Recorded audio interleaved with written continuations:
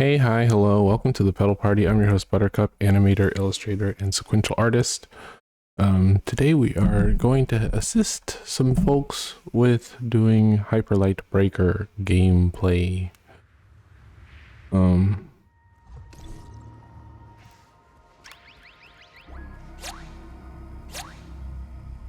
oh, what the hell?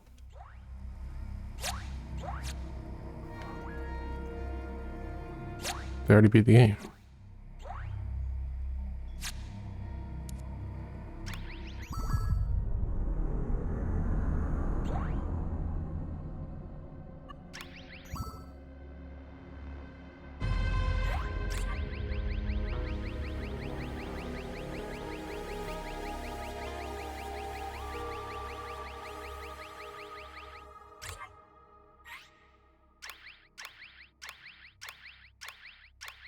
Well, that's a glitch for sure. I guess I'll be grateful.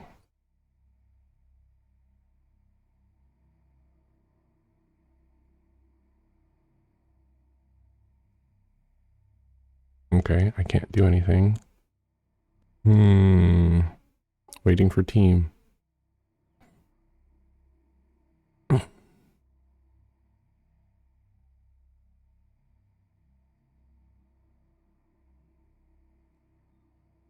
How long is it gonna have us waiting for team? Is the question. Will it kick us if it times out? That's the question.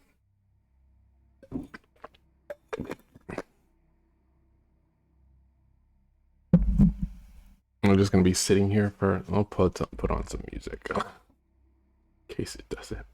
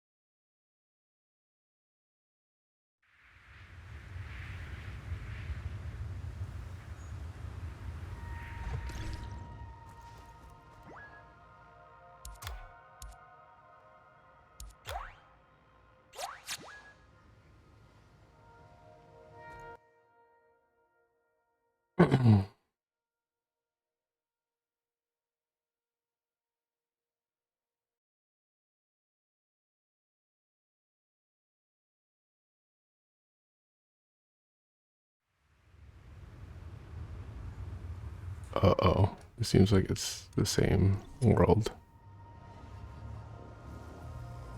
You glitched out there, bud?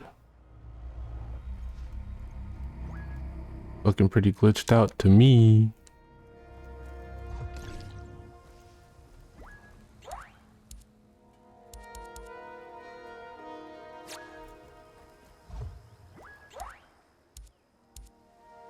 Ooh. Ooh.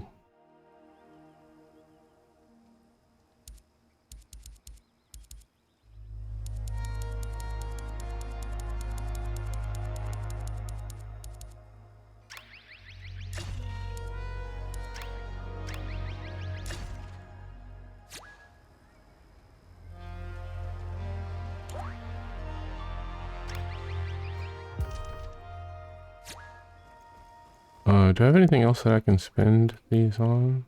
No.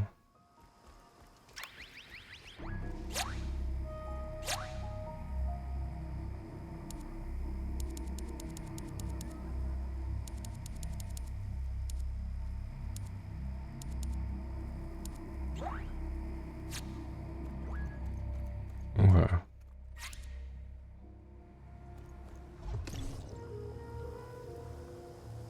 This person seems to have logged actually the fuck off. Unfortunate. I just want to help other people beat the game.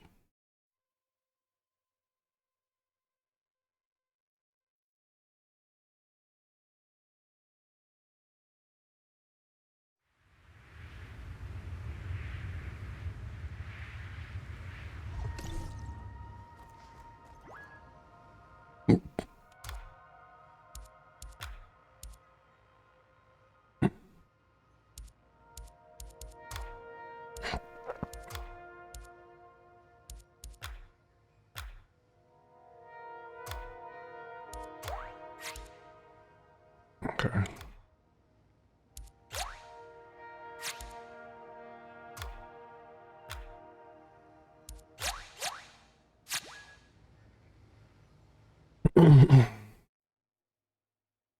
My guess is that I'm gonna hop in and it's gonna be the same glitched out, frozen in a jump individual.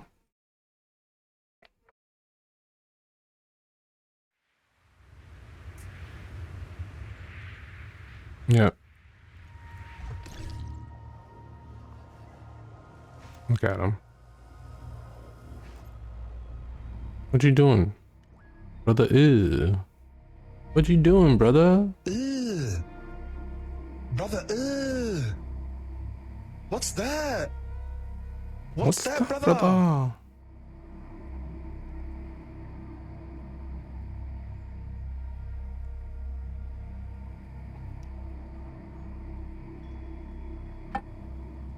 Okay, well, I want so desperately to be of use to people. Maybe it's simply not in the cards.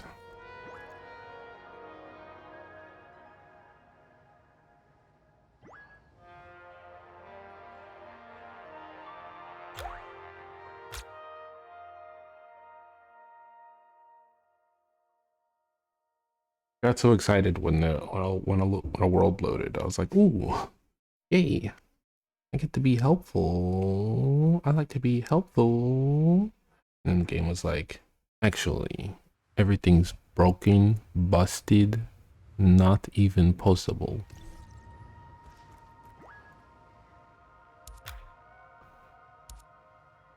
Yeah, that's that same person.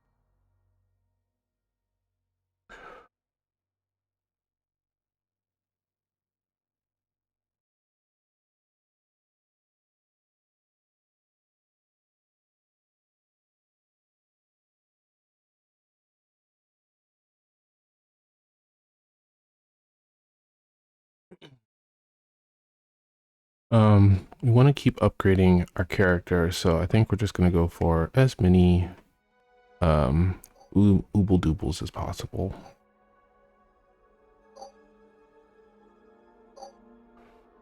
Keep in mind the possibility of doom and defeat. Don't get too cozy now. Ooh, interesting. 10% additional damage. Okay.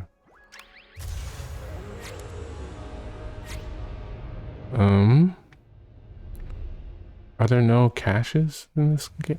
Oh. Interesting. We'll go for this one first. Go due north and then head back to here.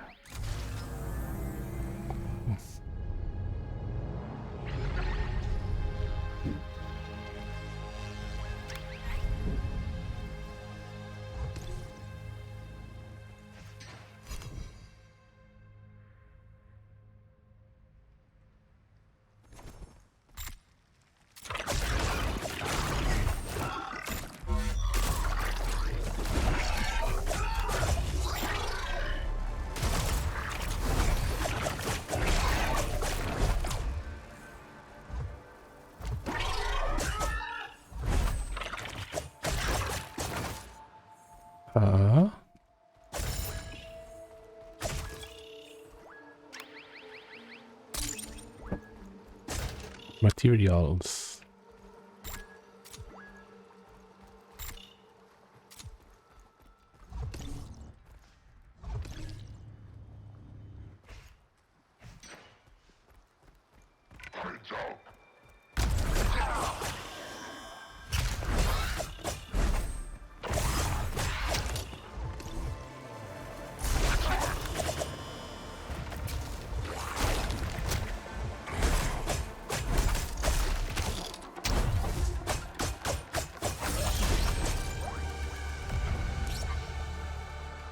No, thank you.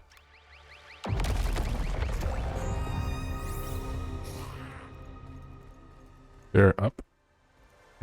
Y'all are stuck.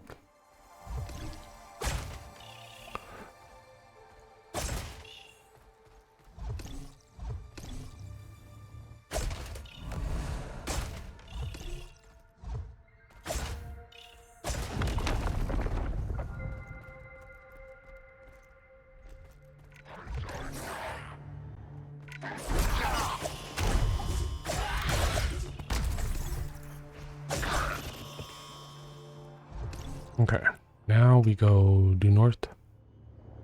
Due norte. Oh, we also want to get as many media kits as possible.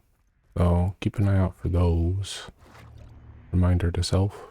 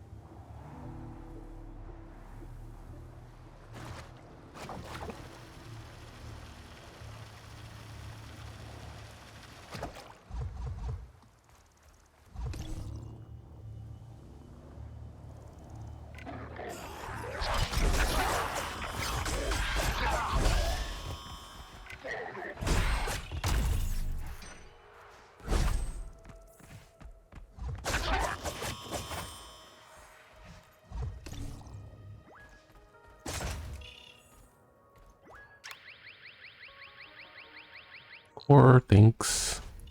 Got 3 cores.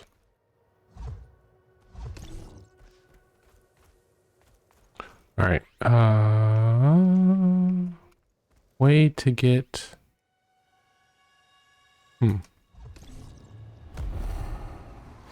Bad timing, brother.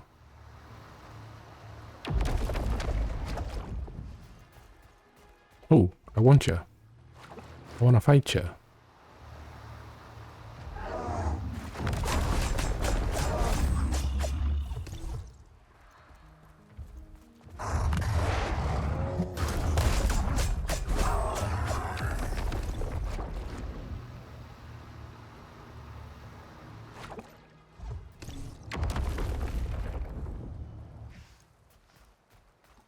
Yeah, I figured.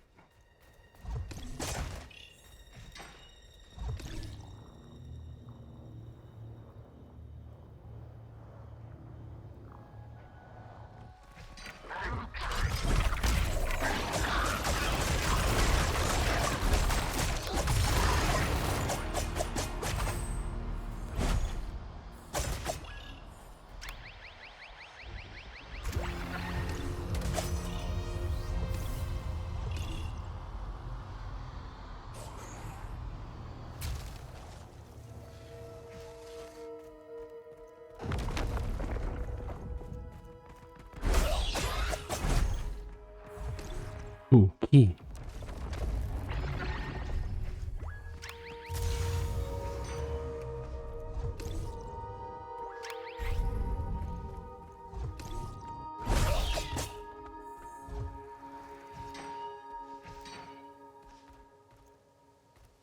What? It says that there's a...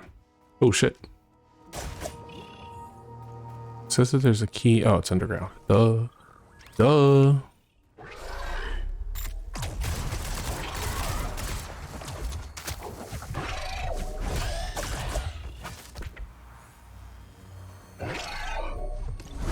Fuck.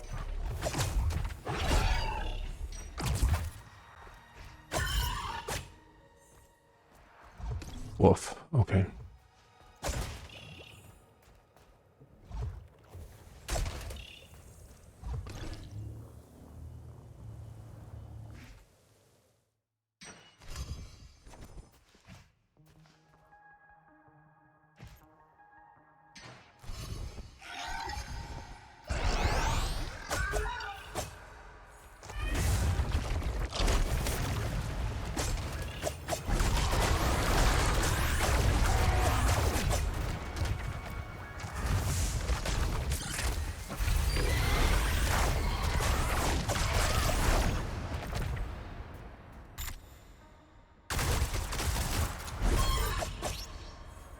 Wait, what was that?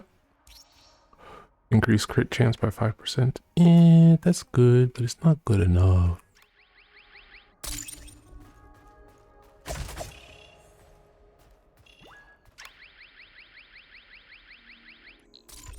Delicious. Cool. Whenever I get those, I worry that it won't heal me all the way up to full.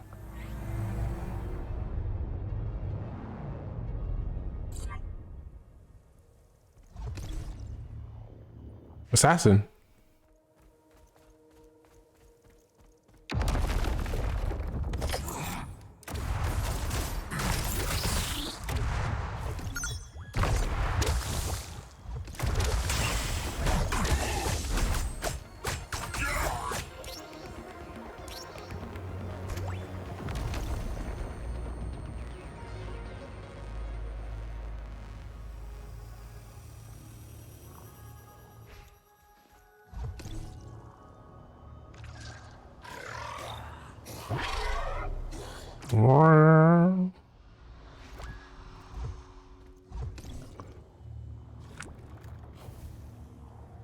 Okay, there's a thing over here.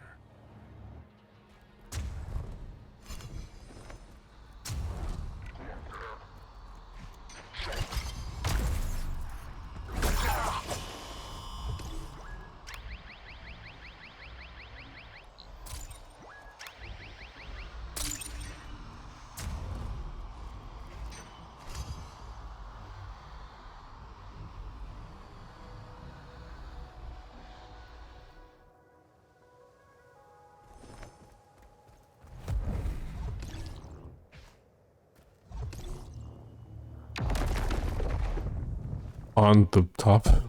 Okay. Nice spawn zone. You'd think.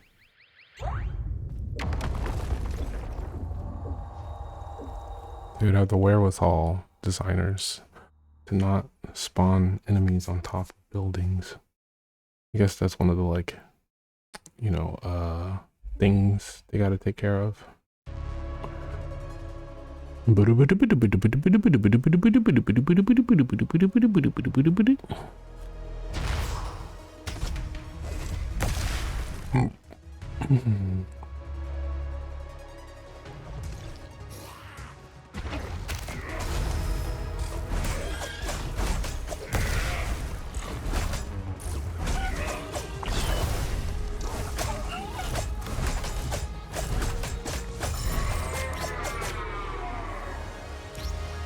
What?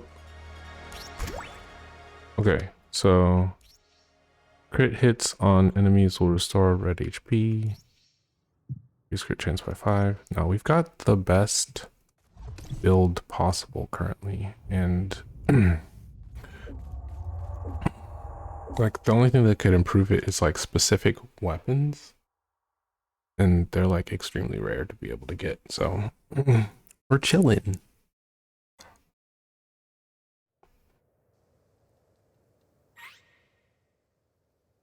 Mm.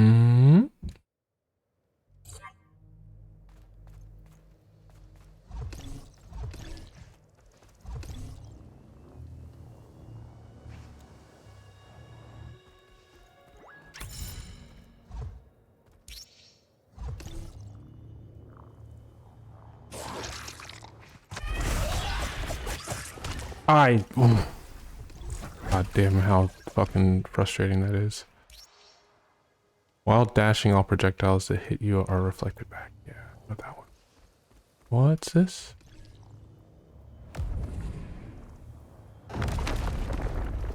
A key? No, materials. I should not take my current, like,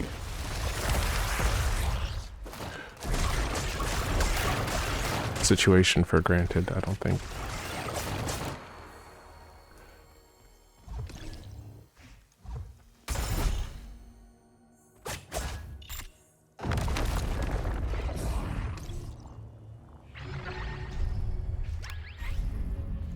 Okay.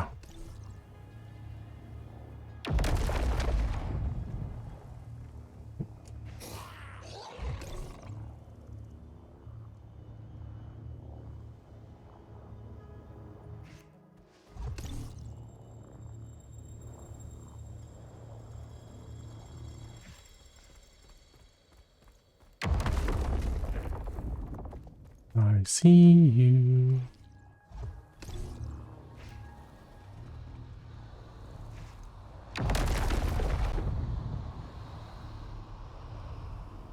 Wait, hold on. Let's check and see if there are any media kits in there, because that would be worth our time. Don't see any.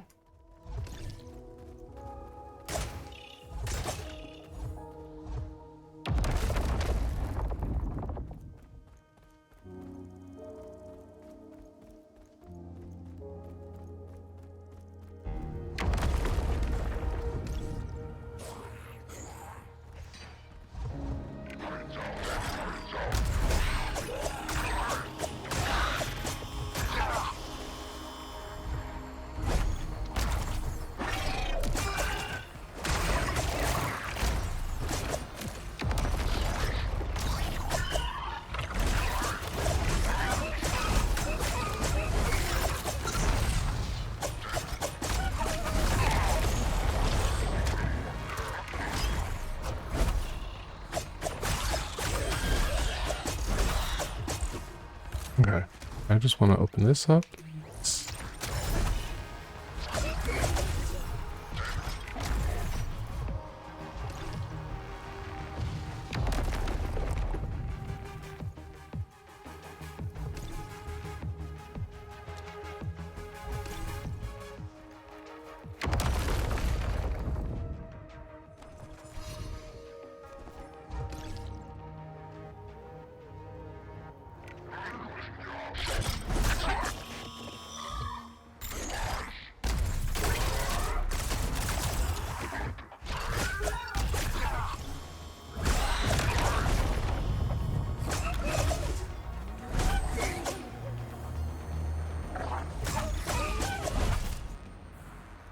Oh.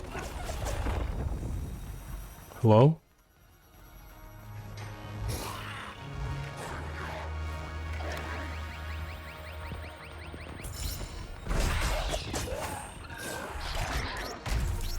Nope. I'm looking for media kits. Ooh.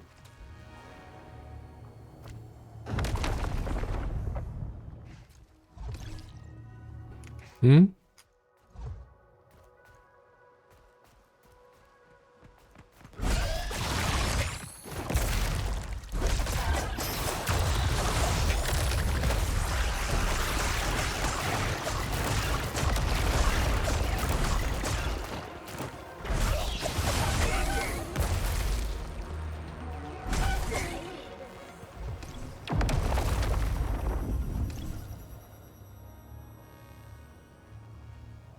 Oh man.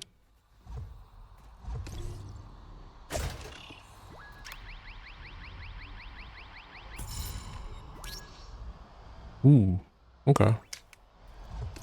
That might be the end of my cache.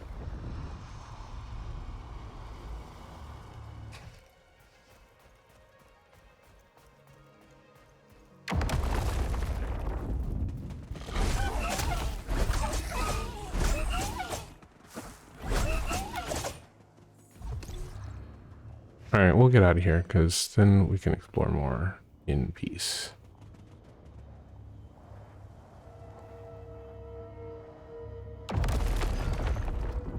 Plus our thing is close by, I think. Save point.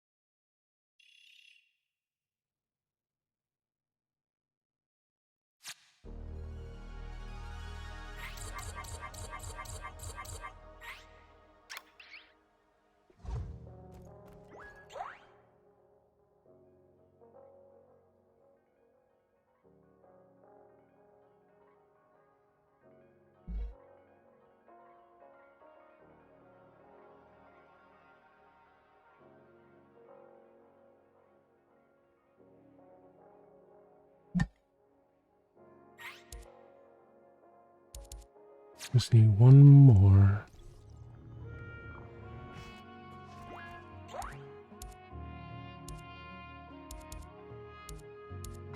Bleed. We have what we need for a bleed build.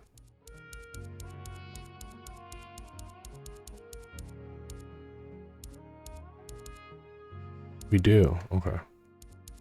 Don't need that then.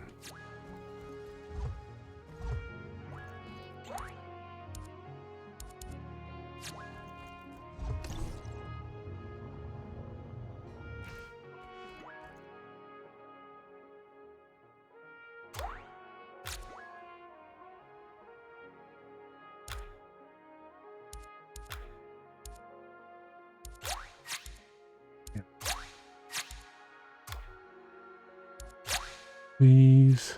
Damn.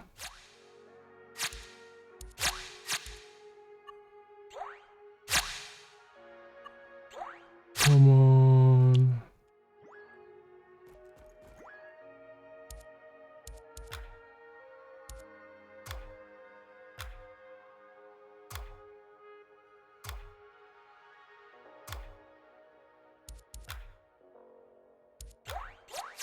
Yay. I get to help.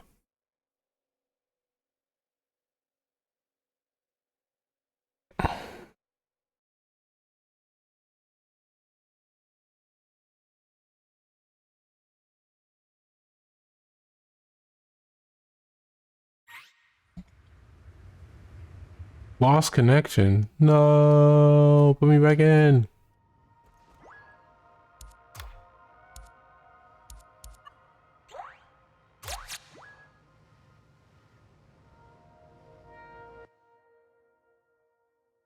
I want to help.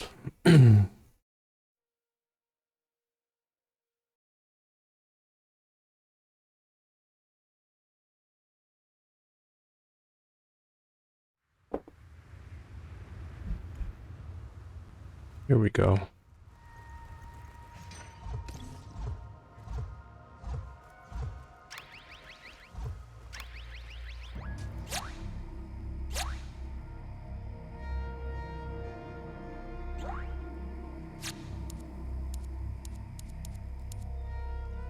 Hmm.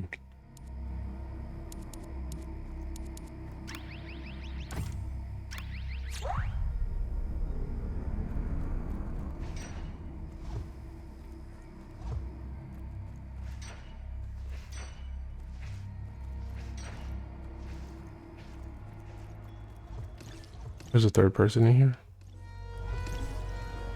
There is. Hello.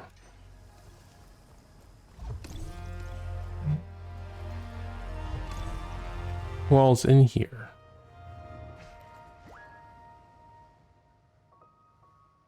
Lad me in. JPHX. Lad me in.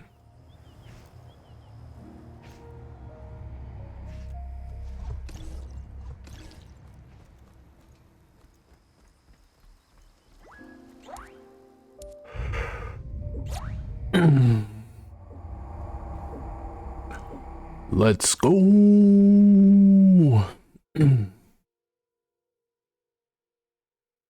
Finally, I get to do an on stream co-op.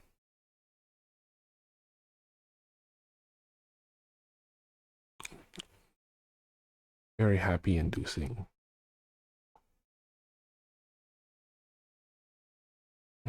Very happy inducing.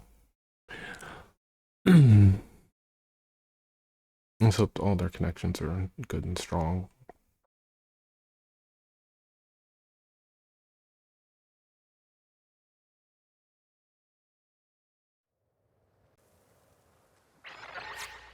Crown gate open. Oh, you already got some shit going on. Okay.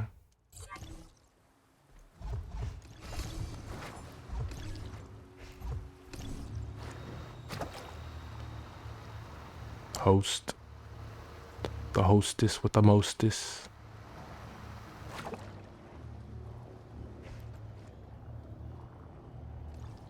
Okay, maybe get some...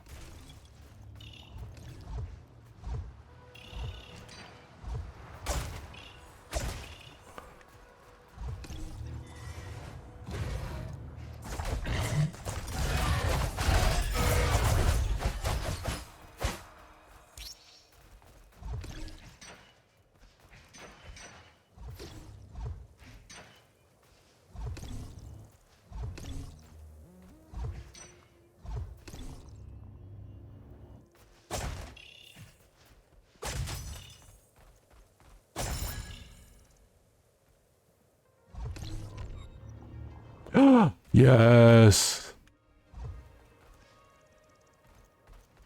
I can't get it. No, what? No. I hate that for me.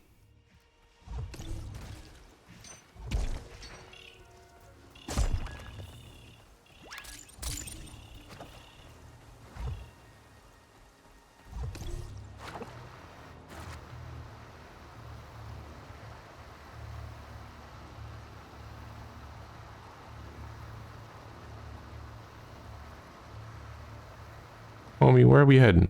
What's going on here? What's happening?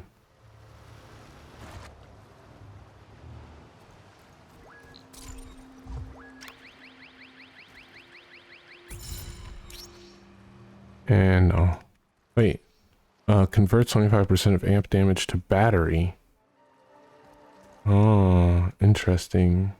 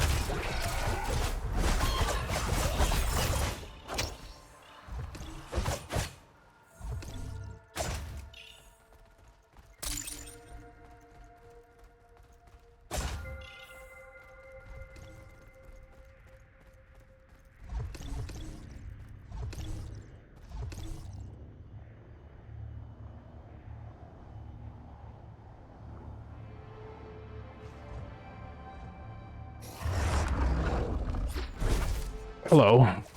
Glitched out, Mitch. Bitch. Glitch out, bitch.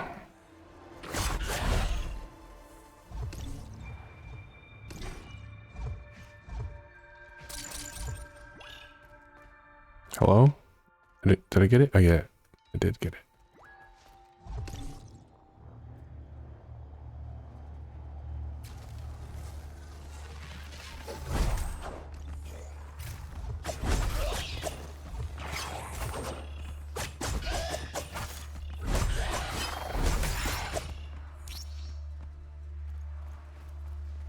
Where'd they go?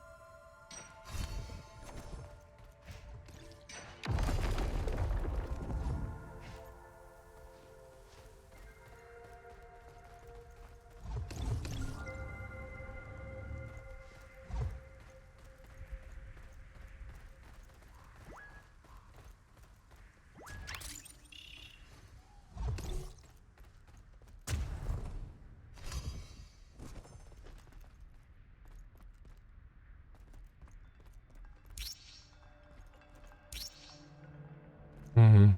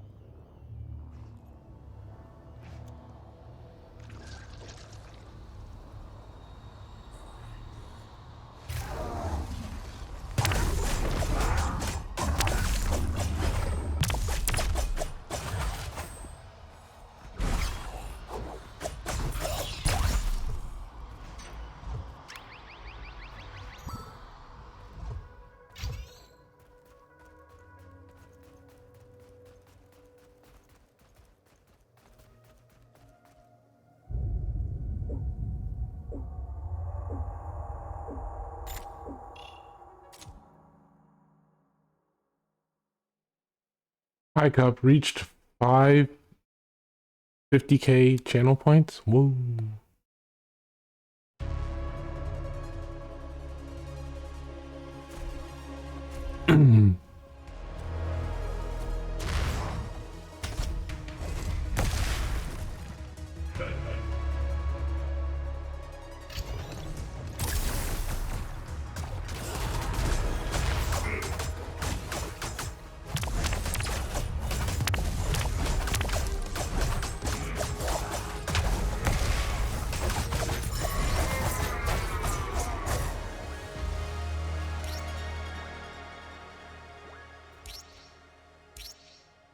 Oh, I don't got enough room in my cache for it.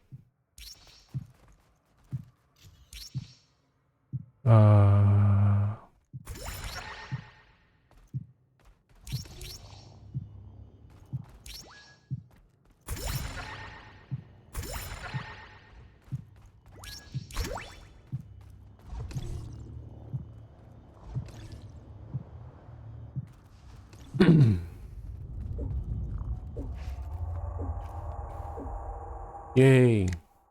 Yay indeed. Let's see how hard ass these folks are. Are we just gonna go to the next boss, or what's the plan? No, we're getting out of here. Okay.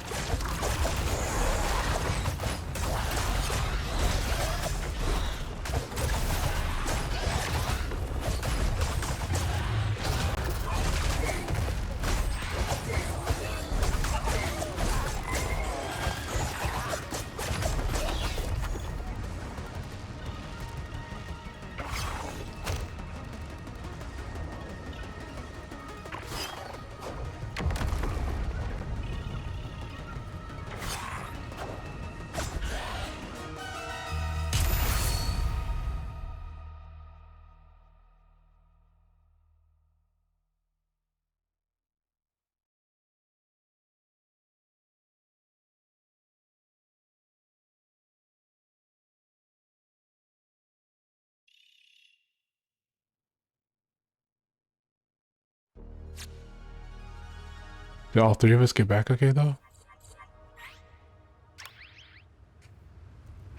Okay, cool. Worried about that.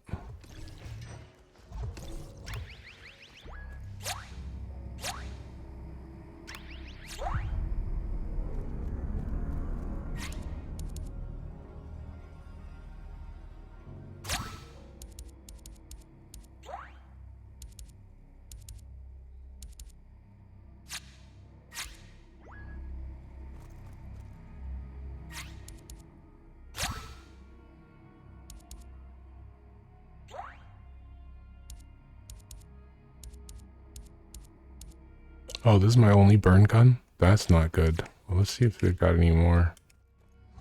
Oh, that's bad news.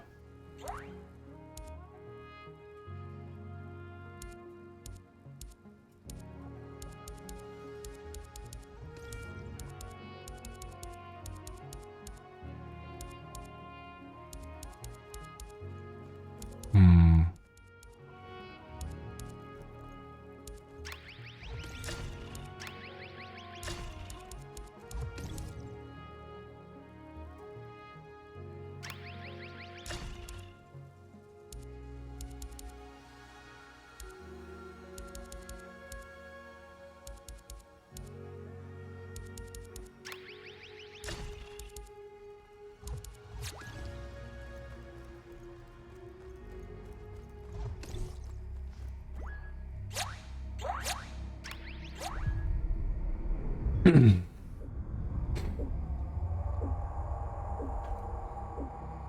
boom, boom, boom.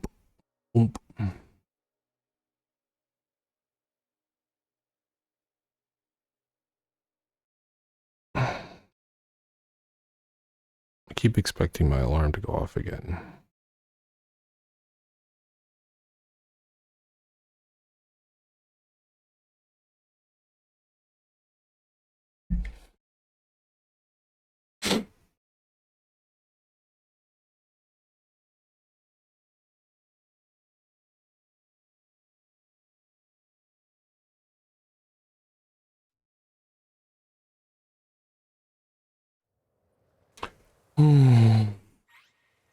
Oh, who said hi before? I didn't see. Oh, Cheeto. Cheeto's lurking while I work.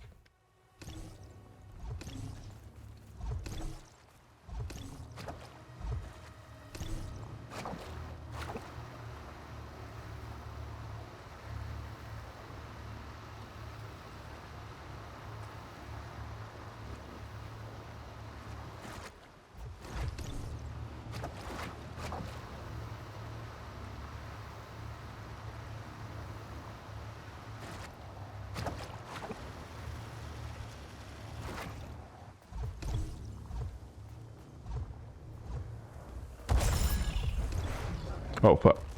Help them.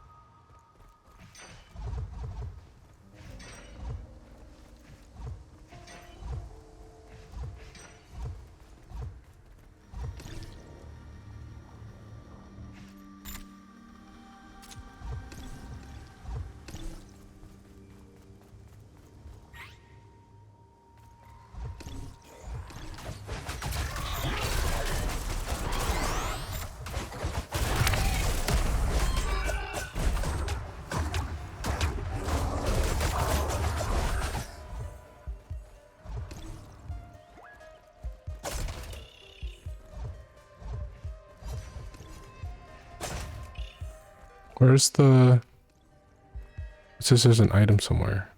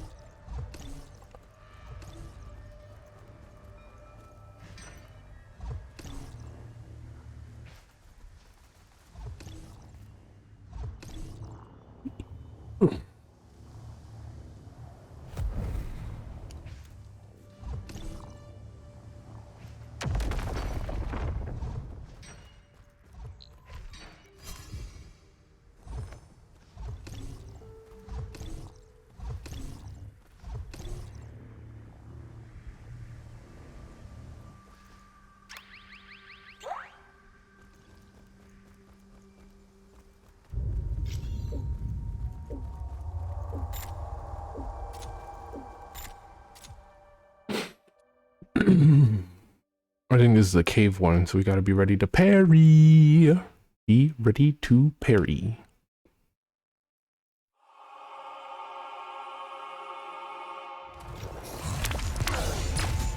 Oh, okay. Well, you missed.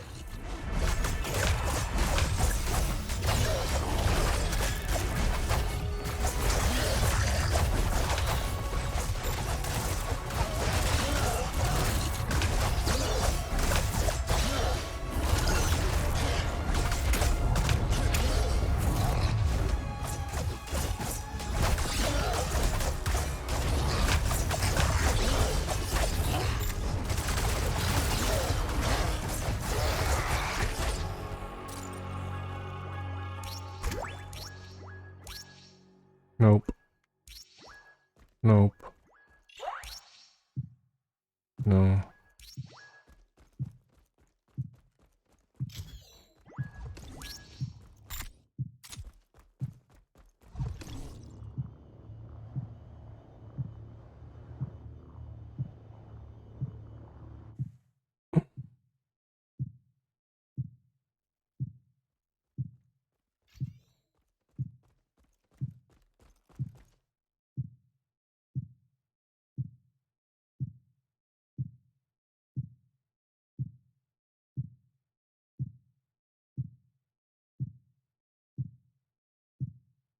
Boom, tuppa, boom, tuppa, boom, tuppa, boom, tup, boom, tuppa, boom, tuppa, boom, tuppa, boom, tup, boom, tuppa, boom, tuppa, boom, tuppa, boom, tup. Okay. Based on how difficult this has been so far, I think that this final boss fight is actually going to be hard in a way that previous ones have not been, if that makes sense.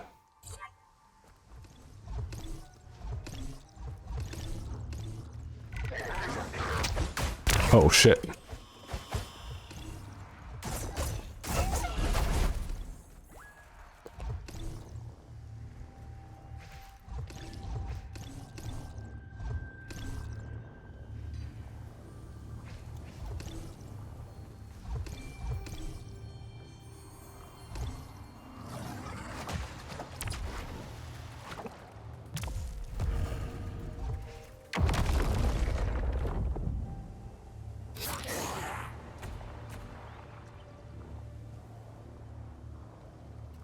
I don't know if I'm gonna make it.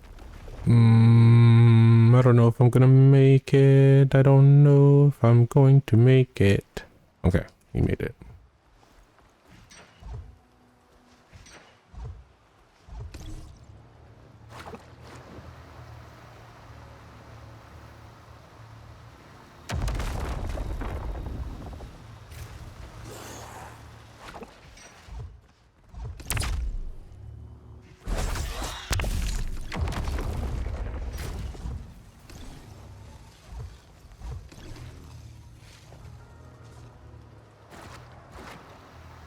Yes, physics, yes. Speed us up. Give us the advantage.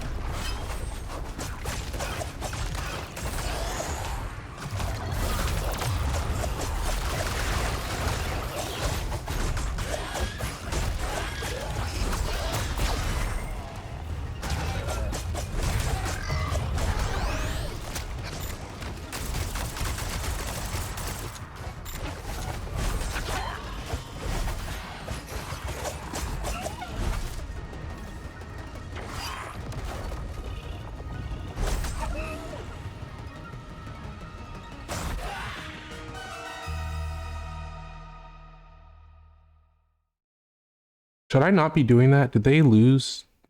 Hold on.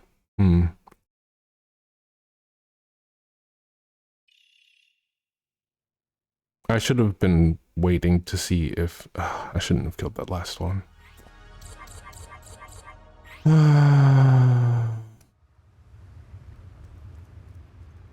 Because what if I'm hurting the other player?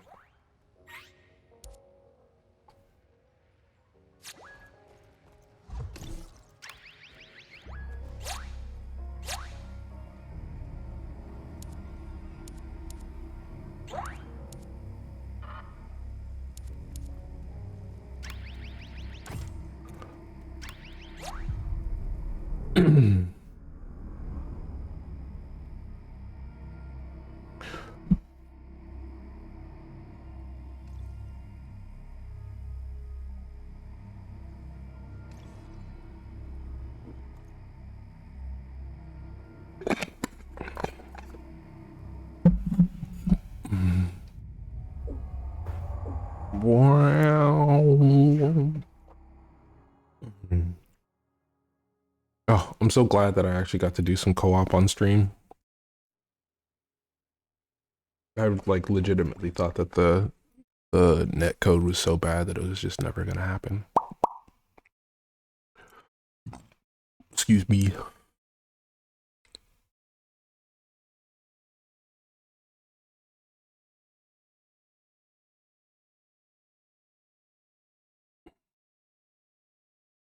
Or use all your chances. The like last line says, destroy the crowns in Abyss King to finish a cycle, or use all your chances. Both give you a new world. It's like, use all your chances? You mean die? How many?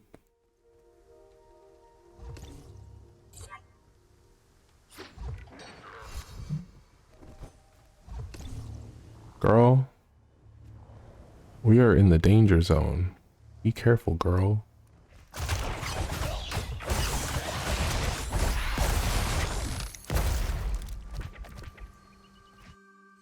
Uh-oh, no, don't just...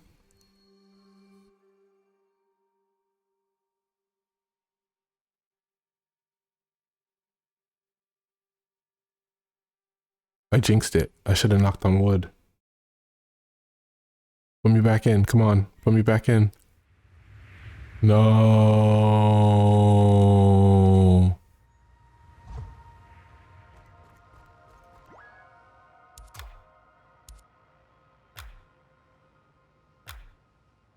That wasn't the person from before. Damn. That sucks. Wait, maybe it was.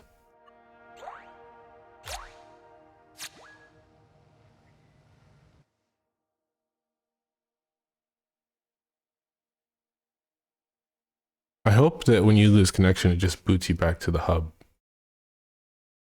Yeah, it was lad me in, right?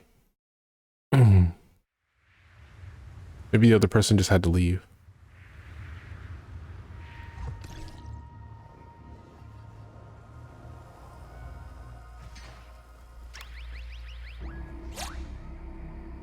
Yeah, okay.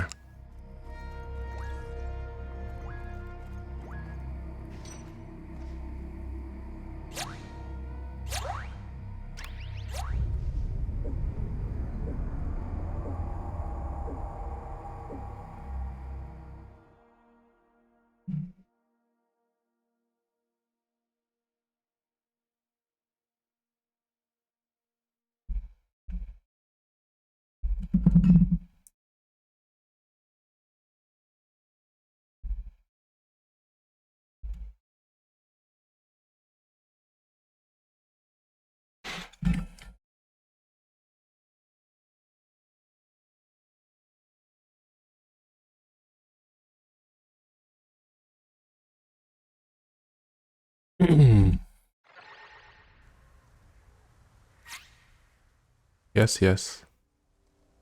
Oh, damn. This is a different world.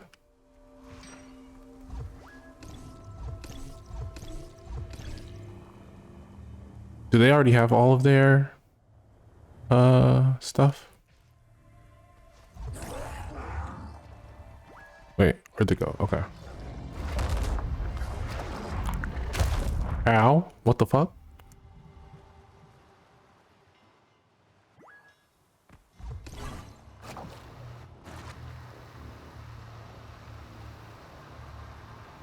Got fucking sniped.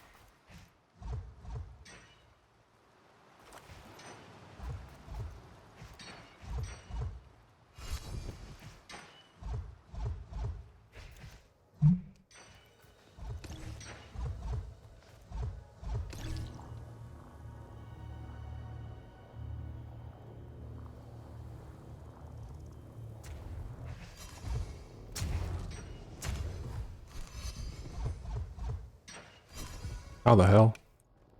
Now, how the hell did you do that?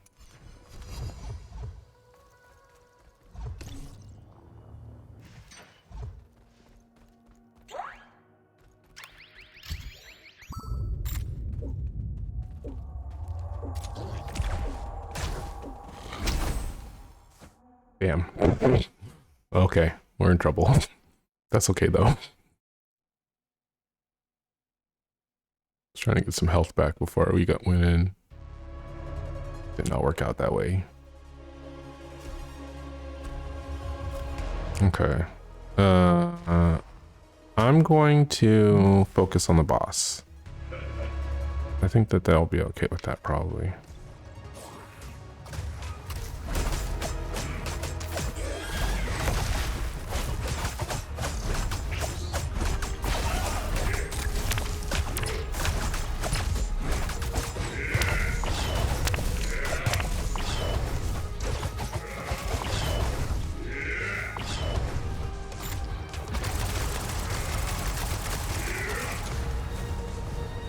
Okay, they're not doing so hot anymore. I'll focus on the boss.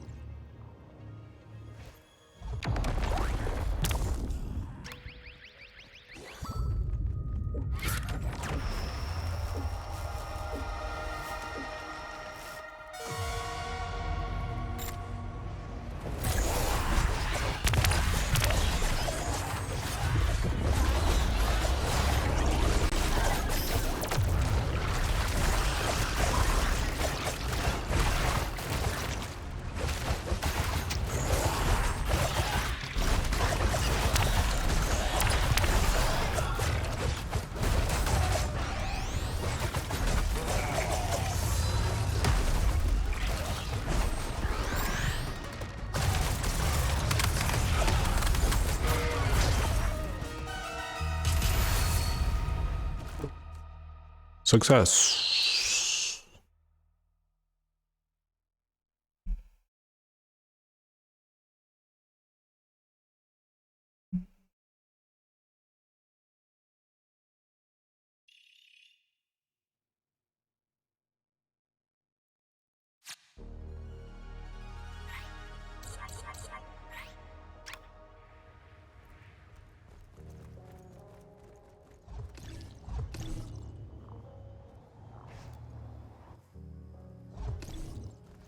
Guess I should technically check the shops. No.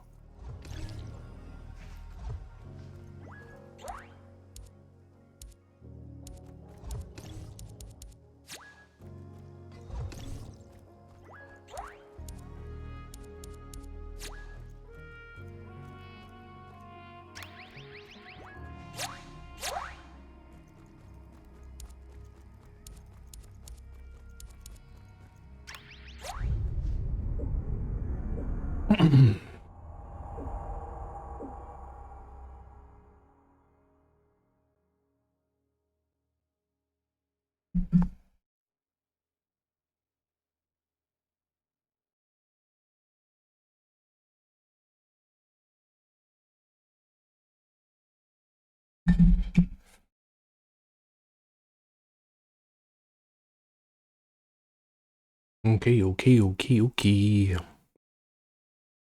Just FYI for everybody, once I'm done hanging out here, I'm going to be working on Secret Project, which means we're going to be reacting to videos. That's an invitation for folks to, if they would like to, post YouTube videos they'd like me to watch in chat. And today I will be indiscriminate. I will simply play whatever video is put in front of me. Can't promise I'll finish it, but open invitation to send whatever you want me to watch. If it turns out to be like snuff film or something super fucked up, I'll just have to eat my words and, you know, unlist the video. End of story. No compromise.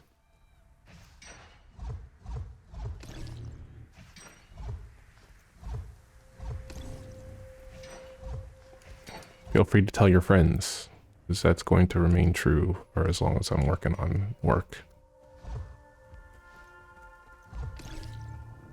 Oh shit.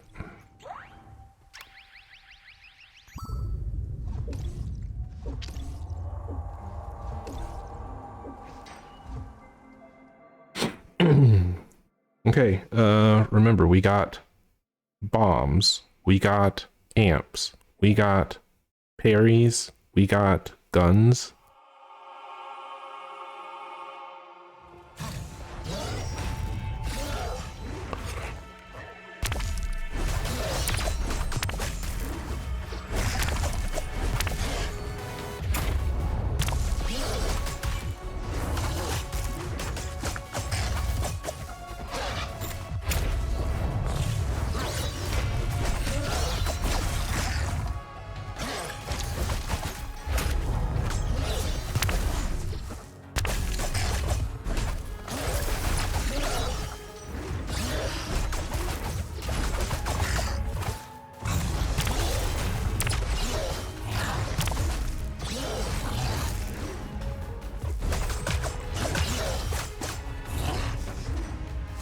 Gonna do the thing.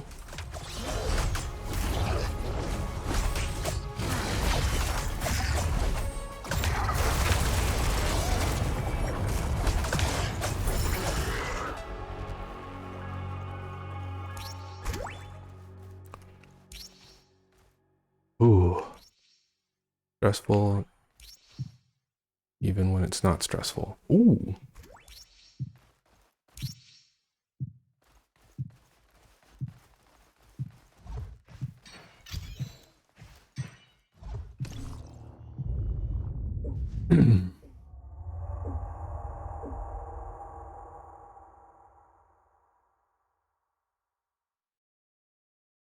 Didn't even get to do phase 2. Just skipped all the way to phase 3.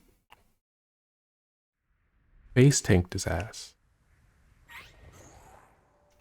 Uh-oh.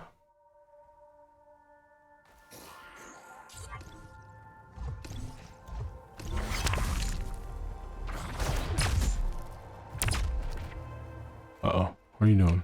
What's going on? What's she doing?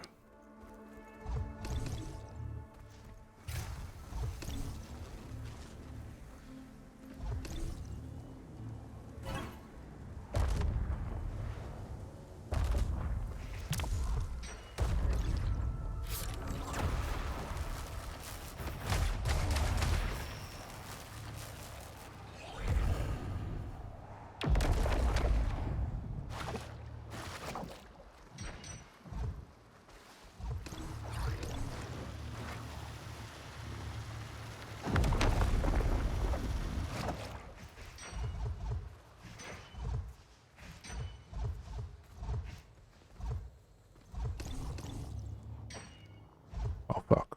What the fuck?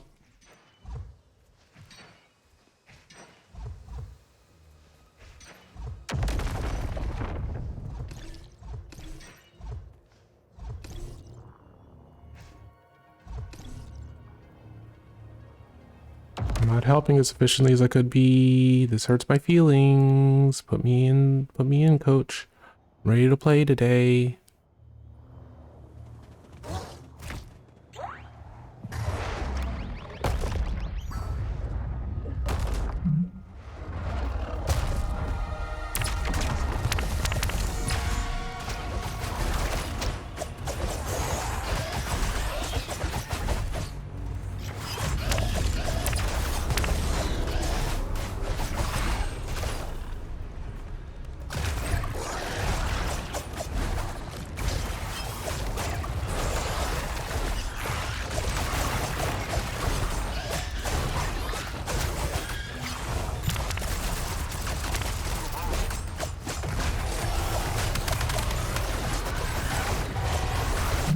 Who is shooting me? What the fuck?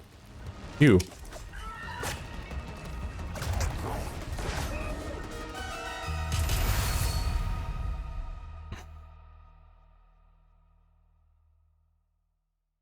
Oh.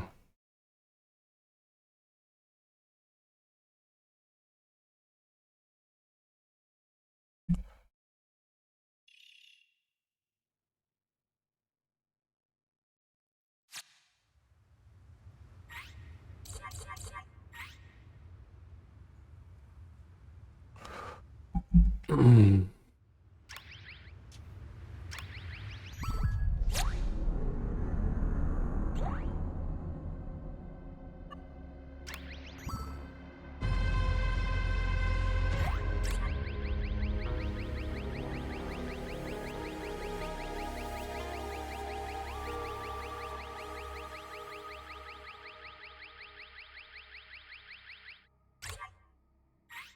13.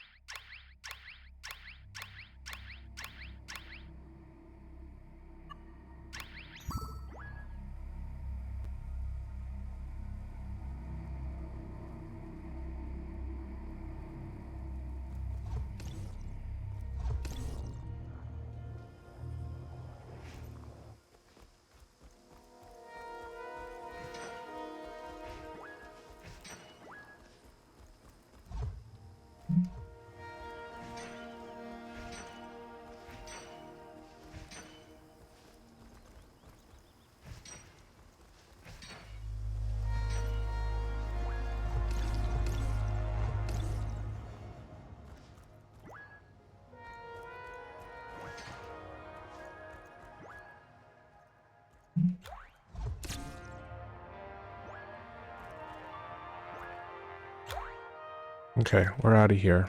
Nice to finally help someone.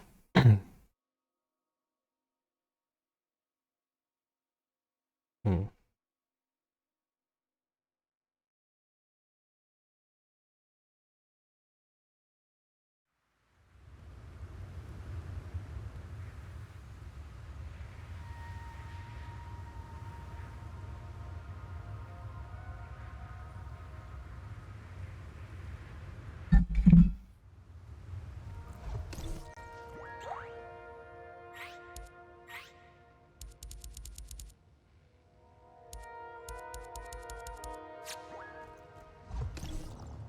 What are the chances that when I log out of the game, it'll turn out that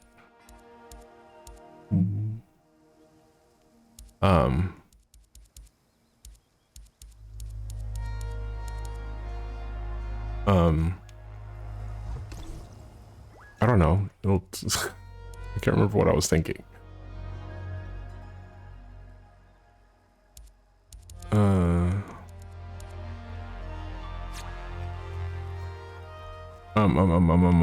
Oh, that they'll update the game and there'll be new bosses.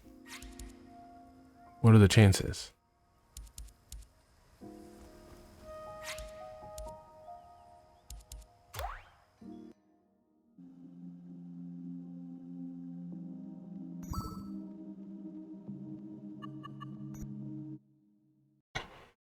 I keep checking to see if there are any new downloads, and there hasn't been a substantive download for any game in a long ass time. Nothing. Nothing. Okay. I do want to play a little Visions of Mana, not a full, like, we'll, like, once we're 2 hours into stream, we're going to go full tilt into work, but, for now, we'll play a little Visions.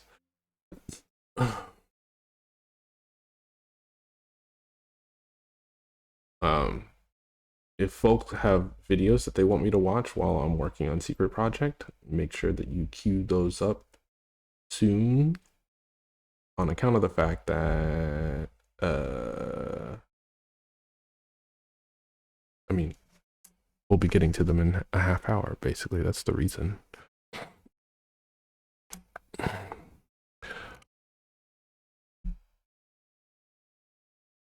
Yo, Cup, what's up, Nomo?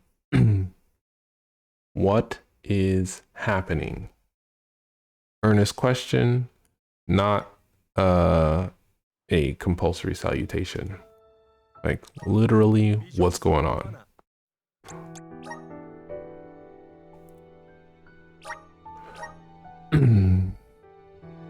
You managed to show up on stream, like in stream, at a time where, like, I'm not about to head out. Good job. Sick as shit. Just woke up. Again, sick as shit. Okay.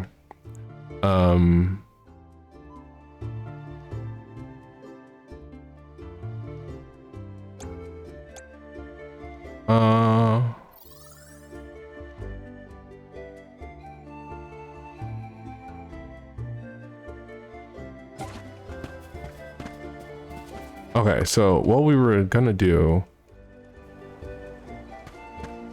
was fight in the monsters at some of the ruins, but I'm curious to know what the hell is going on over here. We already did that one. I think we need to go from here and then go west as soon as we can.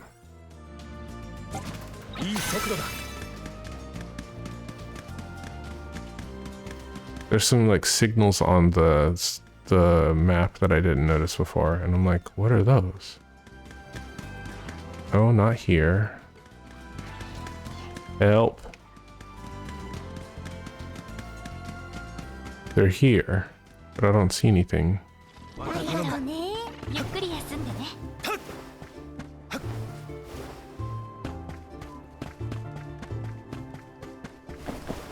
did I miss these?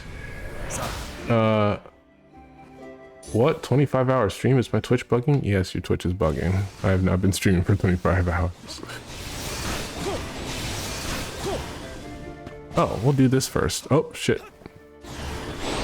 We will do this first.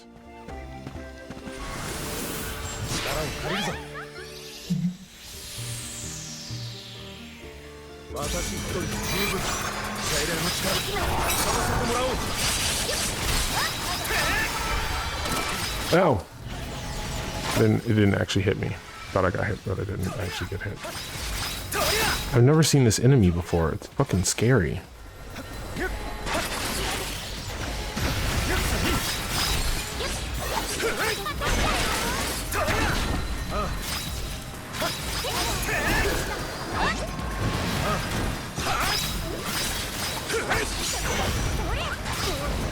Ow, fuck.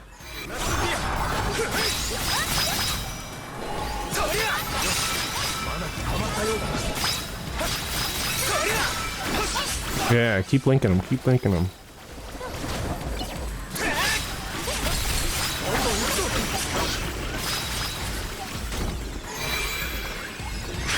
Ow, ow.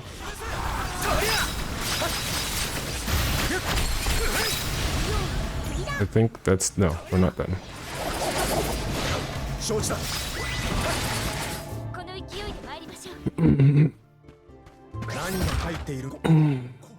Wrath of Wood, cool. Should we give that to Julie? Layla says, I came across an interesting Vosh clip on why America hasn't turned into Nazi Germany yet. Interesting. What's the conclusion, Omo? Also, hi Cup, I'm back. You're back. Welcome back, Layla. That Americans are too individualistic and that it won't happen. The gag is that the United States is worse than and also inspired Nazi Germany. I know, right? Yeah. The true gag. The ultimate gag. I'm trying to do this. Whoops. Okay, wait, actually, is it faster to go? It fully is faster to just... We'll teleport here.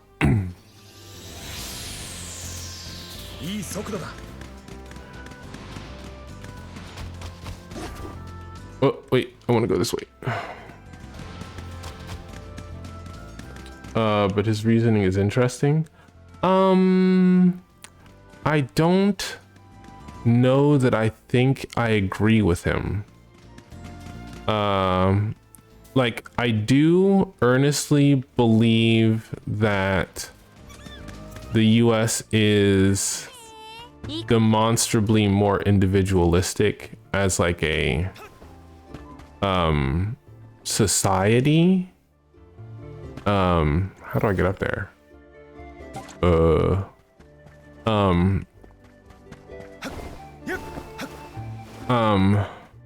But something about it not being possible seems absurd to me.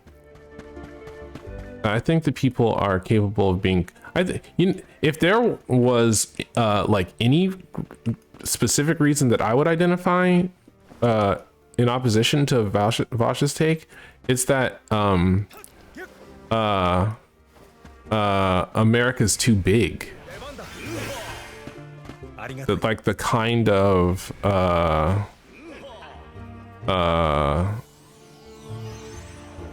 bullshit that Germany was engaged in was partly because of their what the fuck, the size of their country and the fact that they are framed by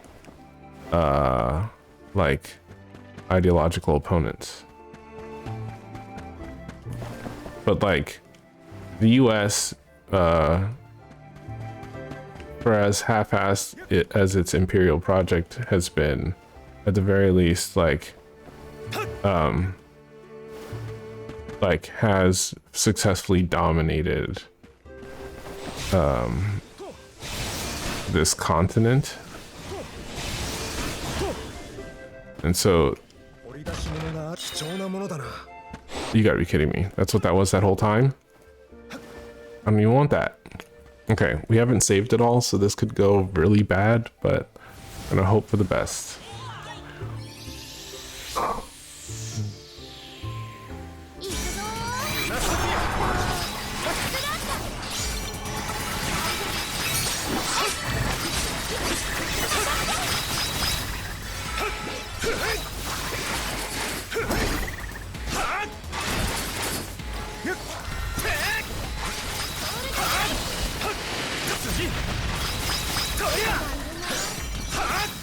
Oh. We're running out of time.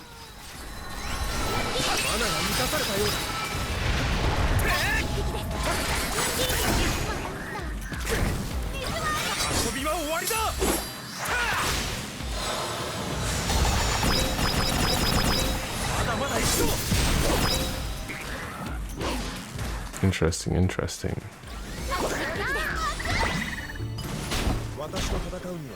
Now, because the continent is bigger, there's actually like sort of a potential for like an even worse kind of scenario to happen.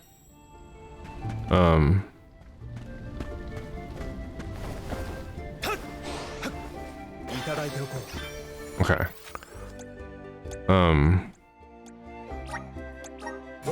I'm not sure that I'm like able to speculate specifically on what that looks like. Hello, beautiful. Oh, turns out nobody moved in upstairs. It was just cleaning people. But they're doing like, you know, a full paint job, replacing a bunch of stuff kind of thing. I went up there and I was like, all right, ready to meet the new neighbors. And I was like, this is just people. I think they might have brought their kids. That's why there was so much running. Cup, is there a way to end fascism? Is there a way to end fascism? Yes, there's a way to end fascism. I figured out that I can use Sudoku and chess as like a burnout indicator. If it starts to be impossible to do Sudoku in under 15 minutes, or if I lose a bunch of chess in a row, then it's burnout. Interesting. Interesting. Yes, it is fully possible to end fascism. In fact, it's inevitable that fascism will end because it is inevitable that humanity will go extinct.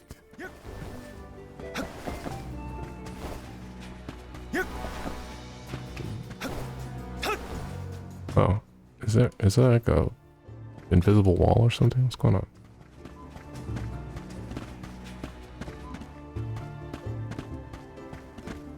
Oh, have I just not done any of this yet? Okay, that makes sense. I thought that I had done some of this already.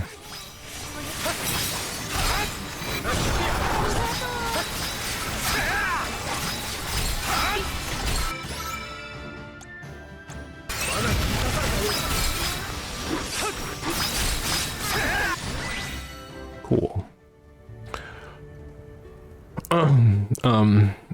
Now, if your question is, how do we end fascism in our lifetimes? That's very different, I think, because I don't know if I think that's possible. Cynically.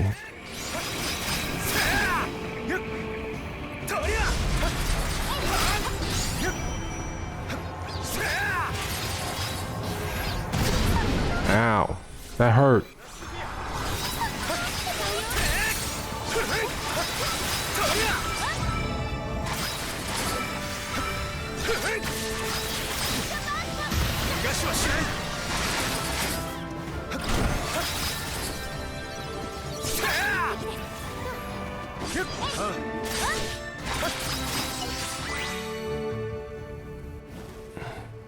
Also inevitable that fascism will end because, like capitalism, fascism is an expansionist project. Non-stop expansion might actually be possible, but not without the social inequality inherent to fascism. Social inequality. What's y'all's deal? What the fuck?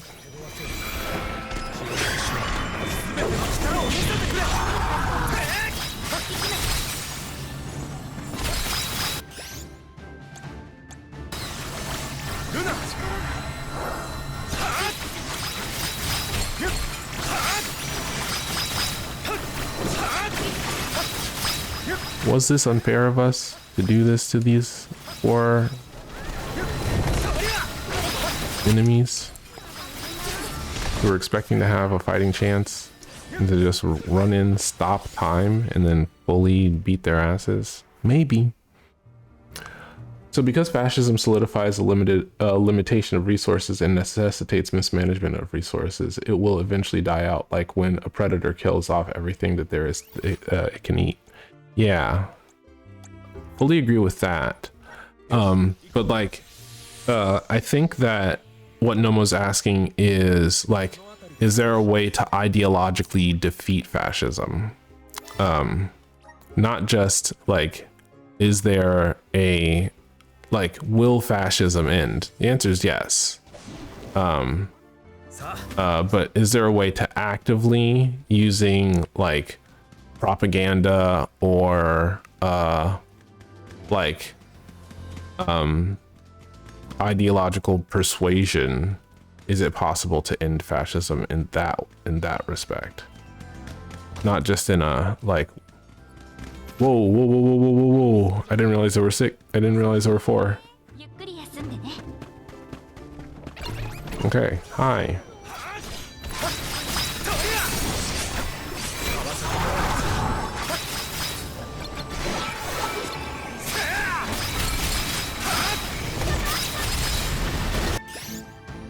Keep forgetting to buff her at the beginning of the fight. Gonna get hurt, bro. Ooh, that's buff.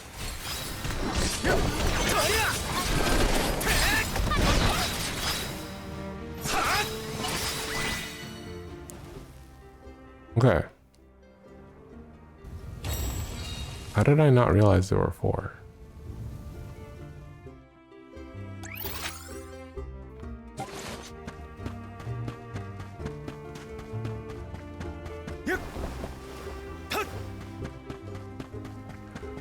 Okay, I have at last stream I fully lost one of these fights like 3 times in a row. So there's a pretty high possibility. Oh shit, and there's one of those enemies here too. Okay. It's fully possible that we don't pull this off, and I just want to acknowledge that.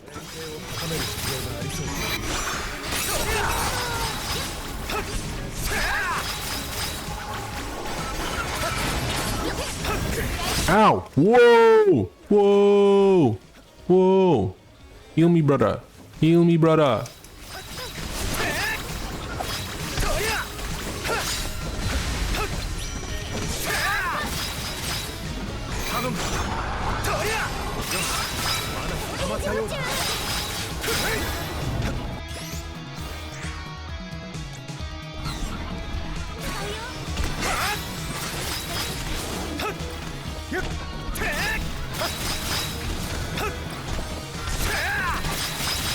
All right, we need to. Ooh.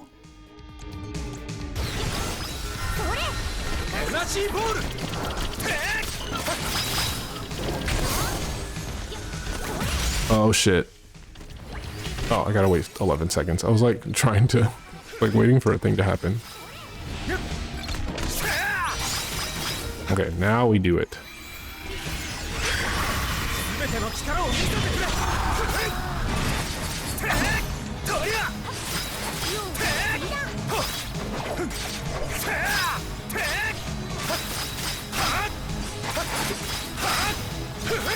If I had to guess,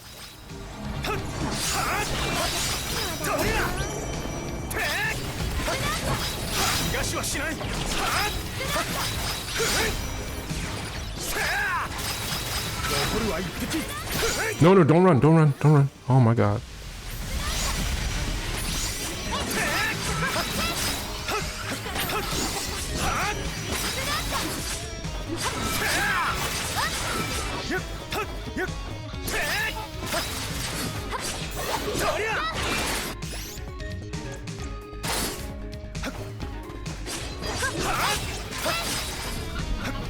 Whoa! Ooh!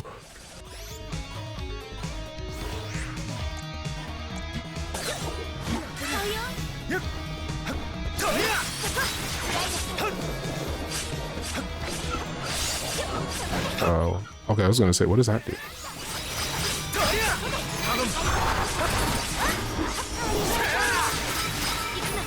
Wait, why is he?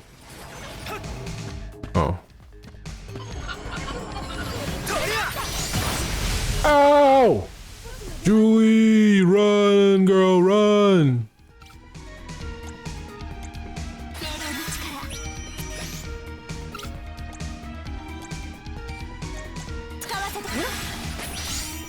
Oh, I need to heal myself too. Holy shit.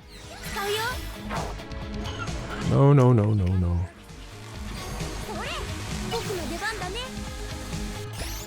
Did I not use that?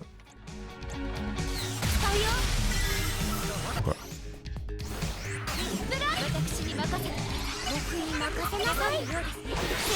Run, girl, run.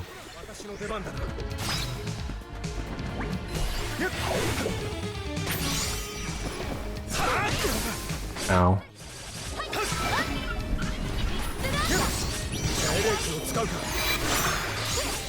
Come on. Oh, come on. Fuck you, dude. Oh!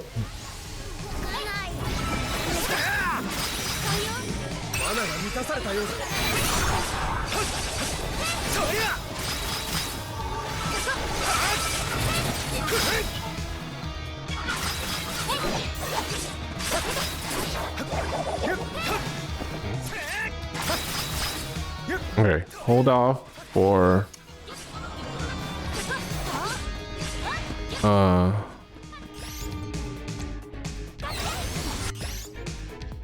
many minutes? 15 seconds?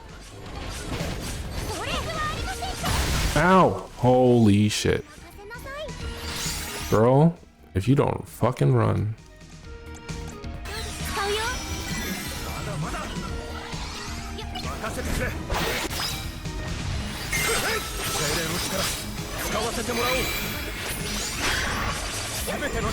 Leave them alone! Is it doing any damage to them? Were they in the middle of teleporting? Oh my god, you gotta be fucking kidding me. Please tell me this is doing damage. They were literally in the middle of teleporting. That's not fucking fair. That's not fucking fair.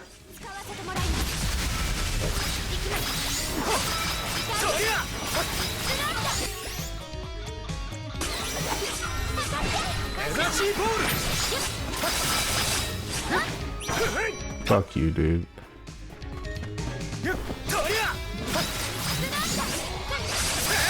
Oh, run. Oh, fuck. Okay. 1 HP.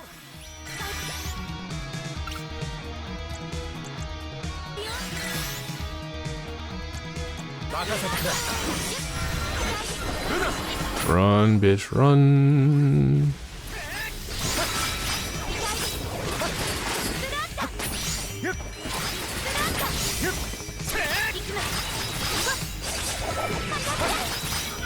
Oh, come on, it didn't do my...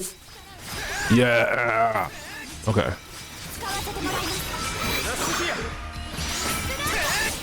God damn it, fucking hat ass bitch. Let me do damage. Let me do damage.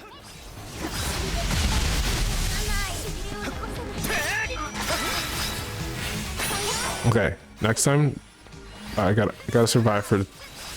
Just gotta survive for 3 seconds. Okay.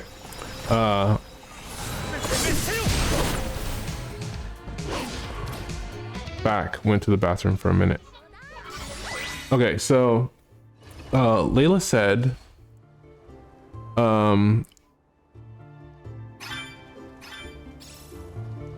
ironically, the key to even the possibility of constant expansion, like into space, is creating a socially egalitarian society where people have a right to living without work and people can focus on just making things better. And there's lots and lots and lots of ways for fascism to end. There's just either wildly unlikely or requiring a fuck ton of collaboration and focus on the part of the global majority, which unfortunately, whenever a section of the global majority starts to gather and secure the resources necessary to stand up to fascism, they get invited to be part of white supremacy. Sadly, I think a much more likely end to white supremacy will be just as random as the solidification of power under white supremacy, which happened due to random environmental factors. I think climate change or disease will probably be huge factors. Yeah, I don't disagree with that.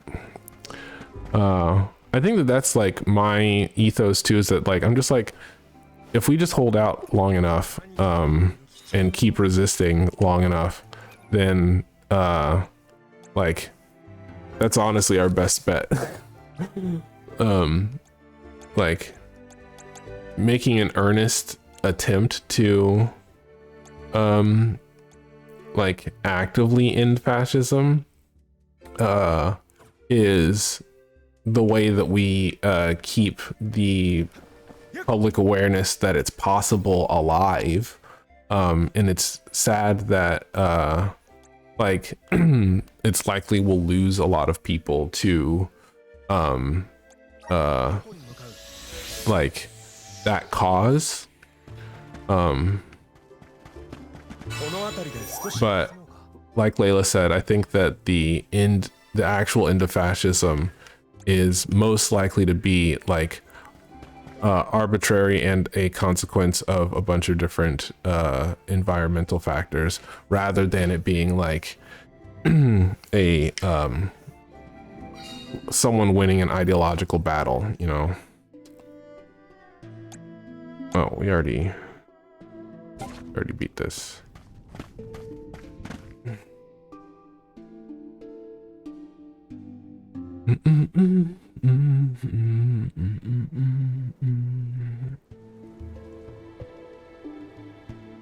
Yeah.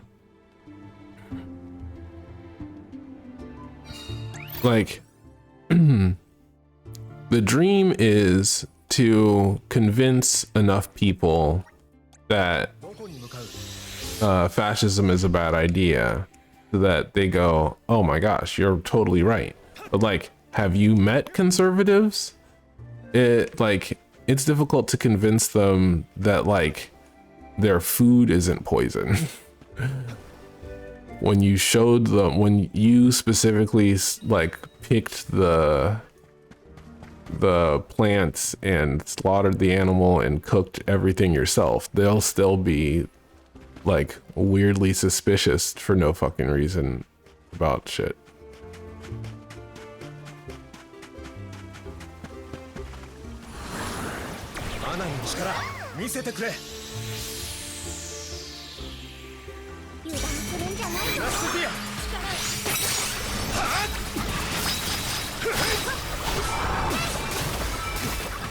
What's happening? I'm getting fucking comboed? I'm stun locked?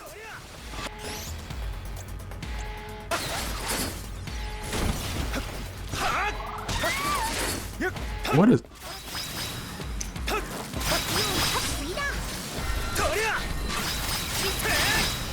Thank you.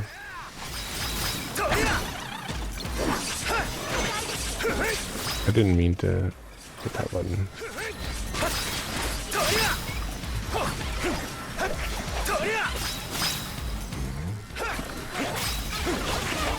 Holy shit, girl, you saved that for that?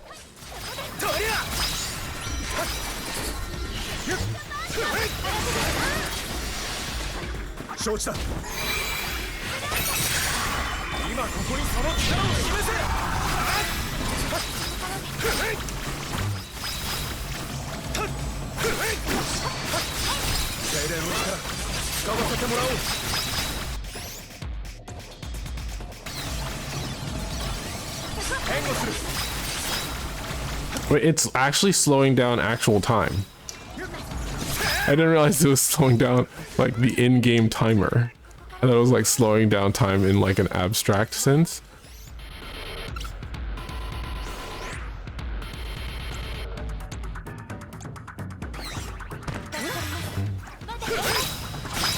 No, but the game said no, like we're actually out here slowing down time, like for real.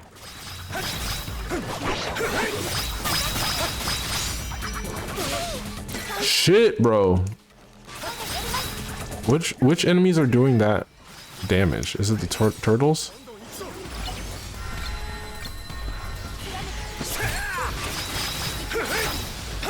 Ah, I see. So they can go. Thank you. Holy shit.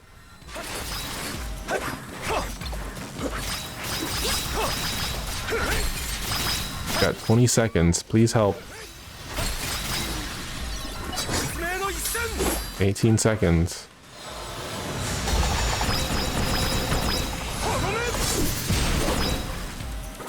Please be dead. Okay. Jesus fucking Christ.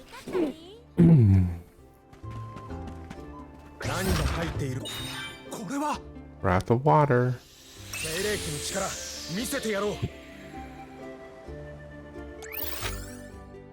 Alright, there is literally nothing left on this map for us to do.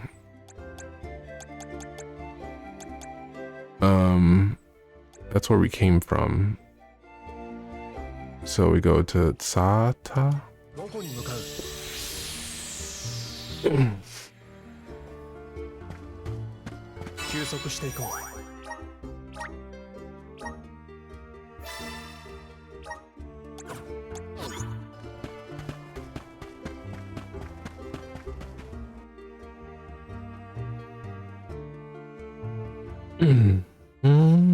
Well, Nomo, I don't know if you're still here.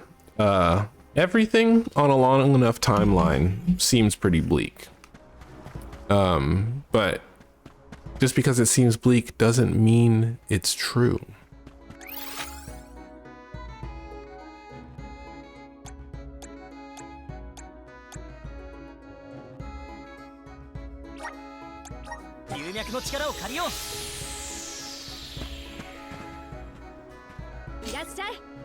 Irashai indeed. No, wait, hold on. I want to get 13. Yeah. And then 5. And then 5. And then we're good. Wait, hold on. I want to get 3 of these.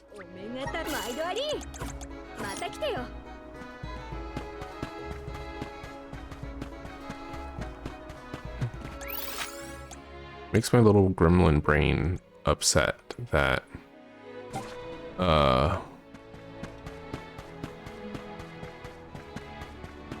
3 digits that have the same number are not multiples of 11.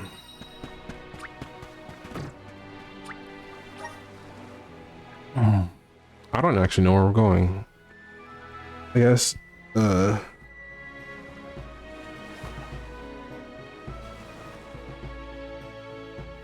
let's make that choice together. We can decide together where we're going.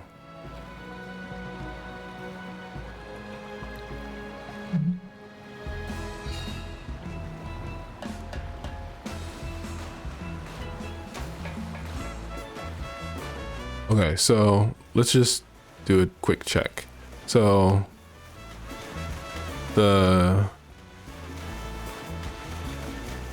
what's over here?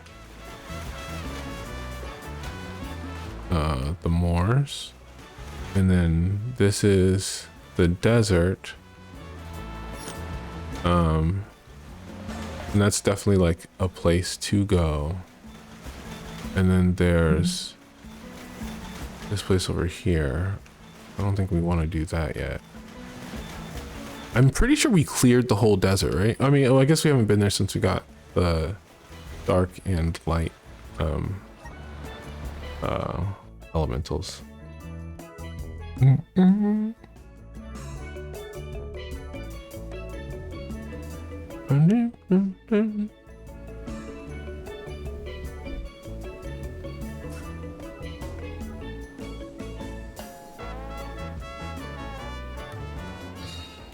Okay. Yeah, there's just a couple things we can do. Oh, and there's obviously those ruins. Okay, hell yeah, hell yeah. Yoshi, 行こう.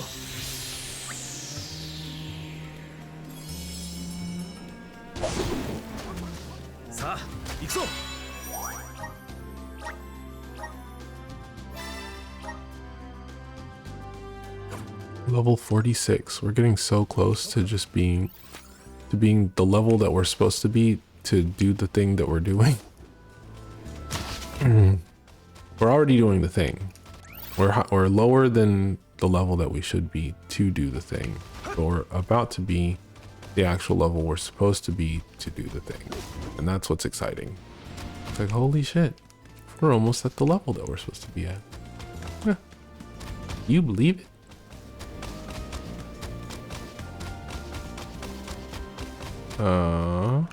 Okay, yeah. Oh, I'm pressing the wrong button.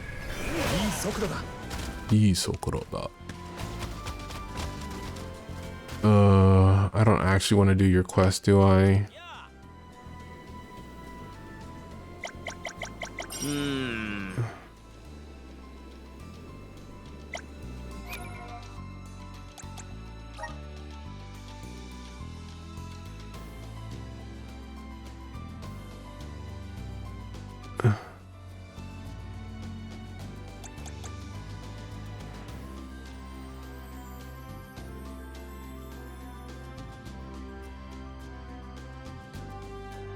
No. Okay. I'm tempted to fill up my side quest meter. Okay. What we're gonna do right now though is we're queuing ourselves up for success. We technically only have 2 minutes until until the time that I said that I would get to work, but I want to do one more fight just for the sake of feeling like we really did something, you know what I mean? Oh, we're not doing a lot of damage. Are they resistant to?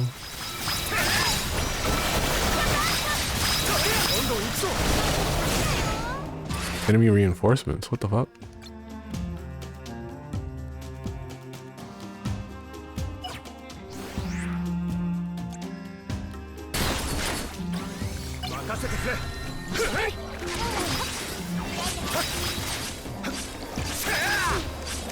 Why are they so strong? What's going on?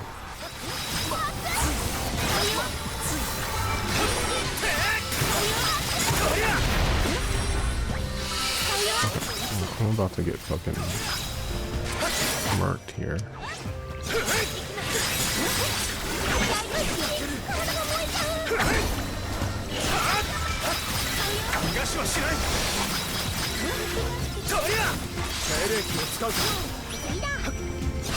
We're all on fire.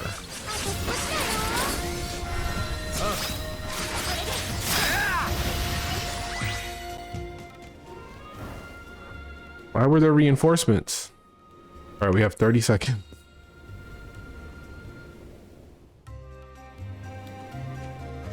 If we lose the next fight, how many items do we have? Still doing okay. We did use how many in that last fight?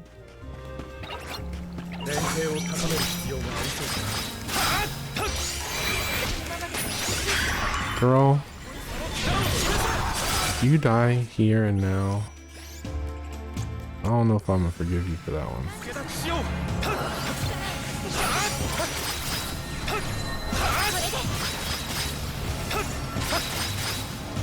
Level 50 slimes. This has got to be some sort of like internal joke, right? Like, what's happening?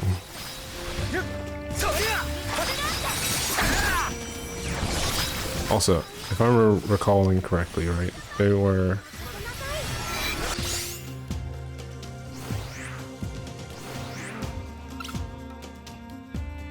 Wait, hold on. Get me out of here. Okay. Kill yourself, girl.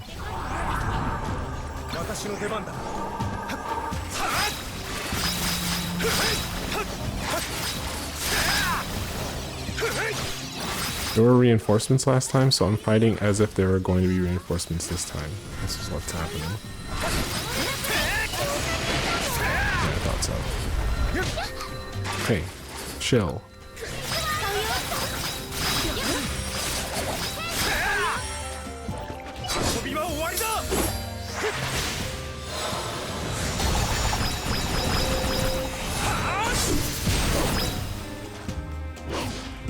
Y'all have more HP than that?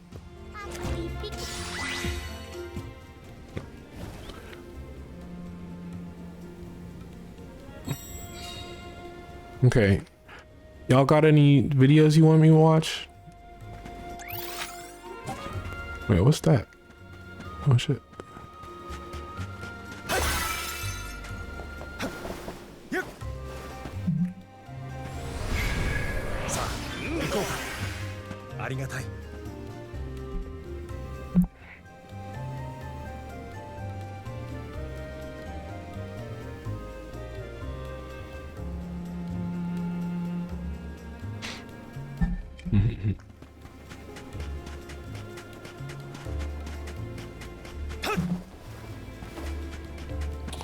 Okay.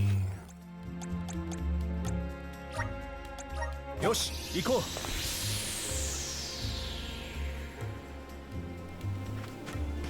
この辺りで少し休もうか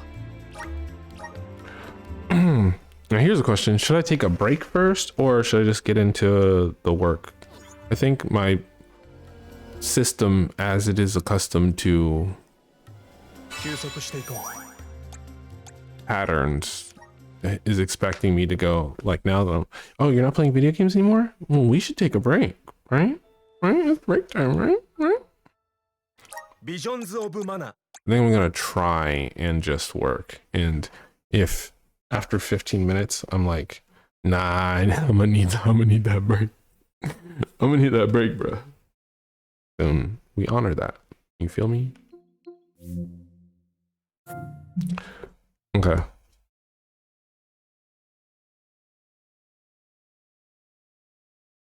Alrighty. It's time. Time for what, you ask? Time for the cat to hear that I'm actually working and not playing video games and wander into this room to piss me the fuck off. Impossible. This morning they fully like scratched all the way down my arm and I was like, come on, little guy, what the fuck? What the hell, dude?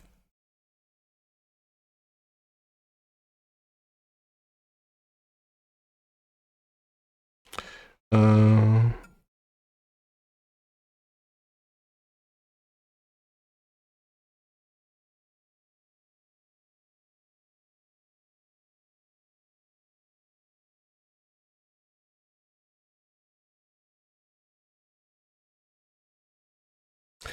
all right, it's video reaction time. Queue up your reaction vids because that's what I'm doing. Gonna be doing the usual, watching a little bit of stuff and going like, that's weird, and then doing a little bit of other stuff and being like, that's really fucking weird. Ooh, let's watch the trailer for the new Marvel movie. Didn't realize that dropped already. Doodle doodle doodle doodle doodle. Disney, don't copyright claim this, Disney. Stop it, Disney.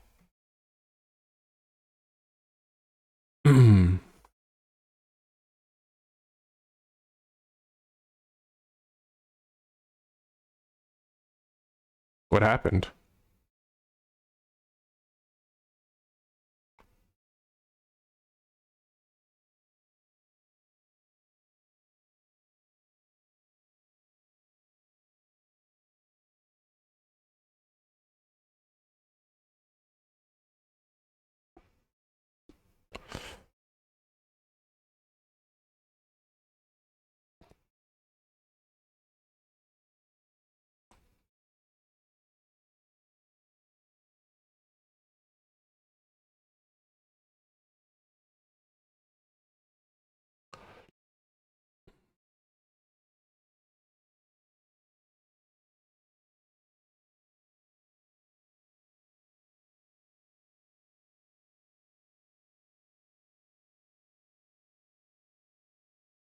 A thing that I'm noticing about this is that they're just establishing the like character motivations, right? Rather than like really trying to tempt you with any sort of lore. And like I know that there's going to be some pretty big lore reveals, and like that's the MCU's bread and butter, right? It's like, ooh, like I know you weren't expecting this, but like check out this sick lore reveal, right? Like that's their whole thing.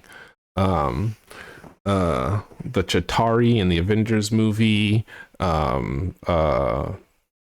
don't know, the twist with the Mandarin and Iron Man 3. Like it's like twists are their whole thing. Like they do all the marketing, show you like a tiny bit of the movie, and then like surprise, surprise. But for lore like reviewers, like people who watch these trailers and then like break down everything, this isn't really giving you a whole lot to work with, and that's interesting. Like old like Brother, God damn it. what's that? What's that, brother?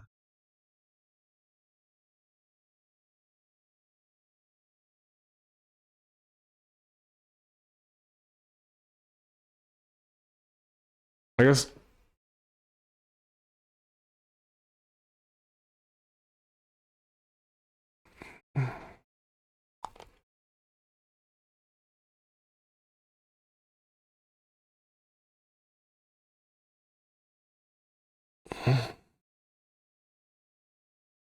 huh?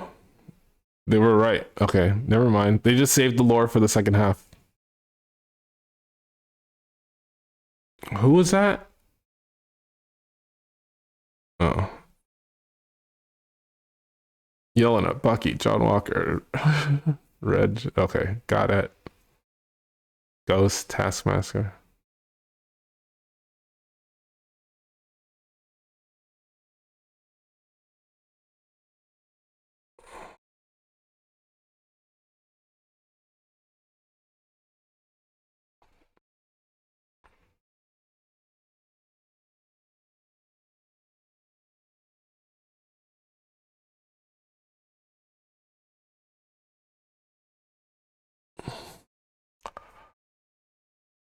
May 2nd.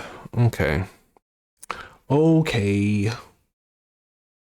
Now we watch our go-to review channel.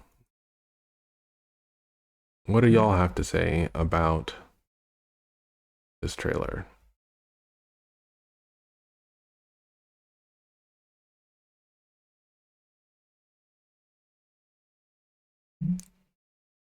Captain America Brave New World, recap everything you need to know. Oh, okay, got you. Just leading into it. 6 hours ago. Okay, so they haven't even reviewed it yet. Okay, that's fine.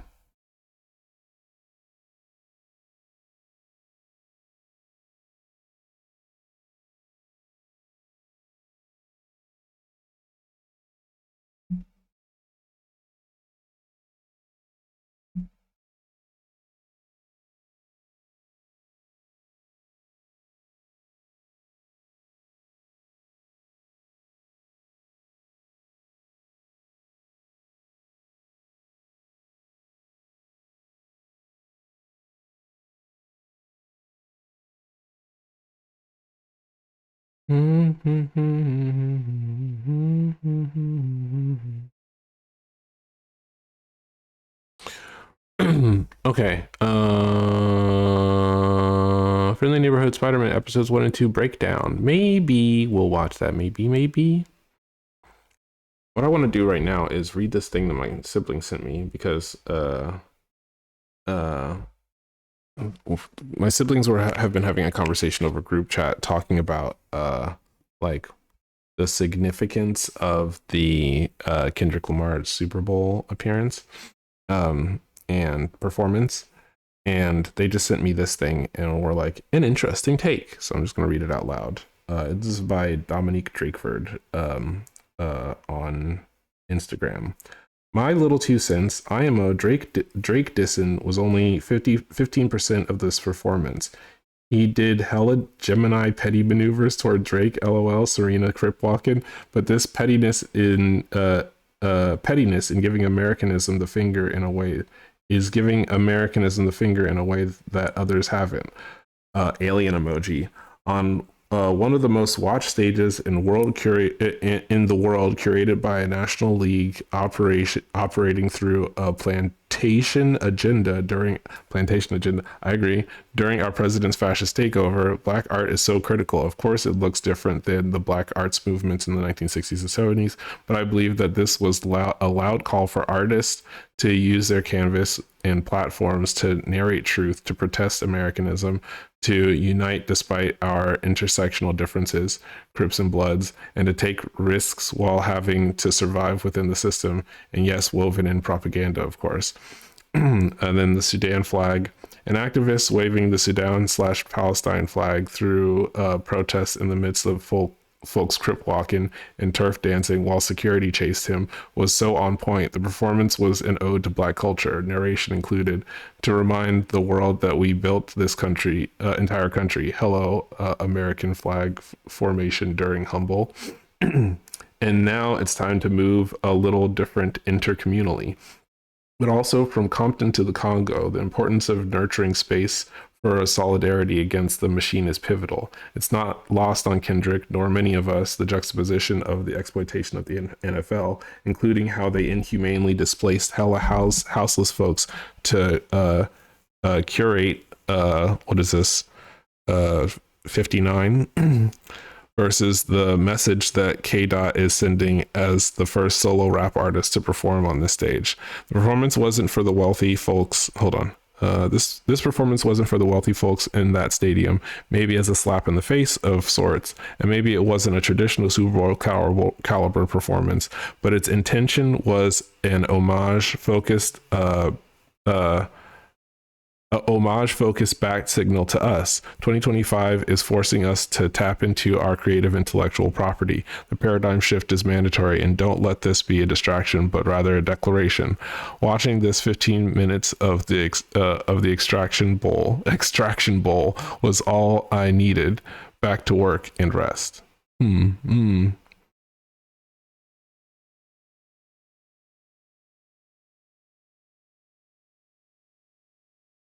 I vibe.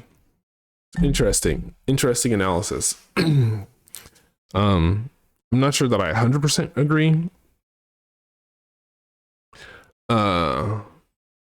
It's like an interesting conversation to be had about how and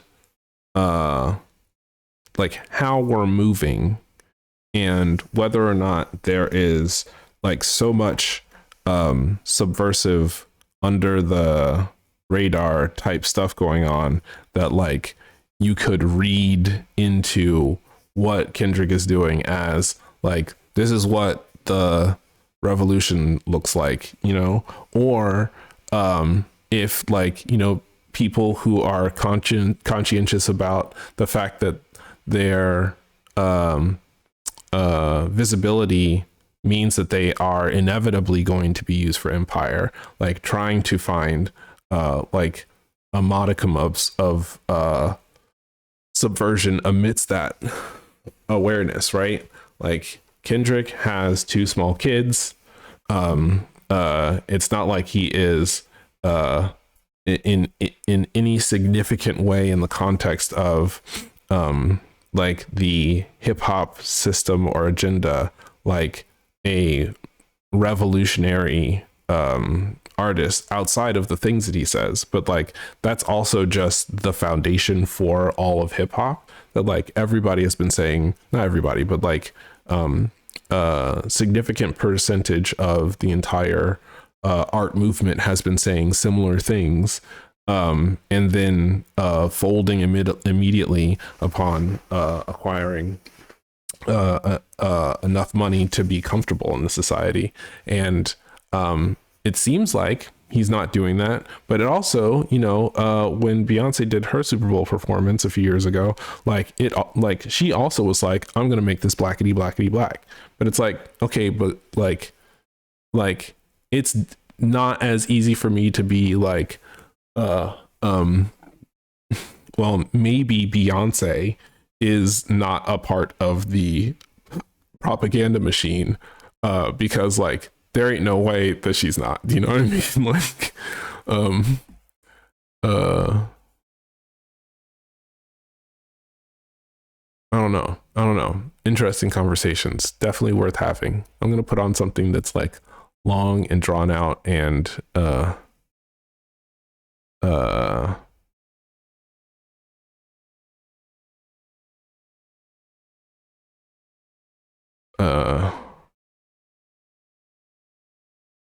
wait, I wanna I'm gonna put on something long and drawn out that I can have on in the background while I'm working on what I gotta work on, because I gotta work. I gotta.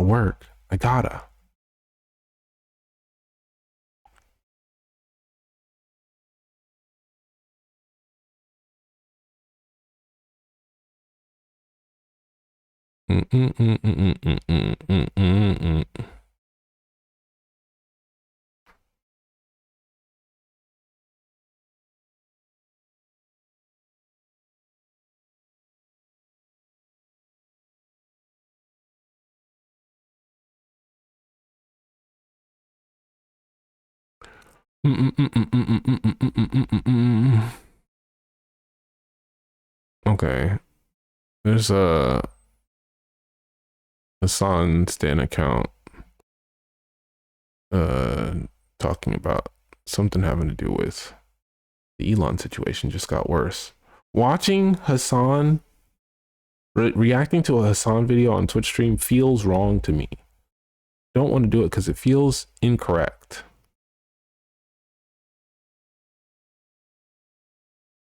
Hmm.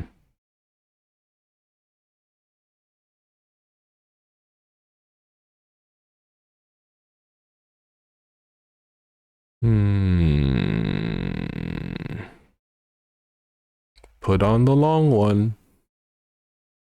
What if I just watched my own streams back? That's an idea.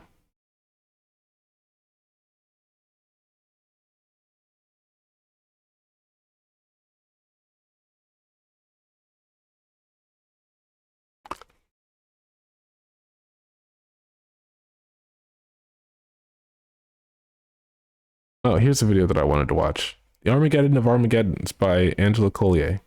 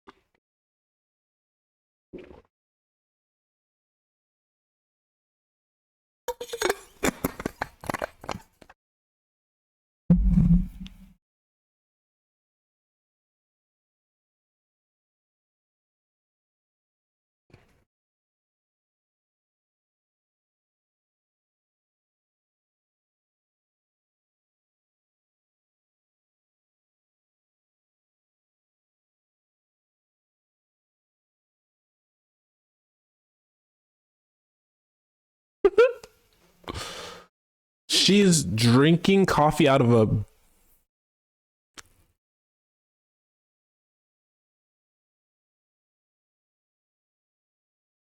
I'm gonna keep my mouth shut.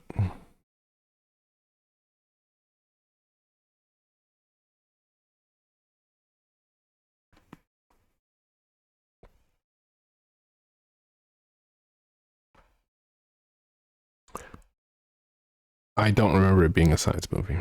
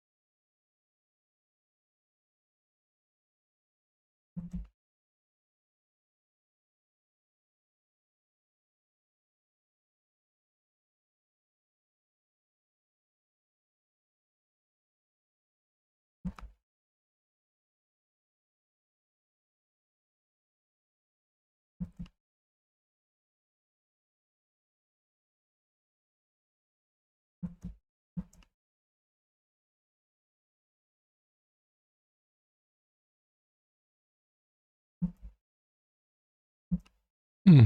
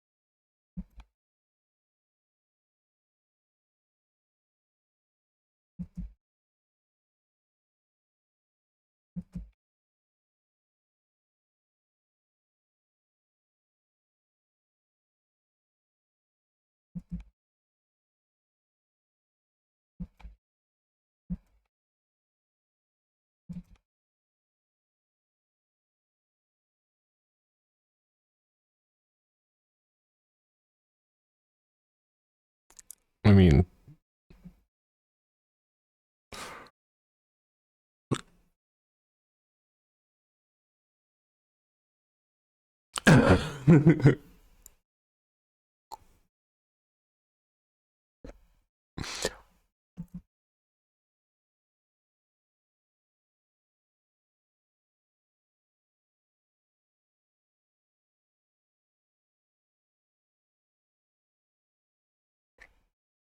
you're allowed.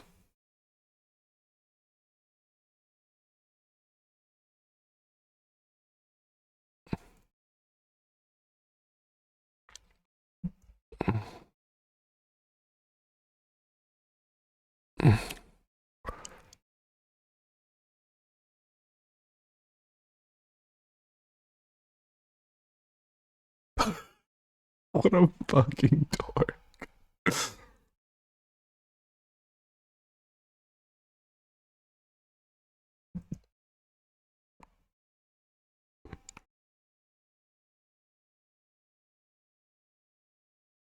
I don't remember what the song is.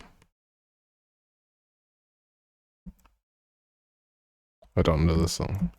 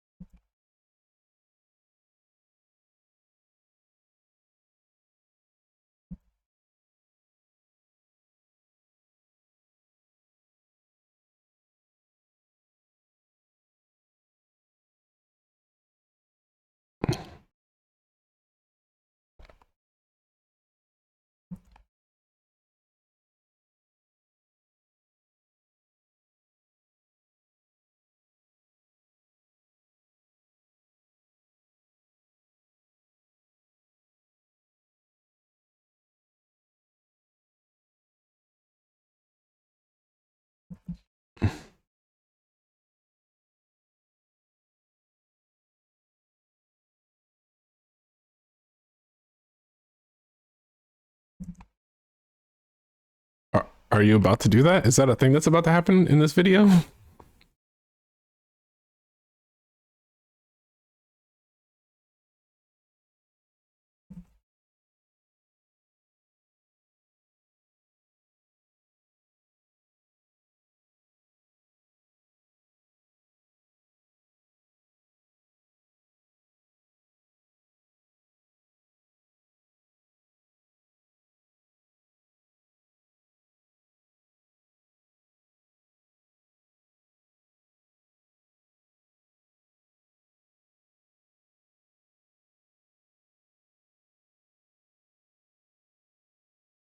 He knows, actually.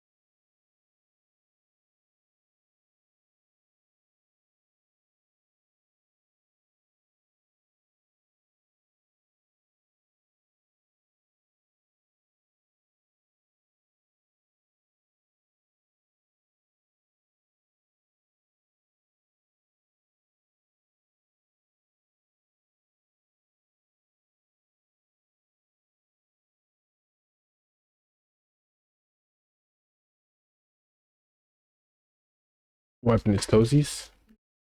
Did he go out with the harness? How good did he do? I got it on, no problem. What? No, oh, no problem. Hmm? Girl, you growing up? Is this second puberty? I'm getting it off. He was still Yeah, no, But that's the thing. much less. No, you don't like. He did this to me earlier today. What did you do? He had the zoomies. Oh, And I thought it would be funny hey, to you're fine. Hey, you're fine.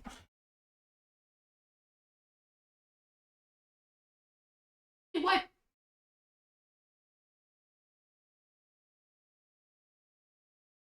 please.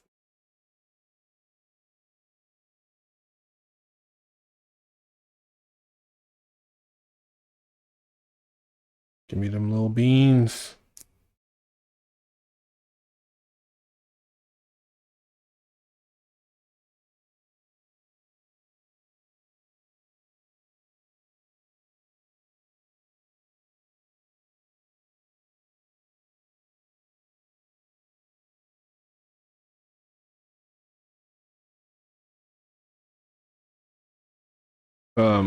What was I gonna say? I can't remember now.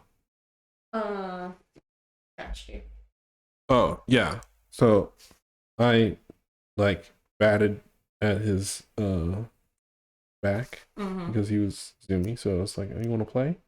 I didn't have any clothes on because it was just doing my workout, and he jumped up and then slid Oh, down my arm. please. We're trying to keep you from getting bird flu, you silly Billy. Like, I don't like it. Yeah, we know you don't like it. This is what we need to get that harness. We need to get it. It's an actual must. Paul's got to go, Ow. and it'll also help him stay calm so we can clean him up after Okay, he's you're gone doing out. too much. Too much. Too much. Enough. It hurt. Your teeth hurt. Don't.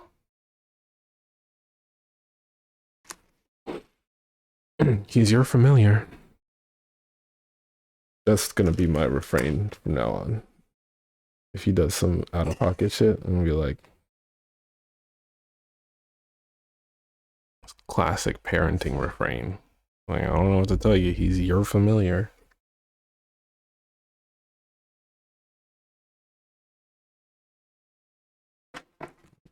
You literally summoned him into existence. Wasn't even alive at the beginning of our relationship, but now. True.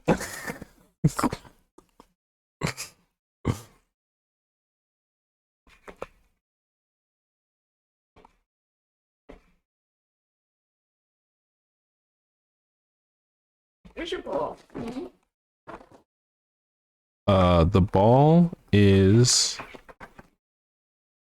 Where did he put it? Oh, is it?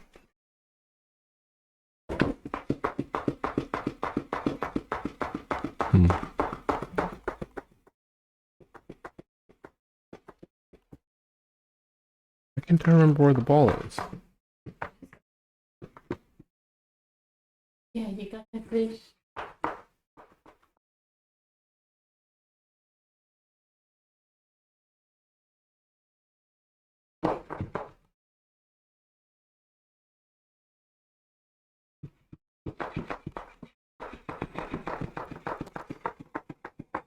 Oh, okay. I'm putting it to go back on.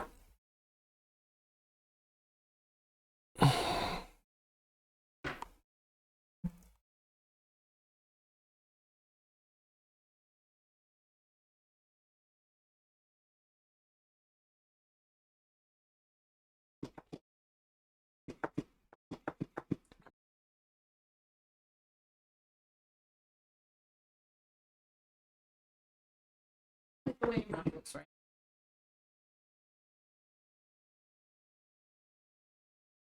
Right.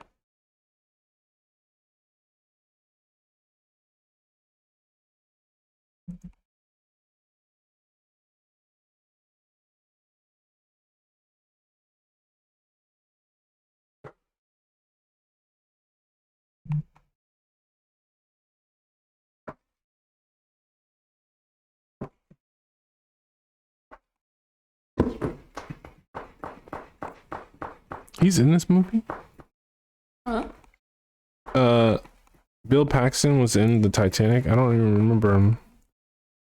The guy from I know who did. right. Oh shit! Yeah, he was in the thing. Yeah, he was one of the scientists. He was in the future. Mm-hmm. Oh, you know. Present.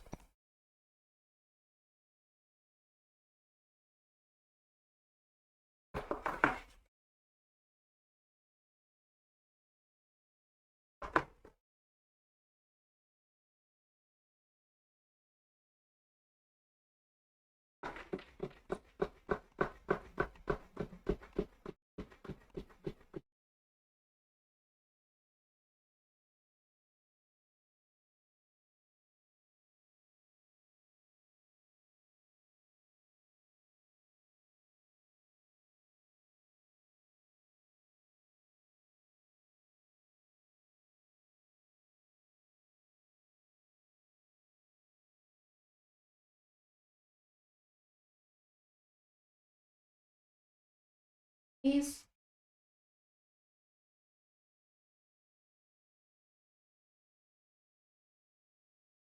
That is stupid.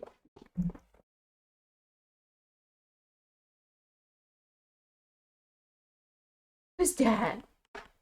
Who's Dad in there?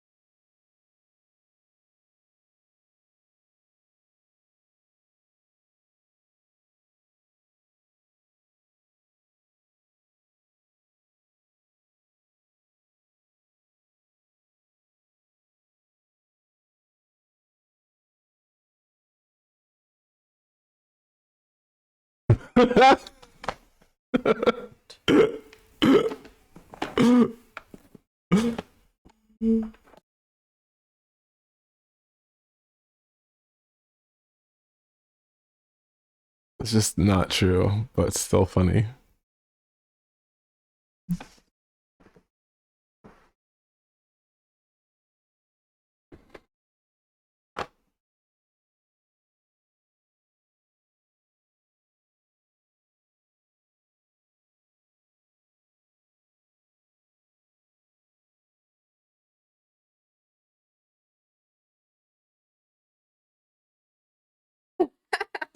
Did you get him?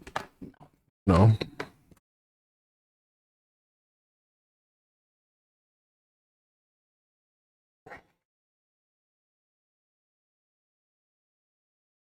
How did you do it before? Oh, you just like, huh?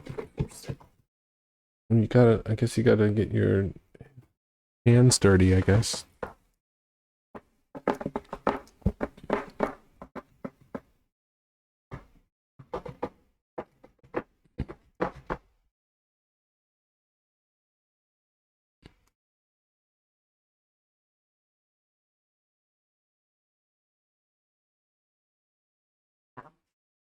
Got this.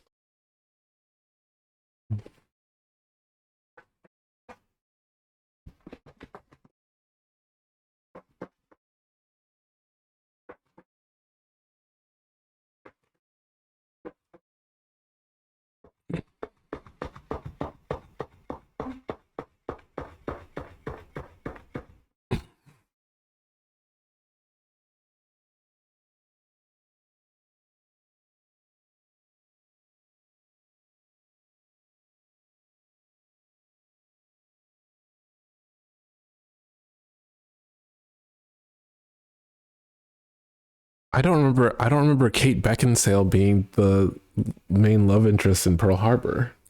She's the nurse, I've right? seen like Pearl Harbor once. Once. Also, that's what's his name?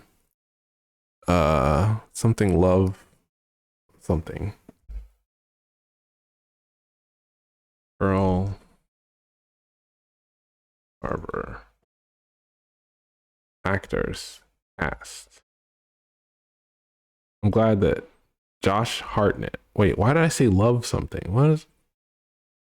Oh, is it in Lucky Number 11? Does his name have love in it? Jesus Christ. Yeah, take me there. Lucky. Da da da da da da da da da da da da da da da da da.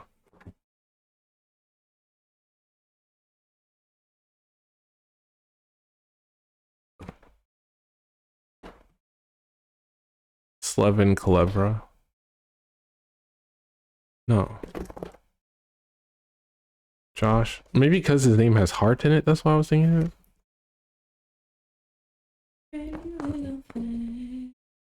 Yeah, I don't get it. I don't know why my brain thought that. Heart. Josh Hartnett.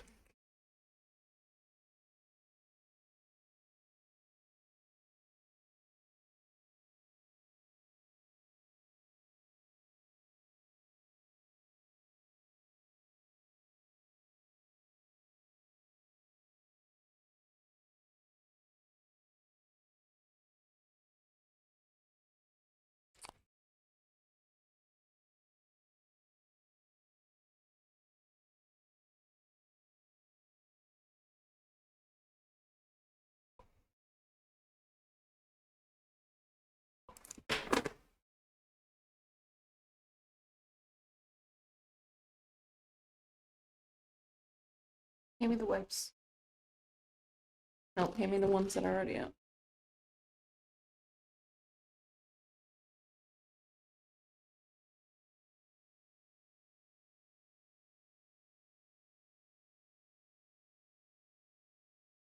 But it's it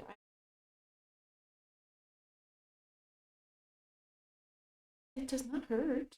Hurting you.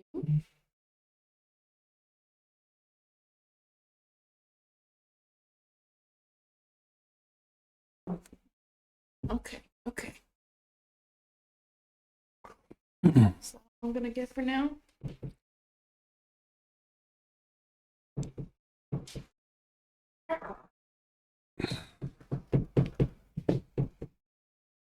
Want to fight? You want to fight? Oh, fight.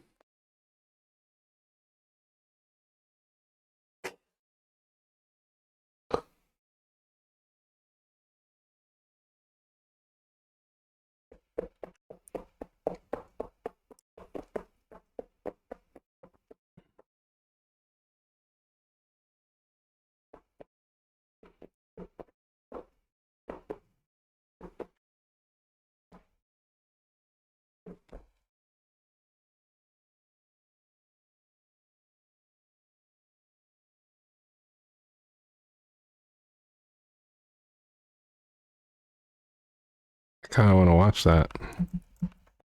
It's the Ellis video.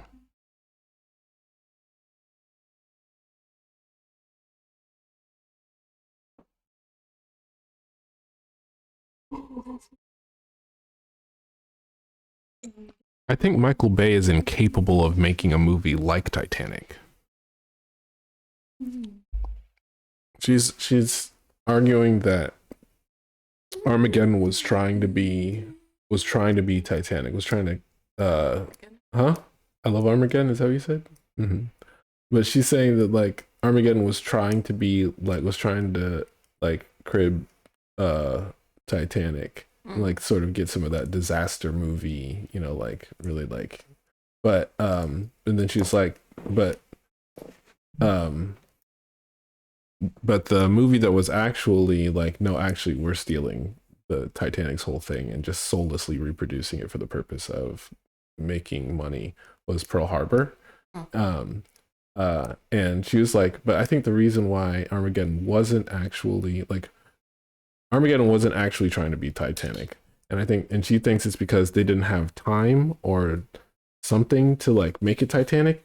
And I just think that Michael Bay is incapable of making a movie that's even vaguely similar in terms of pacing, rhythm, artistry. Like, name a Michael Bay movie that like has like a single kind of slow scene in it that like the paint me like your French girls scene is like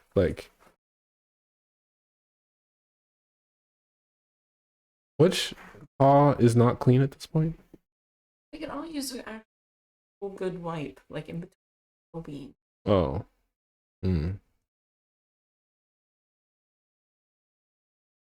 Trying to keep Jasper from getting bird flu by using disinfectant wipes on his toe beans, but he doesn't like how it feels, so he's literally engaged in active combat.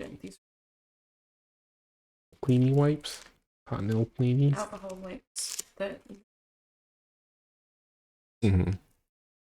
That's a cleaning wipe. What's that one?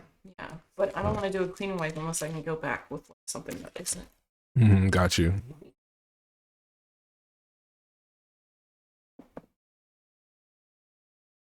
You hate me.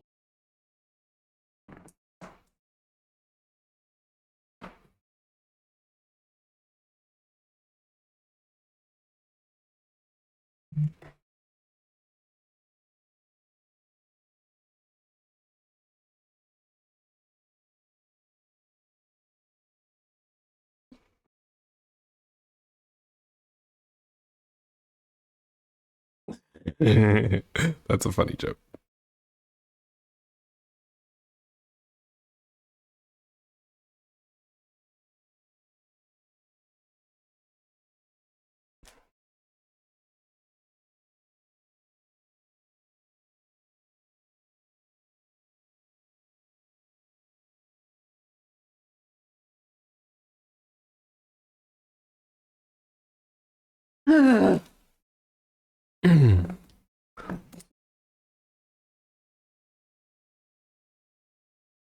Oh, you're. Is there another thing left on? 12 minutes. Mm-hmm. Surprise. 12 minutes until surprise. Hmm? You mean your parents? Yeah, you figured it out.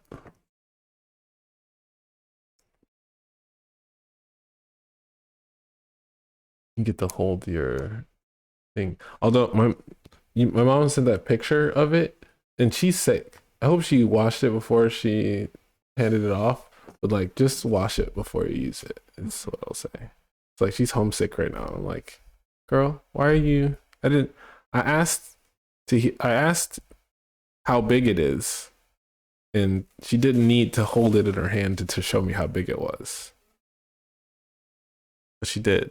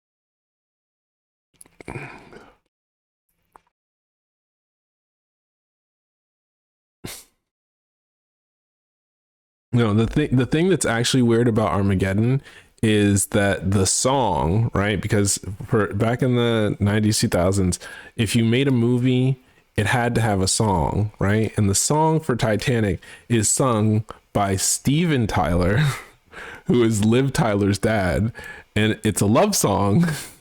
That's what's fucking weird. What's fucking weird is that in the scene where Ben Affleck and Liv Tyler are making out, behind them making out is her dad singing a song, singing a love song. That's the weirdest thing about Armageddon, bar none.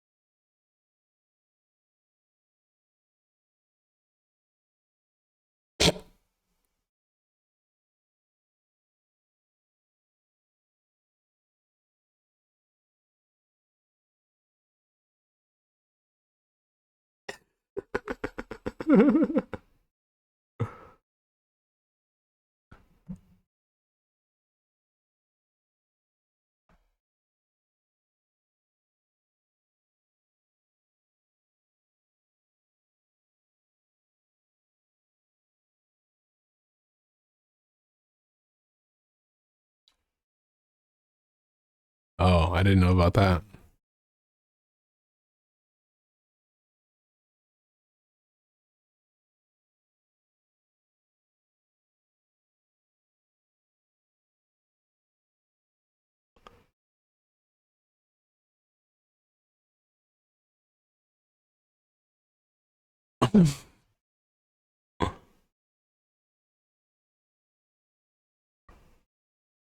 We doing reacts? Yes.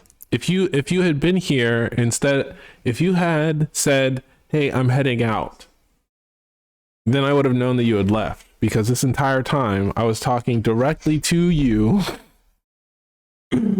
about the fact that I was doing reacts, and was like, "Hey, I'm doing reacts indiscriminate. So whatever YouTube video you post in the comments, post it, I click it, we watch it.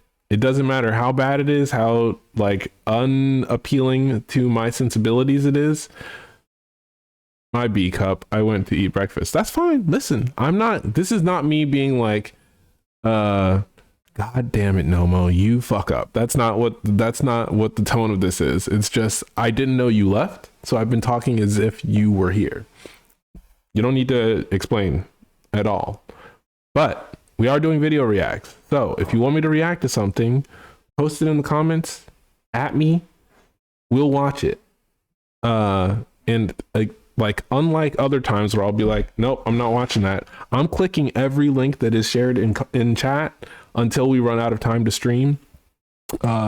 Even if like, and I was saying that like, and if it's X-rated, if you link me to a fucking porn site, I'm just gonna have to take that L, because I said I would click every link. I'm going to have to eat my goddamn words.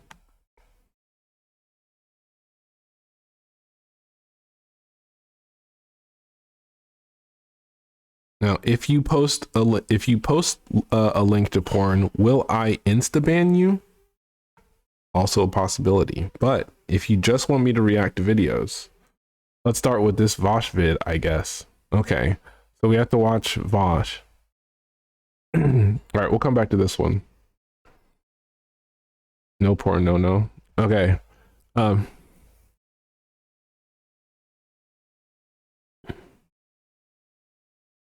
Anti-civic duty responsibility.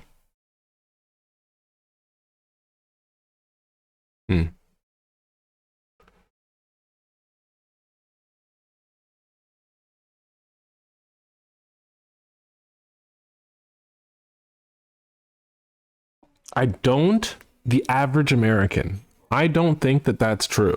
I think that this person doesn't know shit, doesn't know anything.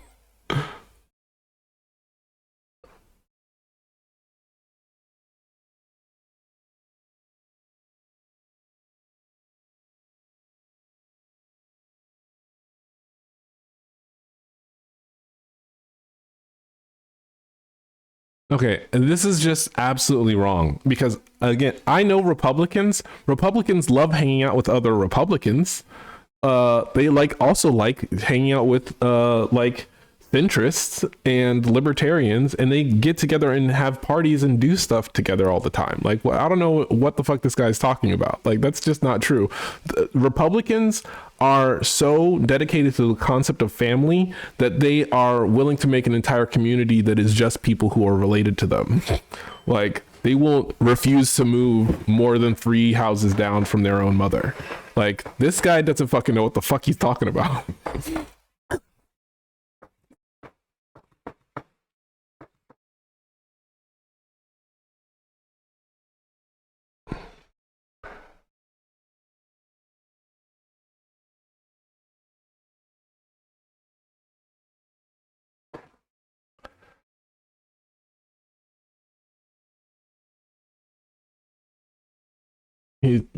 He's out of his fucking mind. Like, this is just ridiculous and horribly informed. Now, my speaking of fascist, my dad's stopping by to drop off Jade's birthday present, so I gotta go. Average wasp who lives in the suburbs. I mean, if they're old enough that the rest of their family's dead and they literally don't go to church, maybe, but I wouldn't say that that's the majority of people. I think the majority of people are like actually active participants in family. Your father's a fascist? Yeah. How have you been watching stream for this long and not known that? My dad, I often say that my parents are neoconservative, like neo-Nazis. That like they're Christo-fascist neo-Nazis. They want a fascist theocracy. They're evangelical. My dad's part of the clergy. Now that I think about it, you mention it once. I talk about it all the time. I need you to fully stop. I'm sorry, Kat. I simply cannot abide this. In fact I gotta go because he's dropping off Jade's birthday present, so I'm gonna go grab that and I'll be back in a bit. Ricky's around the corner.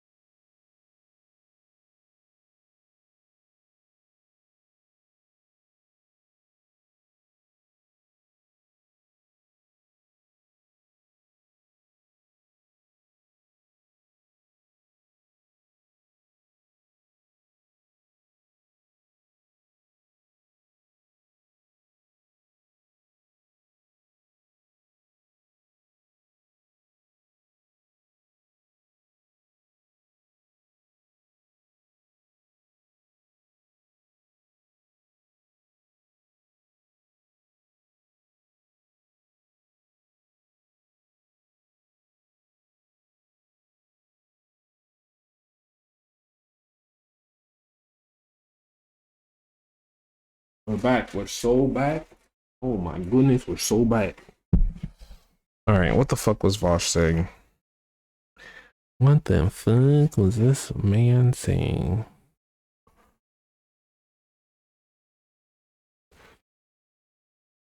There's no sense of society, he says. The fuck?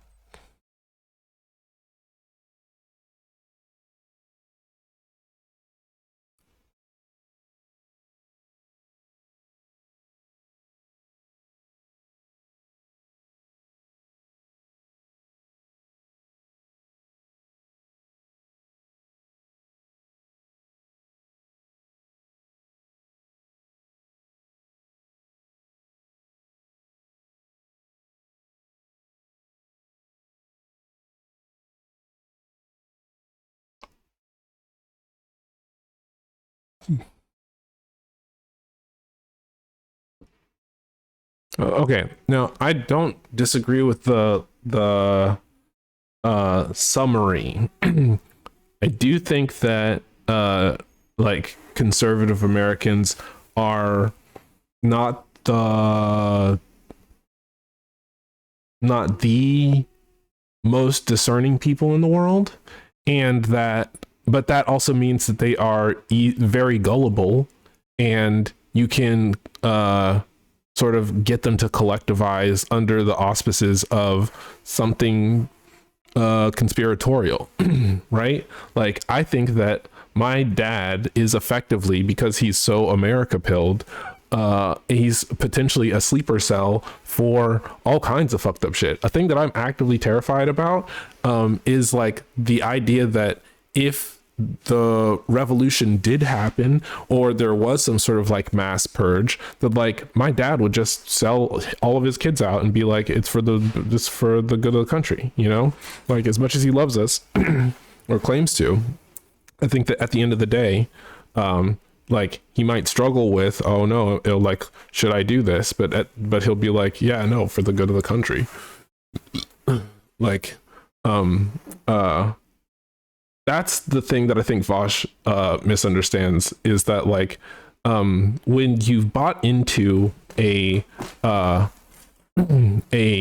unifying narrative, even if, especially if it has like sort of death cult texture to it, like, you can be convinced of doing a lot of different stuff, and like, even if they're lazy, even if they're duplicitous, even if they're uninterested in the specific like details of the conspiracy, you can still mobilize them in pretty drastic ways to do really fucked up stuff. And fascism, that's all fascism is. It might end up with a what is that, the cult that ended up like doing a mass suicide? Like, it might go way off the rails and end up with everyone basically being convinced that Jesus is coming back, and like that the rapture is tomorrow, and so they engage in like some sort of like mass like, I don't know, like weird religious ritual. Like, that might be the actual culminating event, but like, that's still fascism. His name's Jim something.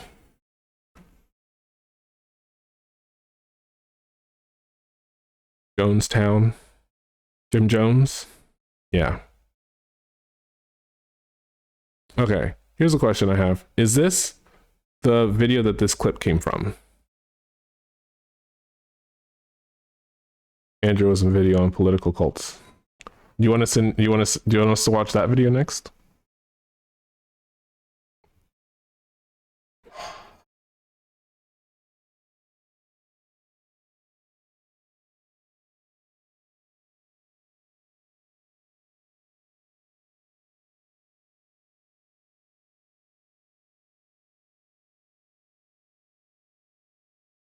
Okay, so he's highlighting a bunch of hypocrisies and paradoxes. Didn't we already watch that video? Maybe.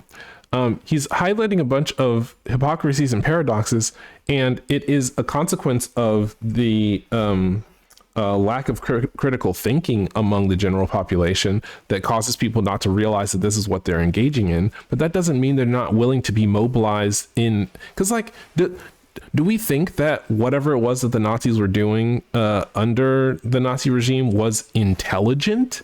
Like, was it smart? Or were they like just throwing bodies at a problem? Like in like maybe we wouldn't be able to get a bunch of people to like put on a full-blown nationalist display, or to have the level of discipline to like be a group of a bunch of 20-something people in a military standing at attention and like moving in unison, right? Like we may not be able to get the aesthetics of Nazi Germany, but like having a bunch of like Trump going on the horn and being like, they tried to assassinate me, like go and kill every ethnic person you see, like they will just go and do that, right? Like it would be pandemonium, but they would do it. And I think he's misunderstanding that. Like what it seems like he thinks is that you need to be smart to do fascism, and you don't. Like it's actually dependent on people not being able to think critically.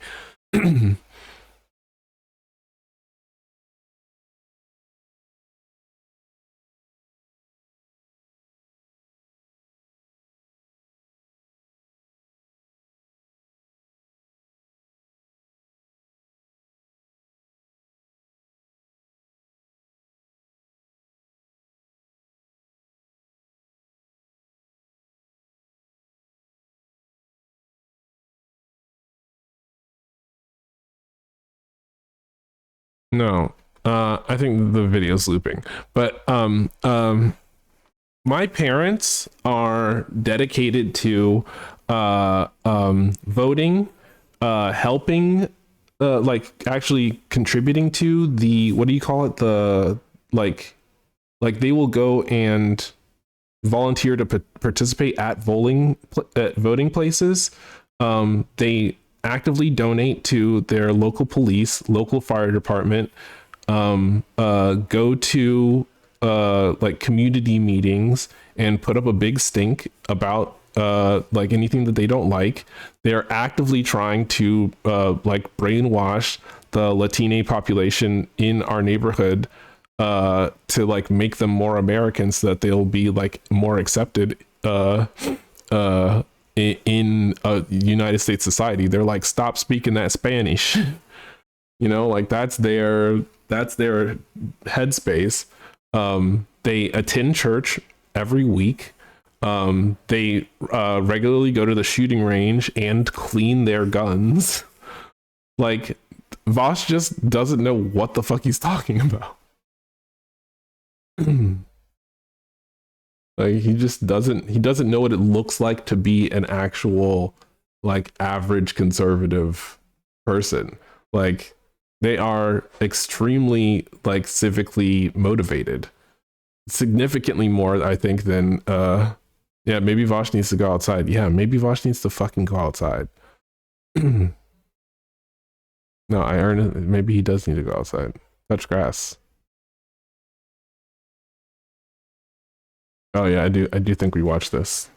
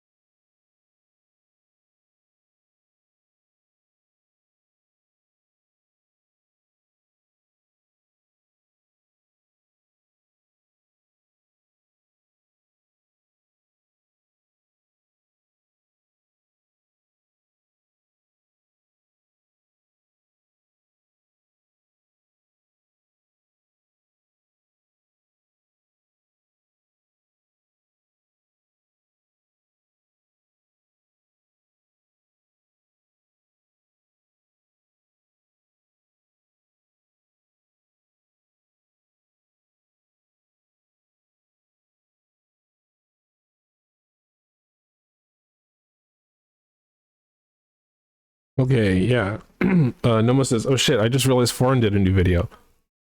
Noma, do you not remember how I react to foreign videos? Like, I mean, you can post it and we will watch it, but like, heads up. We did watch this video. Yeah, we did. We definitely did watch it. There's no reason not to watch it again though. Speed it up a little. That's the thing. I went to go refill my coffee and I was like, God, this video is so slow.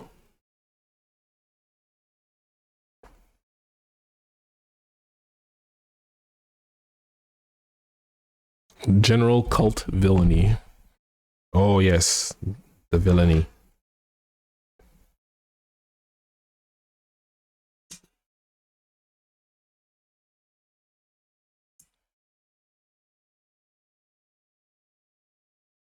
The dark world of political.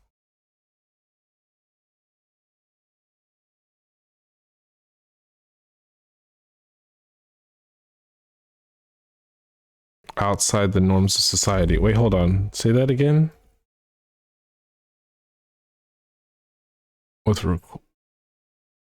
And are considered outside the norms of society. Okay, so that's an interesting caveat, because like basically you're saying that if there is a group that does all these things but is a part of the norms of society, then it's not a cult, right? That's just a religion then.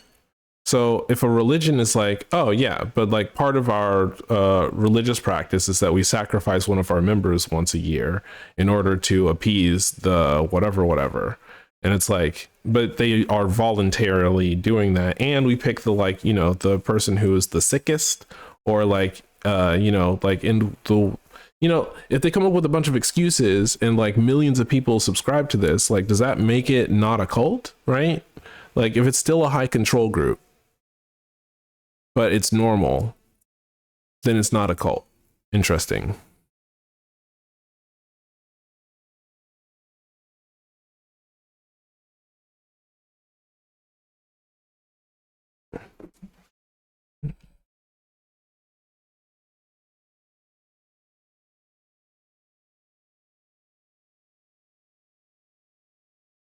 Okay, so there's a thing that I've described before, and it's just the idea that cults, right, like as they have emerged in modern society, is just a, like, the most common shape that humans collectivized under. That like there's nothing particularly like weird or heinous or dangerous about even high control group cults, because it's just a consequence of like people coming together and doing stuff. That like when people come together and do stuff from a specific vantage point, or like if you look at it from a specific angle, it's going to look like a cult to people. I'm thinking about me and my friends when I was in like my early 20s, and we would get together and do a bunch of drugs, and when it was warm out, we would like dance naked in the rain on a bunch of drugs, and go to music shows, and like do a bunch of like weird sex stuff and like listen to music super loudly, and like all this other stuff, and like these are all hallmarks of like the euphoric experiences that cults are trying to engineer for people, that will get them to like be interdependent in the way that they need in order to like achieve whatever their cultish ends are. But like I think that it's just how people collectivize, that like even when people don't have a set of goals, or not even or just like don't have an explicit set of goals, like people are going to behave in a specific way that like to an outsider will look like quote unquote a cult. Now the thing is that in Western society, because there are established standardized ways of collectivizing, like if you are behaving in a way that is outside of that or on the margins of that behavioral matrix, then like you become a threat to hegemony, because like what if your cultish behavior becomes more popular than the established cultish behavior? Then like maybe you might have the ability to start a revolt. You might have the ability to change the paradigm significantly, and the powers that be don't want that. So I think that is what the actual impetus for like viewing these things as outsiders is.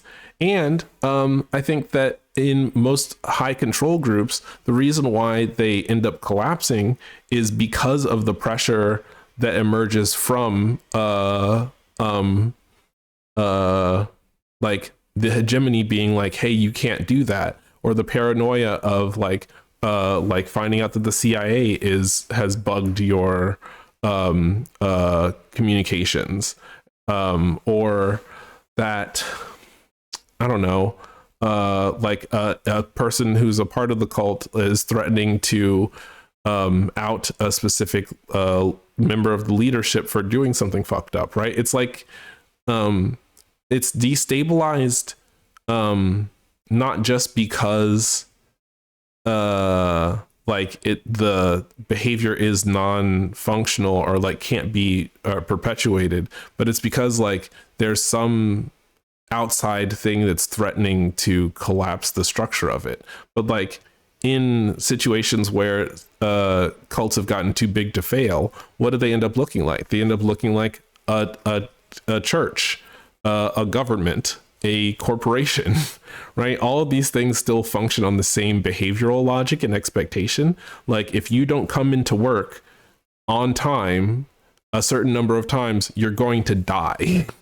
Like that is the threat of capitalism. How is capitalism not a cult? Well, it's because it's the mainstay. It is the thing that people have become so acclimated to that they can't see it as this sort of outsider behavior. But it's the same threat of violence that a high control group might make to your face, right? Like they might say, like, hey, if you don't come to service 3 times a week, you know that means you're going to burn forever in the fiery pit of hell. You know that, right? Like, and like your boss might be like, hey, if you like don't come to work on time, or like if you keep coming to work late, then like I'm gonna have to demote you, and like you might get fired. And you know what that means? You'll be out on the street again. Do you want that to happen? You know, it's the same threat. Anyway.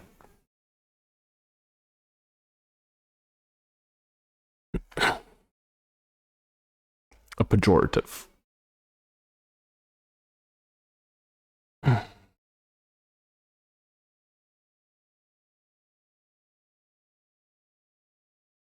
Did y'all see that man's bow tie?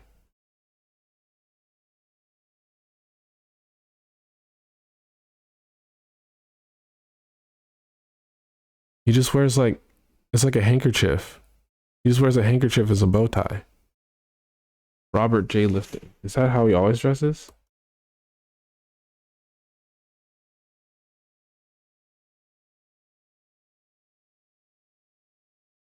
Okay, no, he's actually wearing a bow tie here.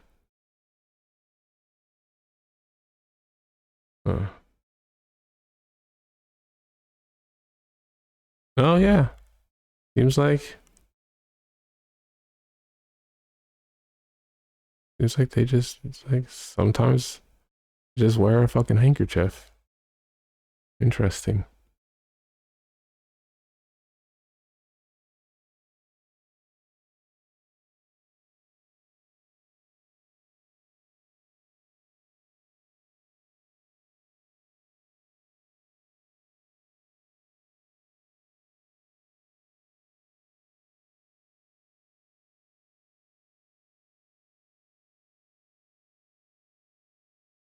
Wait, you got YouTube Premium? Yes, I do.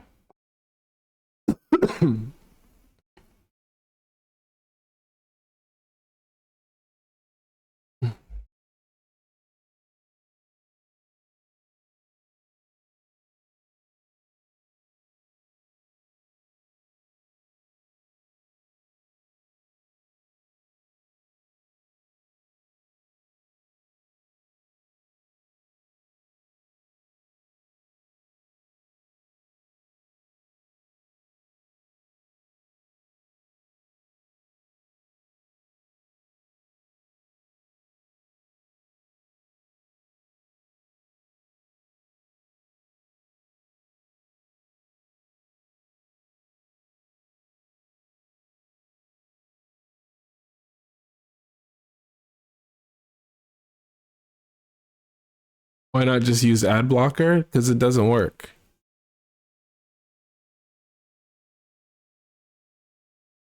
You block origin.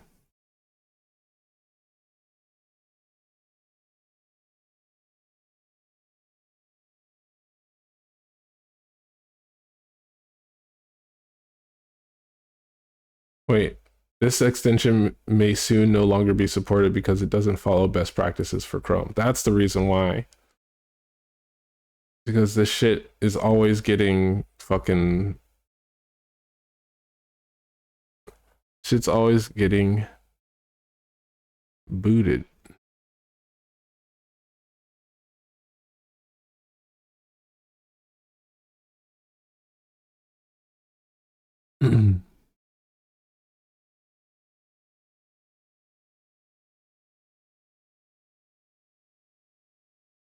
Damn, you blocked something on the page that I downloaded you from? That's crazy, bro. Let's see if it works.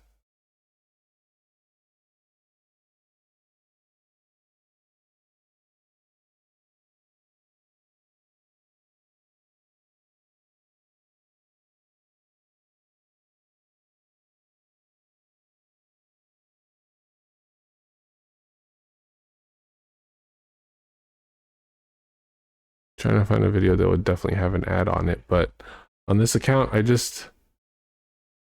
Solarpunk official reveal trailer? There's a video game called Solarpunk? Dear Alice decommodified edition, Solarpunk anime ambiance with no ads.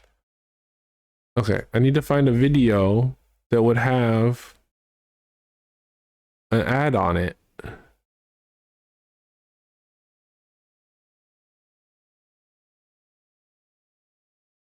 Damn. My fucking my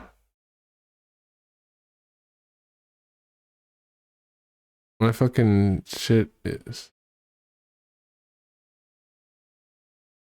Huh?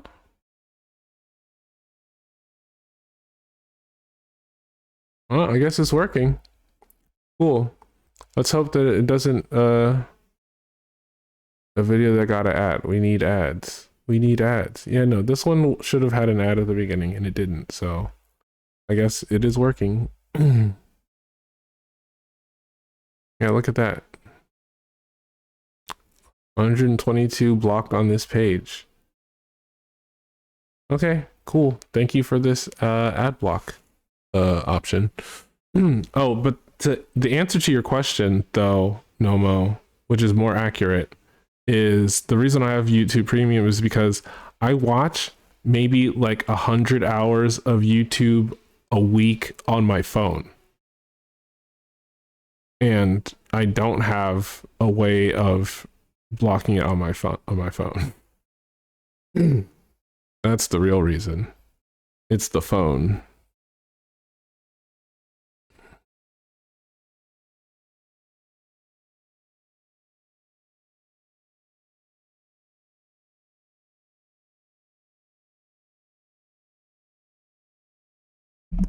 A 100 hours? Jeez. Yeah, I got ADHD.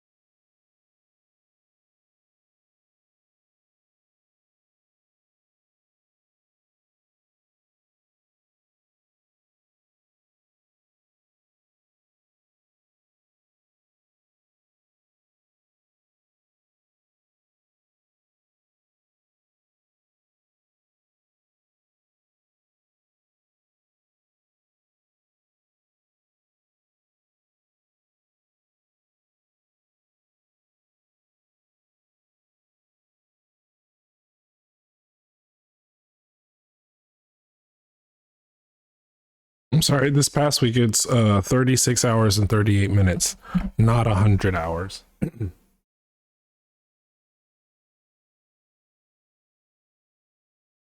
What's up? You want to come? Want me to hold you? You want to fight? No, I don't want to fight.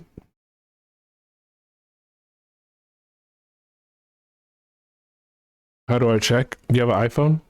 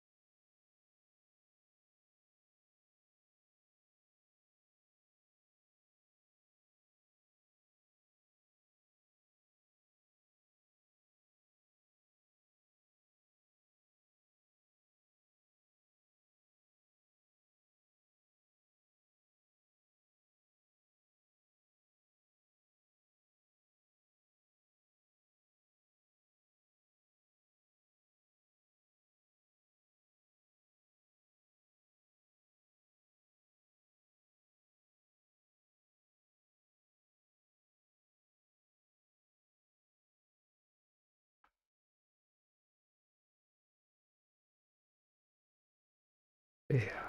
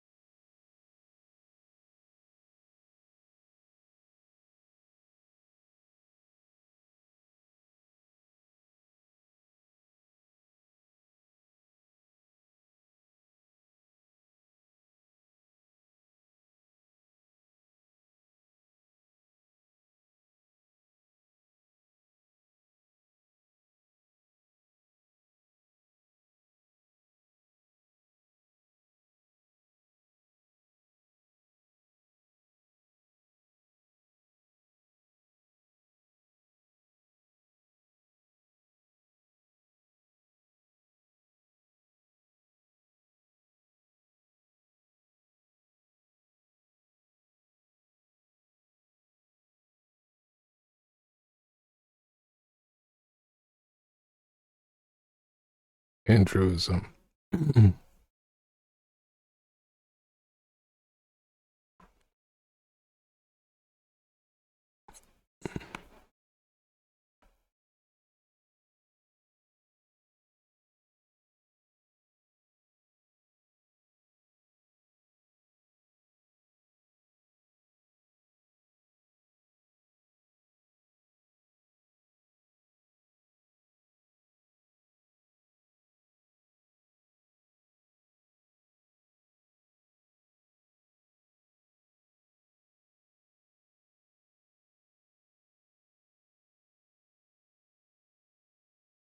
Can I create a cult? Hey, Reganis, no mo cult.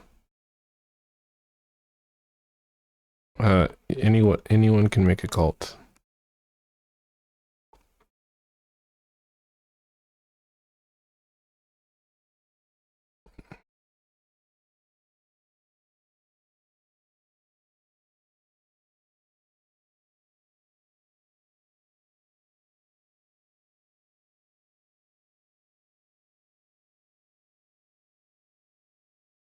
I'm doing my philosophy homework right now, and I had an epiphany that I like philosophy, but I dislike most philosophers. Does that make sense?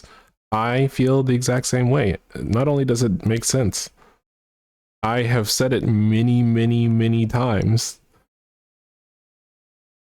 I've said it many, many, many, many, many times in your presence that I hate philosophy majors despite being a philosopher. And the reason is that philosophy majors and philosophers in academia are just quoting machines. They just say, Hegel said this, Heidegger said this, Kant said this, Plato said this, according to Nietzsche, according to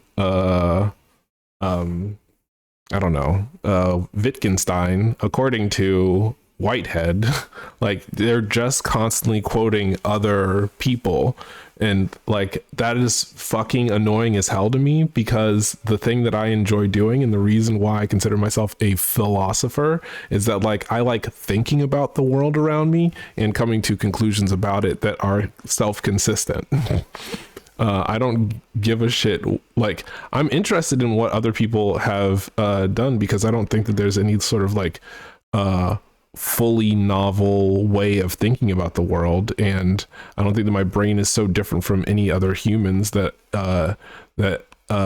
like I would have independently come up with something that is like fully something that no one else has thought of before. So I'm interested to hear like what people who have come to similar conclusions as me have to say and think. But like having conversations with people who have bought into the academic cult of philosophy fully leave me the fuck out. No interest. Zero.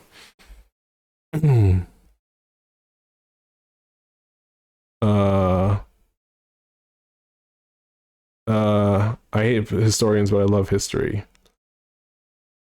That's how I feel about history. I'm getting frustrated with the spiral of why that I'm hearing in the feedback loop. I like the process of coming to conclusions that I didn't have before, but I get frustrated with people who get caught in the genjutsu that unknowingly make it other folks' problems. What are you saying? I'm getting frustrated with the spiral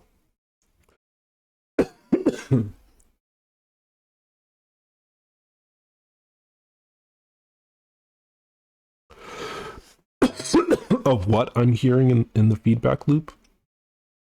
I like the process of coming to conclusions that I didn't have before, but I get frustrated with people who get caught in that genjutsu and unknowingly make it other folks' problems. I fully don't understand what you're saying.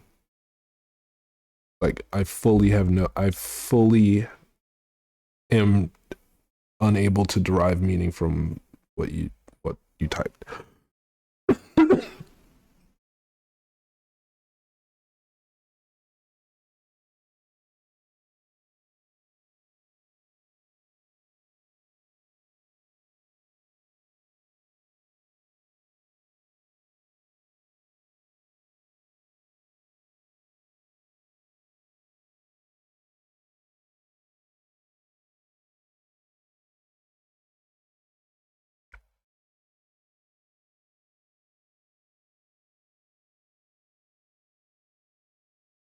Wow.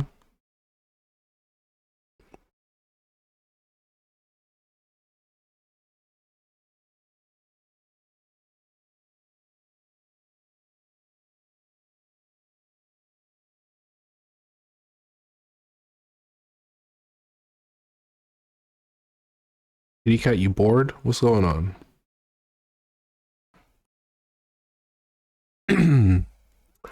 The spiral of why is when I notice people are just asking the constant why questions. Why do we do this? Why am I doing this? Why does anyone do anything? Why? And I think I just get frustrated because it comes off as appreciating the journey of how someone came to that conclusion and letting the mouse go so they can fully internalize what they just learned.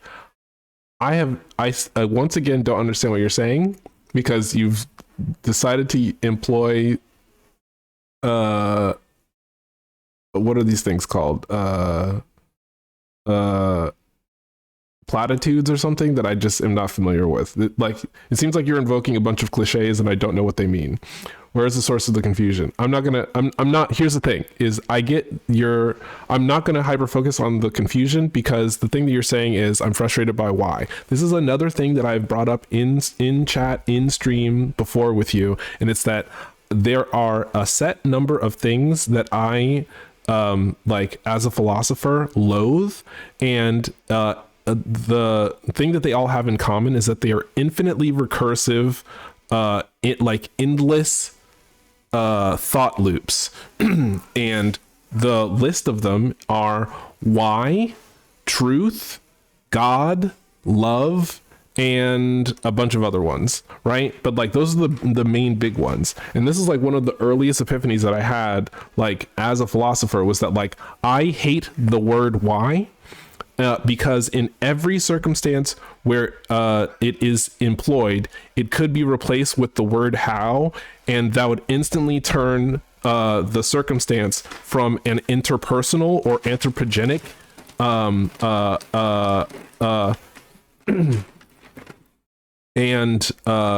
telic, so like requiring purpose or a goal, framing, to simply a puzzle. Because if you say, because you can ask the question why about anything, that means that it's infinitely recursive. That means that it is actually useless in the context of trying to solve a problem. Why does the sun go around the earth? Why is the sky black? Like, why is plastic made out of fairy powder? Right? Like, it's insane. Like, you can ask why about anything, and it hijacks your brain into thinking that like you need to answer that question. But if you say, how are all computers made out of fairy powder? You just go, they're not. Like like that, you have started with a fully false premise. Wait, lol, I'm confused. Are you frustrated with me or what I'm saying? No, I'm not frustrated with you or what you're saying. I'm having a hard time placing your tone where you're frustrated. Are you like validating me? Yes, I'm oh, what's happening is that I have many times talked about this specific thing, and so I'm like going like, you're bringing this up as if I've never brought this up before, but I talk about it all the fucking time. And so like there's a part of me that's like a little bit frustrated because it's like, okay, I'm rehashing this thing again, but let's go for it. But I'm not saying like I'm absolutely not coming from a position of like you should know this. It's just I'm like, holy shit, how do you not know this? Oh, okay, I couldn't tell, lol. Okay, yeah. So okay. This is the thing that I've talked with folks about a bunch, is that like in every circumstance where the word why is employed, you could replace it with the word how and make it intelligible. Oh, maybe you used language back then that I didn't fully grasp. My bad if I forgot. It's okay. So like, I got into an argument with a philosophy major in college. And at the time, I didn't know they were a philosophy major. But after this conversation, I fully came to the conclusion that I never want to have a conversation with a philosophy major again, which was that like I kept like engaging the rest of the group of people who we were talking with like about this thing that we were contemplating. And I was having a really good time because I was like, yay, I get to like, you know, do philosophy with people. And this person just responded by going like, but why? And then I'd explain why. And then they'd go, well, but why? And I just like realized they had caught me fully in a thought loop, right? That like I could have gone on for 3 straight hours answering the question why, because why is infinitely recursive. But like at some point, the human ability to like process the it's so hard to explain. Why presumes an actor? Why presumes a telos? Why presumes a purpose? Why presumes a will? The line of question would have brought me violent energy out of me. It's so childish, constantly asking. Right. But the reason, it's not just childish though. It's a philosophical problem that there are instances of infinitely recursive lines of inquiry. So like, let's do an example. No interruptions for a little bit while I like compartmentalize being able to explain this thing. Okay, no questions, no comments, no questions. And then I'll say when we can have comments and questions again. Okay. If you ask a scientist, why does the moon go around the Earth, right? A scientist might answer that question by explaining the gravitational principles and the amount of mass that hold these two celestial bodies in orbit around each other, and explain things like centrifugal force and gravity wells and like all this other stuff. And then like then the person will be like, well, why does the Earth orbit around the sun? Or like, why do the tides happen, right? And that person can explain that, well, there's this thing called the tidal force that comes from the moon's orbit around the sun, and it causes the water on the planet to shift in these predictable ways. And it's like, well, why does water move like that? And the scientist might answer like, well, because water is a fluid and it has specific electrochemical principles that enable it to be this way. And it's very easy for stars to produce both oxygen and hydrogen. And so the chemical makeup is easy. It means that there's going to be a lot of it in the world or in the universe. And so our planet happened to get a lot of water. So now we have this like force on the planet. And it's like, well, why does our planet have so much water, but other planets don't, right? And you can keep asking this question, why, over and over and over again. But the dangerous underlying thing about it is that rather than asking the mechanism behind how these things are happening, it's asking it's presuming that there is a person who chose to have this thing happen.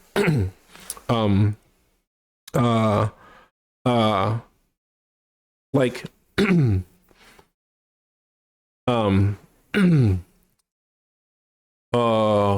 why did you fall in love with my other parent, right? Like, why did I fall in love with that person? Like, that presumes that like I acted on like a specific course of will or a plan, right, that resulted in us being in love. That's not what happened.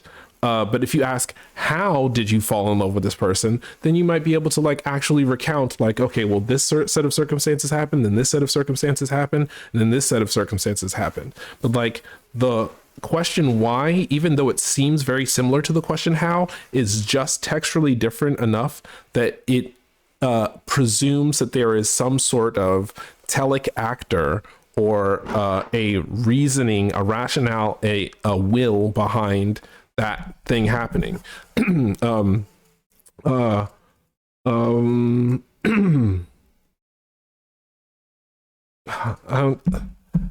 It's funny because I talk about this all the time, and yeah, I am struggling to come up with an example that like is like a clear delineation between the telic version and the explanatory version. Anyway, that's it. Questions are back to being able to be reinstated. Feel free to ask questions. I'm gonna see if I can come up with a clearer example. What are ones that I've used in the past? Thanks for yapping with me, lol. No worries. I want to see if I can remember examples that I used in the past.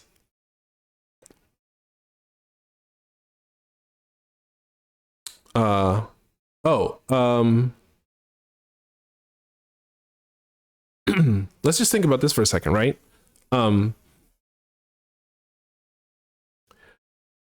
I think I understand why I hate the why question so bad, because I hate being asked the same question over and over again. How it's deeply frustrating to me.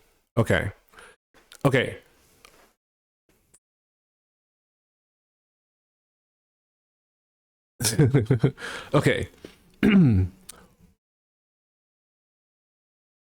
If you ask the question, why is grass green? A person can answer that question by saying, because God made it that way. Okay, you following? Why is grass green? A person can like by still adhering to the logical parameters of the question, be like, because God made the grass green. Why is the grass green? God made the grass green. If a person asks, how is grass green? Can you answer that question the same way? Thought loops being canceled out my thought terminating sentences, they be holding hands. Are you listening, Reganis? If you ask, why is the grass green? You can answer, because God made it that way. If you ask, how is the grass green? Can you answer it the same way?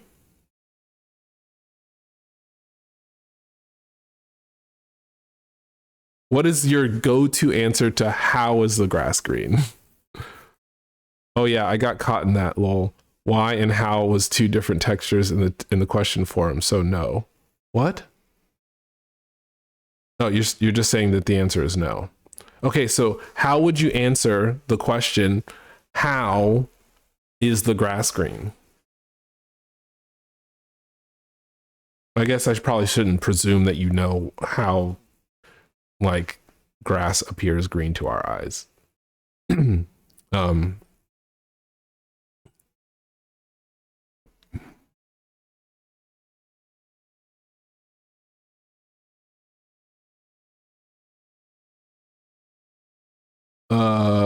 I would try and dust off my biology 101 knowledge and explain cells and shit that gives something color or whatever. IDK. I'm not a biologist, lol. Right. Okay. So,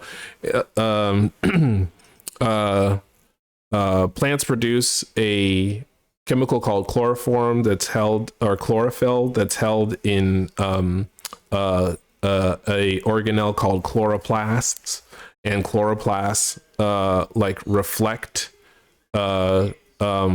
green and yellow light, and so as a result, plants appear to our eyes as green because they absorb all the other colors in the spectrum in order to be able to produce the sugar that lets them live, right? That's like that's the how answer. But like, if you ask the question why, like, you're not guaranteed to get the how answer. You can answer with the how answer. You can answer with the how in response to why, which I think is what confuses people, because I'm not wording this the way that I want to, and it's deeply frustrating to me. But like, okay. Why presumes a will? Why presumes a telos? I'm struggling to come up with examples, like behind the mechanism. But for any question that you ask why about, for any question that has why at the as the inquiring question, you can answer that question with both a how answer or a telic question answer that like explains the will of the entity that enabled that phenomenon. But with how, it's a purely secular mechanistic. It doesn't have that embedded anthropomorphic expectation of will in the word. And so like, I prefer how over why, because in every instance where a person asks why, you could just flip into a nonsensical answer and they would simply have to accept it. But with how, like, if the mechanism does not make sense, then people will be disinclined to believe you. Like, if a kid asks why, you can say because I said so, and that's just a thought terminating cliche in response to that question. But if a kid asks how, like, you either answer I don't know or you explain it to them. Can I yap at you in Discord, lol? It's hard for me to collect my words for this convo. I mean, I'm yapping and I'm clearly also struggling to do that. I'm in Discord.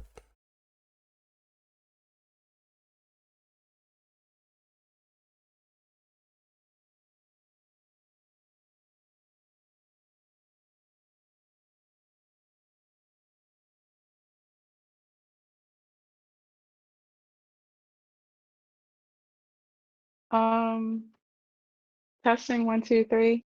Hmm. Okay, so I wanted to provide some context for why I even brought this up in the first place. Because I was like, I'm really frustrated and I kind of want some validation in like this frustration that I'm feeling. And I definitely got that from you. But the reason why I even started this, why I even got frustrated in the first place is because I'm reading my homework assignment for class today. It's Parmenides on Nature.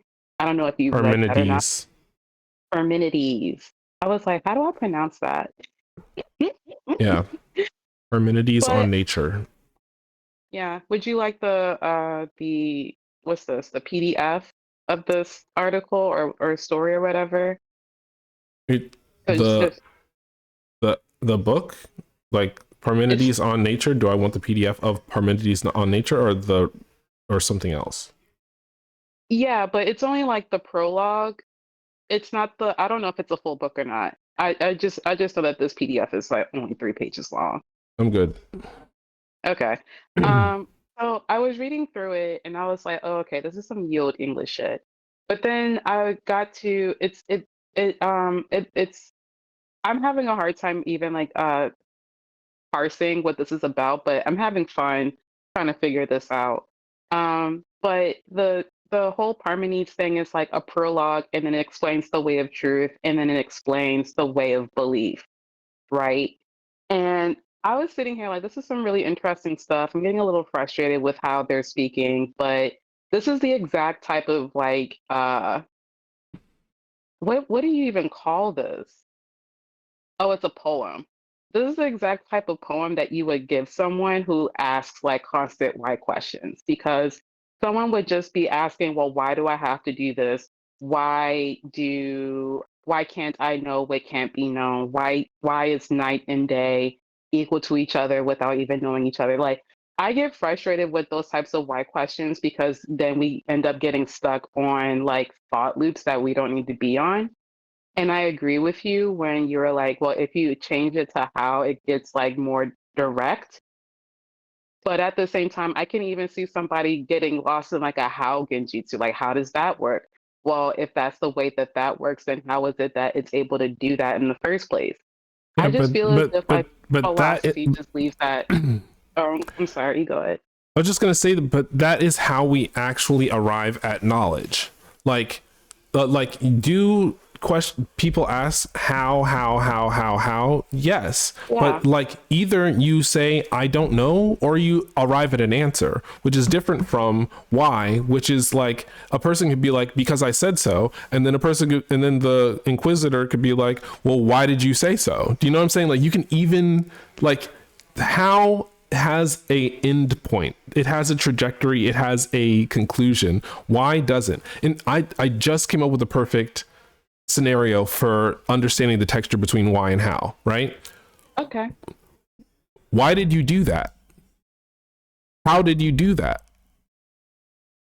Oh, yeah, that makes sense because if someone were to ask me why did I do that, I would have been like, well, Uh-huh. depending on their tone, I would have been like because I fucking wanted to. But if uh, someone asked me like genuinely, why did you do that? I would have been like, well, this is where I was. Like I would uh, give context as to, like why I was feeling some what state of mind I was in you to would then explain describe why your I did. telos, yeah. Yes. But if someone were to ask me how did I do that? Oh, I fucked it. Yeah, no, you explain the procedural mechanism behind the series of events. You explain the series of events that leads to that thing, and like that's Yeah, it doesn't presume that there is an actor, a will, or a telos. It just presumes that there are a series of events, and like that's the reason why I'm yes, like this is a much more effective question. But like if you ask a yeah, person why did you do that, it is, you can feel the textural difference in just asking, instead of that how did you do that. yeah. And I feel as if like asking how is a lot more compassionate as well. Cause like I think people like me get a little defensive when I get asked why did you perform an action? Because then it feels like there's like a judgment to it. You feel me? When some people You're cutting people out. could just be asking that question just to like under. Oh, I'm sorry.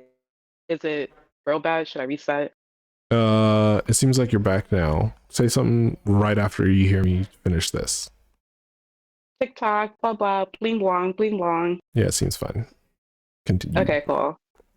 I think that I think this is more like a human nature thing more than like a well, philosophy is the explanation of human nature, I feel. In my head, that's how I internalize it. I don't believe in human nature, but that seems like a conversation for after you finish saying what you're saying. Okay, that's fair. But I think that when it comes to like why-based questions, especially like when with people being as sensitive as they are, me being people, I feel like there's like a sort of like a judgment tonality to the why questions, which is why I get so frustrated with them. Um, but yeah, I agree. Yeah. Ultimately, I agree with you, Coach. I think that why also presumes, or like a lot of the context for when why questions are asked, they presume things like free will and agency and I don't even know what to call this concept, but the idea that like a person is in full control of everything that they do and feel and say, right? Like there's a sort of like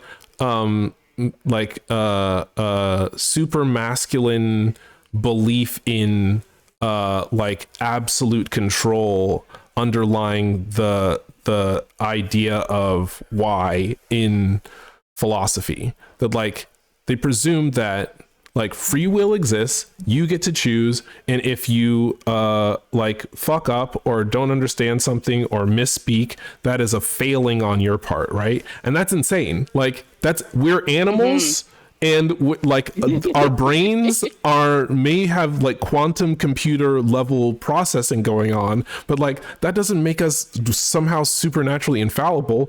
That's fucked up that anyone would think that ever. Do you know what I mean? Yes. No, I so agree with you. It's like, Yeah. oh my God, I know exactly. It's like omniscience, but Oh yeah. inward. Yeah. It's so weird. Like, cause just like there's certain things that are so outside of your control that you don't even realize that you're thinking on that level. Like, there's Mhm. so many people who are just brain bricked by like Christianity. Like, remember when I told you that when my aunt told me that God can read my thoughts, that scared the dog shit out of me. And when Mhm. I finally unlearned that, that was like a huge relief.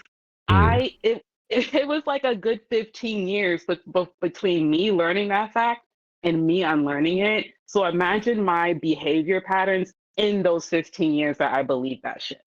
Mhm.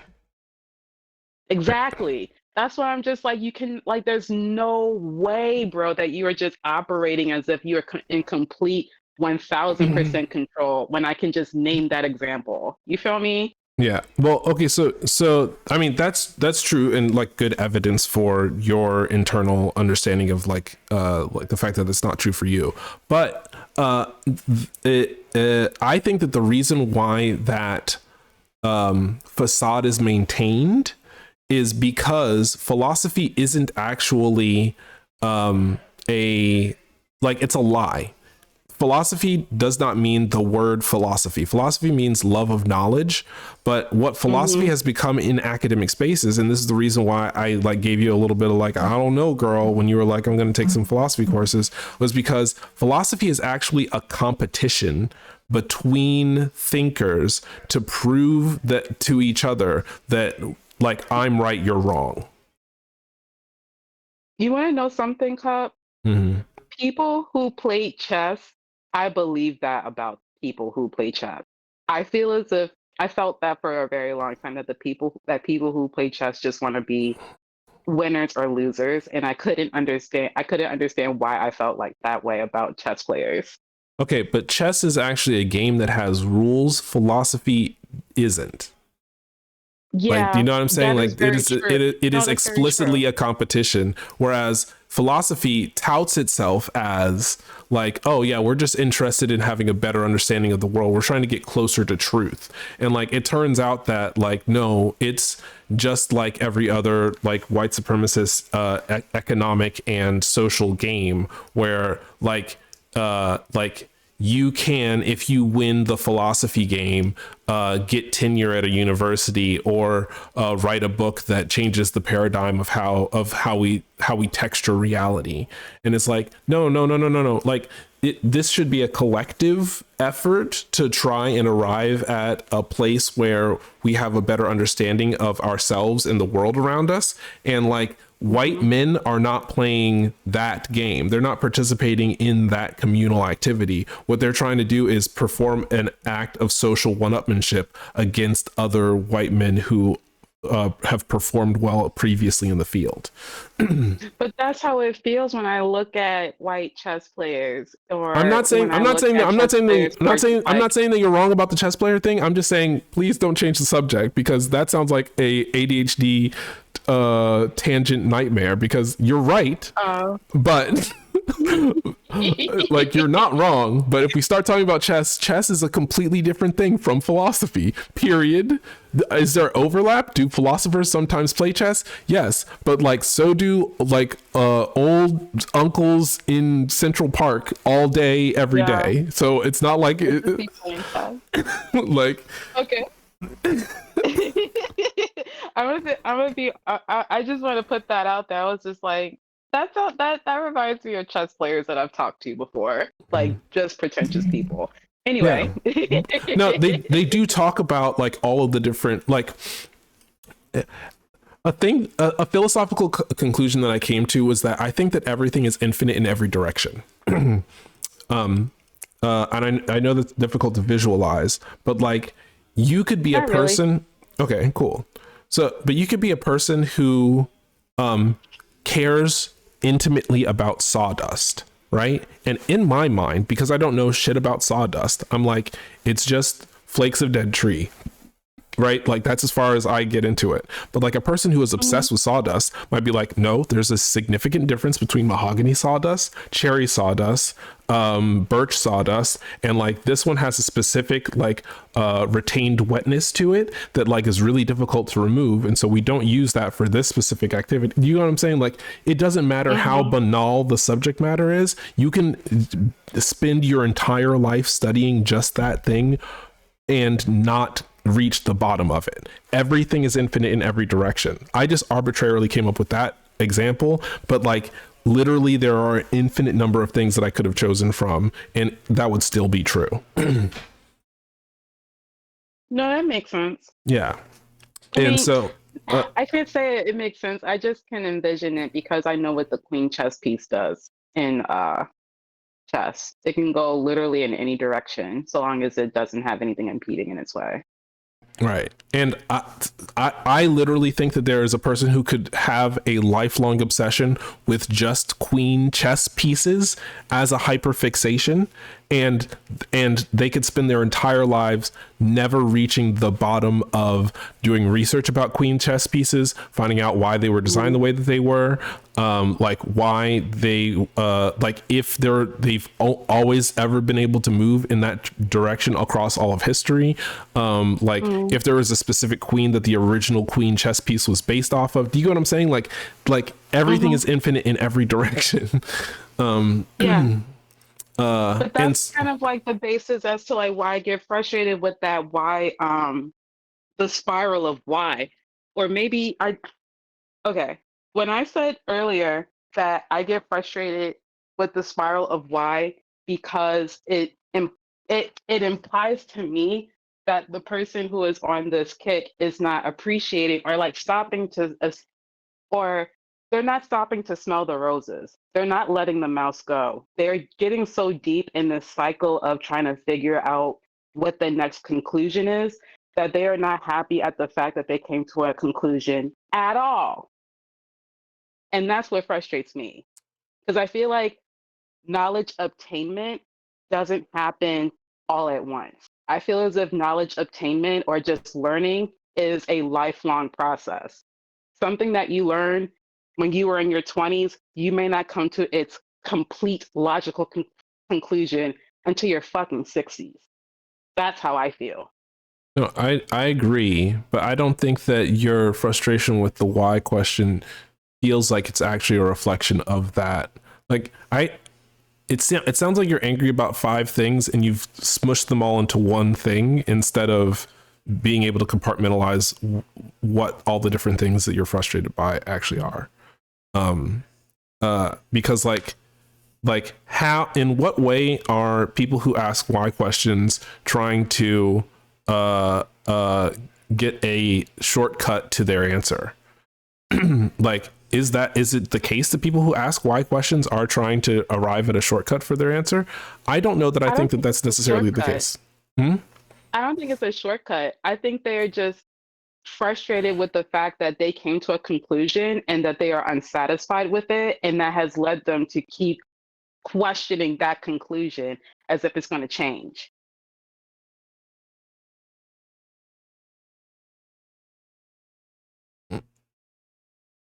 I don't vibe with that. I just don't think it's true. I don't think it's that's just my, what do you mean you don't vibe with it? You don't think I'm telling you the truth about my feelings, or you don't No, I vibe believe with your that feelings. conclusion that I I came 100% believe you about your feelings, but I'm saying that, like, you said what it seems like is this, and I'm like, I don't think that's what's happening. Like, Oh, no, okay. Here, I want to explain why I'm frustrated with why questions briefly before like trying to address this other thing.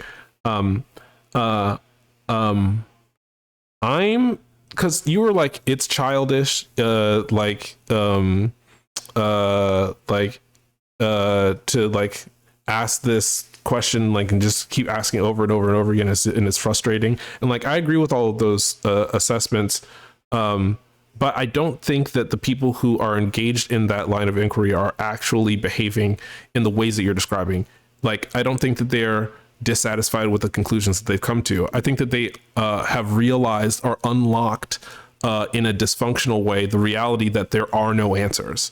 And like, even to how questions, like, you only ever asymptotically approach an accurate answer. And I find that really thrilling. I like that the universe is infinite, and that, like, no matter in what trajectory I ask the question how, it's still infinite, but you at least arrive at a place where it's like, but I've now discovered something new about this thing.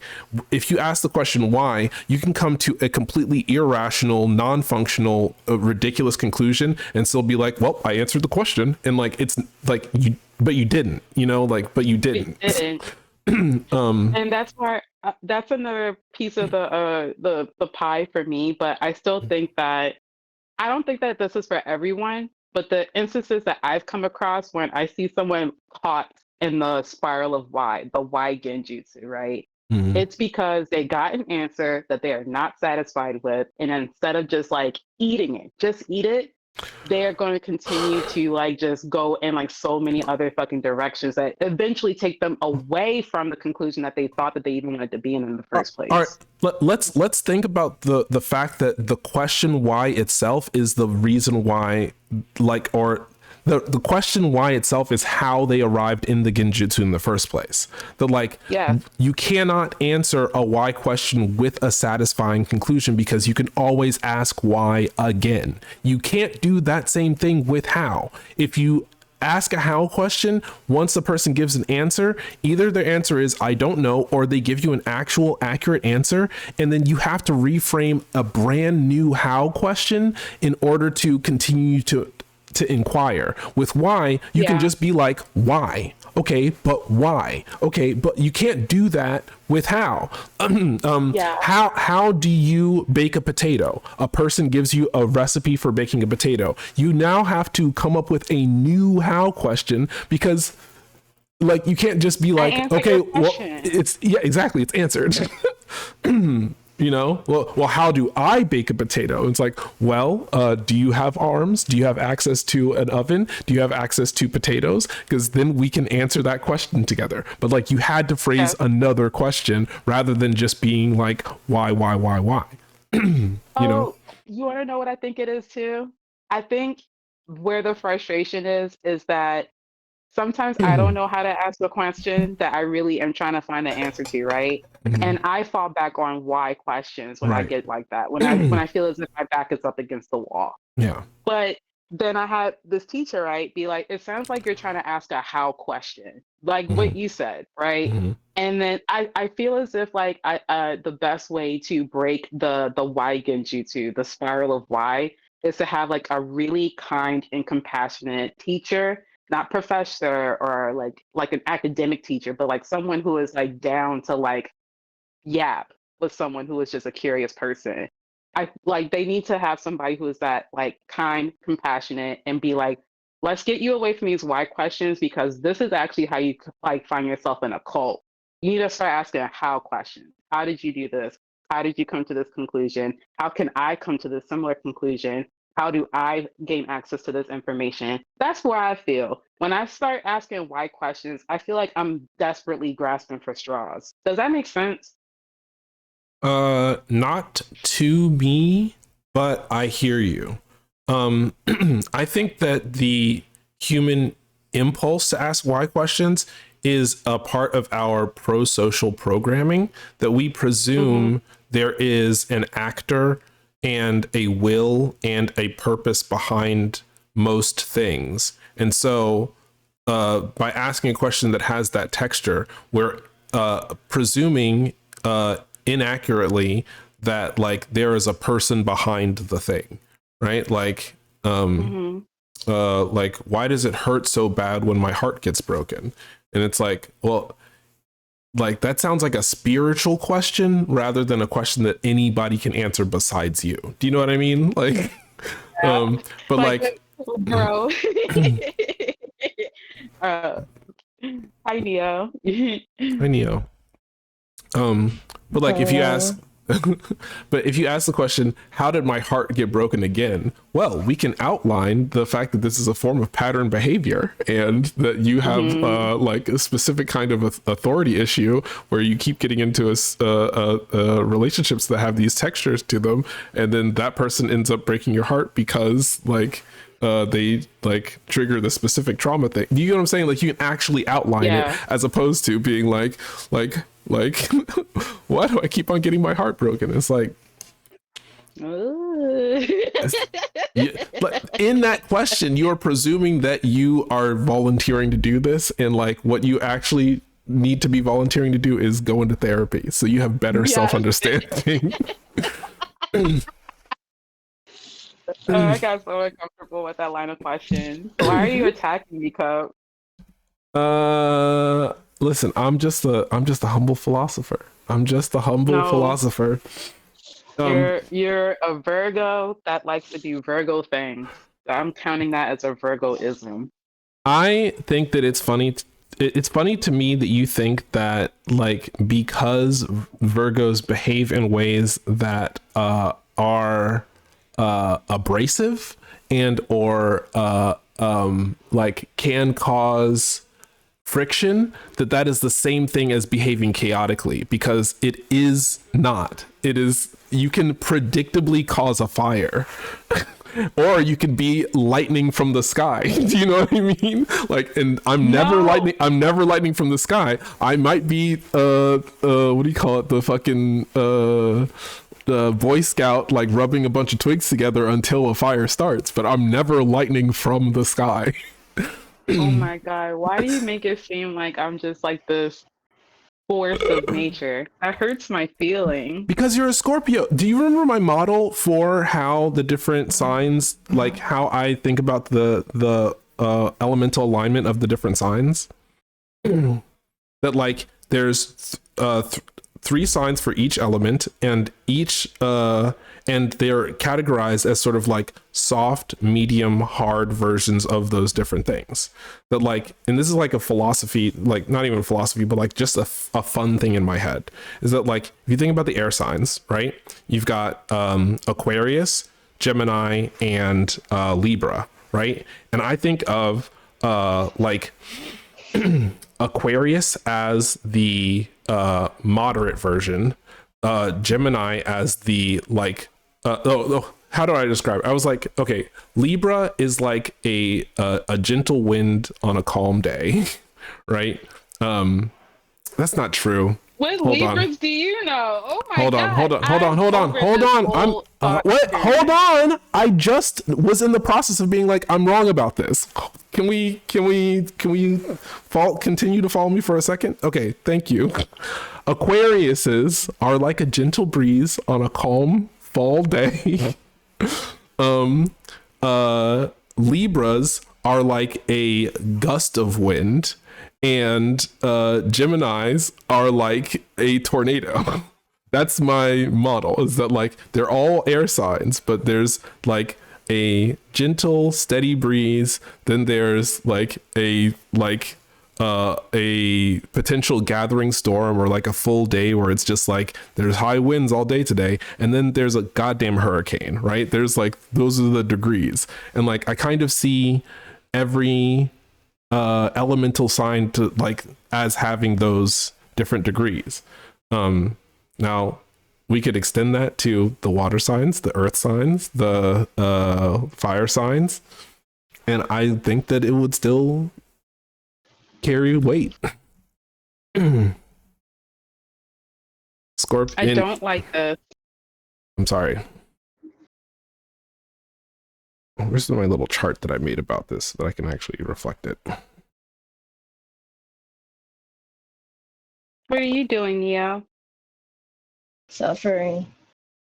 Oh no. Fair. But I'm also enjoying listening to y'all, so do not do not mind me unless you want to hear me complain about work. Oh. Work, work, work, work, work. Work. Okay. Rihanna was in court because of her husband. Because of ASAP? Yeah, he's in a murder case right now. Oh, okay. I took it as like he did something. I was like, what? Oh, that's one of his. I was like, that'd be weird because I don't think that man would like sneeze in her direction, high key. I was gonna say we don't that, know what happened. But it's a man. that explains why she didn't make a cameo alongside Serena last night. That was my thought. Yeah. She had to get ready for whatever she's doing today. I thought that was like a couple days ago. Whatever. Yeah, I don't like it, Cup. It hurts my feelings. Okay. There's nothing I can do about it, but I accept that that is true. Your feelings are valid. I'm sorry that there's something I can do to address them.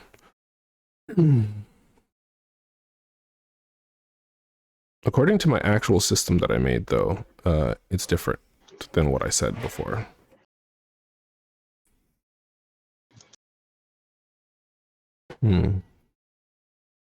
Agile. I made a system that for my video game that is in line with the thing that I just described. And it was like, okay, how am I going to categorize the different elemental creatures in my little monster collecting game? And basically I categorize them as there's agile, sturdy, and burst, which like might also be like maybe like dexterity, balanced or quality, dexterity, quality, strength in like a RPG context, where it's like, oh well, like, are you a rogue who has like a pair of knives, or are you a bruiser who, or like a like dude like Guts who just has like one gigantic sword? What's your combat style? And like in between those two might be like a person who has like a great sword, but like a light great sword, you know? So it's like they're doing more like Griffith sort of like slashes and swipes. So you've got like dexterity, daggers, quality, like thin sword, and then strength would be gigantic, colossal, greatsword. And in my video game, like the each of the groups of zodiacal signs are represented by these little monsters that like are either agile, sturdy, or burst. So Sagittarius, Capricorn, Aquarius, and Pisces are all agile. Aries, Taurus, Gemini, Cancer are all sturdy. And then Leo, Virgo, Libra, and Scorpio are all burst. So the idea would be that like the agile ones are like light reflections of their elemental abilities. The sturdy ones are consistent expressions of their elemental abilities, and the burst ones are like all they do is just like boom bat boom bat boom bat like oh fuck your shit up. Boom bat boom bat boom bat. Like Leo literally is just like superheated gigantic claws. They'll like basically turn anything into molten lava. The Virgo one's called Rapid Rabbit, and it's basically just this like ADHD ass like punchy bunny that just like is always zipping around constantly. The Libra one is called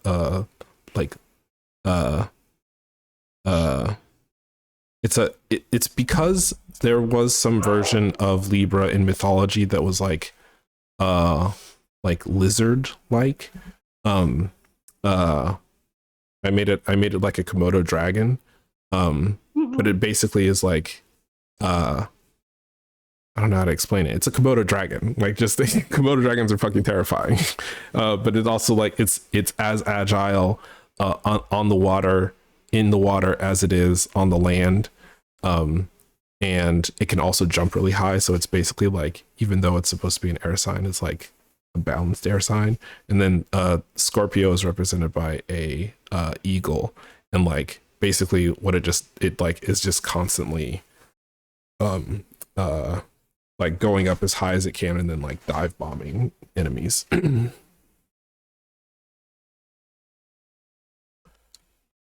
Sorry, I've been yapping for too long, I think. Go back to What were we talking about before? You hurt my feelings. why versus how. Okay. Neo, to catch you up on the convo, I got really frustrated because I was reading Parmenides Parmenides.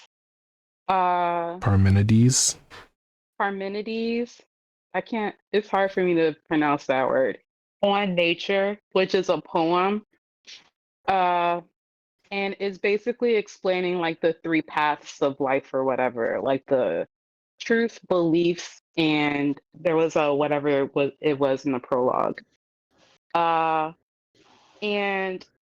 I was like, this is the kind of thing that you would give someone who's like really used to having why questions, like just asking why based questions, and just getting into like a cycle or like a spiral of like constantly asking why. And I get frustrated with that, especially when it comes to philosophy majors, because to me, it felt like just constantly questioning and using why questions and stuff like that. A, it just came off as childish to me. B, I felt as if like once you give an answer to them, like they either get unsatisfied and they either are unsatisfied with the question, or the question is like the answer I meant to say, or they just like get caught in that thought loop until they hit a thought terminating cliche. And I was getting frustrated because and I was talking about that with Cup, because I was just like, I want my feelings to be validated in this, and I get the vibe that Cup would validate my feelings, and they did, and that's the whole conversation. Neo, Sorry, my brain. My brain. Okay. Yes. do you feel like there is a significant difference between the question why and the question how? Or are they in most instances interchangeable? Um,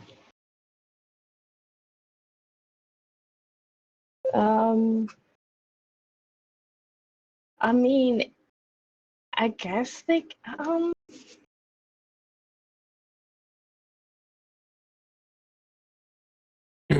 Because I feel like when you're asking why something is happening, you're asking like there has to be a reasoning as to why something is happening. Whereas a how, it's just like, oh, it just happened. You know what I mean? Like it's like kind of like two, like one is like almost a moral question, or could be, or it's just like I don't know. It's just like if I ask, okay, maybe I guess like depending on how someone's phrasing it in a context, it could be interchangeable. But like it depends on what we're talking. Because like if a coworker came up to me and went with like, why did this happen? You know what I mean? Like I can understand maybe by their cadence, they're just like what the fuck led up to this? Yeah, But they're then they could actually also asking be, how. yeah, Yeah. like why did this Like, happen? how did this happen? You know what I mean? But I've had moments like even like an email I got today, they were just like, how did this happen? Like, do you know what I mean? Like, how did this error happen? And it's like they're asking as if like who was like they'll do Who that, do like we who's the fuck blame? up? Yeah. Yeah, Right. like, who's the person That, that like, remember when I said judgment cup? There's judgment implied in why questions and why answers. You see what I mean? I mean, well, Neil just provided an example of like them saying how, and it still has that tone of accusation, and it's like it's interesting because like, True. but it's subtle though, right? That like what they're trying to like not. They're like, how did this happen? Because someone's head will roll, but it's like now's your opportunity to deflect as much as humanly possible to like Either deflect like, or blame. I think it's kind of perfect that you guys like that there was like that kind of question, because like I hate it when they send these fucking emails. yeah. And it's really funny because it's like there's like a, I don't know how to explain it, but there's like a panic in how this person sends things. Because like if he were to have went like, why did this happen? Like it's kind of like you can just be like, oh well, this blah blah blah blah. But if because he's just like, I need someone to explain how this happened. It's like it's like he's like there's like a panic there. There's like a, because he could have just asked like, hey, what happened here? Right. Yeah. Like how, what? Like, do you know what I mean? Like those feel different all the time. He's the only person really that I know that asks that question, and he only frames it in that way if there's a fuck up, and he like asks it like he asks it in a way like we're supposed to like give this detailed explanation, but it doesn't even matter. Like he doesn't really care. It's like his way of being like, which one of you guys fucked this up? Yeah, exactly. So instead of like asking like an outline of events, he's just like, okay, how did this happen so I know who to blame when I talk to my superiors? Yes. Yeah. Yes. I hate motherfuckers like that so bad. Like, yeah. But Way like, to I'm make not even joking. Like, I just like this just happened like an hour ago. Like, no, yeah, I hear you. oh my gosh, way to make a question that is meant to like be like, I don't know, knowledge forming and turning it into a threat. Yeah, I think in life, honestly, like, I like anything could be phrased in any different way based off cadence. And I feel like Black people are like the perfect example for that. Because y'all ever see that meme that's just like how you say bitch has like 5 different meanings? Because you could be like bitch, bitch, like, or you could be like bitch, like, you know, like all that has like different meanings. So it's like someone could come to me and be like, you know, why did that happen? Or just like, why did that happen? And it's like it's totally 2 different things, but there is an implication. Like if he had said what happened, would have felt different than him coming to me being like, how did that happen? I guess to answer your question, how and why can be interchangeable. It just depends, but there is a very subtle difference. But I don't think like what is interchangeable at all. You didn't ask for that, but I'm just saying. No, but that makes sense because like who, when, where, why, how, and under what circumstances, right? I think are very important questions when it comes to understanding like the context of a situation, the timeline of events, the time and place of events that are happening. But But I feel as if when you're asking why, like similarly to what you said earlier, why has just always, in my experience, been used as like a moral judgment question. You feel me? Like, why the Mhm. fuck did you do that? That's you're basically asking me what in my brain caused me to go and do the things that I did. And I just said this to Cub, but I'll repeat it again. If you ask me with a tone that is like in any sense of the word, like judgmental, or you're trying to like impose um a character trait on me that I feel as if I don't have, I am going to say because I fucking wanted to. Who the fuck do you think you're talking to? Don't you ever use that tone with me. But if I can hear from someone being like, okay, so like, why did you do that? Like the tone is like more compassionate. The tone is more like inquisitive, like really trying to like genuinely understand where a person's coming from. Then I'm going to be way more amenable to it. You feel me? But if it's just a straight up how question, like, okay, so how did you actually set this field on fire? Uh, I can just go into like the outline of it, you know? Like that's I feel as if that's different. You feel me? Like does that make sense? Yeah, there's no implicit accusation of like intent. It's they're presuming that you didn't intend to do it if they ask how. Yeah. um Yeah. uh yeah, the example that I came up with, or like the phrasing that I came up with that helped me to really understand the textual difference is like, if you ask why did you do that, and this is exactly what Reganis just said, but like, why did you do that versus how did you do that? If you hear a person go like, why did you do that? Right? Like it's question, it's, you know, I feel like the way that I just phrased that, like the person might be concerned, but they're not necessarily accusational, right? They're like, you know, it sounds like they might be hurt. But if a person uses that exact same tone and they go, how did you do that? You know, like, it's completely different. Like, you know, they're asking like, why did you do that versus how did you do that? You cannot answer those questions the same way. Like what's a good example? How did you get that watermelon versus why did you get that watermelon? Yeah. Why did you get that watermelon? And then you got to explain like, I know how to tell when a watermelon is ripe. Or, but it also sounds like they're accusing you of getting an unripe watermelon, right? That's like part of it. Like, Yeah. but if someone goes, how did you get that watermelon? You go like, oh, well, my Aunt Nancy has a watermelon patch, and like she came to town last week, and so like she and her husband just like brought a bunch of the like recent ones they cut off the vine, and so we got like a shit ton of watermelons. You want one? You know, like it's not, there's You're no, right. you know, like it's not, there's no, the why version of that question is completely texturally different. I feel as if like I still feel this way even after our conversation cup that uh when people ask why questions, they sometimes they're just desperate for an answer and their back is up against the wall and they don't know how to accurately like phrase the question that they actually want to ask. Okay. I actually think that Well, happens a lot. can you give an example? Because my brain is just going like that feels like a bold thing to assert without giving Well, a single example.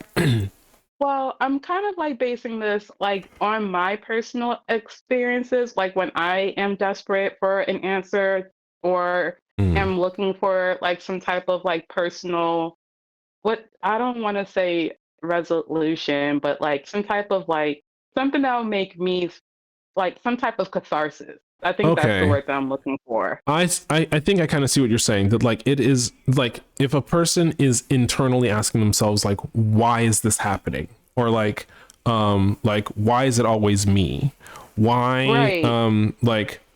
uh like why did they do this Why to can't me, I right? stop Like, fucking up? Like, yeah, why can't I get my shit together? You feel me? Like, yeah. instead of like, that feels like questions of desperation versus, okay, how do I bounce back from hitting rock bottom? I feel as Mm. if that's more like, how do I plot me getting my shit together. Yeah, That feels so much more productive. You yeah, feel me? it's an expression of a lack of imaginative exploration. It's, I see what you're saying. You're like your back is against the wall, and so you're asking, yeah, you're desperate, your back is against the wall, you're asking the question, not hoping for a resolution, but like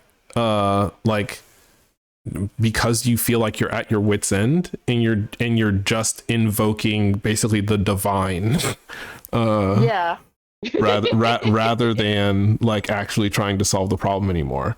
Yeah, that's interesting. That's why Okay. that's why I feel like these why questions will get you in so much trouble, bro. Like that Mhm. why spiral, like the spiral of why. That's the shit that I think that people who be in cults just take advantage of. Because when you're like desperate and you're asking why is everyone abandoning me? Why da da da da da? I feel as if that you're just like one question away from being in a Joel Osteen sermon. Well, I mean, yeah, 100%. And the thing that I think about is that okay. Um there's a research paper that I saw that says basically that a higher percentage of autistic people in society are atelic, which means that they don't presume a purpose behind actions, right? They like, if you ask them if you ask them a why question, they're more likely to give you a how answer, if that makes sense. But on the other hand, for people who are schizophrenic, they have a hyperactive telic center in their brain, telic center in their brain, and so they presume that there is reason, will, an actor, and someone making a decision with a goal, even when there isn't one out in the world. Like they personify their like daily objects and like the inanimate things around them, and like see and have hyperactive pareidolia, where they like will see faces and things where like they're like other people wouldn't see faces.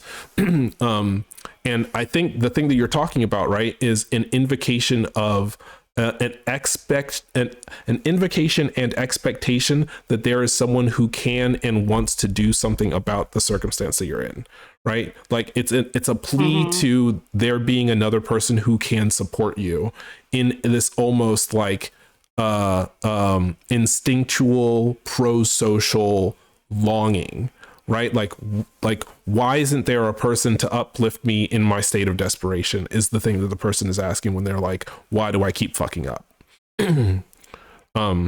Whereas like a person who is significantly significantly less telic, atelic, might be like how does this keep happening, right? You know, Yeah. like they might be able to cognitively attribute their own neurotype to the fact that they get caught in this specific loop, but like rather than accusing themselves or accusing the world of not supporting them, they go like, oh well, you know, like how does this keep happening? And the answer is I keep trying to do this thing while I'm hungry, and so I don't have enough blood sugar to be able to focus, and so, you know, and you come up with that answer. But if you say like, why does this keep happening, then like you're either like trying to get yourself to make it stop happening, or begging a community member to assist you in it stop happening, or pleading with God that they do something to make the world a place where this thing doesn't happen anymore. Yeah. Which is wild, in all honesty. And also, I feel as if like when you're in that scenario in the first place, whatever answer you're going to get is just going to be unsatisfactory, because it's not removing like the source of like whatever is causing you to go into the spiral in the first place. Like that's my conclusion when it comes to like the spiral of why. It's just I don't want to say it's unproductive, because I don't think that something I don't think that you have to your state of mind needs to be productive at all times. You feel me? Like I feel as if your brain is just like on some bad brain day shit, then that's just what it is. But I don't think that falling into that cycle is going to help your brain unfuck itself. Does that make sense? Yeah, and but that it's interesting that you defaulted to like I don't know, how did you describe it just now? You were like it doesn't I don't. It's not going to help. Your bad brain day is not going to get fixed by falling into the cycle of asking why questions. mm-hmm. Yeah.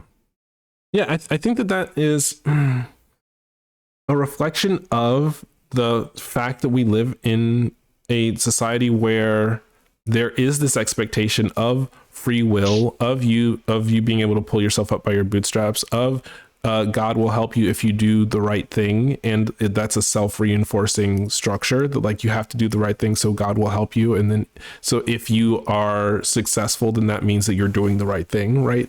And like there's all of these pathologies and like neurological pathologies and ridiculous ways of viewing the world and thinking about things that like result in people in their moments of desperation being like, why is this happening?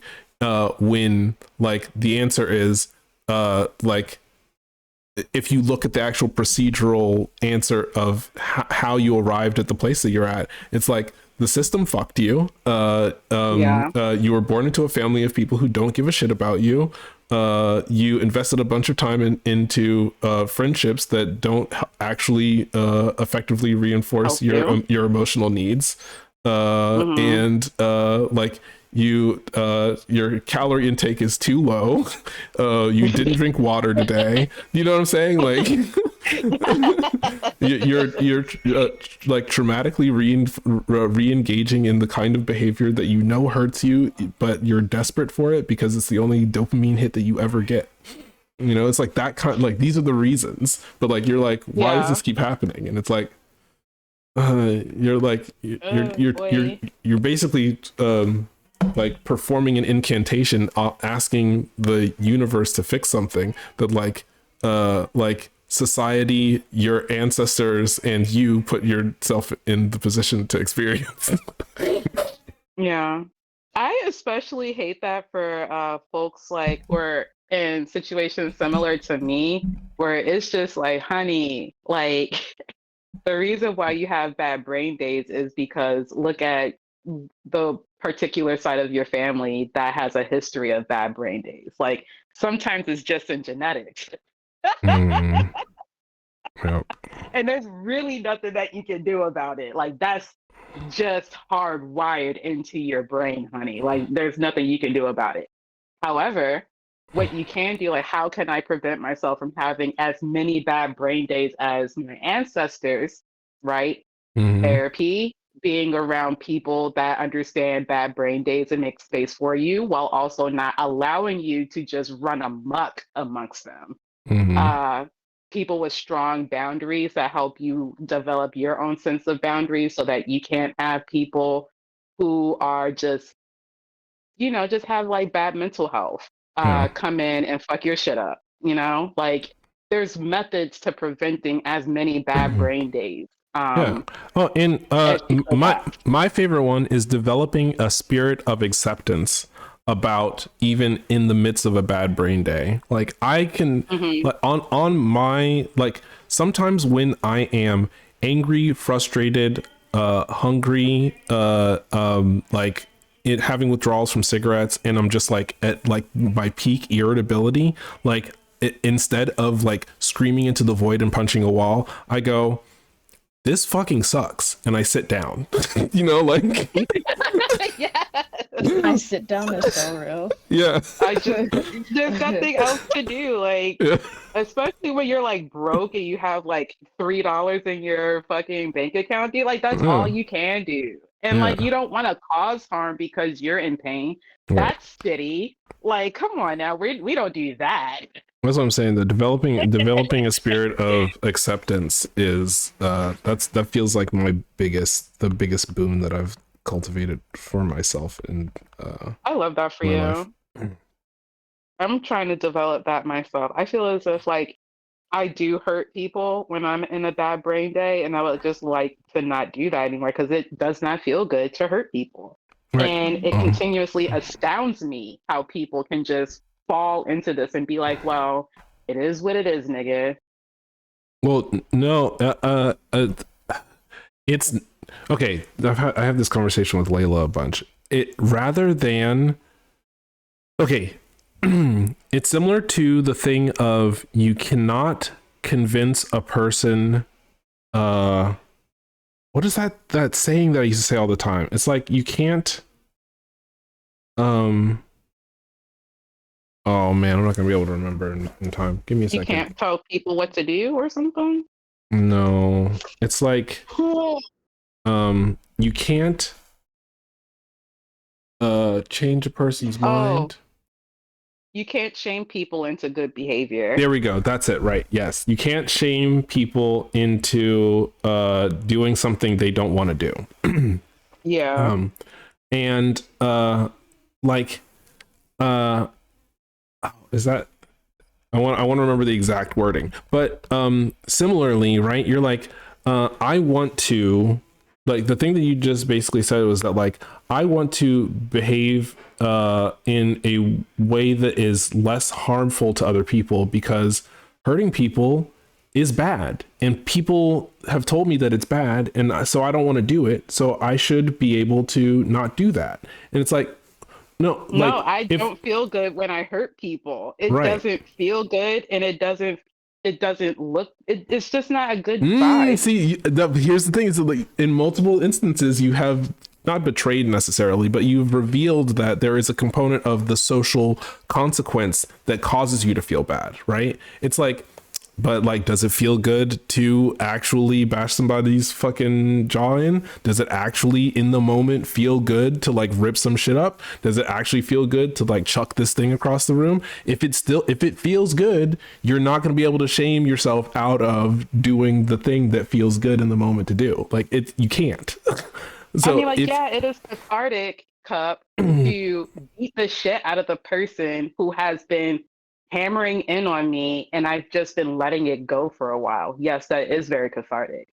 But what doesn't feel good is the social repercussion of doing that, because there are people in my life who are just... I think they're saying that it depends for who the person is, because there could be somebody who like enjoys beating the shit out of a bitch over like their fucking feelings. They can just be like, well, I don't want to hurt them, but I love this shit. Like, you know what I mean? Yeah. I found this specific quote, but this was not me accusing you, Reganis. I assume that you don't even think that I was doing that, right? Like, no, I don't think they. Sorry, you didn't ask me. Yeah, I asked Reganis. Oh, I don't know. I'm gonna be honest with you. I misplaced your tone. Okay. Yeah, sorry. No. That was the only reason that I was stepping in, is because I could see where the confusion was happening between the both of you guys. So I was like, wait a minute, hold up, pause. I get what. Yeah. No, so the place that I was trying to go to, and this is just me doing like an analysis. This is not me being like I don't know, that your behavior is problematic, right? Because, like, listen, I am not an anti-violence ass bitch. Like, I like will punch a person if they enter my threatened area. Like, I'm not that kind of person who's like, hey, don't hit people. I am the kind of person who's like, we might want to think about the consequences before doing the action. And like, if you're not like, you know, in a cognitive position to do that, then the behavior that you want to deprogram is not like doing the thing that causes you to feel shame. It's, you want to establish a new paradigm of taking into account how bad it will feel later before you do it. Do you know what I'm saying? Like, having an actual accurate assessment of what of like so the quote is, you can't shame people into terminating a behavior they perform from a place of and or in resistance against despair, right? If you're doing something out of from a place of despair, you can't shame a person into terminating that behavior. And like, if the reason why you like get into this like violent frenzy is because you've been placed in a state of despair for so long that you just can't even imagine getting getting out of that place. Then like you're going to behave in ways that are self-destructive no matter the fuck what. Yeah, I feel like that's sometimes it's kind of sad. Like when I look at certain people who are like extremely depressed or like have been through so much traumatic stuff that they like there's just the math is just like they are violent now Right. because of the violence that has been enacted on them, and it's so bad that you can't be like, well, they could have. It's like, nah, I get it. Like, you know what I mean? Yeah. It's not good. But it's like, fuck, like, yeah, like their brain, like this is what their brain thinks that they need to do to protect themselves. So, and like, that's their form of resistance. It may not be the best, but it's like, Yeah. yeah. So. Yeah. I think about this a lot when it comes to like my dad, because I think that he being born in like the late, I think he was born in like 51 or something like that. But that time period in itself he was going to experience some type of crazy violence in his life. So it doesn't surprise me that he responds to so much stuff with violence. And I noticed that a lot with a lot of older dudes that they just respond with violence, and I just can't do anything about that because it's just like, I'm not trying to get hurt, motherfucker. And if you try to hurt me, I have no problem putting my hands on you, old nigga. You are an old man. Yeah. But I think that's kind of funny because I was actually kind of thinking about this today because I was listening to like I just happened to be drawing like some character stuff in between because work was just like killing me. So I was like, okay, I'm gonna do something that makes me happy. So I was like drawing some of my characters, and I was working on Louis. And then like I stumbled upon a podcast by two like indigenous like brown like gay dudes, and I was like, okay, cool, like right. So like I just started listening to them, and then like they were talking about like love and relationships, and they were just talking about how like some of the trauma that they have in their own indigenous communities like has really made it like Cree dudes and just kind of stuff like that. And it was just making me think about like just the connections in general of like BIPOC like families, and then like especially with like the men in these communities and just how insanely abusive they are. And it's just like a row of like unresolved trauma, and like I'm just like, damn. honestly, because of like how like disastrous my father's mental health is, it just made me hate patriarchy even more. Like I don't hate like it's crazy. My dad has done some horrifically violent shit to me.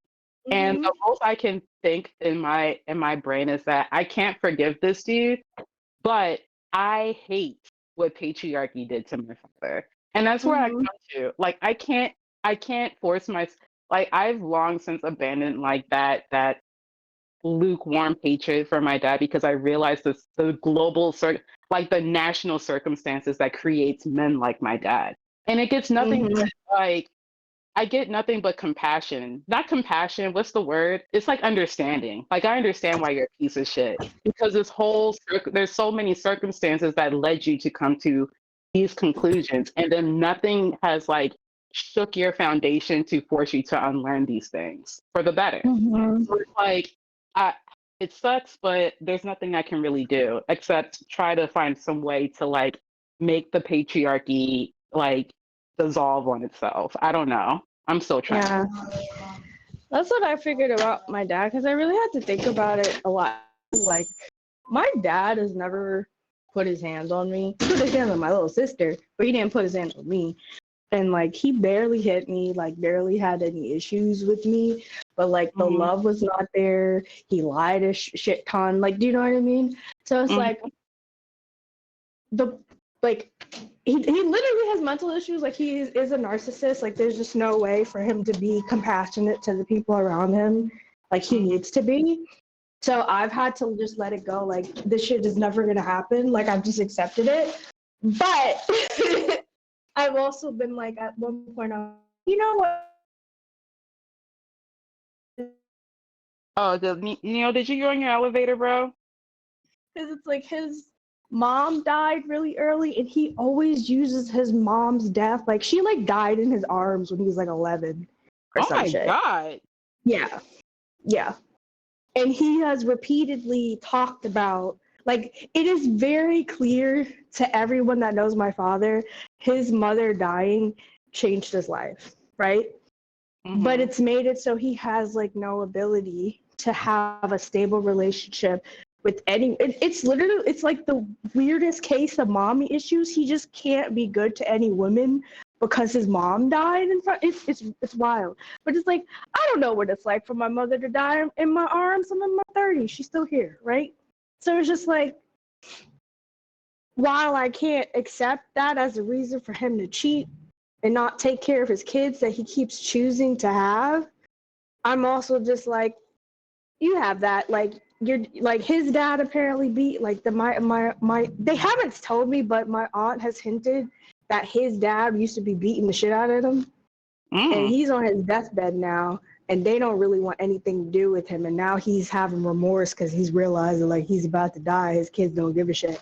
But it's like, so my dad the best upbringing, you know what I mean? So it's like, in that aspect I can say I don't hate him, but I can't, even if I go to him and I'm like, I love you, let's do things, he's still gonna fuck it up. So what am I supposed to do about that? What to do about that? Like literally, like at some point I just have to be like, you know what? My dad's a fuck up. That's okay. There's nothing I can really do about it. And he doesn't really want to change it. So What? the most I can have is like just like lightweight compassion for the fact that he got fucked up real early. Okay, I want to loop this. I hear you and feel you, and I'm really glad that y'all were able to commiserate about that. I want to loop this back onto what it was that we were initially talking about before it became as emotionally charged as it is. Was that like we were talking about the idea of arriving at a place of contentment rather than rage, right? Like, Yeah.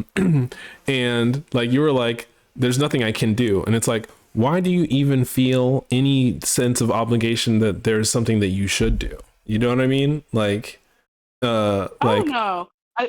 like, Oh, you were about to go in like a whole thing. I was about to answer the question straightforward. no, you go ahead. You go ahead. You go ahead and answer the question. Like, why do you feel a sense of obligation? Being raised as a girl, you get raised real early into being some person's mental health stress ball. And I don't know if like this is also like being raised girl in a Baptist church has anything to do with it, but there's just a lot of like you have to be um the neck that holds the head up or some shit like that. It's some gender bullshit reinforcement uh that I don't that is hard I feel as if I'm like breaking away from it, but at the same time, I think that uh it is also just hard to not do anymore. Just What? being uh trying not to like not be there for folks when there's when there's like obviously nothing that I can do. And no one even asked me for help, so why am I even here?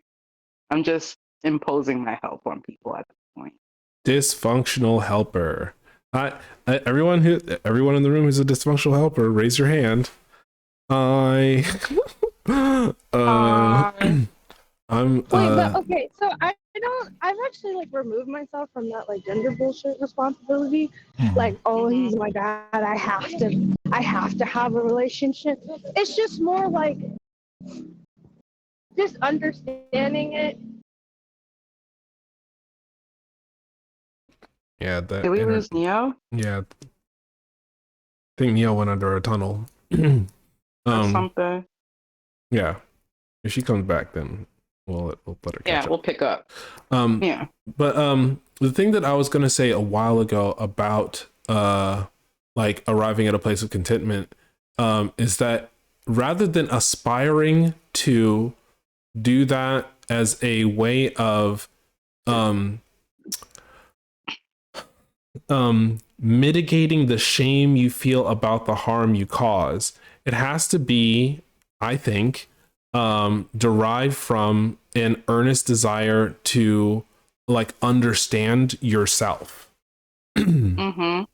That like being like the space of contentment that I arrived at is that like, okay, there's a history of dementia in my family. I don't want to die terrified, confused, and alone. But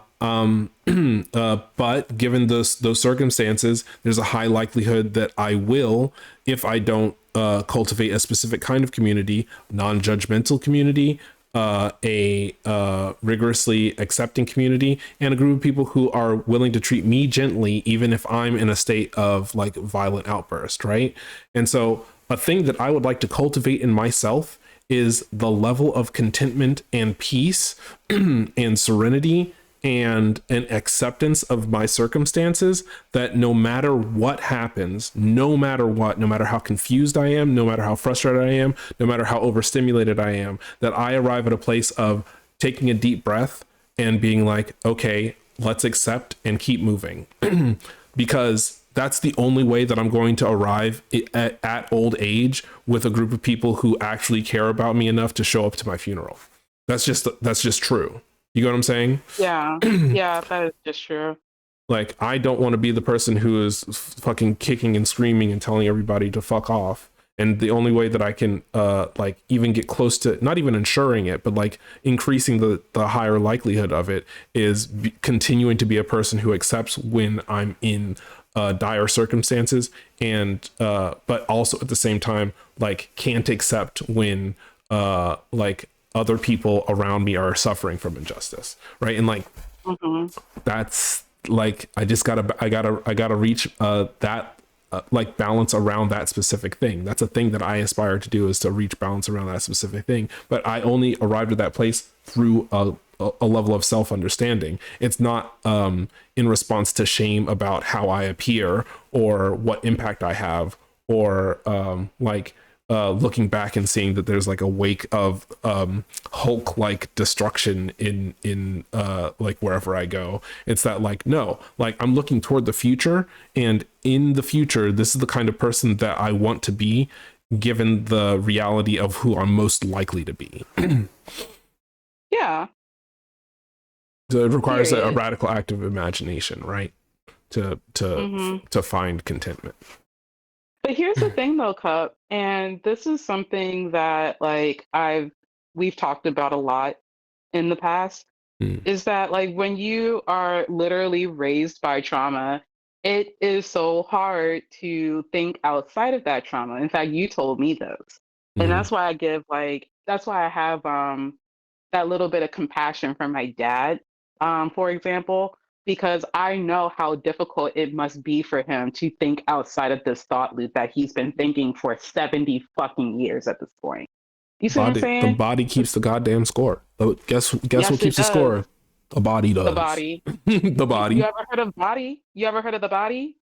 You know she be keeping score though? You know that bitch body? And that score she be keeping?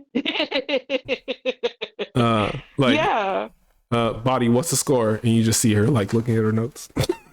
Yo, she be doing that little pose on the cover, like. Girl, you don't want to know.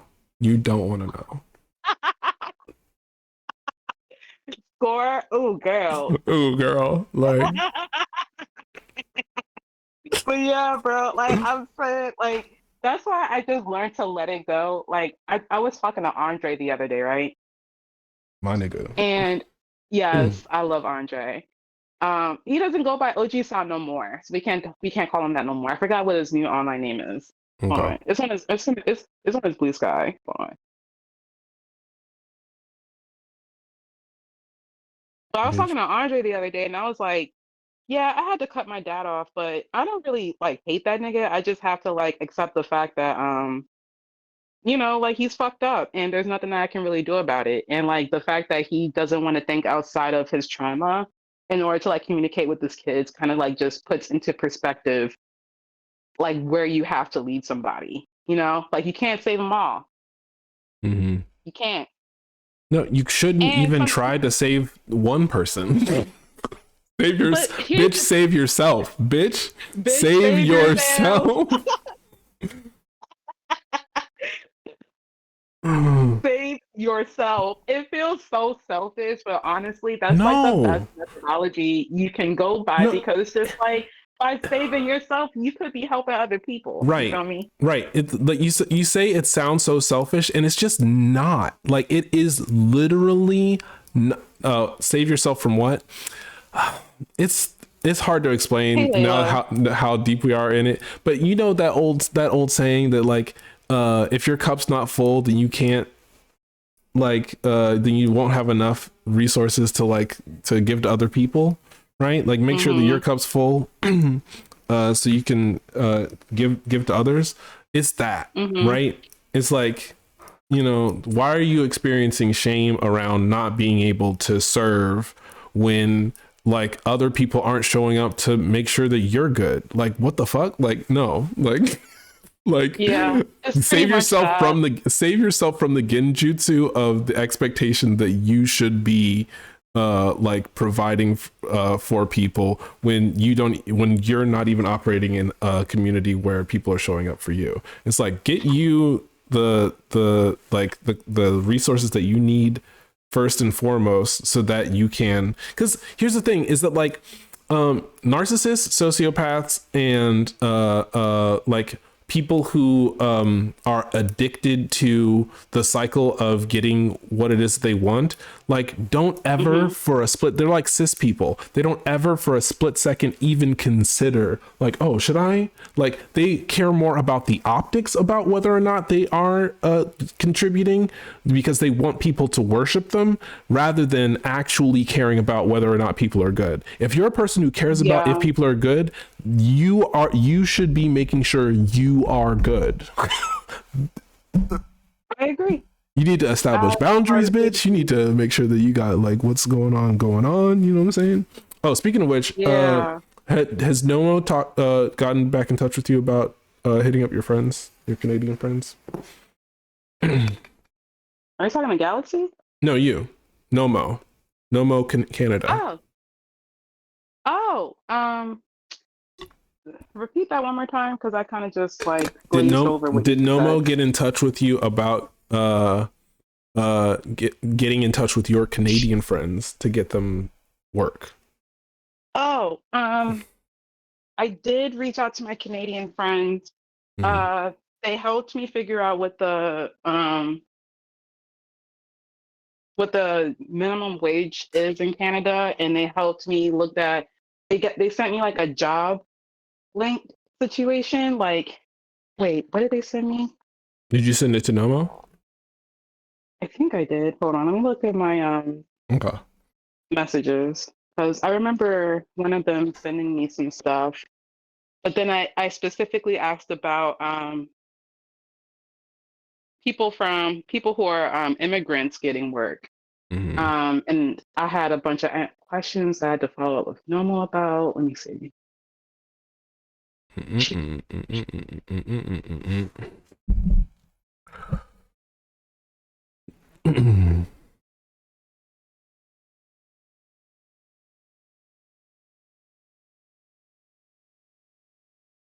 uh this is partially a test because if you are, what do you call it, running on fumes and can't help this Oh, other person, if you're running on fumes, then committing to helping a person who's desperate may also be a form of dysfunctional helping. Cake for brunch, true, big girl. true. Layla, what the hell? Cake Cake for for brunch? brunch is 4:30. You mean like Lenner 440. or Lupper?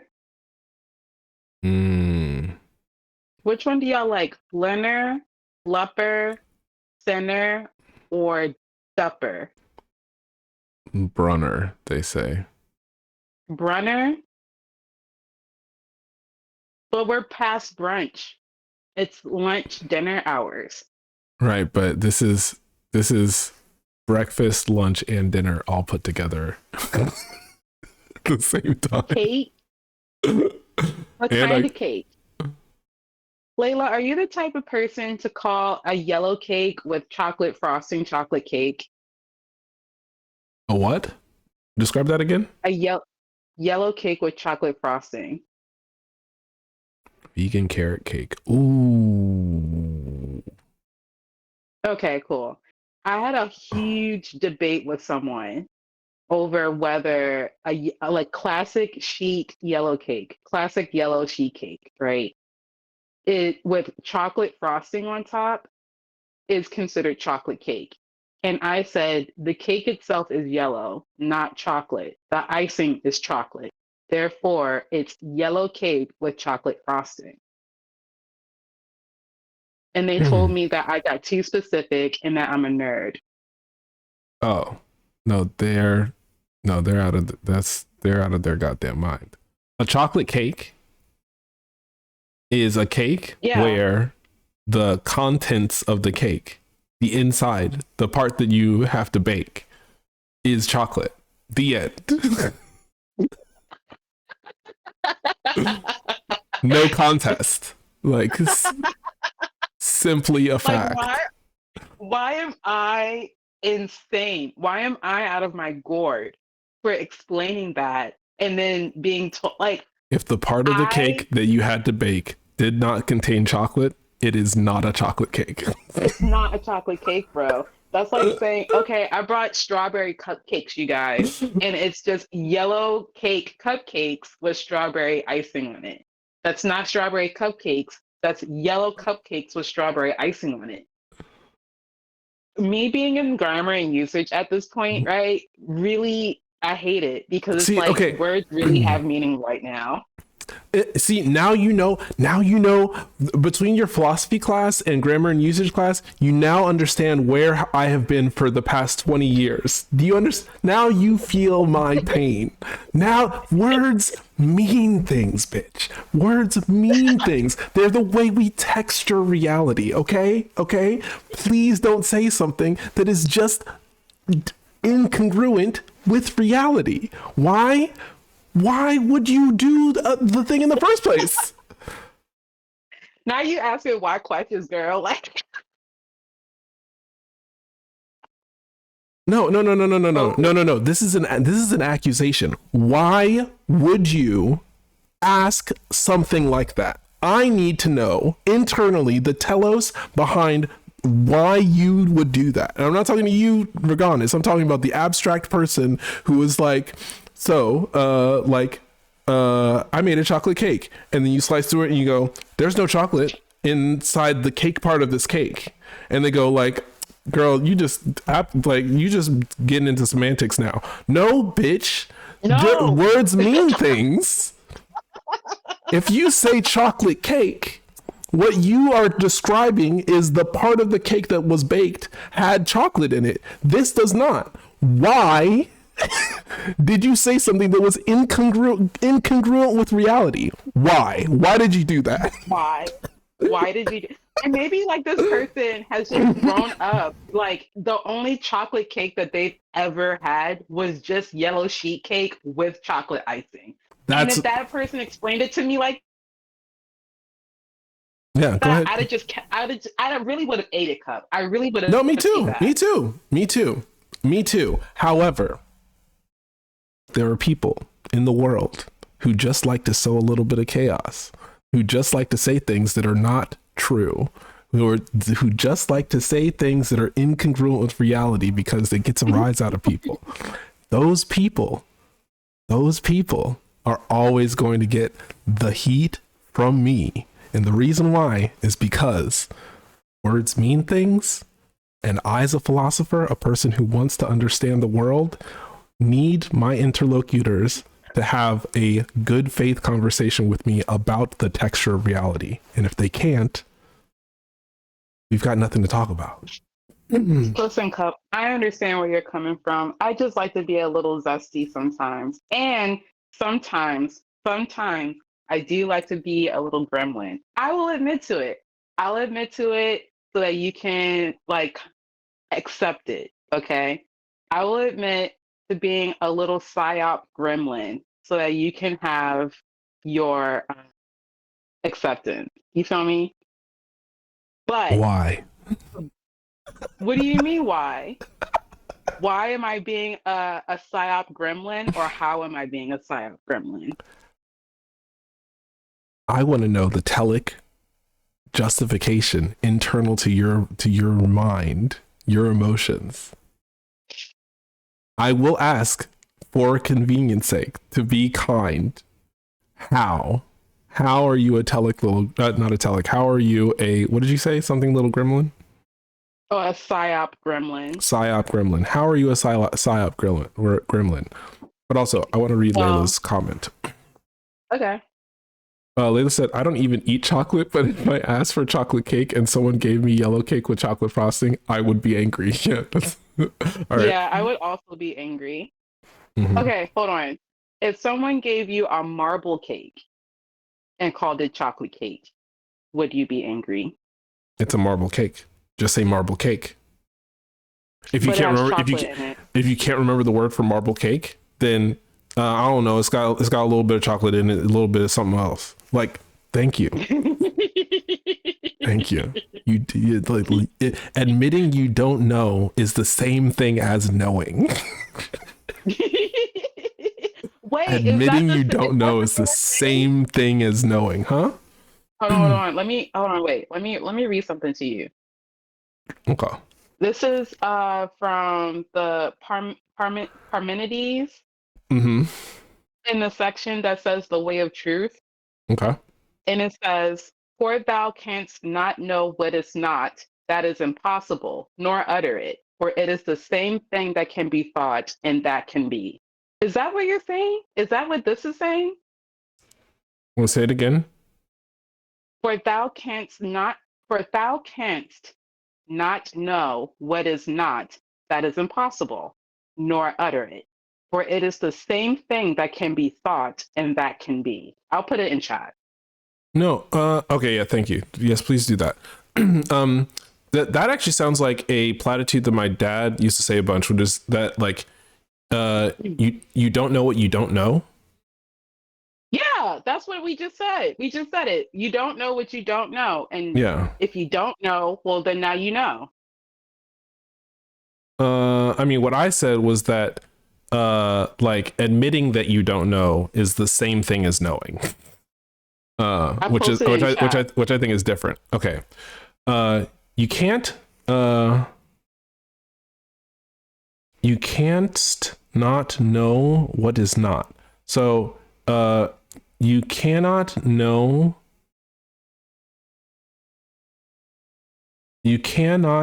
nothing. That is impossible. Nor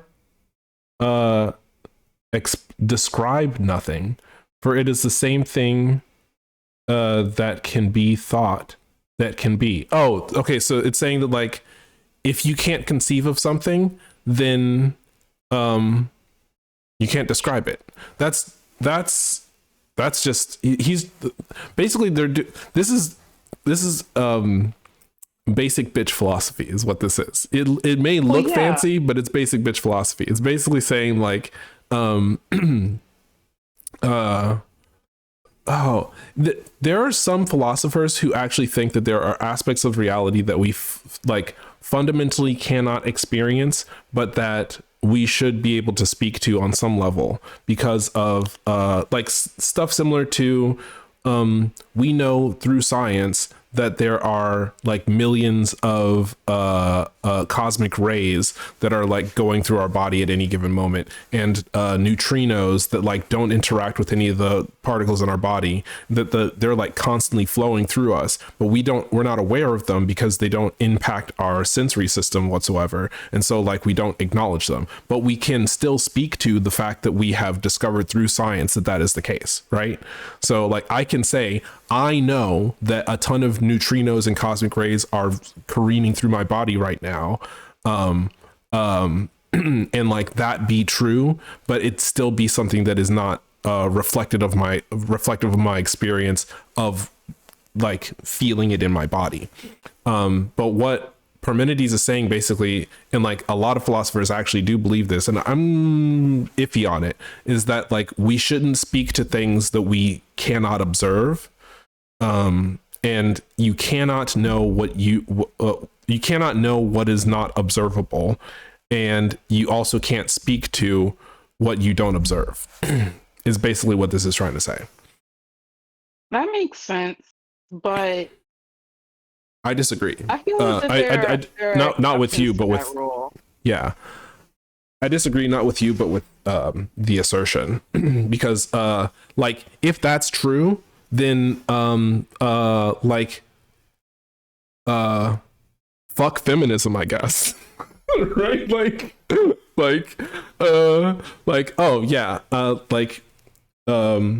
because I have never had to experience the existential dread of potentially having to carry a pregnancy, even for any amount of time whatsoever, then like I can never speak to even secondhand other people's experiences about that, especially not to other people who can't get pregnant, right? Like I can't do that. It's like, okay, well, I guess the people will simply live in ignorance and continue to make laws about things that they have no understanding of forever. Does that seem good to anyone? Yeah, no, because like that was like one of my thoughts was just like, okay, well, fuck me, I guess. I guess me having sympathy for my dad and like the many ways patriarchy has fucked him over just means absolutely nothing. Fuck solidarity. We are all independent motherfuckers, and if you can't control your own destiny, then fuck you. That's what I'm hearing, low-key.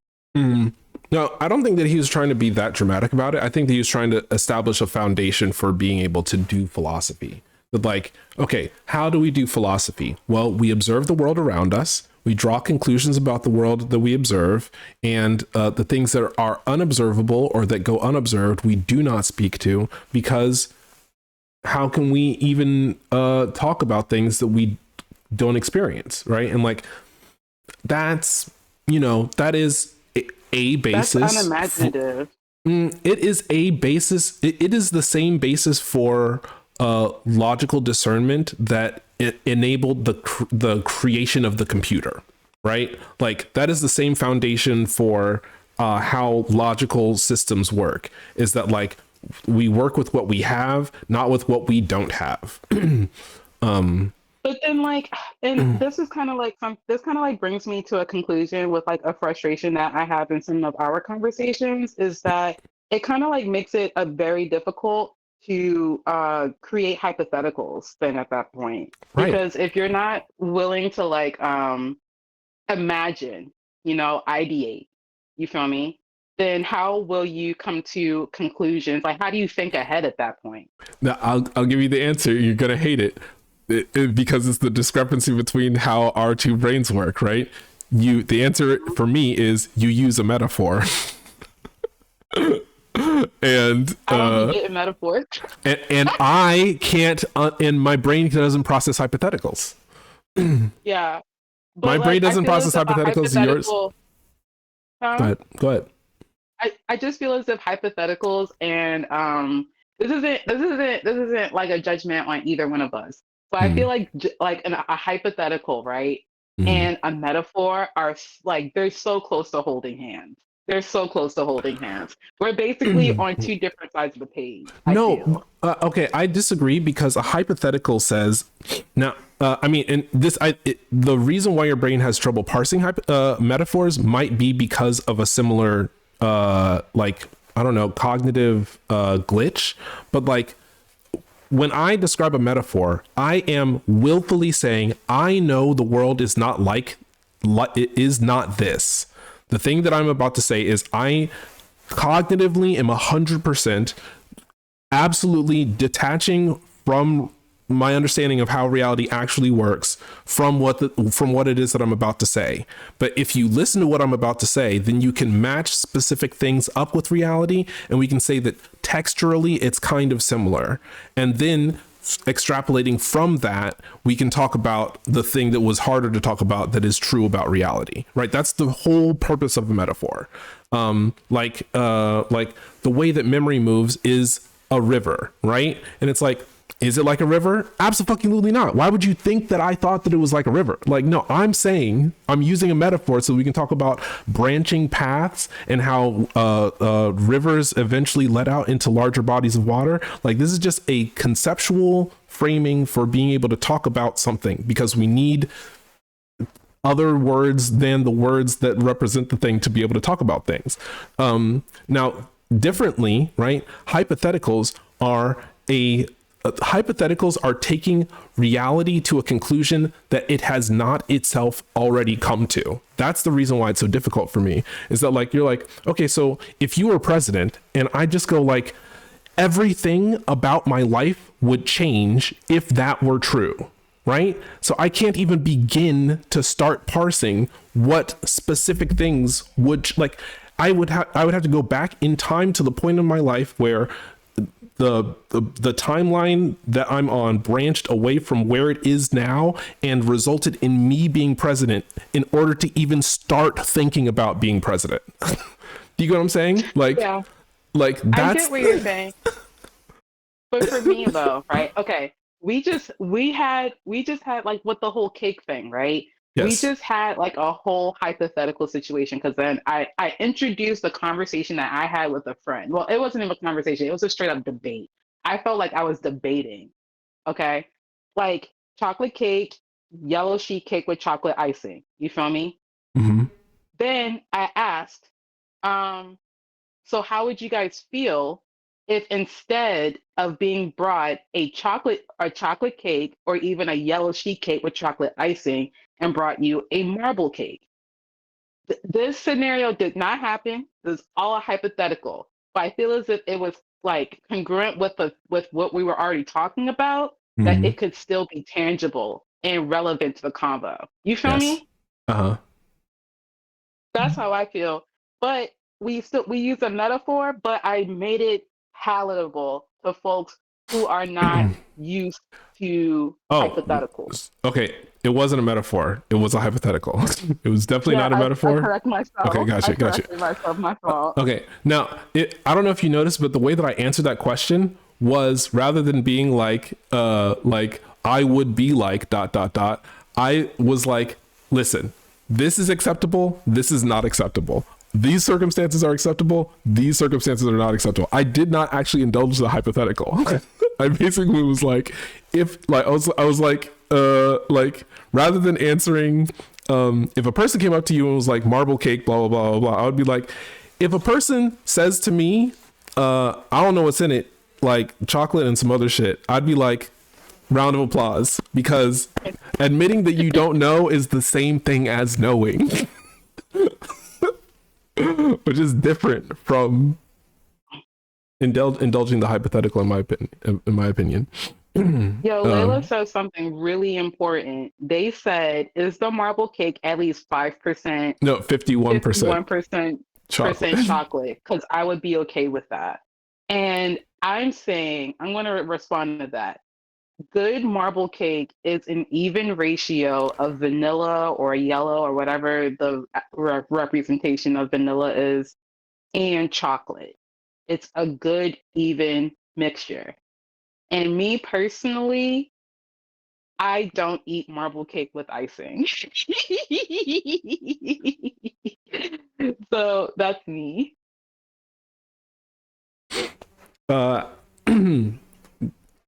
I am resisting the urge to ask a series of unanswerable questions to respond to Layla's hypothetical inquiry.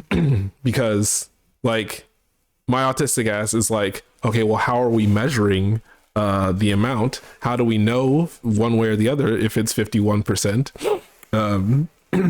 Yeah, right? why 51? Why not even 50-50? Why 51-49? Do you not like vanilla, or do you want the chocolate to overwhelm the vanilla? It's that they are acknowledging that it's a chocolate cake. If it's 51% chocolate, then it is a chocolate cake. Little more than half. Okay. Yeah. And like, that's the thing with me, is that I'm like, we're not doing this. We're not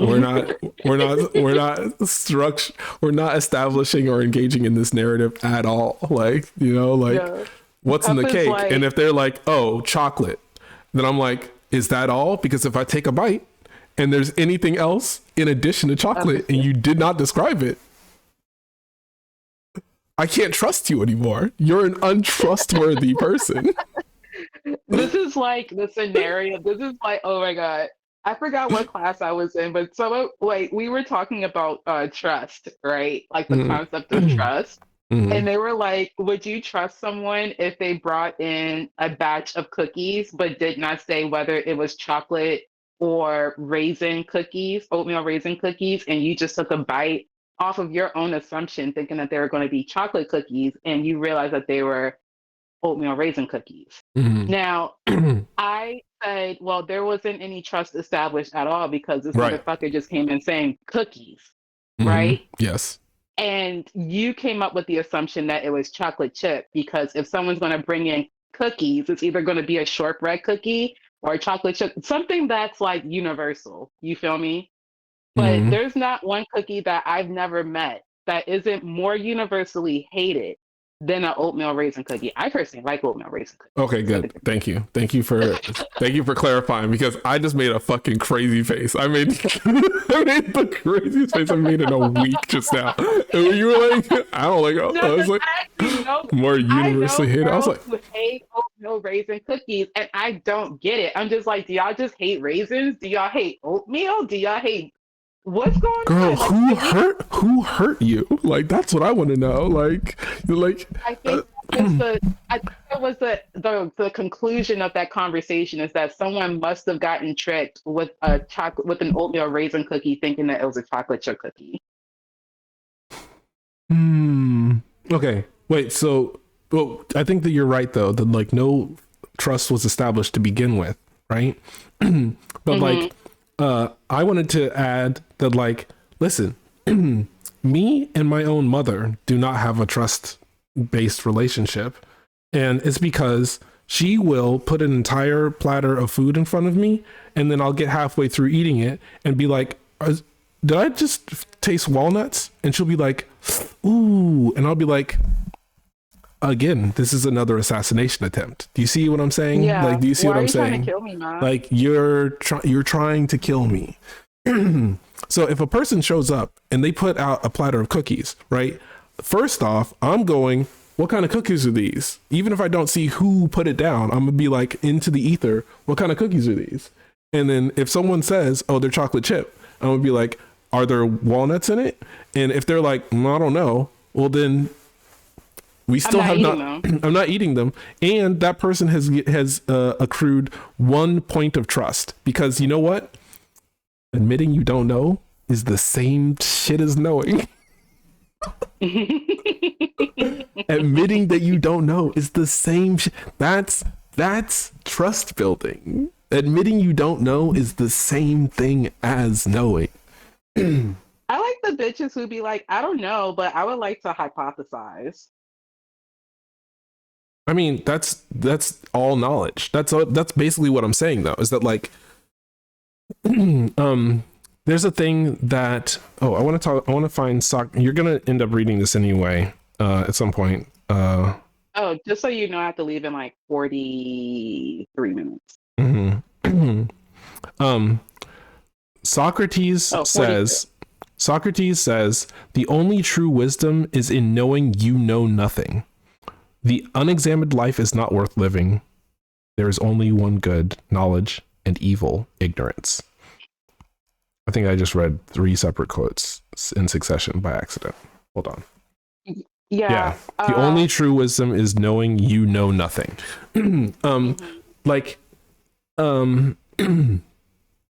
I don't believe in knowledge. I don't believe in belief either, but that's too complicated. That's like meta. I think that we are only ever able to asymptotically approach understanding how things appear to be, which means that we can get very, very close to modeling the way that reality is, but reality actually changes as quickly as we are able to comprehend it. And therefore, like the moment that we quote unquote understand something, reality has proportionally actually changed the way that it functions, the amount that we have gained understanding about it. Mm-hmm. So it's impossible to actually know anything. And being able to admit that it's impossible to actually know anything is the same thing as knowing, because if you're operating in the world as if you don't know anything, that means that the amount of stuff that you do say with confidence is probably the closest to reality that humans are capable of getting. You're not just going to say some shit like out of the side of your mouth. I just remembered this conversation that I had with Gina about these cringe ass people on the internet. Me and Gina were talking about how fandoms are getting like really fucking annoying because a lot of these bitches don't understand why they like the things that they like. And I can write a whole dissertation about why I love Naruto. Like I can write in a book, Well, but can you can you write a sentence? No. If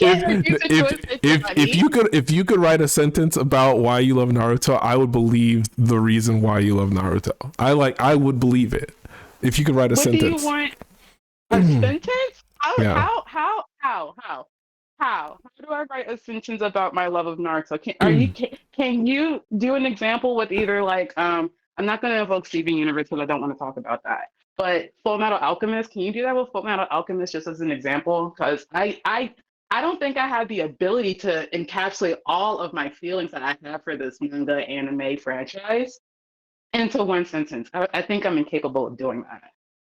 The magic system for Full Metal Alchemist only has one rule, and they stick to it through the entire series without like betraying it, whatever the word is, like without breaking that rule. That's the reason why I like Full Metal Alchemist. Oh. I like Naruto because it disappointed me, and that disappointment has influenced me to create stuff that actually brings me joy. Okay. Period. Yeah, I feel that way about a lot of things. I be explaining this to Adele, and Adele be like, I don't get it. And I'll be like, look, bro, you eat good every month with Oda. I am forced onto a diet with Kishimoto. We are not the same. Here's the thing about Adele, and it's that Adele splits on things, right? Like Adele is 100% I love this or 100% I hate this about everything.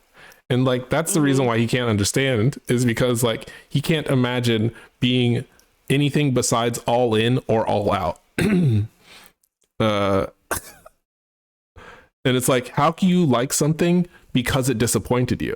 And it's like, listen, like, it got me thinking. Yeah, exactly. It challenged me. And like Adil only, like, I mean, I don't know that this is, I don't want to speak fully for Adil because I know I've heard him say some pretty subtle and interesting shit before. But like in my experience, the kinds of things that Adil likes are the things that like make his brain go burr. And if it goes below the burr threshold, then it's gone. It's gone. It's done so. Kaput. Yeah. It's like, I'm not going to continue to consider it if it has gone lower than the threshold. But I feel that though sometimes, because it's like, okay, girl, like, what are you trying to say? Like, what are you trying to get at? I feel that because it's like, I feel like Adil responds positively to strong writing. Like, even if the story is mid, if the writing is strong, Adil will like be like, yeah, this was good. You feel me?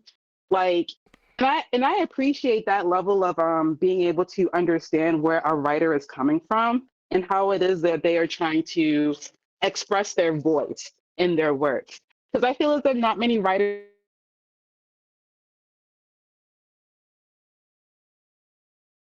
read this.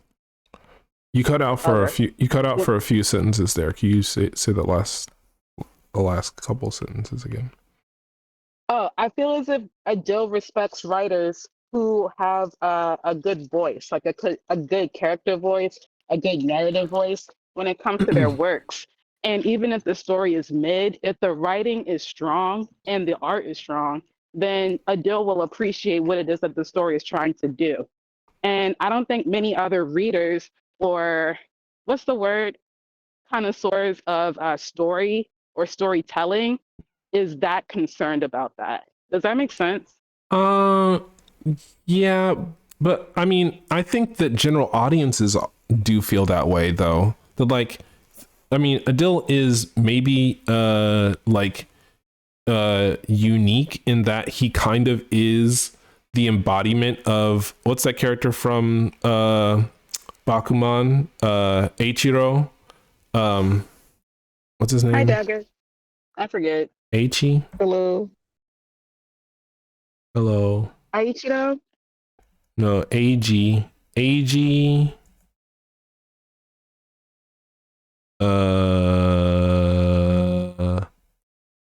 Bakuman. Eiji Nizuma.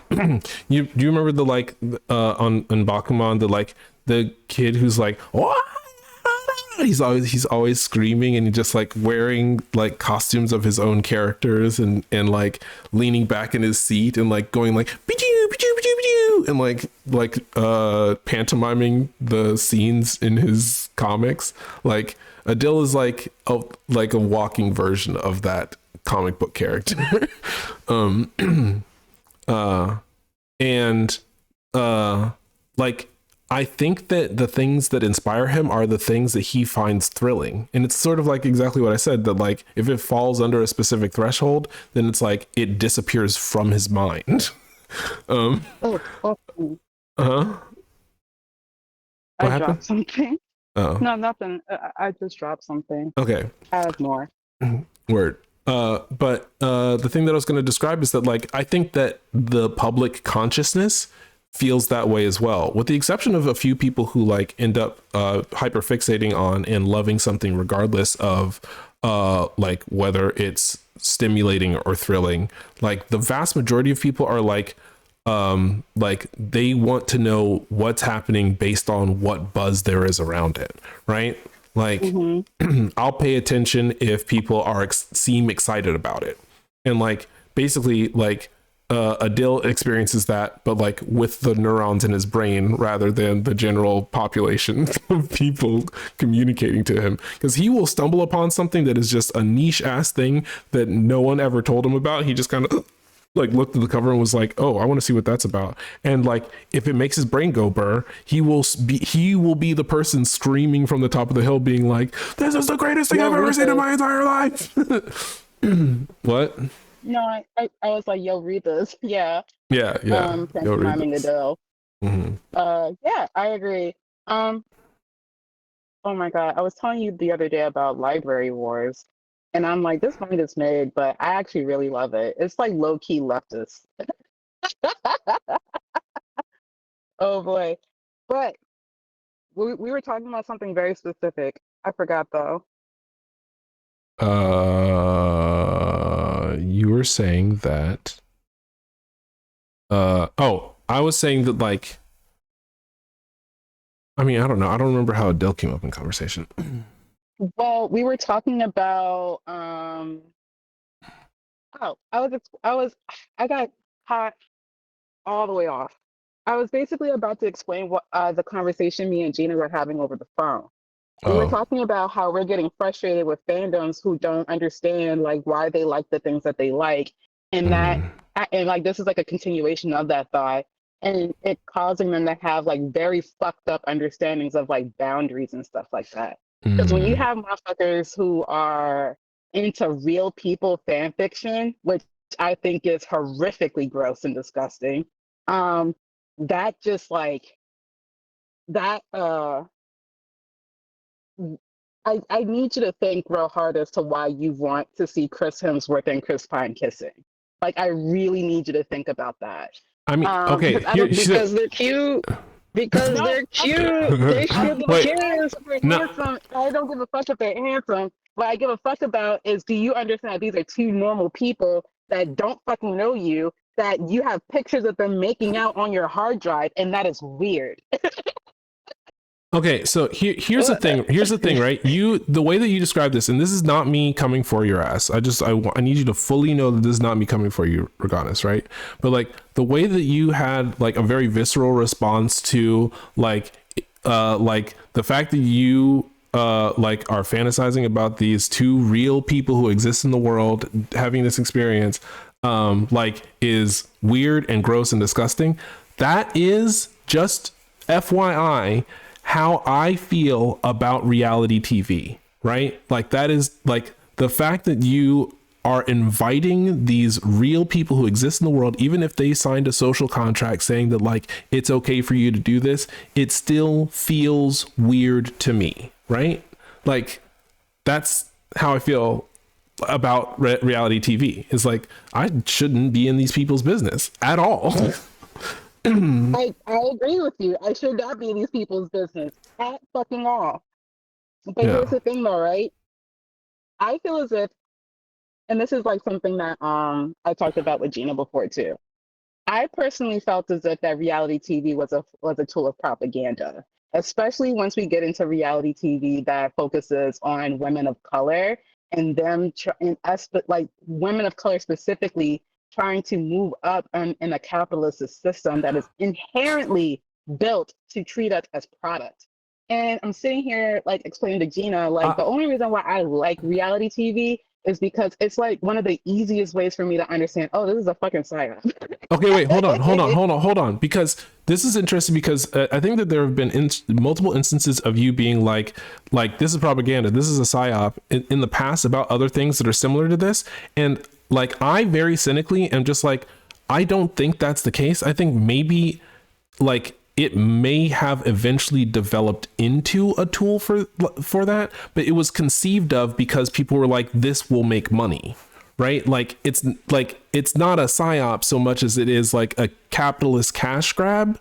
And it turned out to be so successful that there might be opportunities for, in the wake of that successful capitalist cash grab, like tooling specific plot lines in order to like communicate certain things like that are reflective of the hegemony, not necessarily like shaping the way that culture works. That's the difference, right? Is that like if something is conceived of as propaganda and like that's what it was supposed to be from the beginning, then like I would be like, yeah, like that sounds right to me. But I don't think that that's the case with reality TV. I think that it is such a clusterfuck of things that people are scrambling to try and see what's going to hit next, that like even when a producer is like, we should do this in a all black city so we can get like, you know, the sisters like yelling at each other and like, you know, causing all kinds of drama and a ruckus and stuff. And like, that's them not being propagandistic. That's them being like,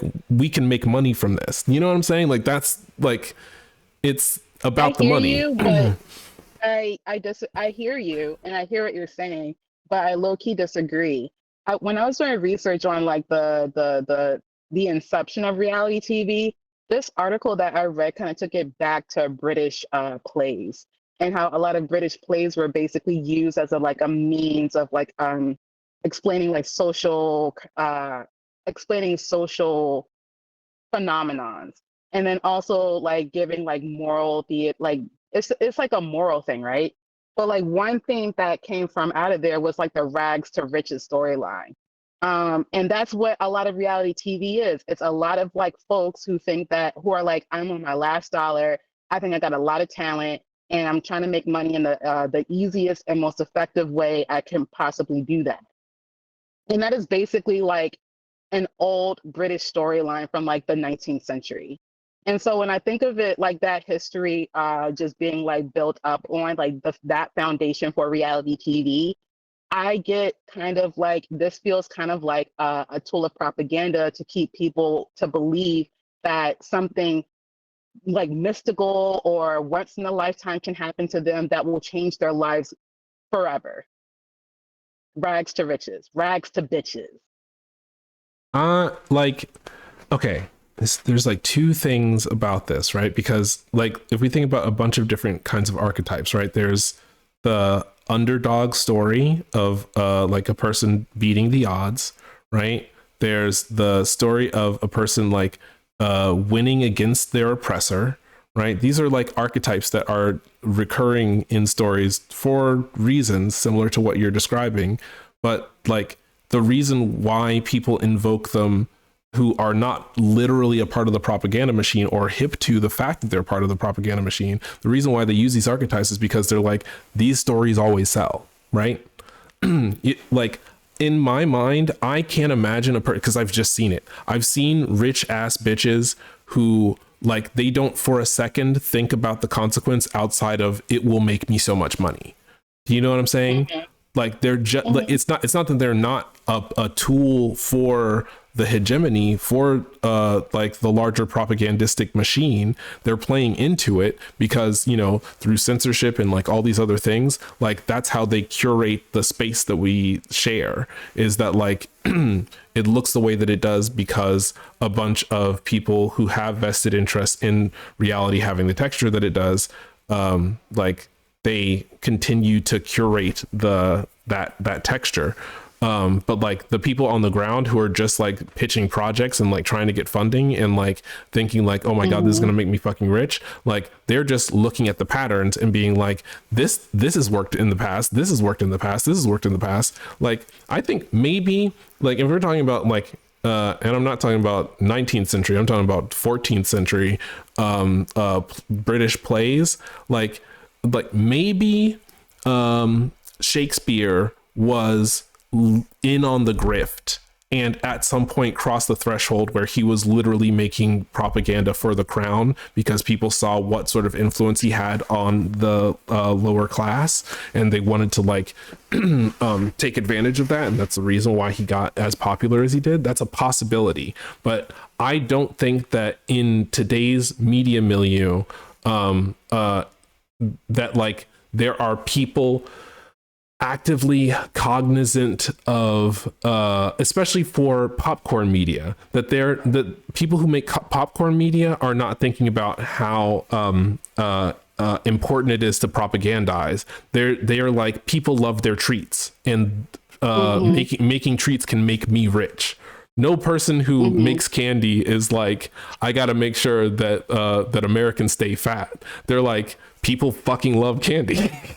Making candy is going to make me rich. But now the people who work at the FDA and in the government might authorize a certain amount of carbohydrates that is unhealthy to put in something because they have a vested interest in keeping people unhealthy for long periods of time. But like, no person who is actually making the thing is thinking like, I gotta keep people fat.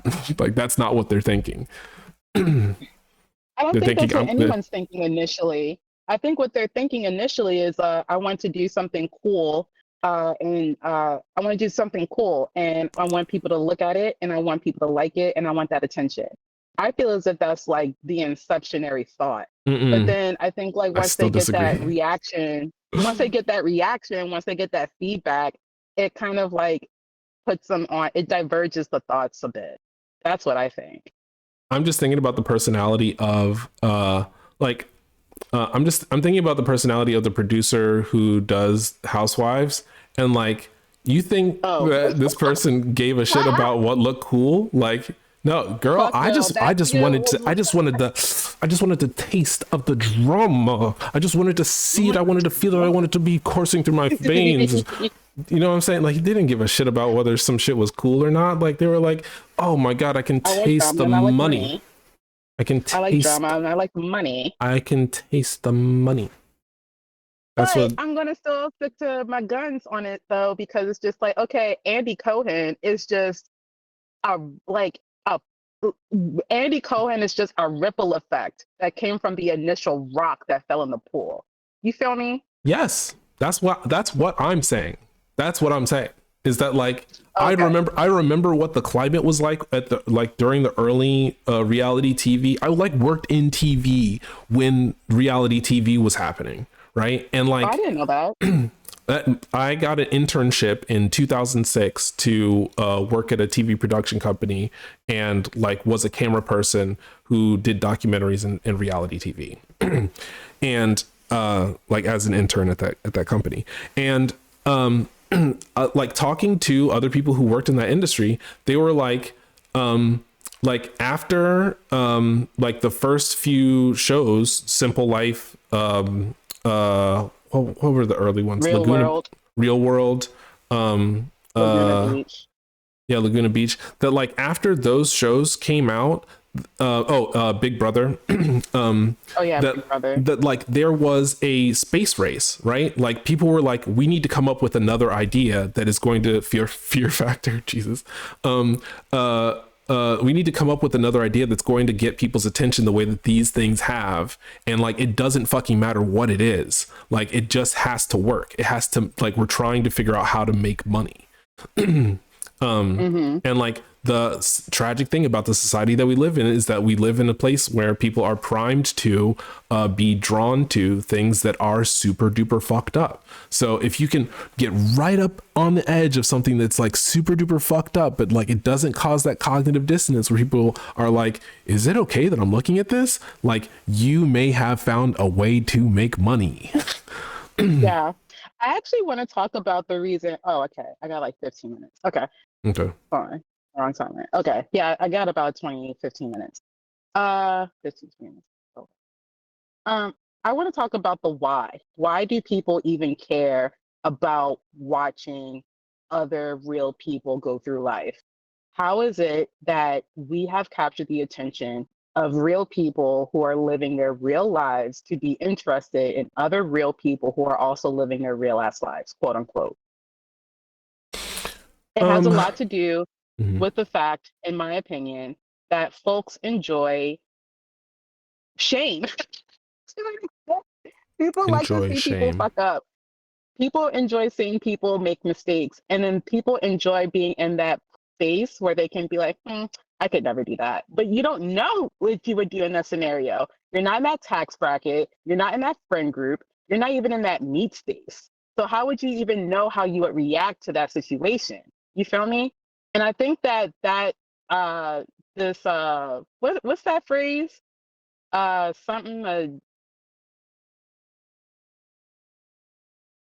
It starts with a D. Disillusion. Wait, what are you trying to say?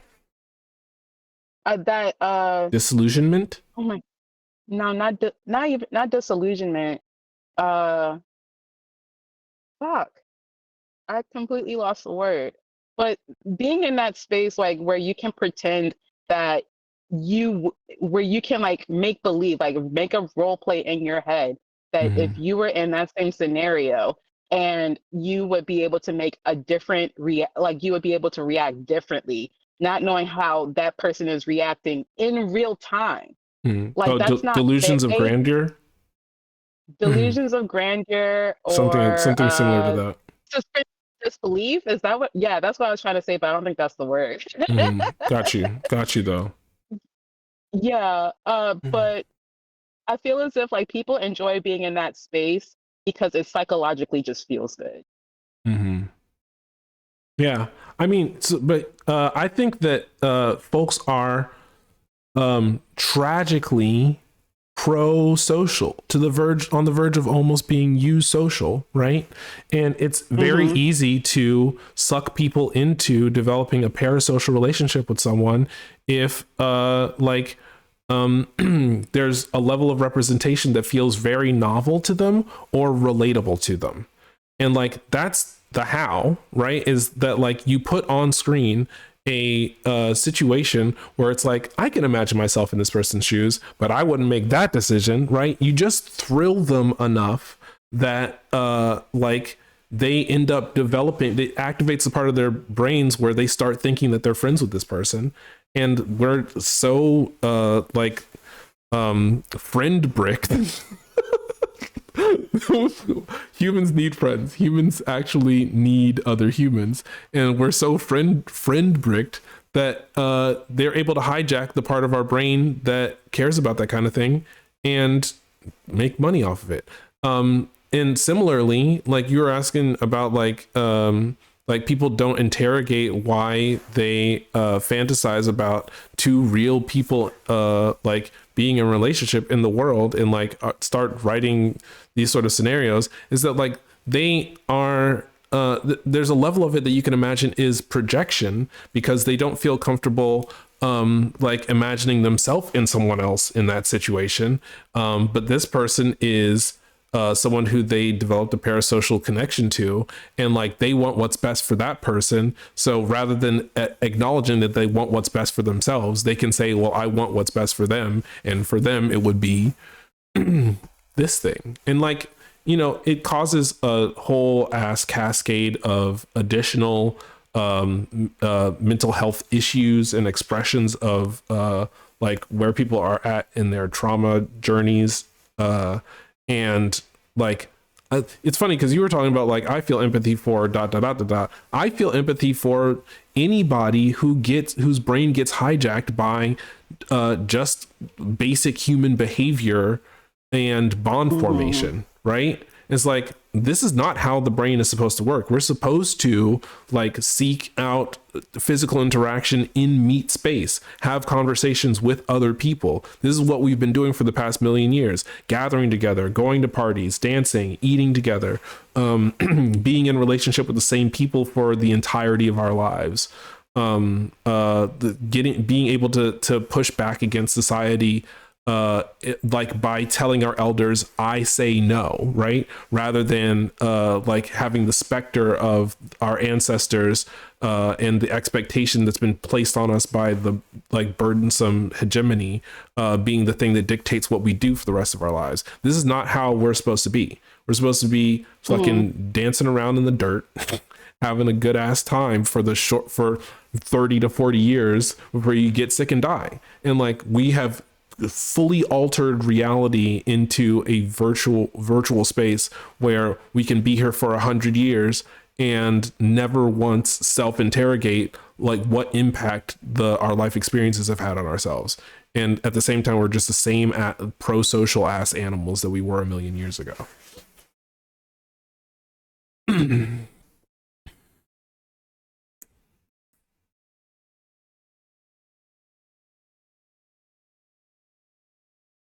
That's both why and how.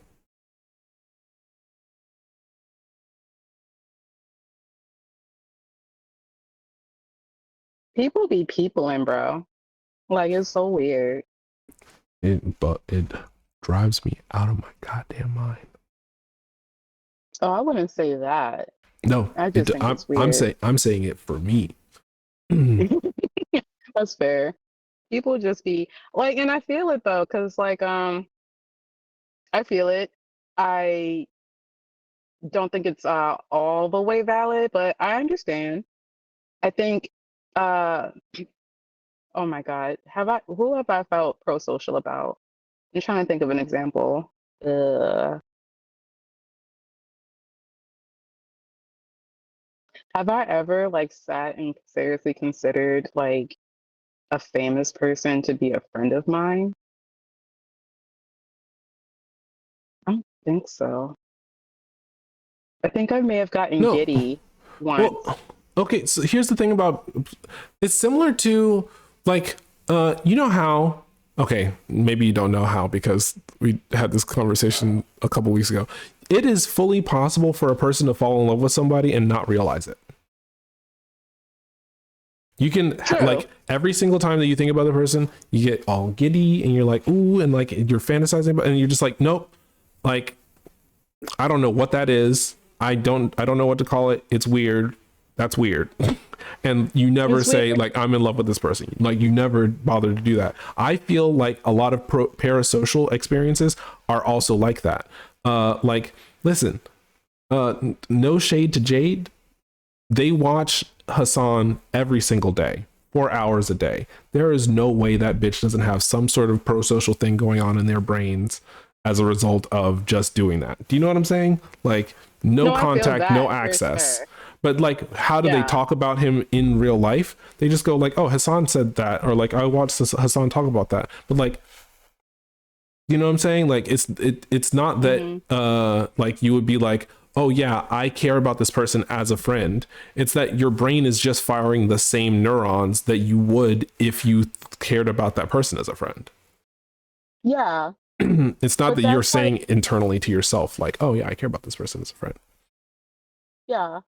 Like, Oh man. have you ever watched an episode of Housewives and been like, oh no, like girl, you need to get out of that situation. Like this is bad, girl. Like you need to run, Oh girl, yeah. run. That's Every pro-social. episode. Pro-social. That's pro-social. Okay. I mean, Okay. sorry, That makes parasocial. sense. Parasocial. Yeah, parasocial. Yeah. I mean, Mhm. like that makes sense because I'm watching this as if like I am accepting this performance as the housewives want to have it received. Like Mhm. they are like, this is our real lives. You're getting our real lives. So please accept this as my real life. And I'm just like, I know this isn't your real life, but I'm going to accept it anyway because this is a TV show and I'm accepting this as a performance. How much But time you that got? doesn't Oh, like sorry. the oh 5:35. Okay. I got to go in like 5 minutes. Okay. Um, but knowing that, I still respond to the housewives in like the same way in which I like watch a scary movie, it seems. Girl, don't go over there. Don't talk to that man. You don't need to do that. Go home. Mm. Oh my God. But that's what I mean when I say like I think some people, me being part of people, is just like hooked on that feeling of shame, just like I don't want to say despair, but I've definitely seen moments of despair on Housewives. Um, But it seems but like yeah, you're I you're think actually like describing superiority. yeah, that's what it feels like. But you also have to understand that like these bitches are in like a tax bracket like outside of me. And so even if I do feel like a sense of like, oh, I would never do that bitch, these bitches are making money off of their own despair. Mhm. They're in a whole different tax bracket. Um, and not so much I wouldn't do that, but I couldn't do that because I don't think I have the same, what's the word? I don't think I have that same will to not be broke as these Mhm. housewives do. Mhm. Yeah. Some people would rather die than be broke, and I know that being broke might cause me to die, but I'm fully fine with being broke. I'm fully fine with being like, I understand the comforts that money gives, Mhm. but I also understand the thought loops that you have to conduct in order to justify the amount of money that you have or the shit that you have to do to keep up that amount of money. You feel me? Yeah.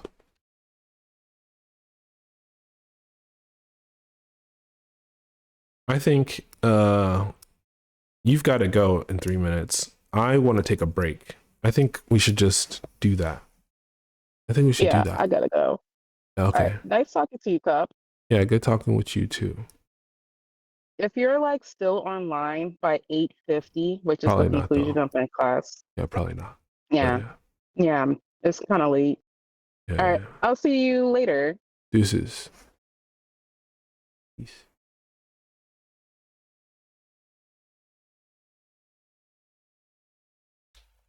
I'm just gonna take a little break. Take a little break.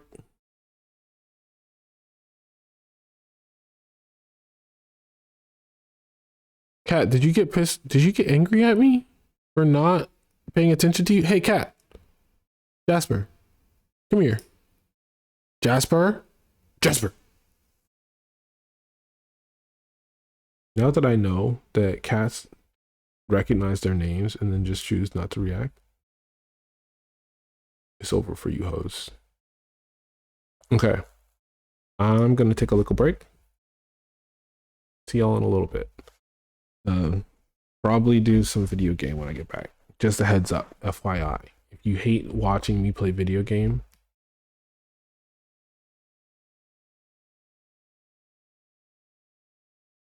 back in a bit.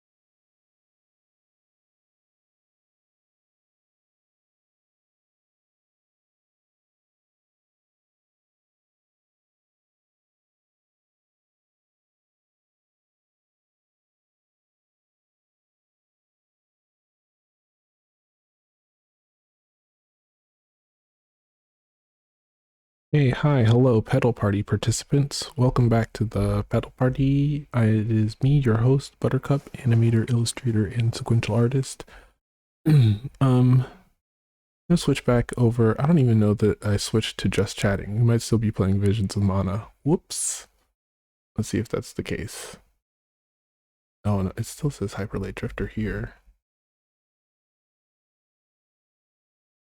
No, it's just, okay, Visions of Mana. Whoops. Well, convenient because we are going to do that presently. Switch back over to Visions of Mana.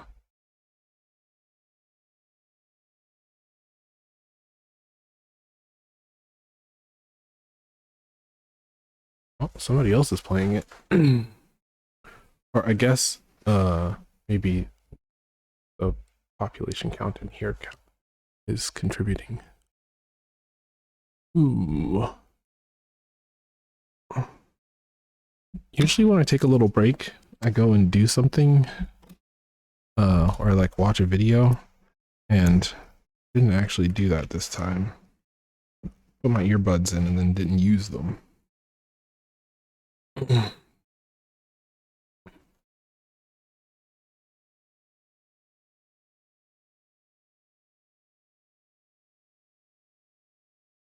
Is this Leon's?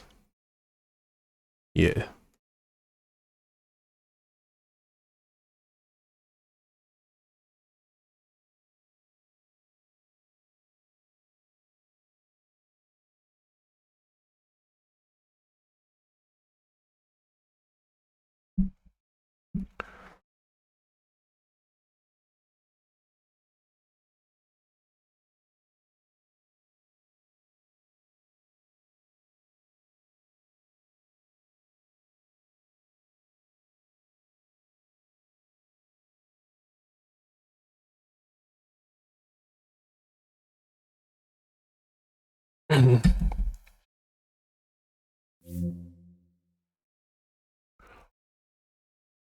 Thanks, Leonce, for providing the soundtrack of our lives. Okay. Visions of Mana. Checking just because. Cocoon. Okay. We were playing Cocoon a little bit ago. I do like that game. I think we were playing it last time Lex was in here. But today, to now, we're going to go and I don't know. This isn't the last ruin. No, it couldn't be. We're going to go tackle the ruins at, what region is this? The desert? Desert region ruins? If anyone's curious, I did get some work done today.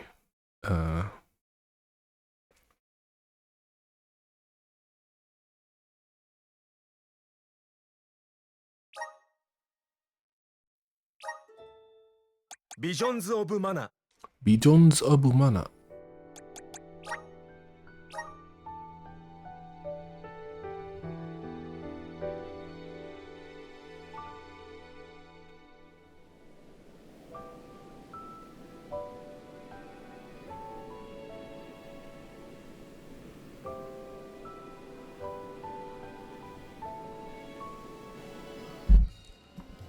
Okay, so what we're doing is going to the place in the top right corner and engaging in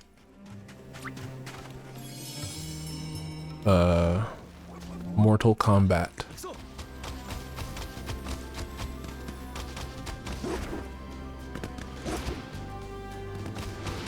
We already did one, I think, and then we just got to do the other two. There might be three. Oh no, we did two, and then there's just the third one. Okay.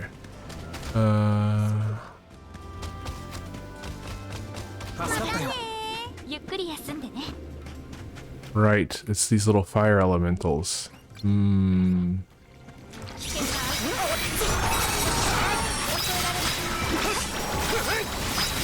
Not doing a whole lot of damage. Now she did a whole lot of damage.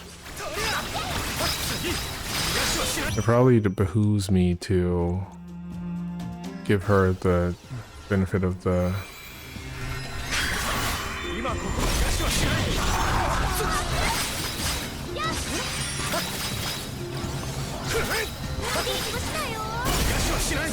Enemy reinforcements. Y'all still frozen, right? Yeah.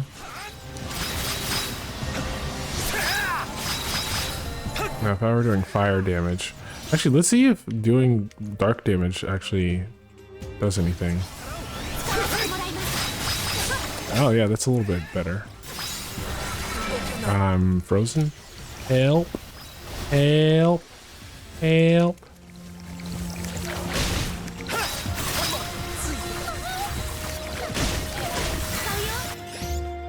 Okay, so you're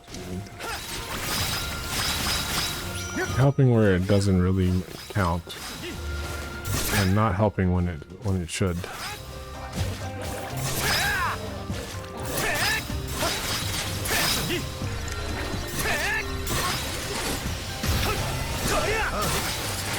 Yeah, keep that up. Keep up that same energy. Alright, if we've got to fight a bunch of those things, we're in trouble. Because we're not doing enough damage.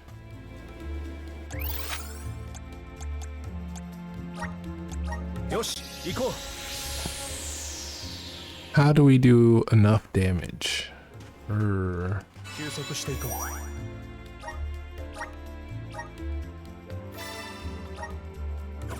Maybe if I have an ability thing that will allow us to do fire damage. Oh, wait, I have that. I do have that.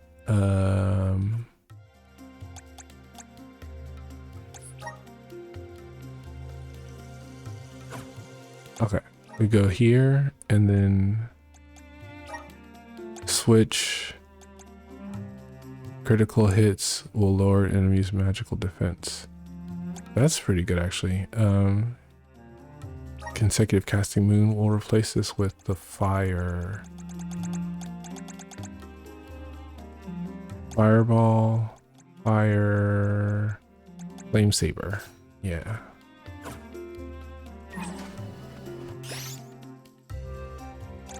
There we go. Okay, cool.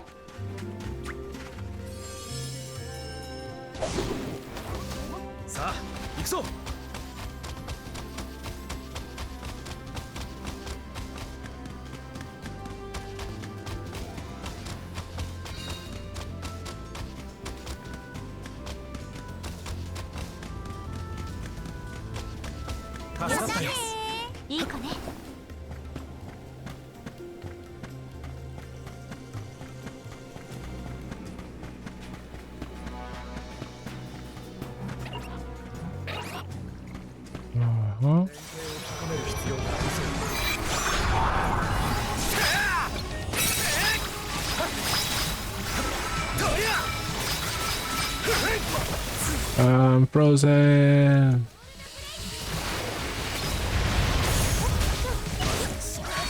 Oh, I died. Okay, wait, hold on.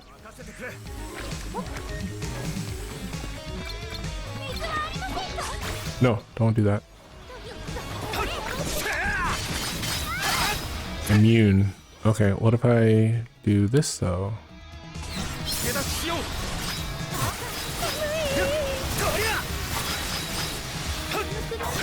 Are you fully immune to water too? Is that a thing that's happening? Light.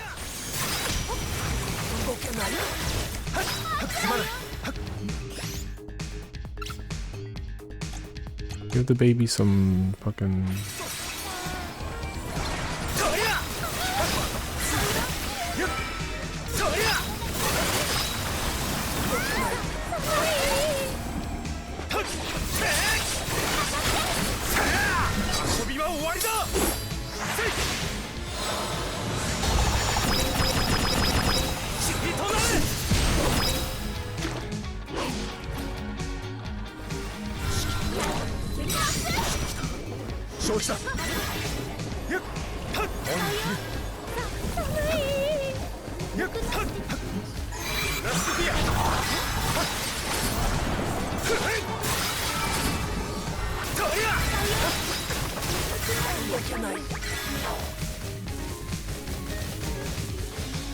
We're gonna die.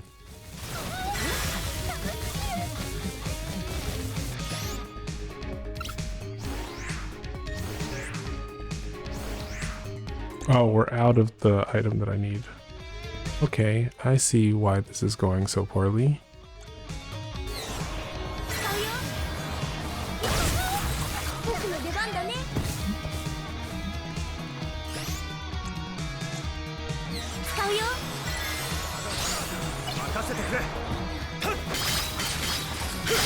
Immune.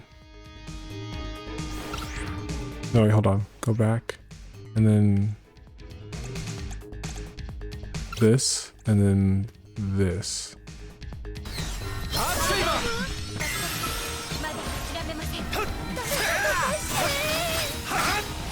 It's not nearly as effective as this though.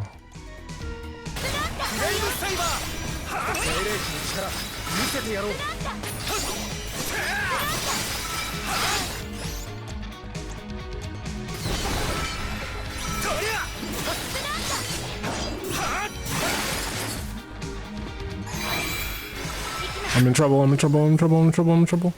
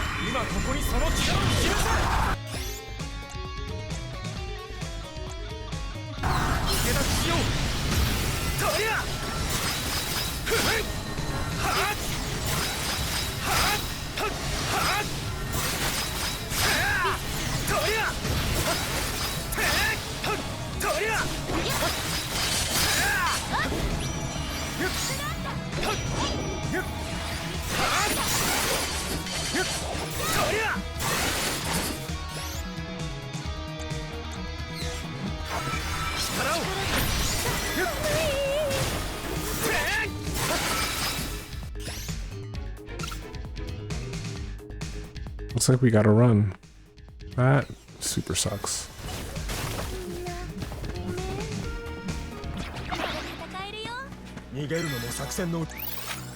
Okay. We gotta go to a shop. Wait, why is it saying that there's a thing here that I can activate somehow? Oh, what? This was here this whole time? Special attack increases special attack damage by 10%. What? Don't mind if I do? Is there any other thing that's like 10%? Aerial attack damage.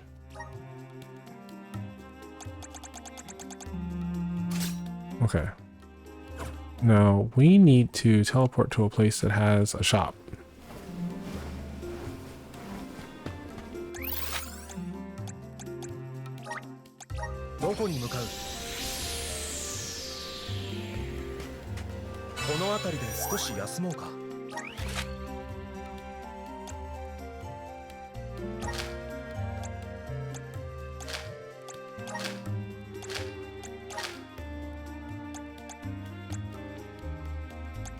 Oh right, we're in the Earth Village, or in the Earth Kingdom, so we actually need to teleport to a ship's nursery. Gotta get out of here.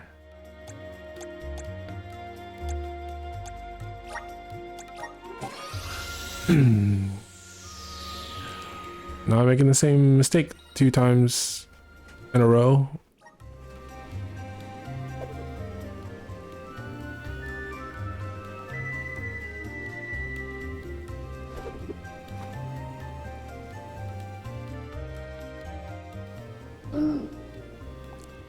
I actually think the nearest town is the library. We just go to the library. Yeah, look, it's right over there.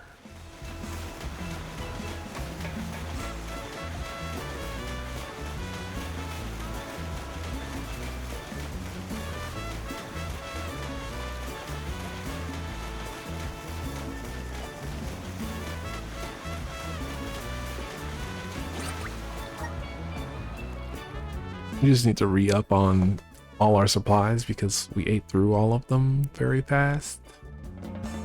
All hundreds of them.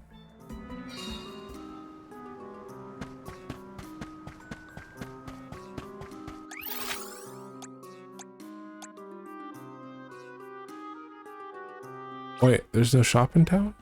The girls aren't here? Uh-oh, that's bad news. They be moving around, I guess. Where are they right now?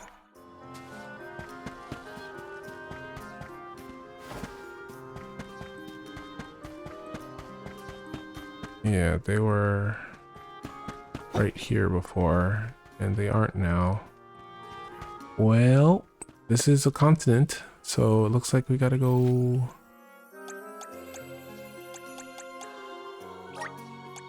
somewhere else.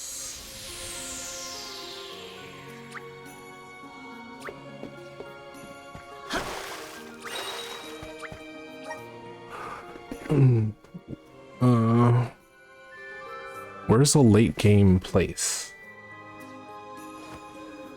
I guess we could go to the Frosty City.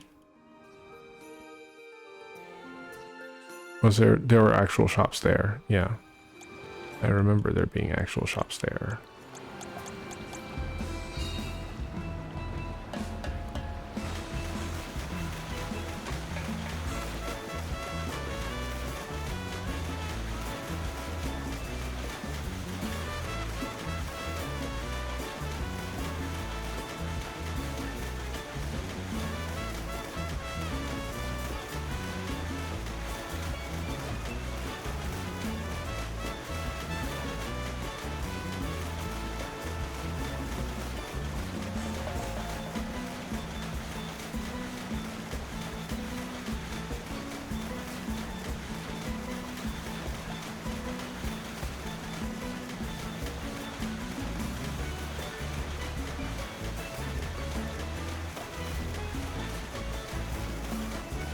This can't be the fastest way, but they don't let you see the full map, so probably should have just gone west.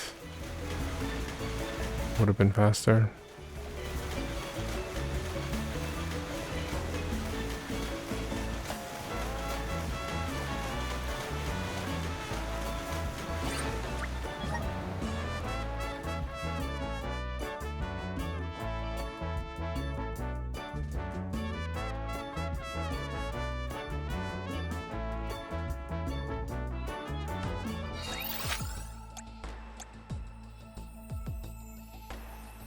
Wait, no, there were definitely shops here.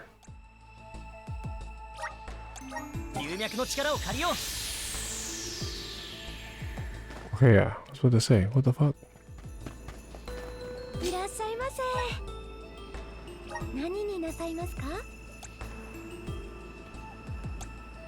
Did we just run out from that session? Because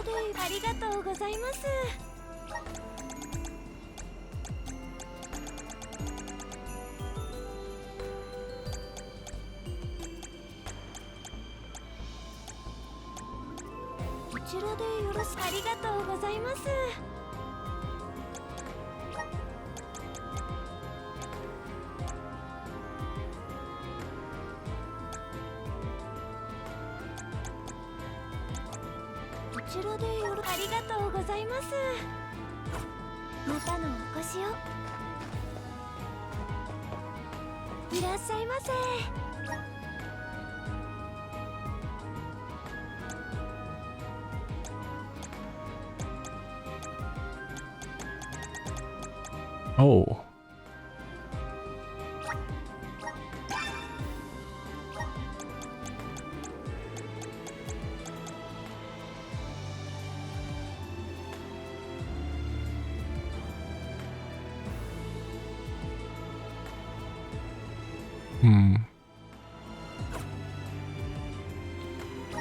Wait, Okay, this is bonkers because it just there's a 5% chance of instant killing an enemy with a normal attack. I feel like I just need to buy that regardless of whether or not I actually use it.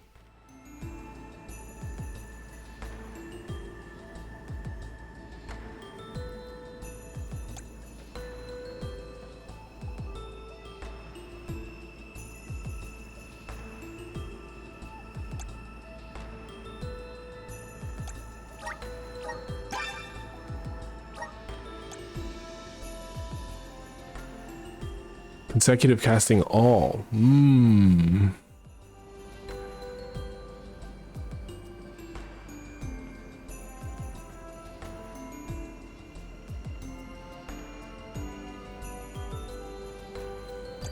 I feel like I don't understand this, but insofar as I have the ability to buy it, I'm gonna buy it.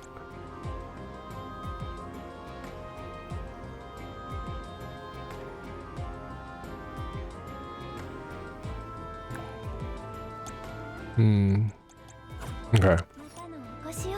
We're chilling.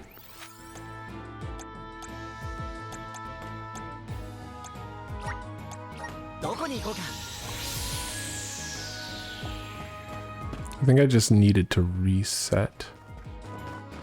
What's the problem? Maybe? I don't know.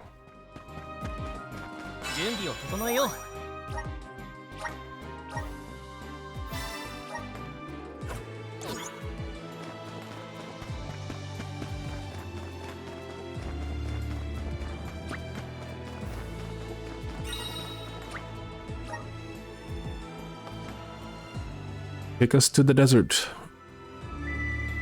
I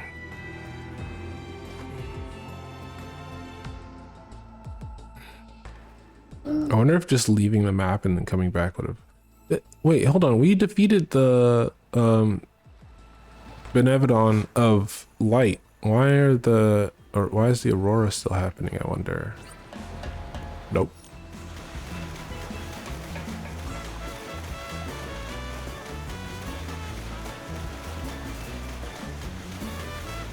Yeah, this is much shorter. Tragic.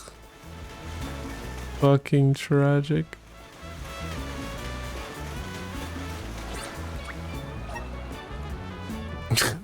That was so much shorter.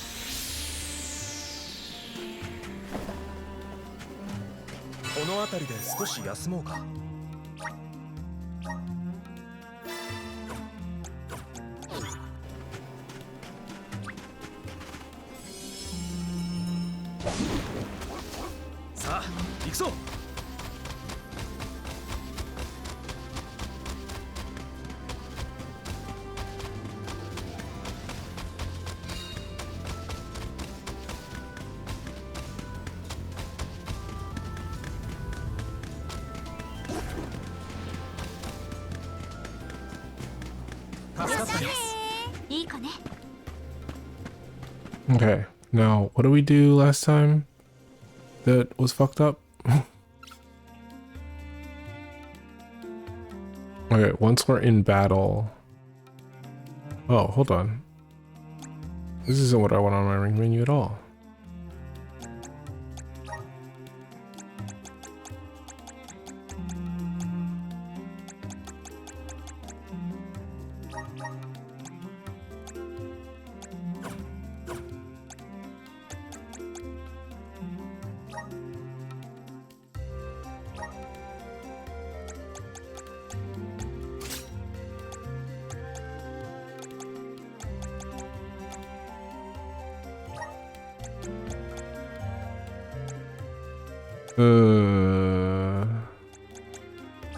Here's the thing, is that homie will definitely abuse that if given the opportunity.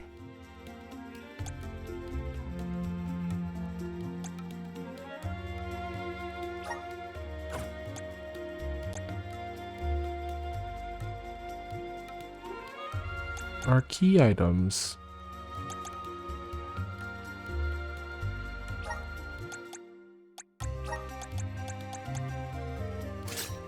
Okay. Now I know that the AI is gonna abuse that, but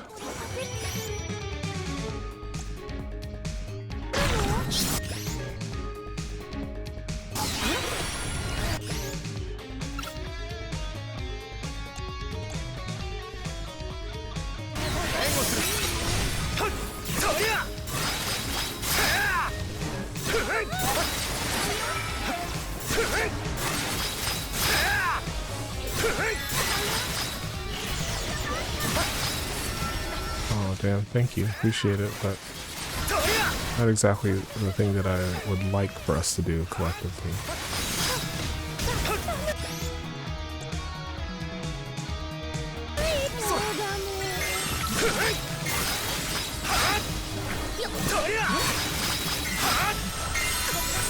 I tried to move.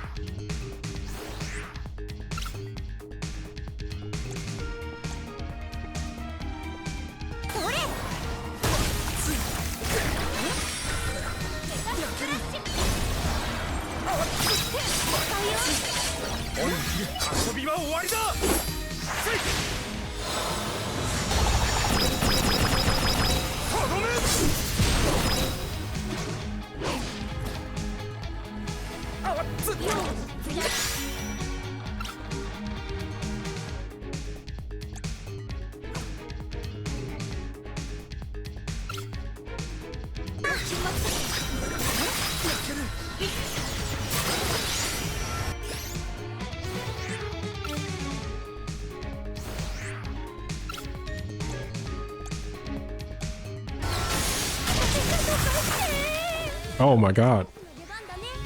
Run, bitch, run.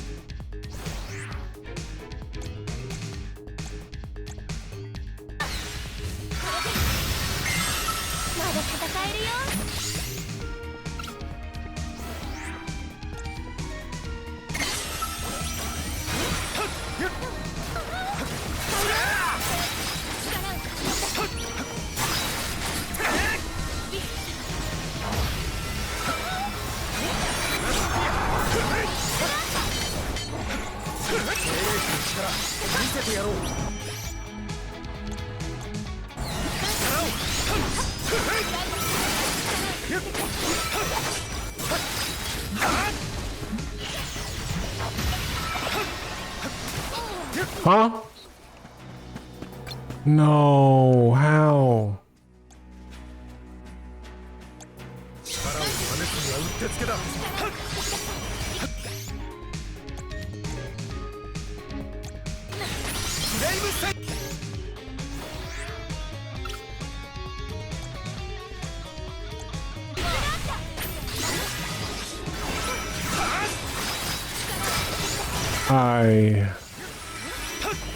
The way I tried to...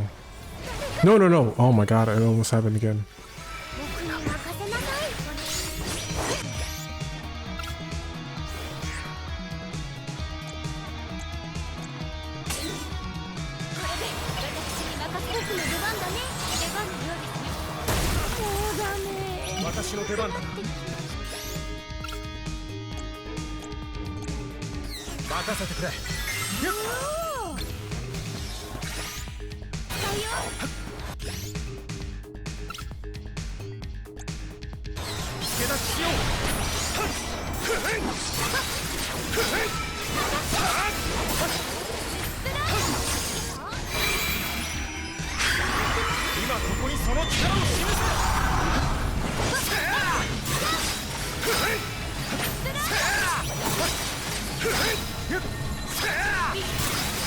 It's teleporting.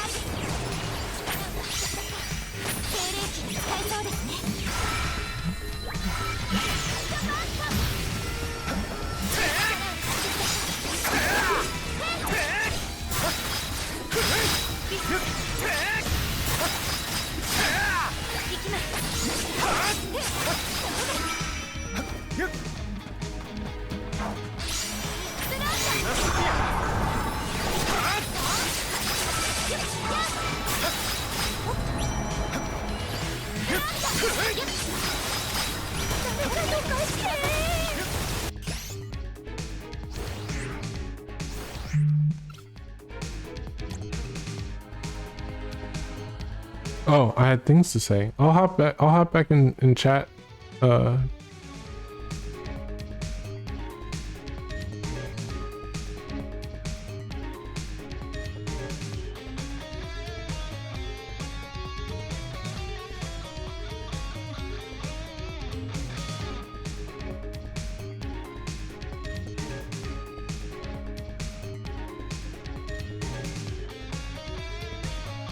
Let me turn down the game a little bit in case Neo does come through.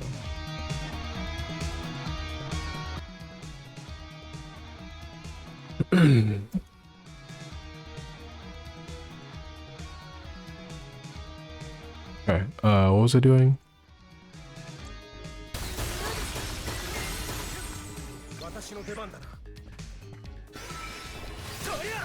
Oh.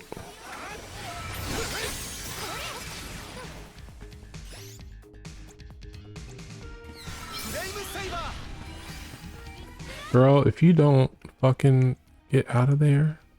Hold on. No.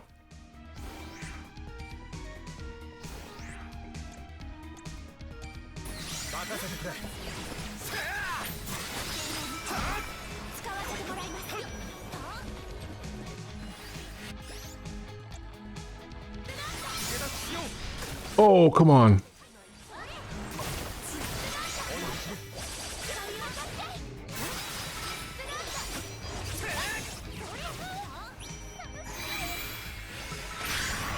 About to get frozen in time, bitch. Oh, that's not good.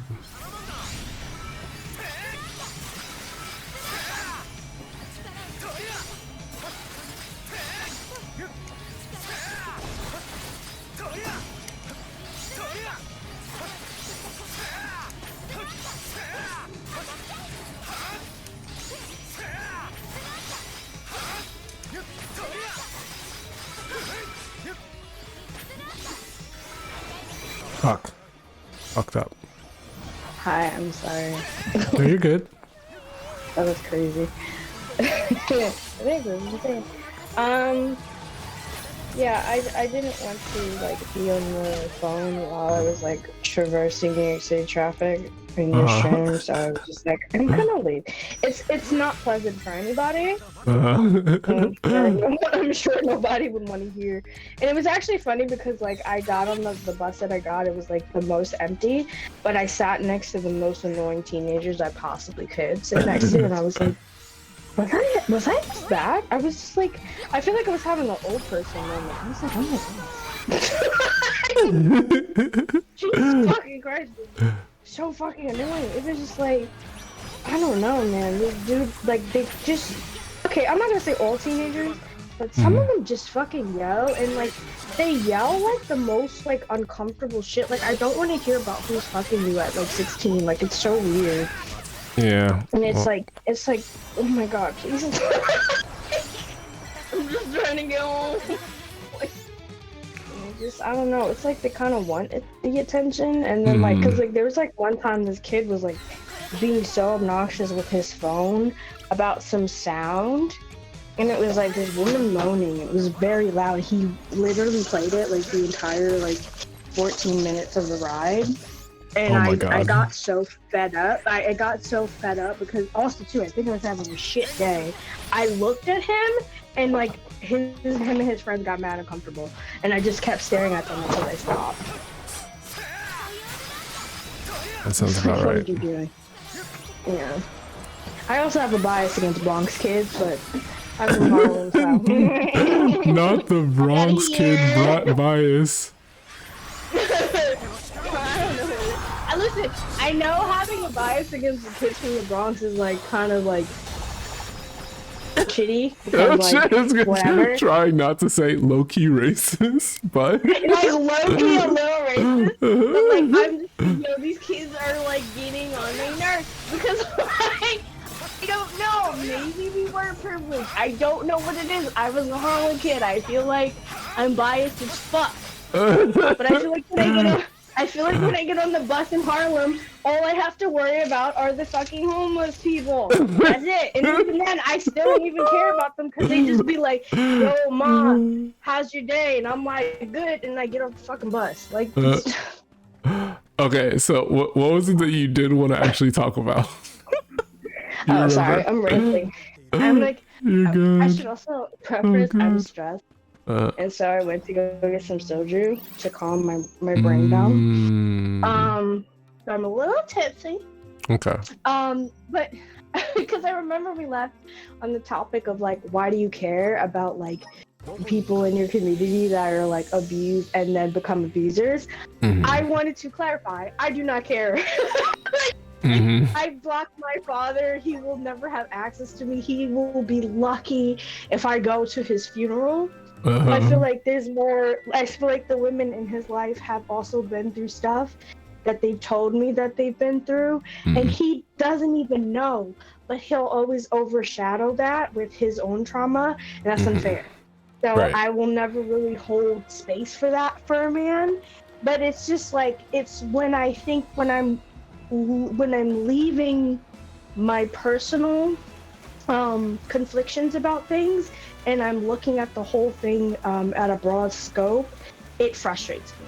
Yeah. That's more like what it is. It's not like so much like, I care about my dad, he can die tomorrow. I'll be like, shit, that's bad. Like, oh well. Damn. But I don't give a fuck.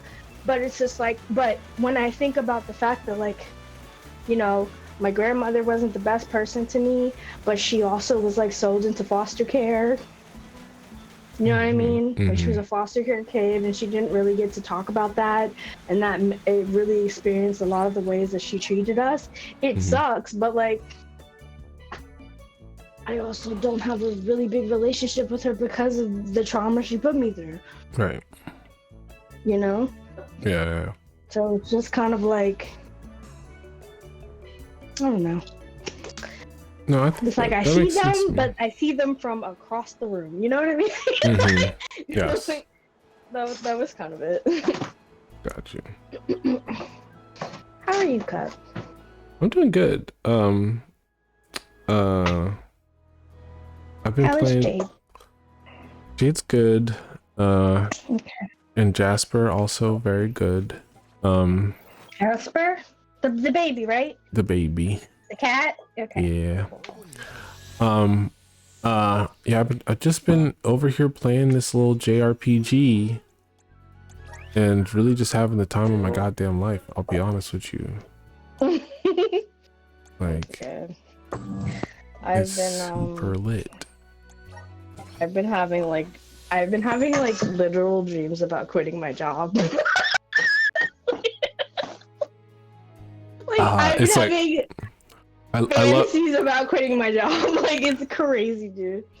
the image of Rafiki from the animated Lion King movie, and he's like, "It is time." Like, that's literally how I feel, because especially after I got rid of most of my financial burdens and my loans don't kick in until December, I'm sitting here like, in theory, I have no responsibilities for a year. You know what I mean? Like, aside of like obviously like my phone or whatever subscriptions I have, I'm just kind of like, ugh. But it's like I don't want to rely on anybody, so I haven't done it yet.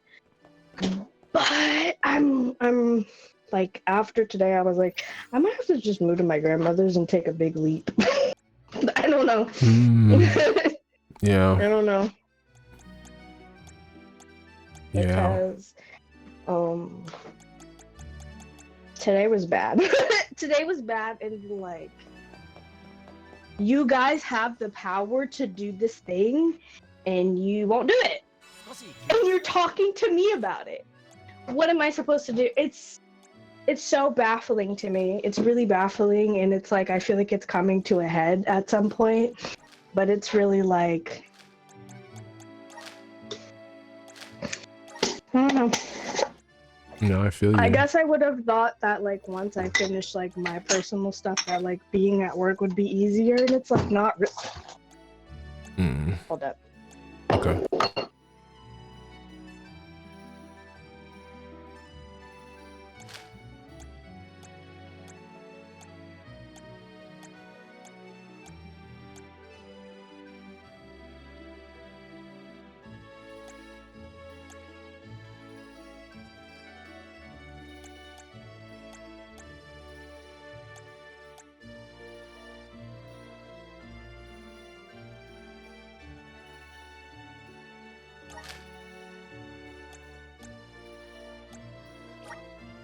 Okay.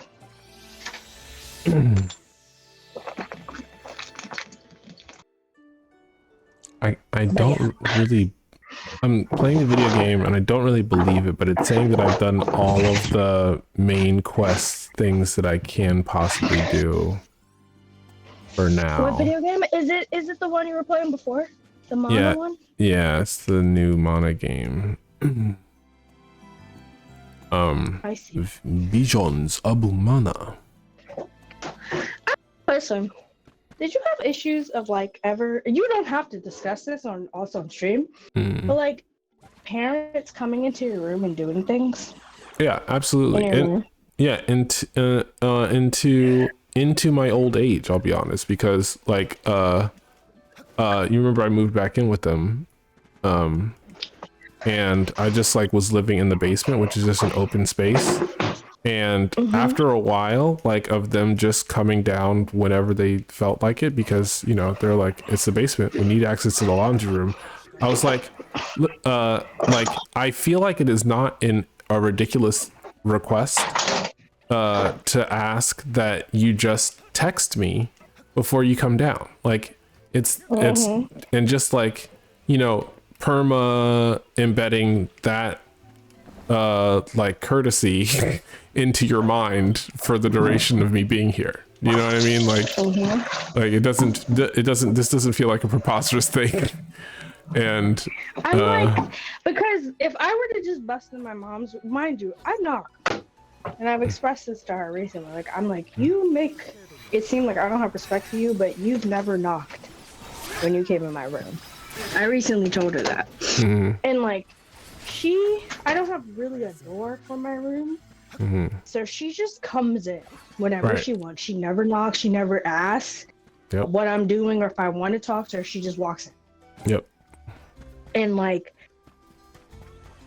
I came home the other day, she had like a manic episode and was like making me do stuff. I was like, whatever. And then I did it, but I was also tired. And then like, I basically stopped. Like, I was just like, I don't have the energy. I'll do this tomorrow. I come home to the dishes and stuff that I wanted to wash, and she washed them all. Which means she went into my space to find the thing I had them in and washed them. Didn't ask me. Didn't talk to me about it, just did it. So now I'm sure she's upset and she feels some sort of way, but it's like, wait, what? But she did it though. But she did it. yeah. Like you were planning on like, washing the dishes, but did you communicate to her that you were planning on washing the dishes?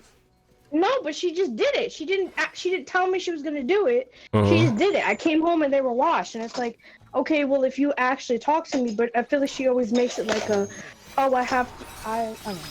No, I feel you. I hear you. I get exactly what you're saying. Because like, I get that even now. Living with my partner, right? Is that like it's partially my responsibility to help out, specifically with that kind of thing. And like, if I, okay, so if I come home and one of the responsibilities that I know I'm supposed to take care of is taken care of for me, then like, I know that I'm gonna get like heat for it, and it's like that doesn't feel quite fair. But it's also because like I think like I'm sympathetic to the rationale behind why that happens, because Galaxy's the kind of person to be like fuck it, I'll do it myself, and like it's a matter of communication to be like, hey, please don't do that. Like I actually want to do the thing that you want me to do and that you asked me to do, and if you see that it's not done, it is way less labor to text me, hey, can you do this, than it is to do it yourself. The problem is like she'll come in and like demand a thing of me, not checking where I'm at, because the other day I was like gonna get up, like do my laundry, even though it was snowing. I was like, that's the best time to do it, and it ended up being kind of the worst time to do it because there was just like shit wrong with the machine. But that wasn't like a time thing. It was just like, I don't know what was going on with the machine that day. But I had full intentions of like going in and like doing my stuff, and like she gets up, I hear her in the kitchen like screaming and talking about stuff, and I'm like, okay, I know this is gonna come to me. She wakes up, she's like, when's the last time you changed your sheets? And I'm like, literally last week. like she doesn't communicate, like she doesn't know, but it's just like, I guess she just assumes. I don't know what it is, like she just assumes things and then gets mad at me for assuming. It's very weird. I don't know what it is, but I'm like, I literally did it last week. I don't know why you're in my room about it, but she was just like, okay, well, you have to do this, you have to clean your room, I don't feel blah blah blah blah. And you know what like, they say about assumptions. You know what they say? Is it assuming? I'm trying to remember what the saying is. They make an ass out of you and me. You know what they say about when you assume? It makes an ass out of you and me. Oh, that's kind of smart. That's kind of punny as hell, bro. But yeah, I don't know. I hate that it's like that's like majority of my conversations right now, but it's just like it just sucks because like trying to find a job in the city is really hard. And it's like even if you find a job, it's like it has to be like some fucking 6-figure fucking job, and it's like I don't really want to do that. Like I don't really like. I guess that's it. I'm just coming to the terms that I don't think I really even want the type of job that I'm striving for, and I don't really know how to function about that. Yeah. Well, I say you were talking about like going out on a limb and taking a risk. I say you say fuck it and burn all your savings on helping your friends start animation studio. I'm kidding. Don't listen to that. That's really funny because it's like it's so cute. You think I have savings? That's so cute. You think I do? I knew going in that was the gag. That was the joke. Or like you should burn all your savings. Is what savings is. What savings, girl? Whoa. The other day, I literally bought food for like a couple of friends, and it was $60. And I didn't ask for the money back at all, and I don't need it, but I was crying. Yeah, right. $60 because literally all I got was 2 sandwiches and 2 drinks, and it was $60, and I thought I was about to pass out. Welcome to the 21st century. This terrifying I literally know a place. dude who lives with like some weird fucking millionaire. Mhm. That I don't know if he's on that weird island that I've been trying to like ask him questions to figure out if he's a MAGA dude or not. But Mm.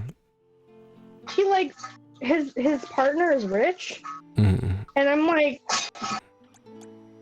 sir. Like he's telling me that like New York was expensive, even though he lives with like a multi-millionaire, and I'm like, huh? First off, it's just like the fact that a dude that's like dating a multi-millionaire that might be friends with Elon Musk and is telling me, yeah, I couldn't live in New York City is making me like, you know what I mean? I'm like, yeah, maybe I need to get the fuck out. Yeah, it's. Like, I mean, like yeah. yesterday, bro. Like, Yeah. listen, BlurredCon's next month. I say you come down and just don't go back. Oh, bro, if it's a thing that's like reasonable, I don't know, because at this point, like literally, I've been talking to a bunch of people talking about how like I'm so close to quitting because I'm like, what is there to strive? What is there for me to strive for in New York City at this point? Like, all my safe spaces are gone. COVID fucked all that up. Yeah. The friends I had in New York City don't reach out to me, and it's just like, what do I do? And they were just like, don't quit, like, you know, your mom, blah, blah, blah, blah. And I'm like, she gonna be alright, and I might have to, I don't know. Like, you know, like, Yeah. I don't know. You're. I just know. Y'all are concerned about the wrong bitch. Like, I don't know. It's also just like, I think the problem is like, there's a sort of comfort that having insurance and having a job like this provides. But I'm also just like, I'm not happy. Yeah. Like I make like technically I make like 53K a year, but it doesn't feel like it. I mean, honestly, if it It literally doesn't disappears, feel like it. if it disappears as fast as you get it, then that's basically living paycheck to paycheck. Even if it. Yeah. Yeah.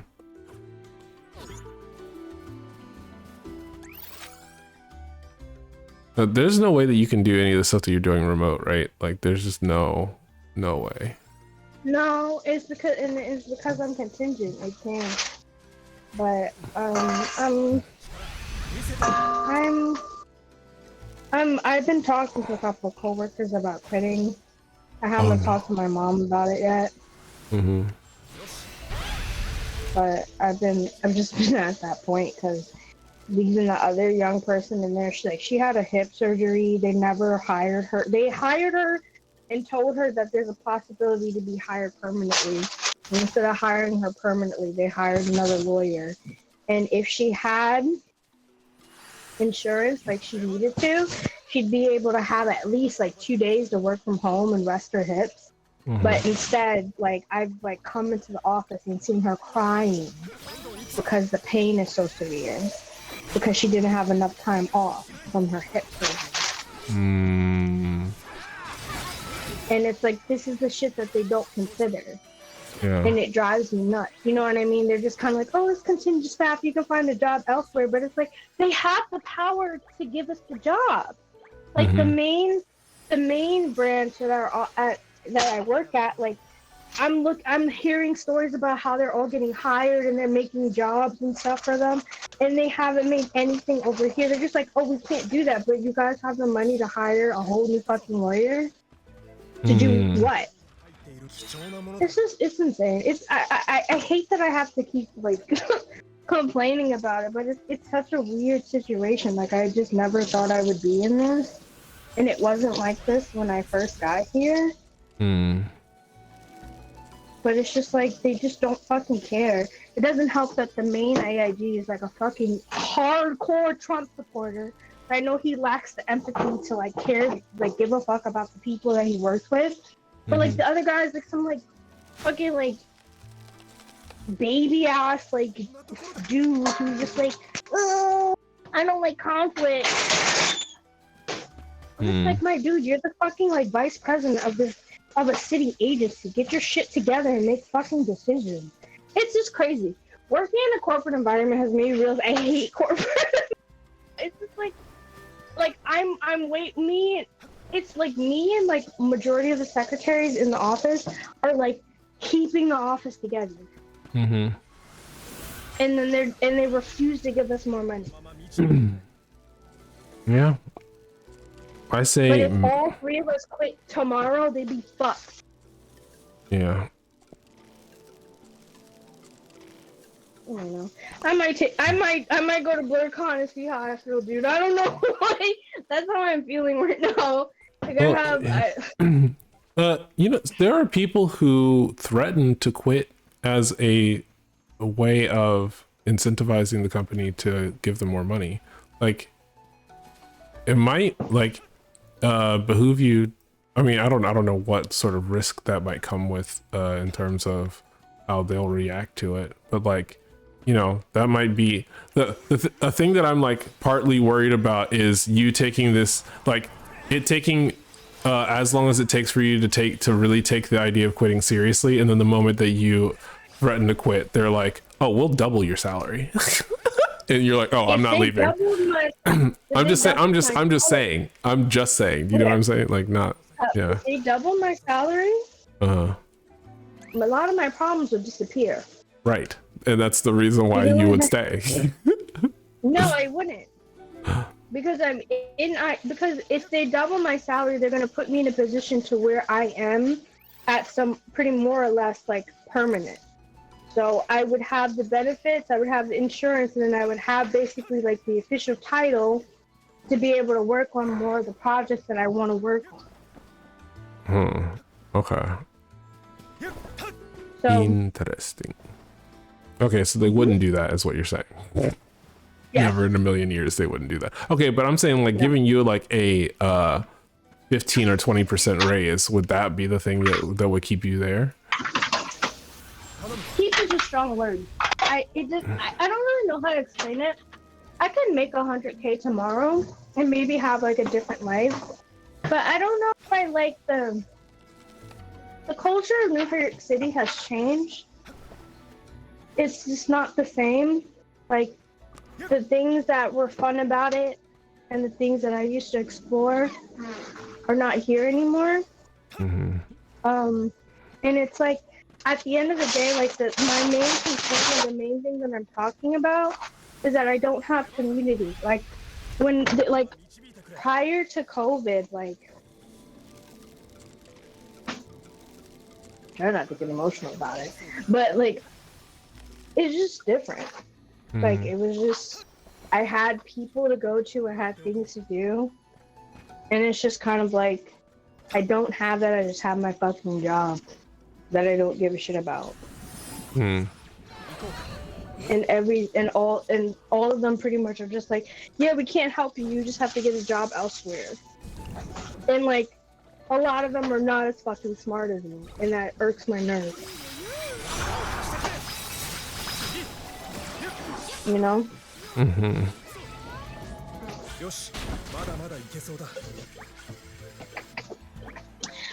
I don't know. Anyway. Also don't know, but I feel you. But I also don't know. Man, I too. It would just be if I had like a support group about it over here. Yeah. But I don't.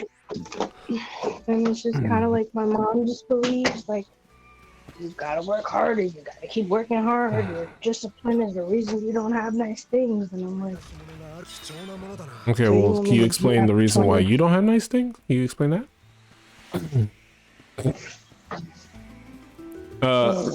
Dagger said, so you're moving to Baltimore?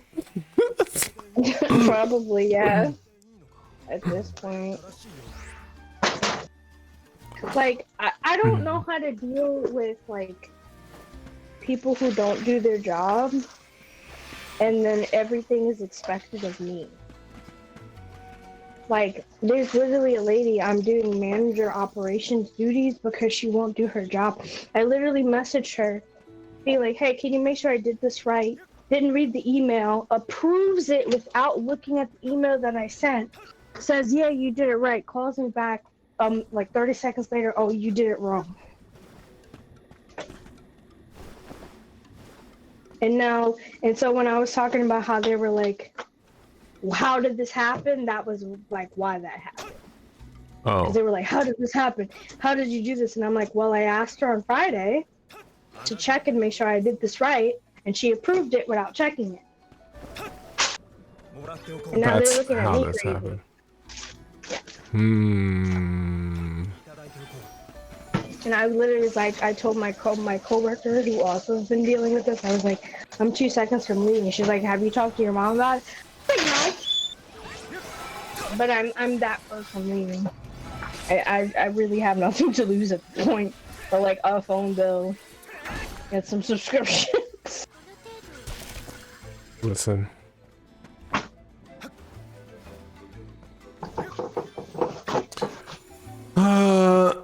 I wish a thing that I wish that I could do is be that kind of happy-go-lucky person who is like, listen, you'll be happier here. Come here, come on. Like just do it. Listen. I'm not gonna lie. I kind of hate that it's like I keep talking about this. I just don't like. It's partially just why I like don't really like jump in to talk to people because like that's all the fuck that I deal with now, and I just can't find like. It's like I could get a higher paying job, sure, but is that gonna solve all my problems? Probably not. Like I could just like go from one job to another and deal with the same shit. Because that's just how New York City is.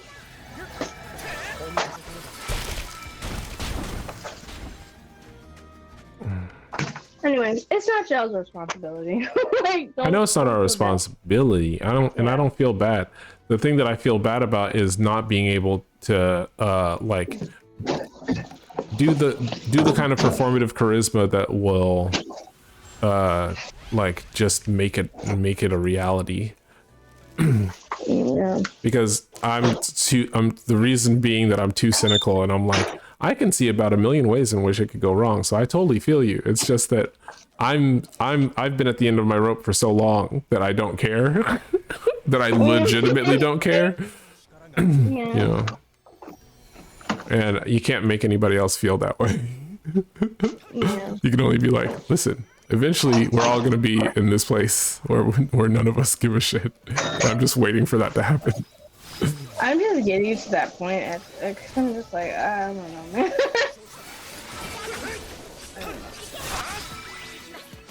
It's like I can happen. I don't know. And it's like the IT world. I don't want to be in a place where I'm stressed out all the fucking time. Like I think it's cool, but it's like the way they talk about like being in the industry. Like some people have it. It's literally a hit or miss. Some people have it chill. Some people have it so fucking stressful. It's either or. So I just don't know. I don't know. If it's any consolation, me either. I don't know shit about shit, brother. I don't know shit about shit. I feel that. How's the game go? It's fun as hell. I don't know if you've been watching, but it's diarrhea Christmas lights over here. Nah, I've been trying to cook and clean real quick because if I don't cook and clean or my mom comes home, and I guess she's not here, it's gonna be a mess. It's gonna be a problem. Yeah. I had to explain to somebody recently like how my mom is, and I was just kind of like, yeah, like my mom wouldn't be chill with like any of the shit in your house right now, and like I don't know if that offended them, and I was like, that's literally, I'm not saying it's me, I'm just saying that's what my mom thinks. Yeah. And I don't know if that means I'm upset or not. Oh. But it's like, I'm not telling them what to do with the house. I'm just saying what my mom would say. Because I know how she thinks. Cancers, man. No offense, Dagger. Wait, what did I didn't hear what you said, so I don't know if they did. I said cancers, man. Oh, cancers. Yeah. You're fucking crazy. I don't know. Dagger, just all caps, like a dozen A's, just They'll just be like, I have my life under control, and then you ask them one question like, so how are you feeling? And then they start crying. I'm like, bitch. They said gonna join voice chat just to wail. I'm like, yo, what? Where did this come from? Like that literally will be my mom's house. I'll be like, feeling.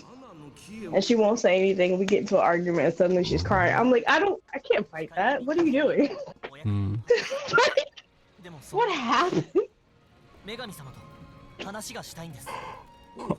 I actually think this game took some cues from Elden Ring, which is interesting. Mana? Yeah. I feel like Elden Ring is the print right now. Yeah. Like the way that everything is organized, like it could be a coincidence just because of like overlapping like Japanese mythology things, but like it really feels like there's some Elden Ring DNA in this game, like in a big way.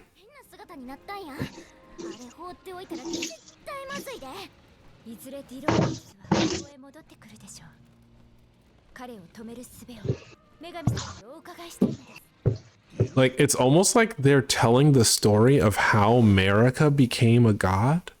Like that's what it feels like. They like were like, we've got another property where there's a tree and there's the like main love interest every single game like gets fridged and then ends up becoming the most powerful entity in the world.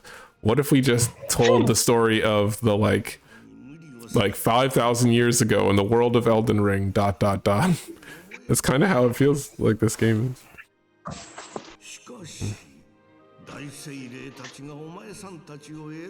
That's cool.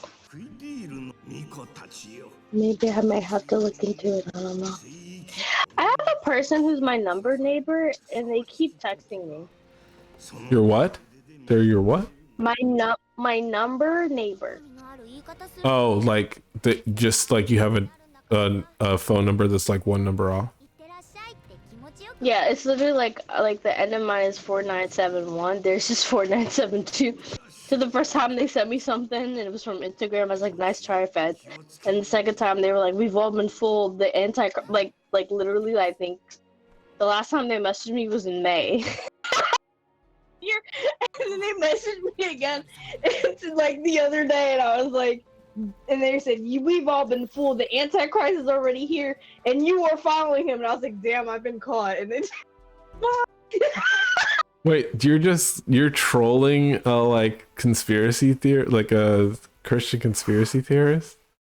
Yeah, because why did you text me? I'm fucking insane. That's your decision. That's so funny. Yeah, I was just like, at first I was kind of like, this is dumb, because I literally saw it was like 7-2 and mine is 7-1, right? So I was like, that's kind of stupid. You're a number neighbor. I think that's what you're doing. And then like when they texted me the first time, I was like, whatever. And they text me again a whole year later to talk about Christ, and I'm like, damn, y'all called me. Like, bitch, go die. I don't know what to tell you. Y'all didn't hear me say that though. This is why my followers are leaving. They're like, oh, this bitch does never draw and complain.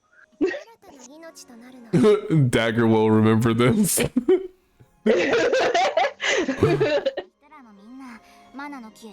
You're following the Antichrist. I'm like, bitch, you post this on YouTube. No one gives a fuck. Suck my dick. Sorry. Is that not stream appropriate? You're good. Listen, I've said much worse things on here. Okay, I hope you guys are enjoying the show. Dagger, I love you. Are you leaving? No. Okay. I just wanted to give Dagger love.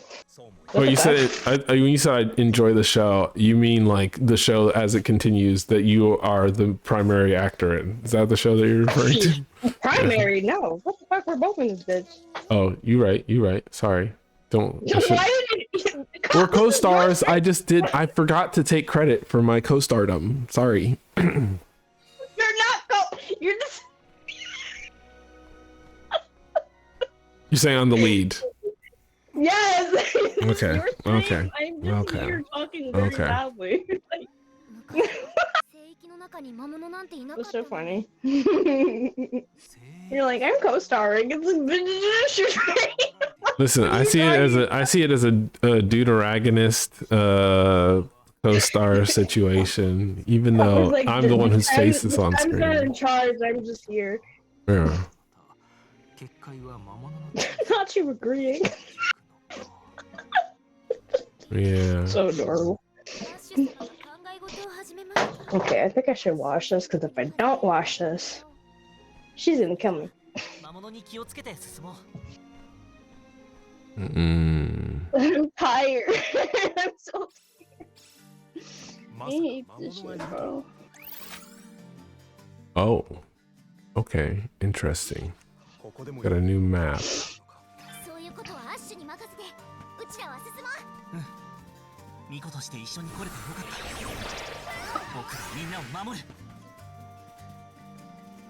Do we have to fight all the rabbits?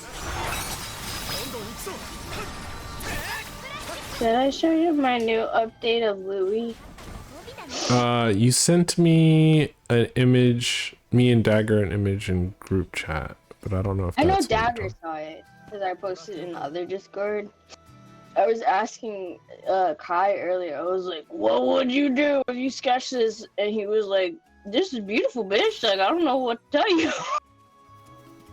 And I was like, "Thanks. That's not what I asked for." Galaxy silently walked into the room and then just put their feet under my butt because it's warm. Can you give them a hug and tell them hello? And I think they're awesome. That's all. Neo said this and hello, and she thinks you're awesome. I did a little tongue outs. I said thank you.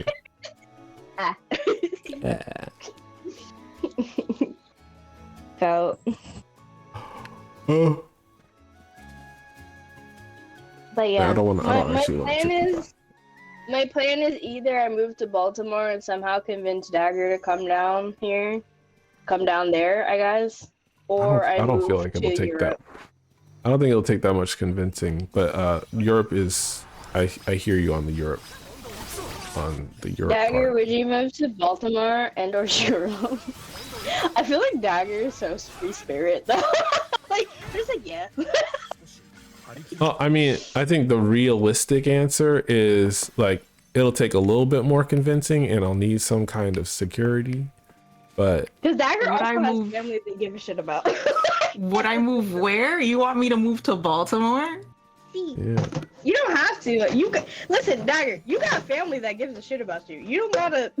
you don't gotta go Oh my God. nowhere. You don't gotta do an exodus. You know what I mean? Like I Oh my I God. don't. You know what I mean? I got like Yeah. nothing to lose if I move, except for I can't talk to my mom. My chains. And I can't talk to you. I got nothing to lose but my It's chains. literally my mom and you, Dagger. I'm not even joking. Like, I got nothing to lose but the cancers. Oh, That's it. that's it. That's all. And Oh, she's about to move downtown to a bougie ass apartment. I don't give a shit about so what's going on that down is here. still happening. Yes. So Okay. here's the thing. Mhm. My mom is getting a bunch of raises. Okay. She's getting a shit ton of raises that essentially would make okay. I'm trying to explain this.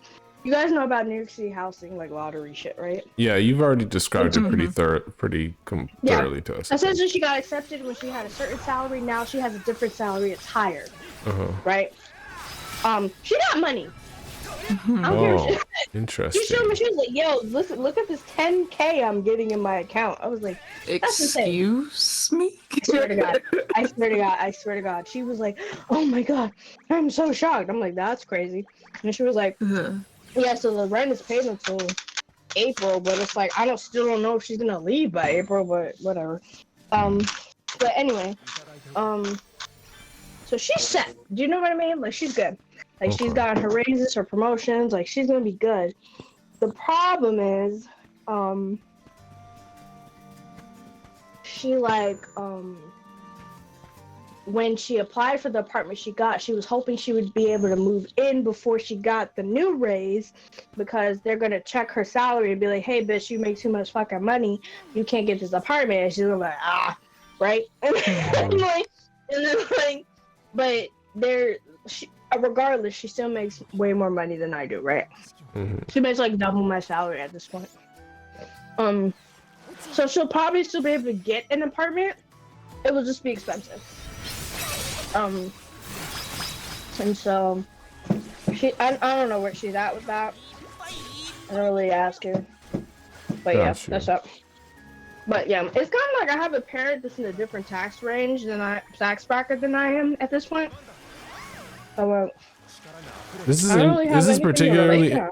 It's particularly interesting to me because I'm remembering like a year ago where she was complaining because she was making so little money and like had to work multiple jobs and shit. Like, damn, what happened? What happened to that? Like, she quit, went back to the other place that was offering her a position, said, "I'm not gonna ignore this," and did a bunch of other stuff to like not worry about the bills she was trying to pay, just like I did. And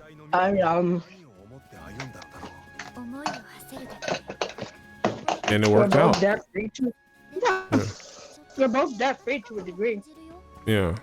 I still have my school loans, but we don't know what's going on with that shit. So. But yeah. Sorry, that was just. When you're coming back down to New York, I didn't have it planned. I was asking you a couple of minutes ago, or more than a couple of minutes ago, really. Okay, so I told Gio to let me know when she's doing, because her birthday's the 22nd, and I was telling her to let me know like if she's like doing anything, and she potentially may or may not be going to Canada again. I really don't know. But she hasn't told me. So at most, that's the only thing I know that I'm doing like soon.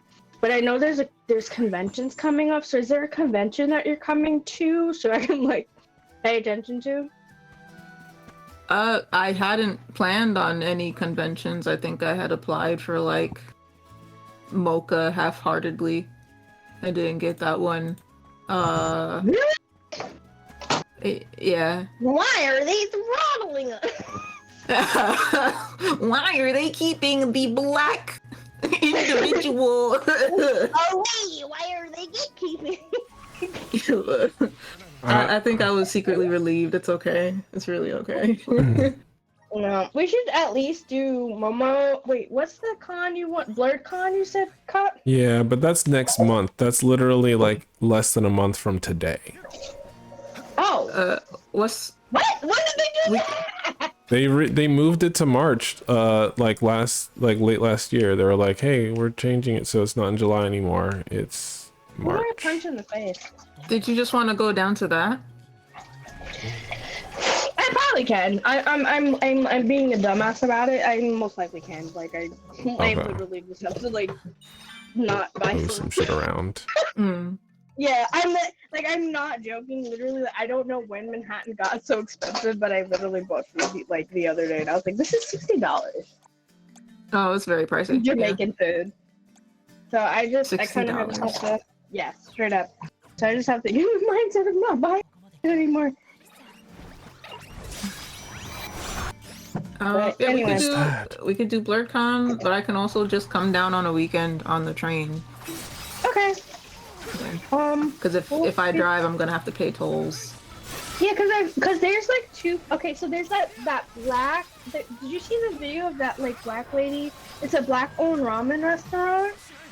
Yeah, I saw that one. Yeah, so I Black-owned figured it'd be ramen cute. restaurant. Yes, and it's the fan that Dude. owns it. It's so cute. It's like a little corner in the world. I just want to do like Dad come down and then we go like just chill. And I told Tommy too, like if I go downtown, like I'd message him. So like I don't know, he'd be stressed because of work too. So I figured like we just do like a day or something like that. But I'm just trying to figure out when. But After the 14th, I'm free in general. My sister's birthday is that like weekend. Okay. But yeah, after that, whenever.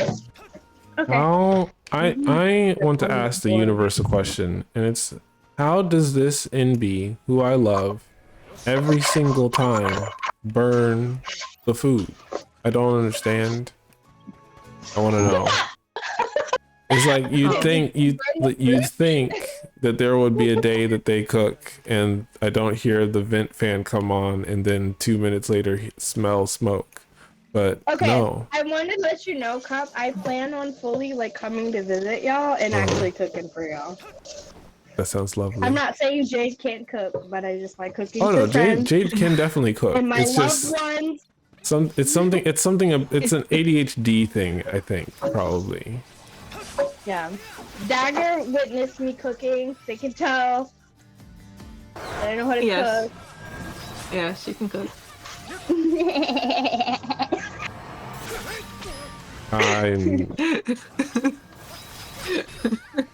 Dagger knows I can cook. Hair flip. You can't see it. Oh my god. But yeah, no, I figured, I just need to get into a space where I'm just hanging out with the people that give a shit about again. Cause I'm like, work is just gonna kill me at this point. Like I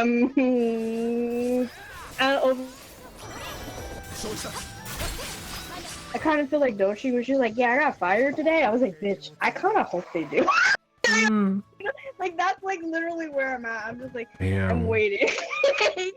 Damn. They haven't yet. But I swear really to fucking God, something. like, yeah. When you hope they fire you, it's like at least that doesn't that mean at least you can get unemployment, right? Yeah, but it's just kind of like literally if they fire me, I can go to my grandmother's. I'd probably suffer the fuck out of that. But it's like I think being miserable will probably like build character a little bit. Oh my god. I'll be inclined to like get the fuck out of there faster. I gotta work with my ADHD, you know, not against it. With it, not against it. Blue says, my dad has only recently learned not to burn food. It seems to be a requirement in relationships. Interesting. I burn food all the time. Like, and I'm not even saying like, I don't know how to explain it. Like when I'm cooking for other people, I'm like attentive as fuck. But if it's just for me, I'm like whatever. And like my mom hates this shit. She's like, if you were just paying attention, I'm like, bitch, I got. Oh wait, hold on. I'm not calling my mom a bitch.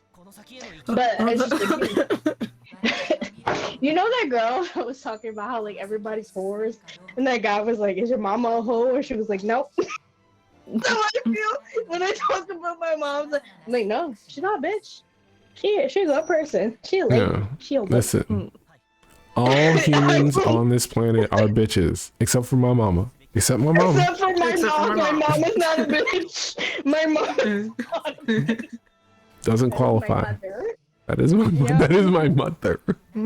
Bro, she was so like, oh my god! Every time I think about that video, she looked at the camera and was just like, nope. She was like, she knew her mom was gonna see the video. That shit was so funny. I was like, you're not getting me.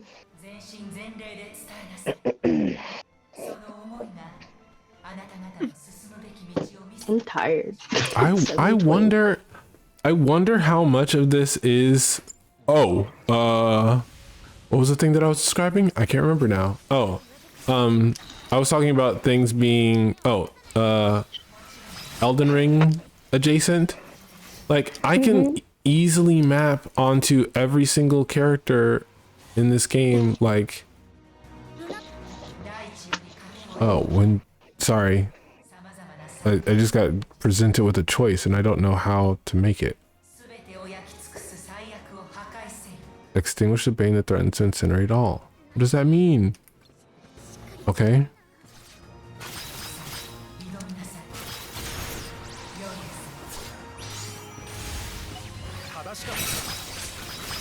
Sorry, I can easily map the personality and or the role that the character plays onto different things from Elden Ring. And it's very confusing to me. It's like, even right this moment, it's like there's this ancient Kirin looking thing that's like tasking us with doing these quests, and I'm like, is this the ancestral spirit from fucking Nokron, bro?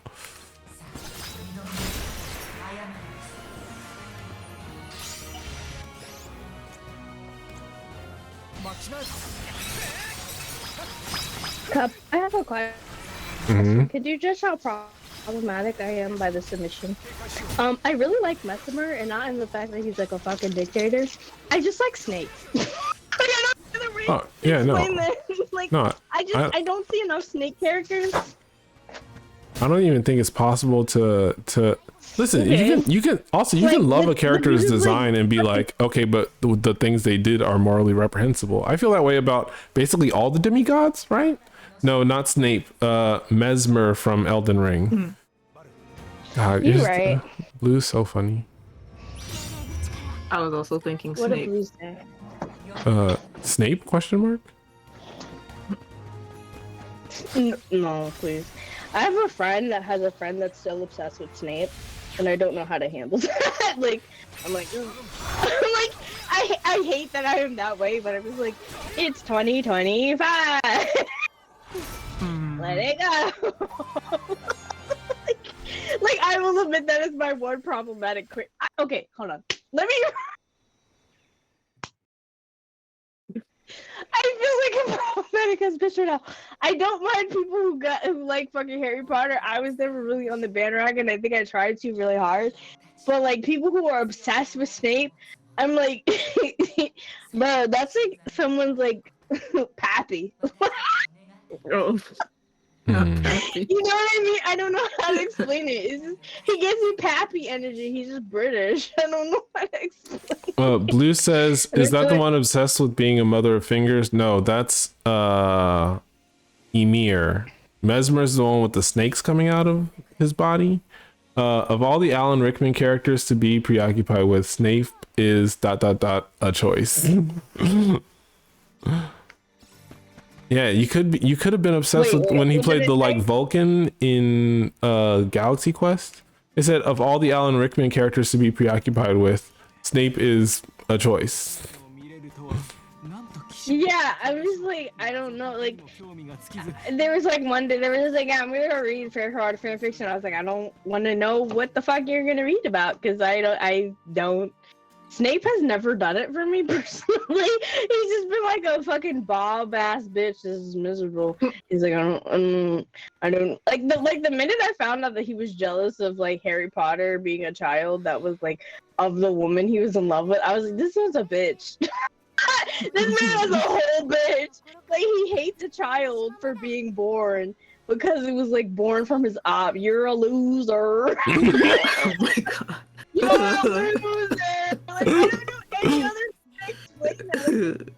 You're like Harry Potter, and then you're fucking stupid ass Bob. I don't like it.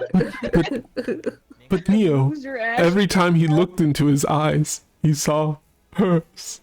And That's actually really good. As I get older, the more creepy like that is. Just like literally, I learned that like he literally just was like, oh my god, you're the child, the woman I've been obsessed with. And I'm like, you're creepy, bitch. The woman I didn't get to fuck. Wait, literally. I don't feel guilty. Sorry, Cup. anymore. My Like, bad, Cup. Now that I remembered happened? it, I'm like, yeah, no, fuck yeah. I got no idea what's going on because I'm fully. Oh, I was like, my bad, because the way I phrased that on your stream. No, you're I don't good. know how. Listen, I've said some real sideways ass shit on here. Y'all are fine. Just here, what you should know though is now I save these videos for posterity. So good luck. Oh, okay.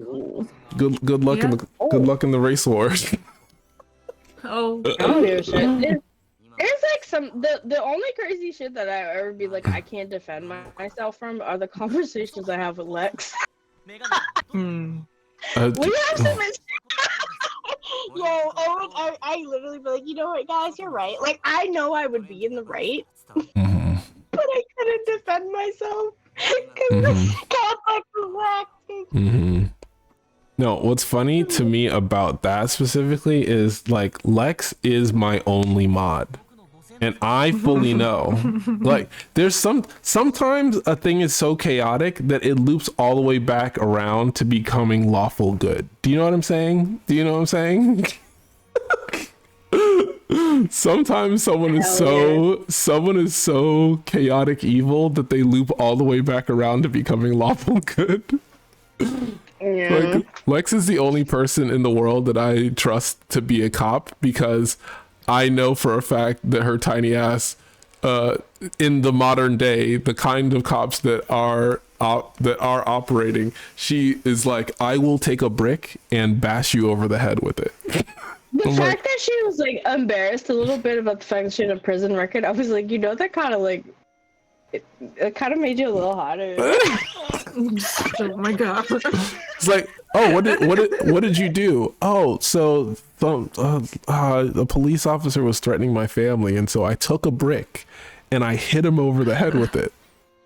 What are we gonna do? We're gonna be like, damn, fuck you. And I'm like, damn, bitch.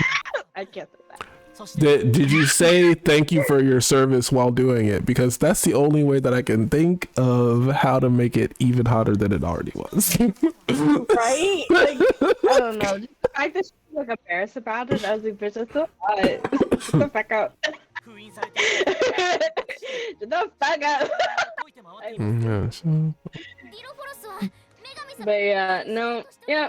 I honestly, like, literally working with cops, I've just been like,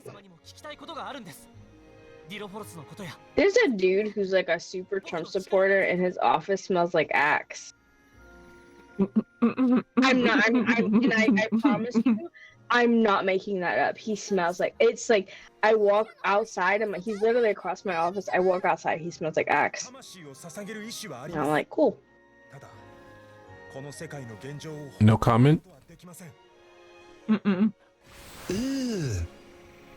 Brother, ugh. What's that? This is entirely superstitial. I made this up. It's not real. I was just talking about a situation I had in my role play sim. In Fortnite?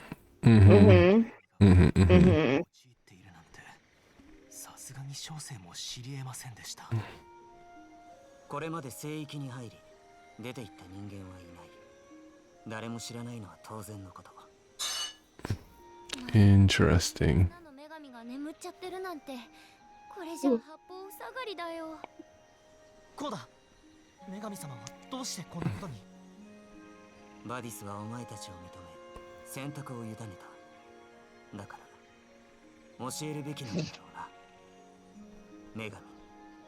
Oh, Blue is talking.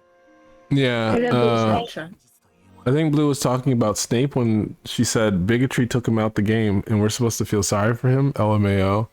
And then I don't think he's that. I just don't have it for white men like that. So it's just like, he's so boring. And it's just like, Harry Potter. Like, you hate a child for being bored. You're weird. You're weird. I don't know what else to say. You're fucking weird. Like, this dude was in a fucking staircase being abused. He's like, ugh. And it's like, my nigga. What are we talking Wow, it's so like when I learned that, I was like, do y'all still support him? And I still kept seeing the Snape fictions. I was like, To be honest, that's what like made my like. Okay, hold on. I'm gonna preface this, but like what you like, but like Fujosi's, I was like, y'all maybe have to go to rehab. I don't know. Y'all might have to go to rehab. There's no man worth that support. I don't know. Like. Blue weird. S fam, what happened to the frame rate? Oh, you're talking about in the game? I'm running this shit on my Steam Deck, and you see how many particle effects are on screen right now. We're in the fucking Fey realm or whatever. And I don't give a shit. And I don't give a shit about frame drops as long as it's not happening during combat. I'm good. I'm fully good.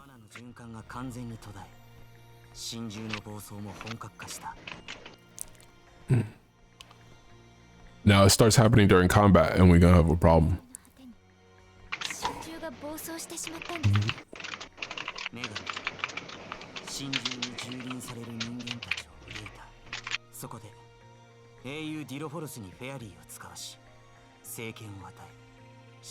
If I drive down to New York City and I don't take the highway, it's 3 hours. Wait, that's driving or not side streets, but Do you want to drive? Not necessarily, no. Yeah, I was like, listen, I know you got a car, but like, my nigga, that's a lot of work. That's 151 miles. I'll see all the problems with the car probably by like the 50th mile.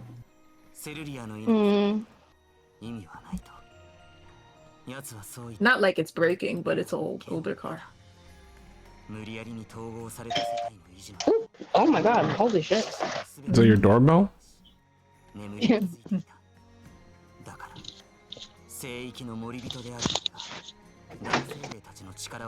Oh, sorry. Give me a second. I gotta give him my card.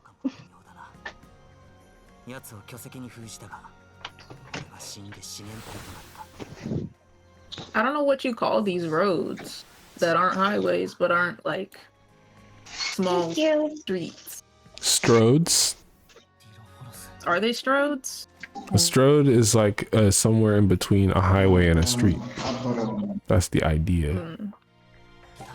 I'll be taking stroads all the way. Take US 9 to NY 9H.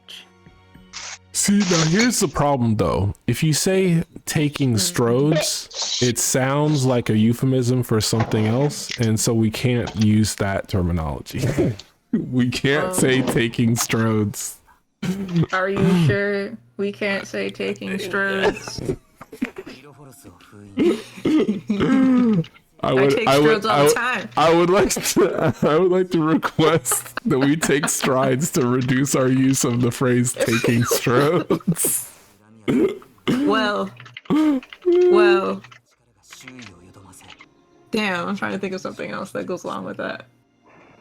Maybe we stridden too far. Strode too close to the sun.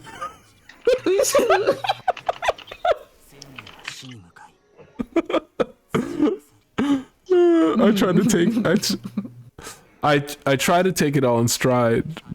No, wait, hold on. I tried to take it all in stride, but I ended up taking it all in stride. Oh, bro, I'm stricken. I'm stricken.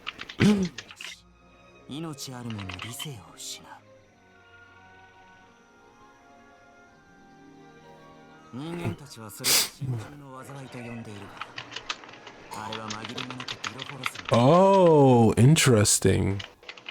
Sorry, I just learned a big lore. They just lore dumped.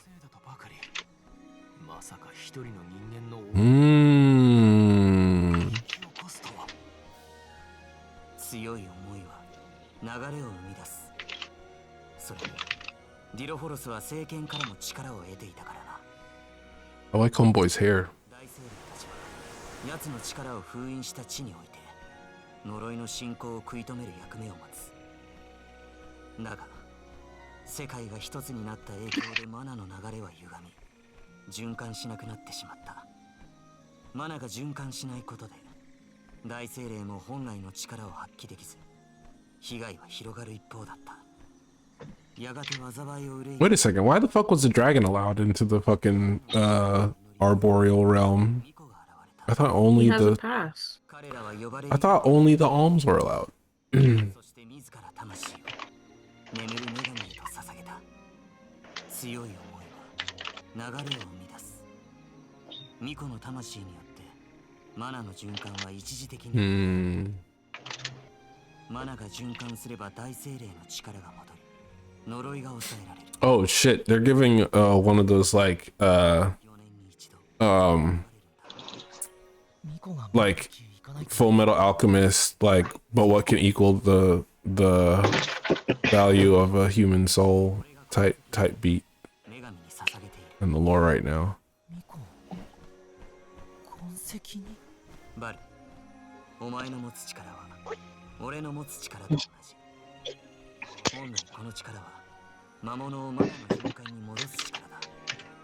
ファディールの時代はそのようにしてマナの循環を守っていたんだ。じゃあ僕の力は、ヒナはバル I gotta go. Okay, thank you for Discord, my love. yes. Yes, okay, sloppy kisses. Yes, yes, of course. I accept. Yes, all over my face. Thank you. Okay, goodbye. Yo, they're doing so much.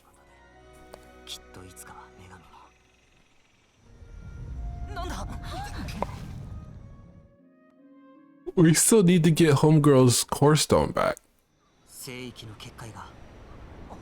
The barrier is under siege. Did he bring all the Benevolons? All 5 of them bitches? We gotta fight all 5 of them bitches at the same time? Please don't tell me this is the climax of the story, that we have to fight all 5 Benevolons at the same time. Oh my god. Oh my god.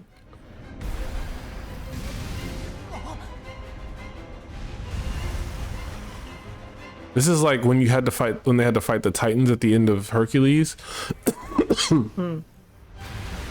Nah, bro. Oh wait, is there only 4? I thought. How many elementals are there?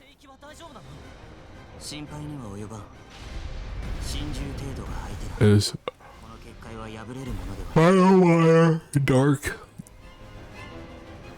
Oh yeah, okay, there's the other one.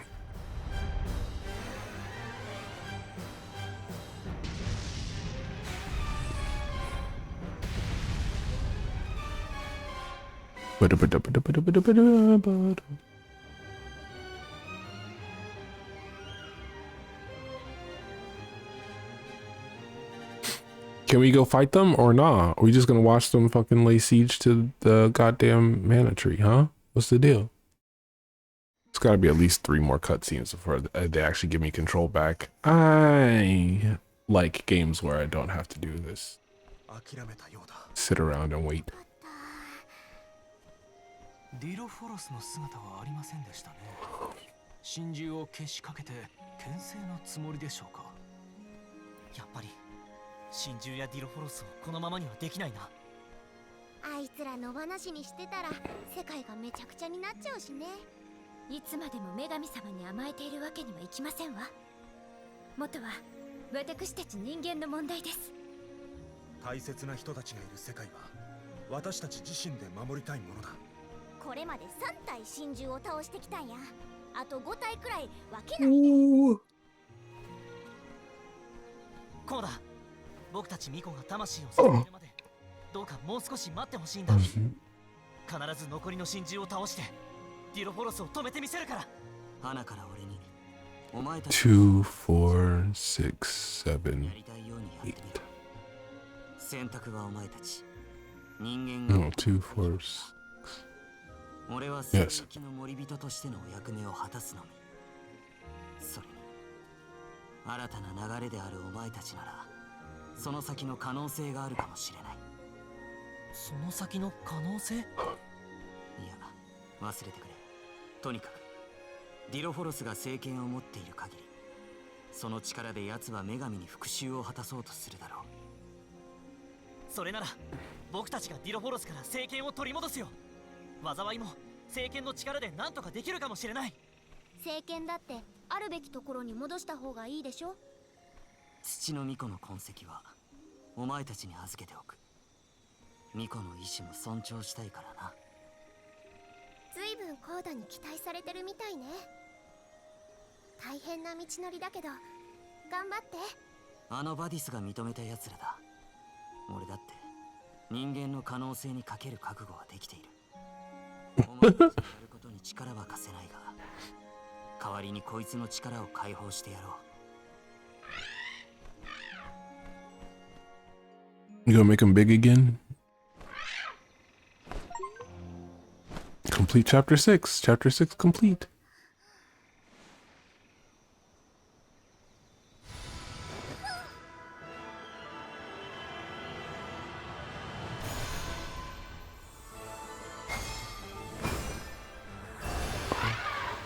Hell yeah, we got our fly buddy back. Now we don't gotta sit around waiting for that goddamn kappa every time we wanna go somewhere in the world.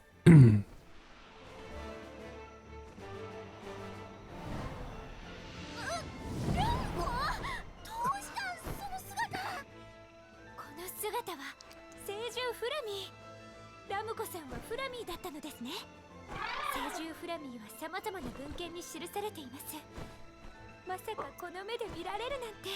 あれがラムコの本来の姿ってとこなのかな。真珠の元へ向かうならこれが最も早くて確実だ。さあ行け、巫女たちよ。ありがとう。 Boss rush time.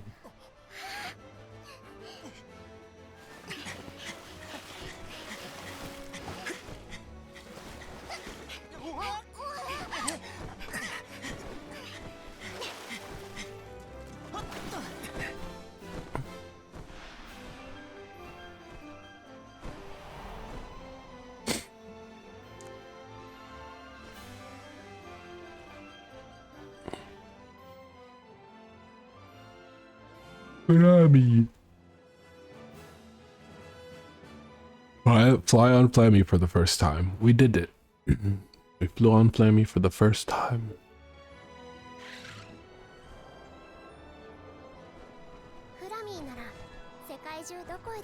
Flammy can take you anywhere in the world you want to go. Ramco, you got so big and strong enough to carry all of us. Oh, the little ones grow up so fast.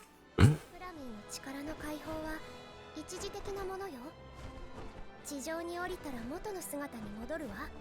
力を借りたいときはこの風の太鼓を使ってね。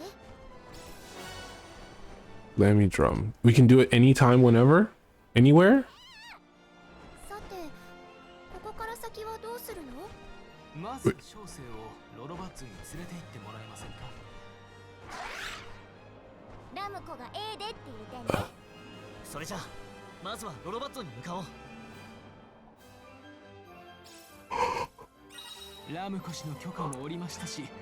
This is so much faster. Oh my god. Hold on, I want to do a lap around the world first really quick, just to see how it feels. Oh man.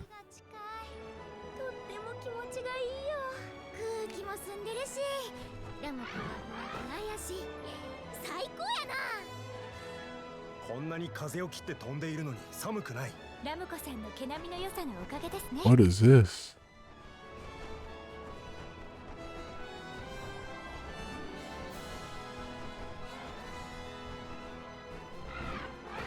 Wait, how do I go up and down?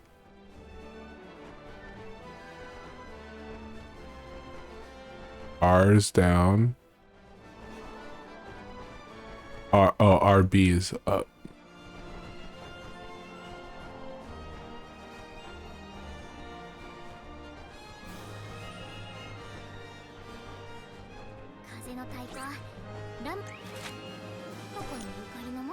Oh, and you can just teleport. You can teleport to wherever.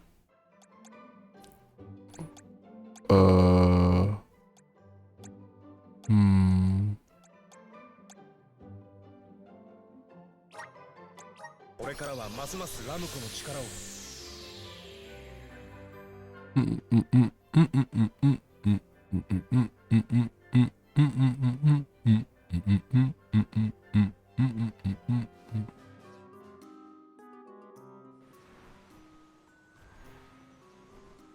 ラムコ氏、素晴らしい乗り心地でしたよ。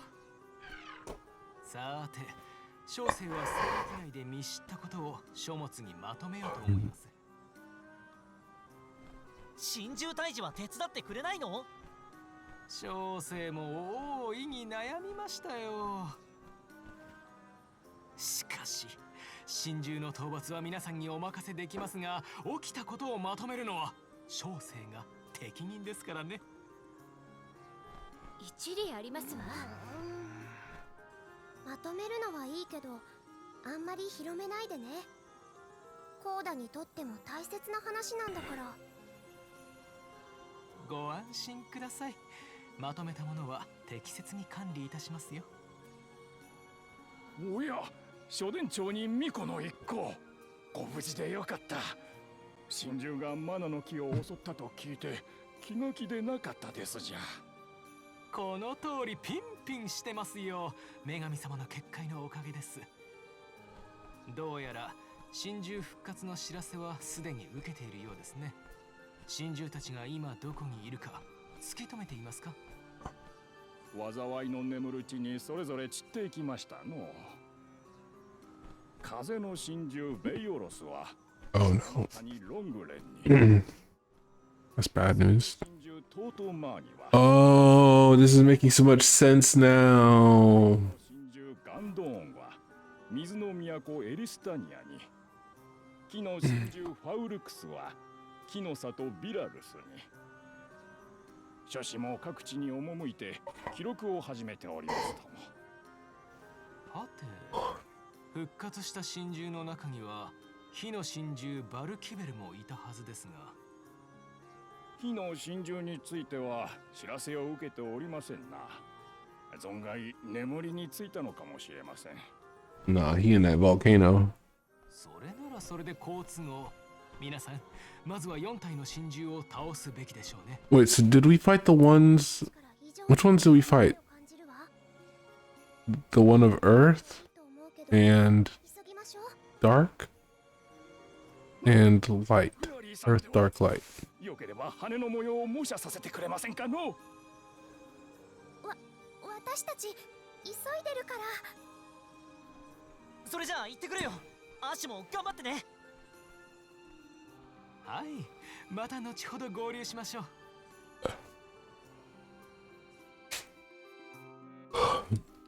Okay, now here's the question: can we just fly away right now, or is it going to be more cutscenes?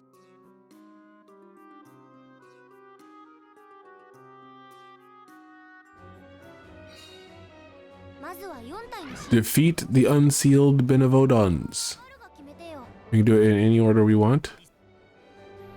Oh, I didn't mean to do that.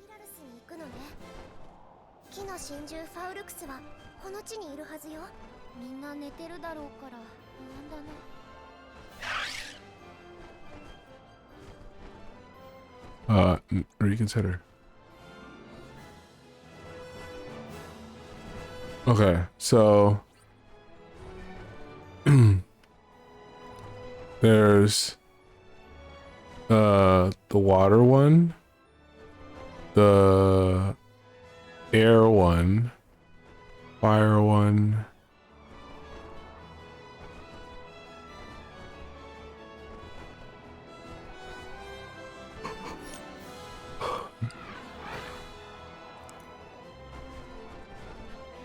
there's so many places to land. I remember when it was like this for the other game too. I think I've been streaming for almost 9 hours. I think that, not that I'm fully good, like we're not fully good, like fully good, but I'm probably gonna wrap soon. This does look like it's just gonna be a 5 boss rush, and like as happy as I am about being able to play the game that way. Wait, I want to see if they'll let us do the fire one. That's what I want to see. Wait, okay. Which one is this? Oh, the moon. Yeah. No. I'm pretty sure that it's fully immune to most of the stuff that we have active right now. No, thank you. Reconsider, thanks. I guess the wood one is probably the one that would be the easiest for us at this point, so we do that one first. I said do.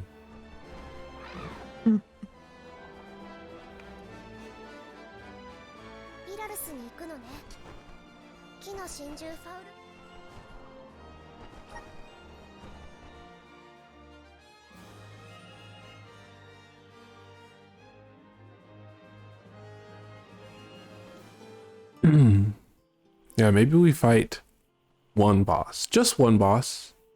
この羽はまさか真珠の羽か？かなり大きいぞ。嘘。みんなが食べられちゃった。 Oh shit. 木の真珠に襲われたって。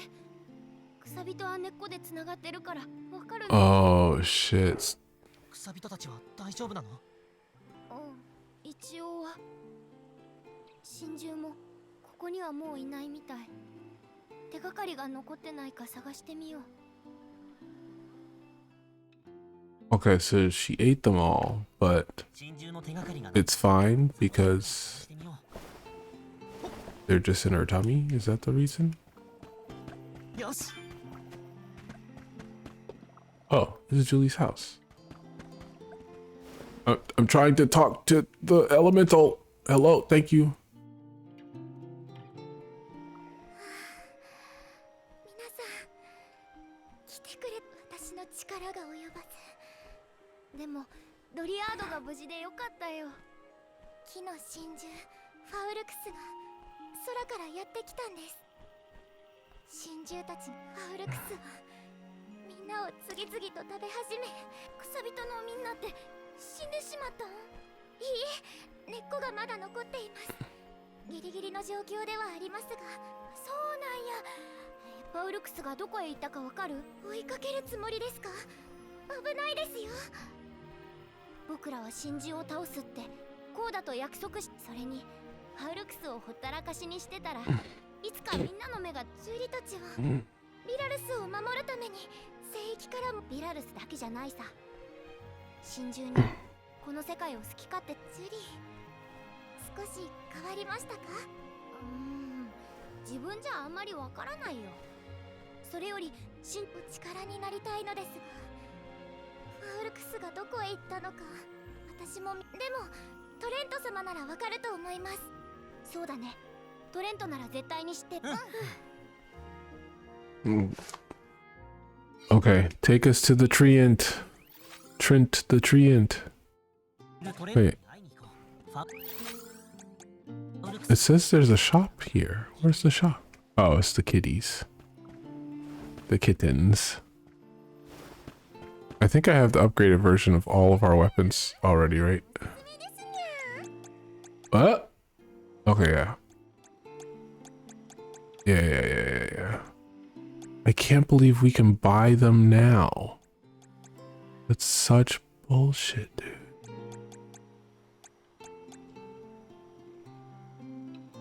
Ooh.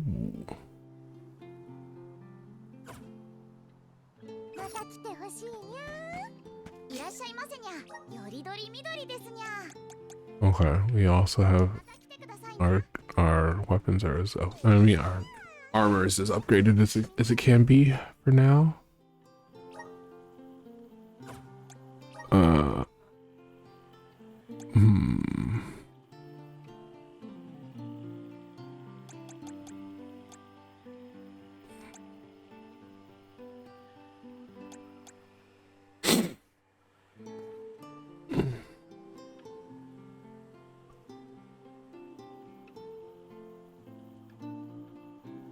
買い物上手毎度ありな。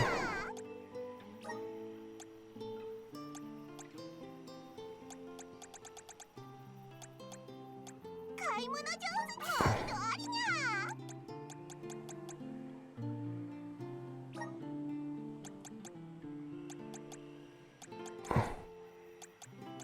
買い物上手毎度ありにゃ。全部おすすめにゃ。買い物上手毎度ありにゃ。また来てにゃ。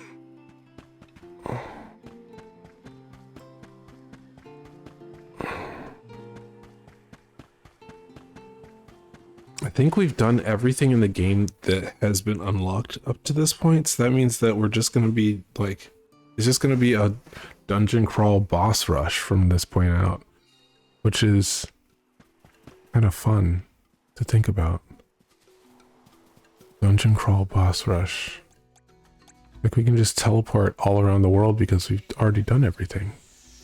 Wait. Yeah. Just go like this.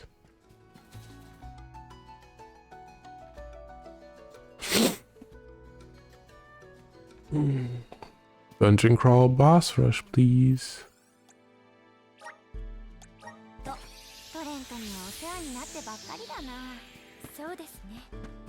何かを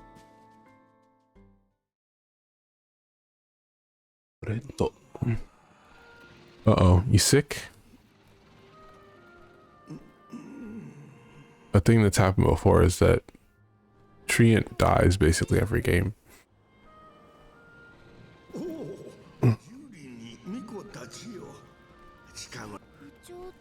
そう不安そうな顔をするでない。ディロフォル。それって結構大層なことだよ。なに、重病のような。Oh shit, we gotta fight him. 重病のかつて重病。トレント。Yeah, always gotta fight. Oh, visit Ash. Okay. Can do, will do. 知識に関しては、奴が一番頼れるのは間違いない。うん。トレント、待ってて。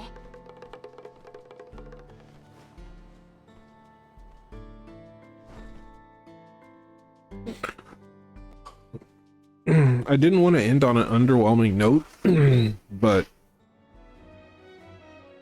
it is kind of looking like it's finna whelm.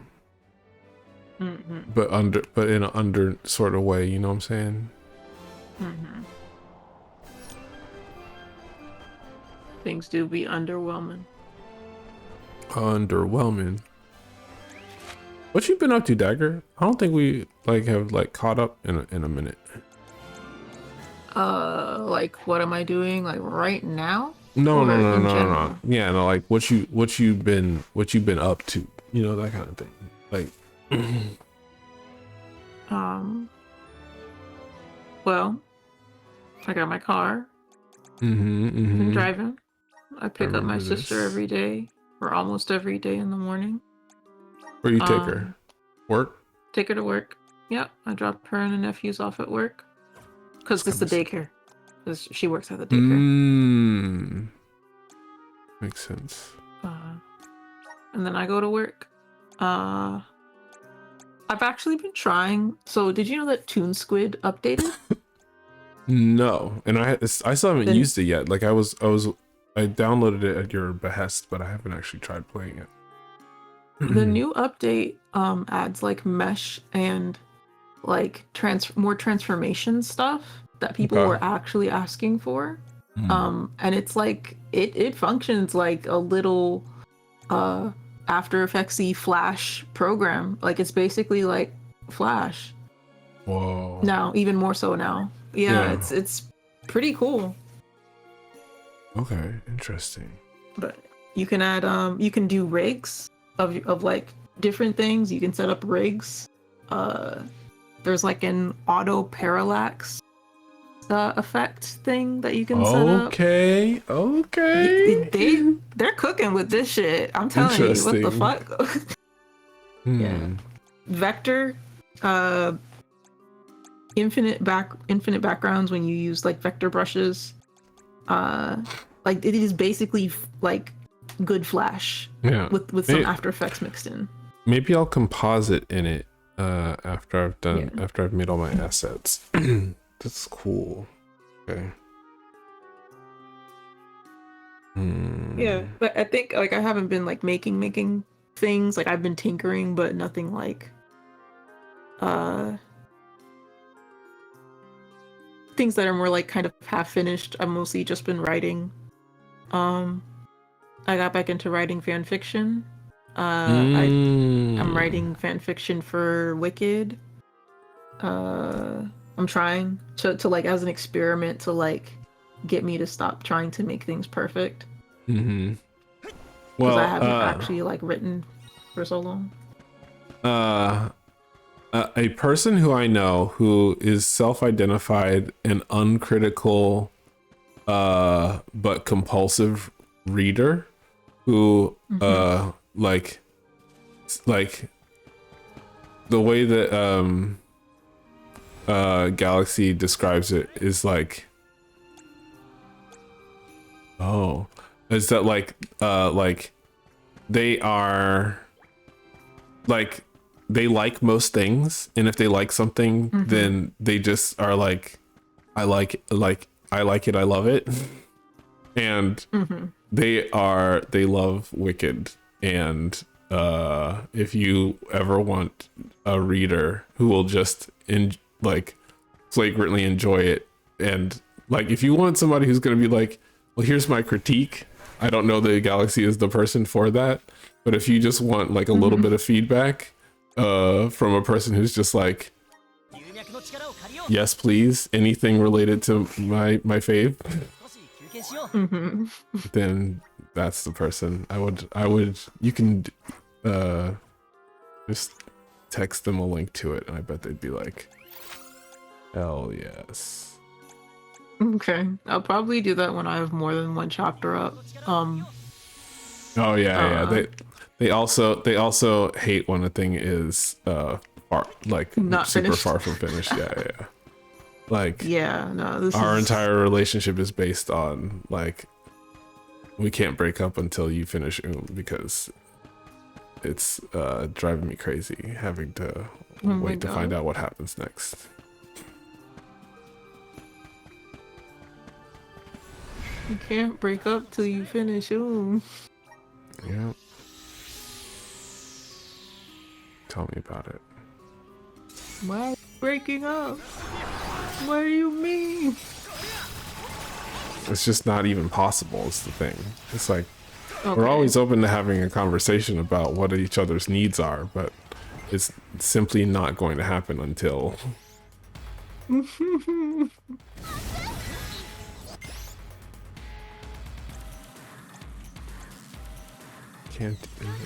it's not something that's even under consideration. Oh shit. Okay. I didn't realize that it was like that. So they're like, don't even think about it. Don't even think about it.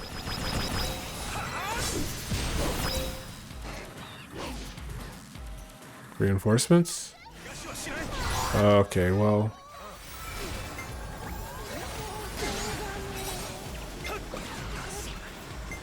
Yeah, we died.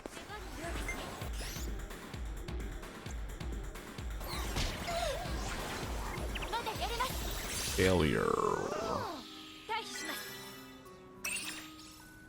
Okay, now I have a better understanding of what this is like. Let me back in. I'm online working like day job stuff, and I'm realizing none of my coworkers are technically online. We have like post hour coverage. So I think I'm just gonna close this laptop and look at this shit tomorrow.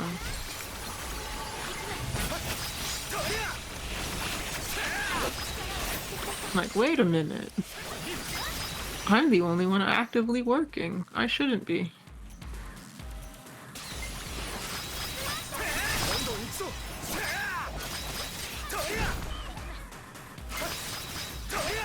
Shoot a note.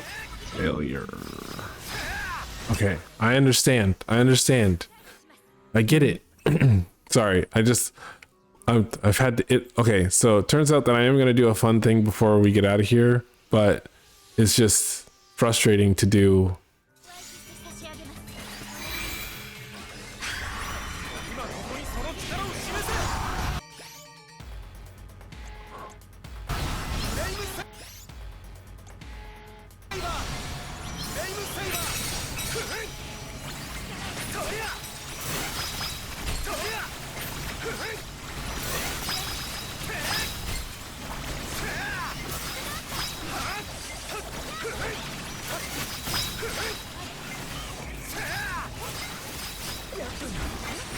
Come on. Come on. No. So fucking close. God damn it. Okay. Okay. Okay. Try again.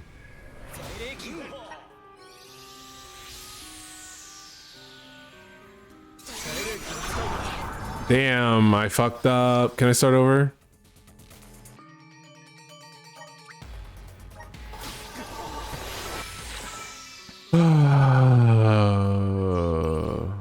Press the wrong button.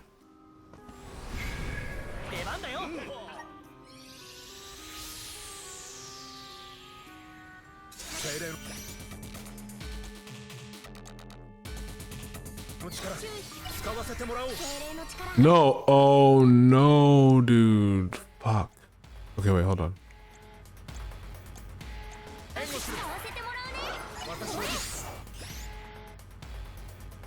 Am I dead? No, not yet.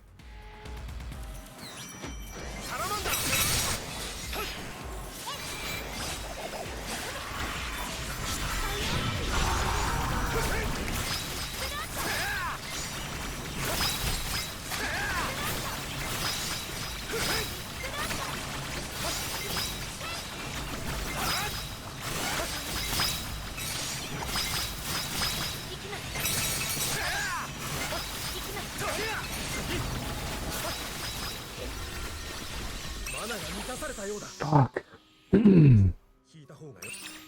Again. Oh, I'm I've sure been working out more consistently. Me too. I'm probably in the best shape that I've ever been in my life so far, which is like not really saying much, but it feels like something to me. You know what I mean? Oh, Layla typed in chat, and that's good. That's excellent. Yeah, thank you. Oh God, stop doing that. Recent. They said B cup. I had a serious convo with my roommate, and it went well. Changes Yay. are happening, and we have structures in place to reinforce. Notify me of the progress. Nice.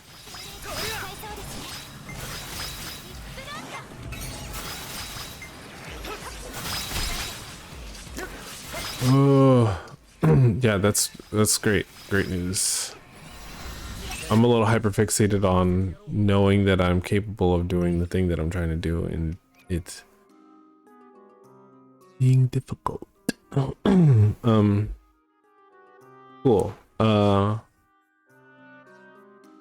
Had a serious convo with my roommate, and it went well. Changes are happening, and we have structures in place to reinforce / notify me of progress. Sick. So dope. Okay.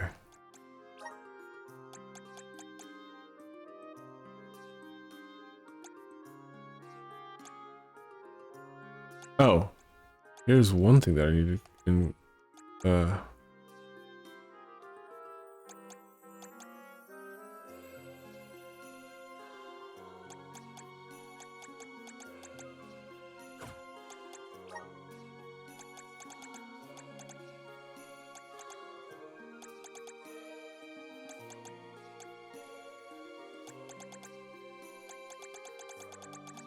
determined to figure out how to be in relationship with NPD folks. Yeah. There's a part of me that's like just simply could not be me, but I do find it admirable. Is there a way to just flatly increase my attack? Okay. What if it's... Ooh. Okay, interesting, interesting, interesting.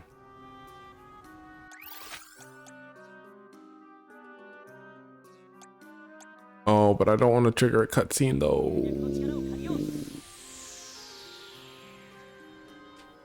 Where's the girlies? Don't trigger a cutscene, please. Okay, we're good.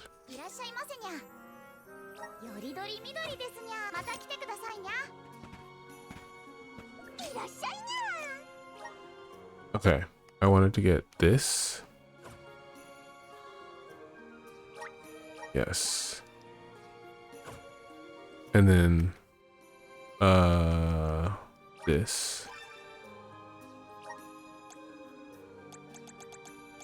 Malady spreader? Increase the chance of inflicting a status effect.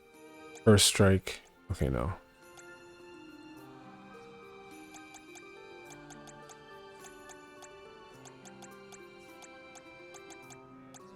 What's this? Magic attack by 15. I think the answer is just more self-advocacy than fawning, which is a good lesson. Yeah, I think 0. That's difficult. Difficult to imagine being in a relationship with a person with MPD and not fawning. Like, that's one of the requirements, because if you don't, then they just abandon you.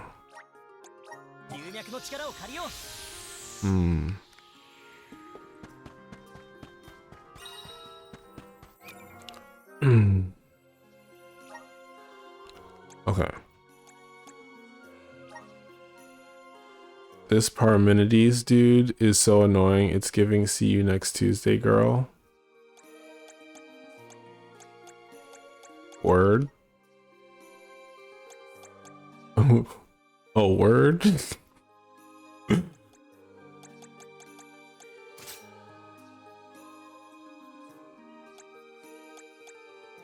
Oh, crit. Crit rate boost.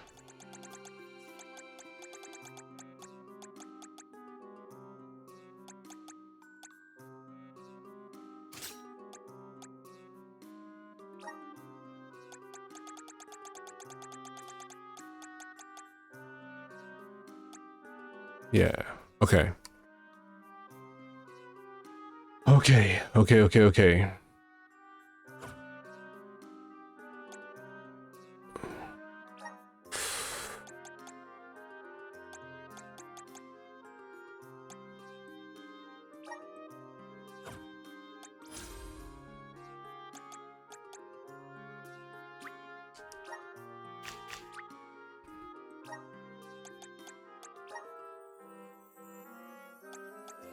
Oh, wait. Okay. I want to figure out. Also, I'm not in chat. I'm in class. Okay.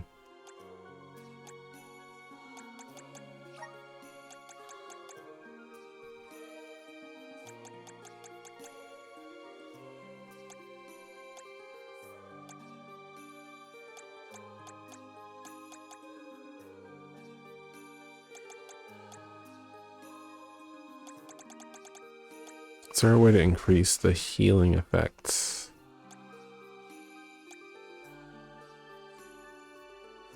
I keep hitting the wrong button because I keep thinking. Okay. Oof.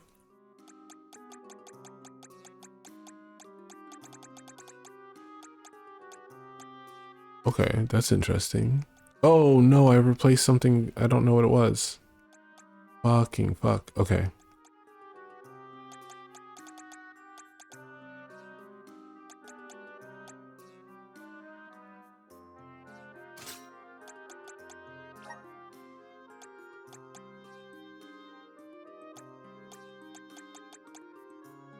Critical hits alert, no. Lustrous Fantasia, Light Elemental, no. Extra CS.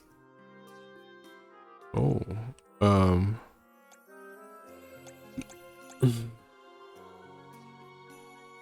Hmm.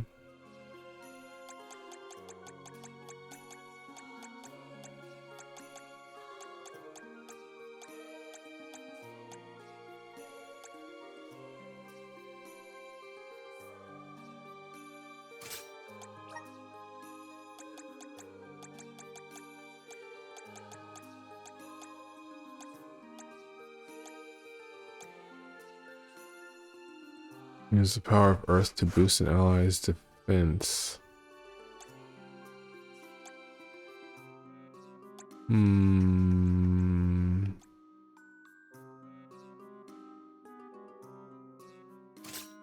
Okay, sick. Alright. Do we have enough DPS now to do the thing that should allow me to go and rest IRL?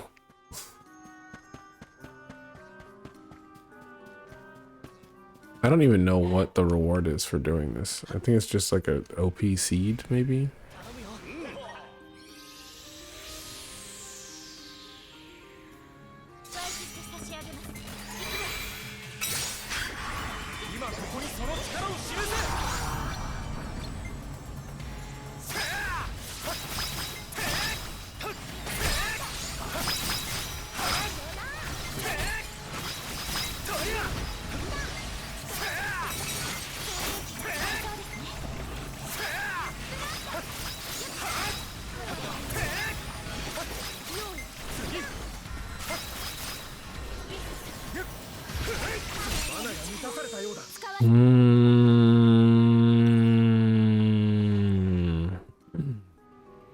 Oh, maybe if we...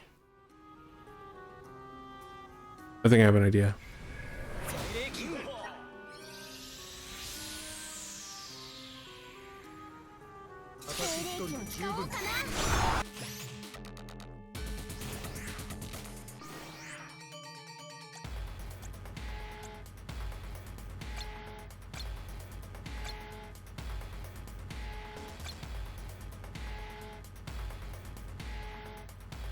Resistant to it, huh?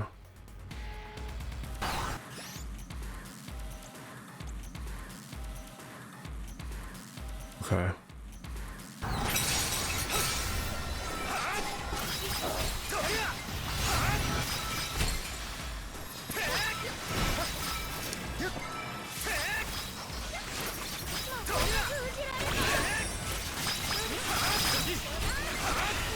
What is going on with y'all? 5 seconds? And I died. And we have 1 second left. I don't think this is gonna work out.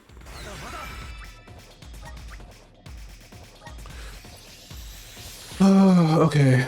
I need to figure out how to... Oh. Is the trick that I'm supposed to be using the skill that...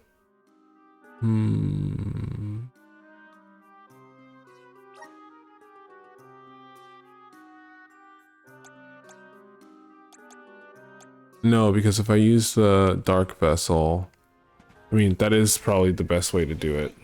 But I want to try and do it without doing it, which is foolish, silly, ridiculous. No!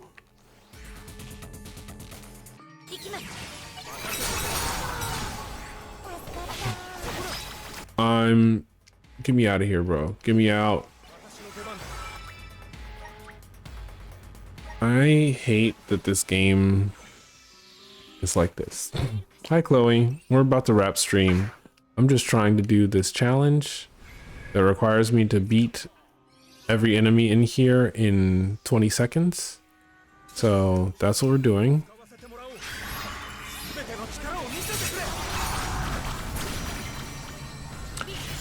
If I press the button and then nothing happens, then I can't do the thing. Game? Have we thought about this? We thought about how if I press the button and then nothing happens, that nothing will happen?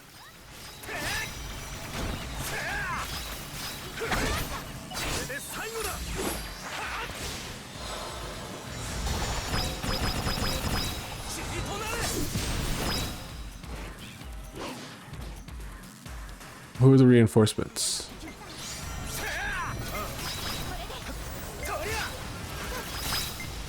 I'm supposed to beat...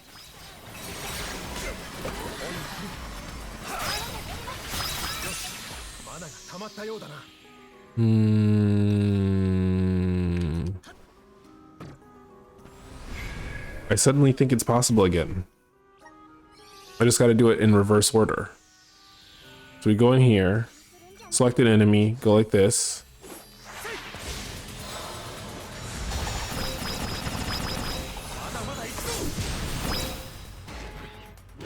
And then once they load the next set in, do this.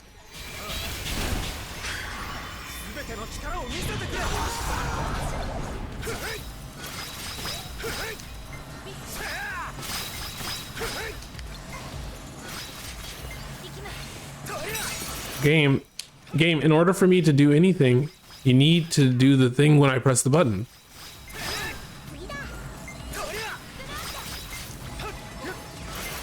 Okay, well, we lost because the game said, you didn't press the button. You? What button? You didn't press the button? I didn't see you press the button. Let me press the button.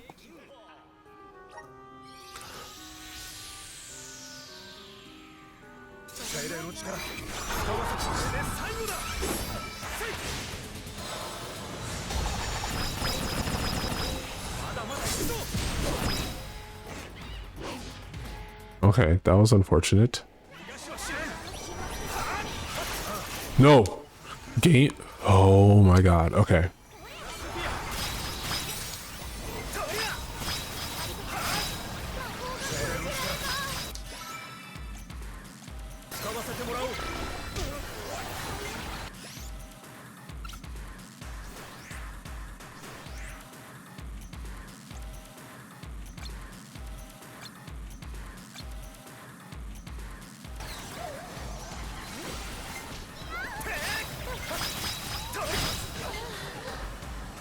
I died?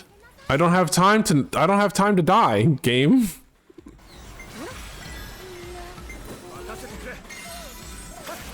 Oh!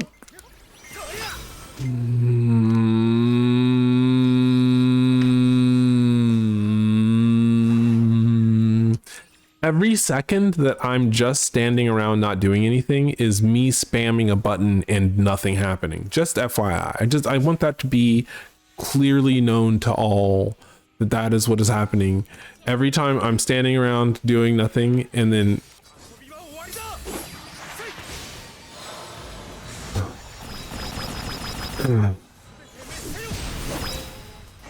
okay, nice, we critted. And okay, I got hit out of the sky. That's okay. We do this, and then we do this to who's the strongest?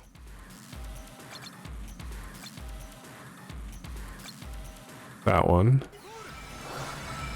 And then I go like this.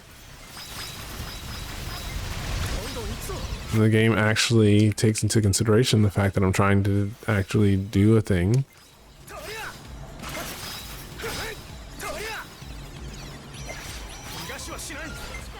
Two seconds. 2 seconds is not enough time. Game, why?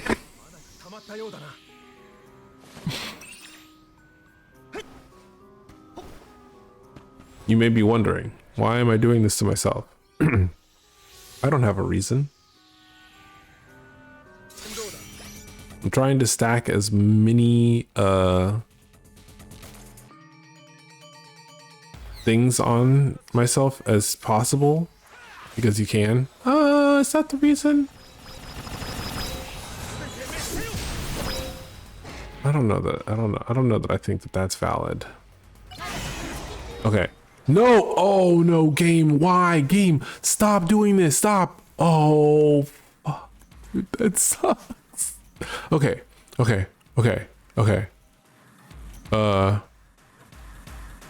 we'll do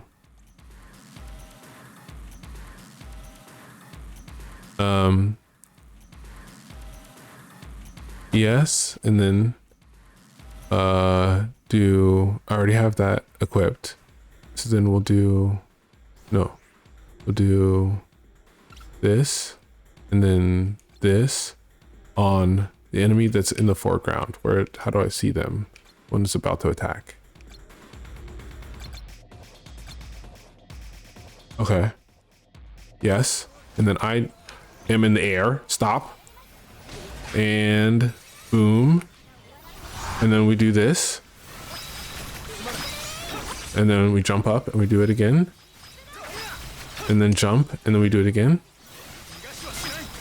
7, 5, 4, 3, 2, 1. Did she actually do the move? No! Oh, we did it. Oh my god. 1 second left. Oh my god. Oath of Shadows. It's just one singular ability seed?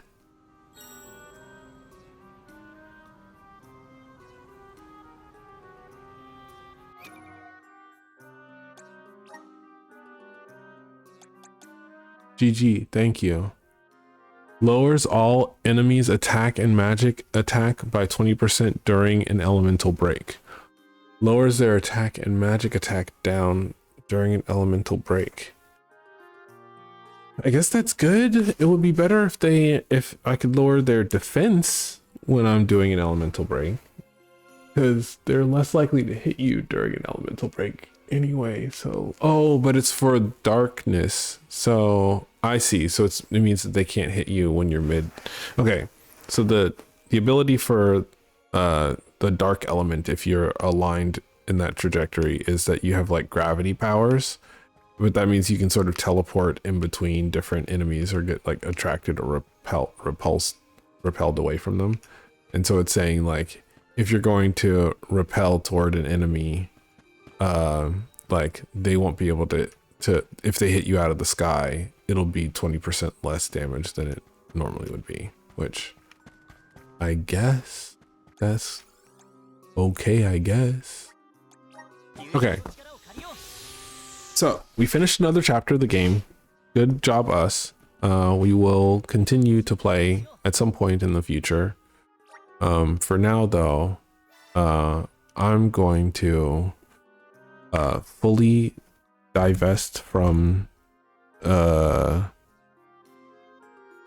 streaming and make myself some food, and then probably watch Dungeons and Drag Queens with Galaxy, and then all will be right with the world permanently, forever, I think. Yeah. Yay, food. Yeah, food is what I'm especially excited about. All right, Dagger, you still here? Mm-hmm. Well, get out of here, bro. It's time to wrap. It's stream wrap time. Okay, but Hip hop, a hip it to the hip hoppy. Don't stop stream rapping to the beat. If what you want is to watch me stream, then you'll have to catch me next week. Not true, I'll be here tomorrow. Okay, this has been the Petal Party with me, your host Buttercup, animator, illustrator, and sequential artist. I hope you have a fantastic time zone and enjoy the time between now and when I see you next. Later. Bye. Good night. Thanks everyone for hanging. It was good to see everybody. Hope y'all have a good one, for real, for real.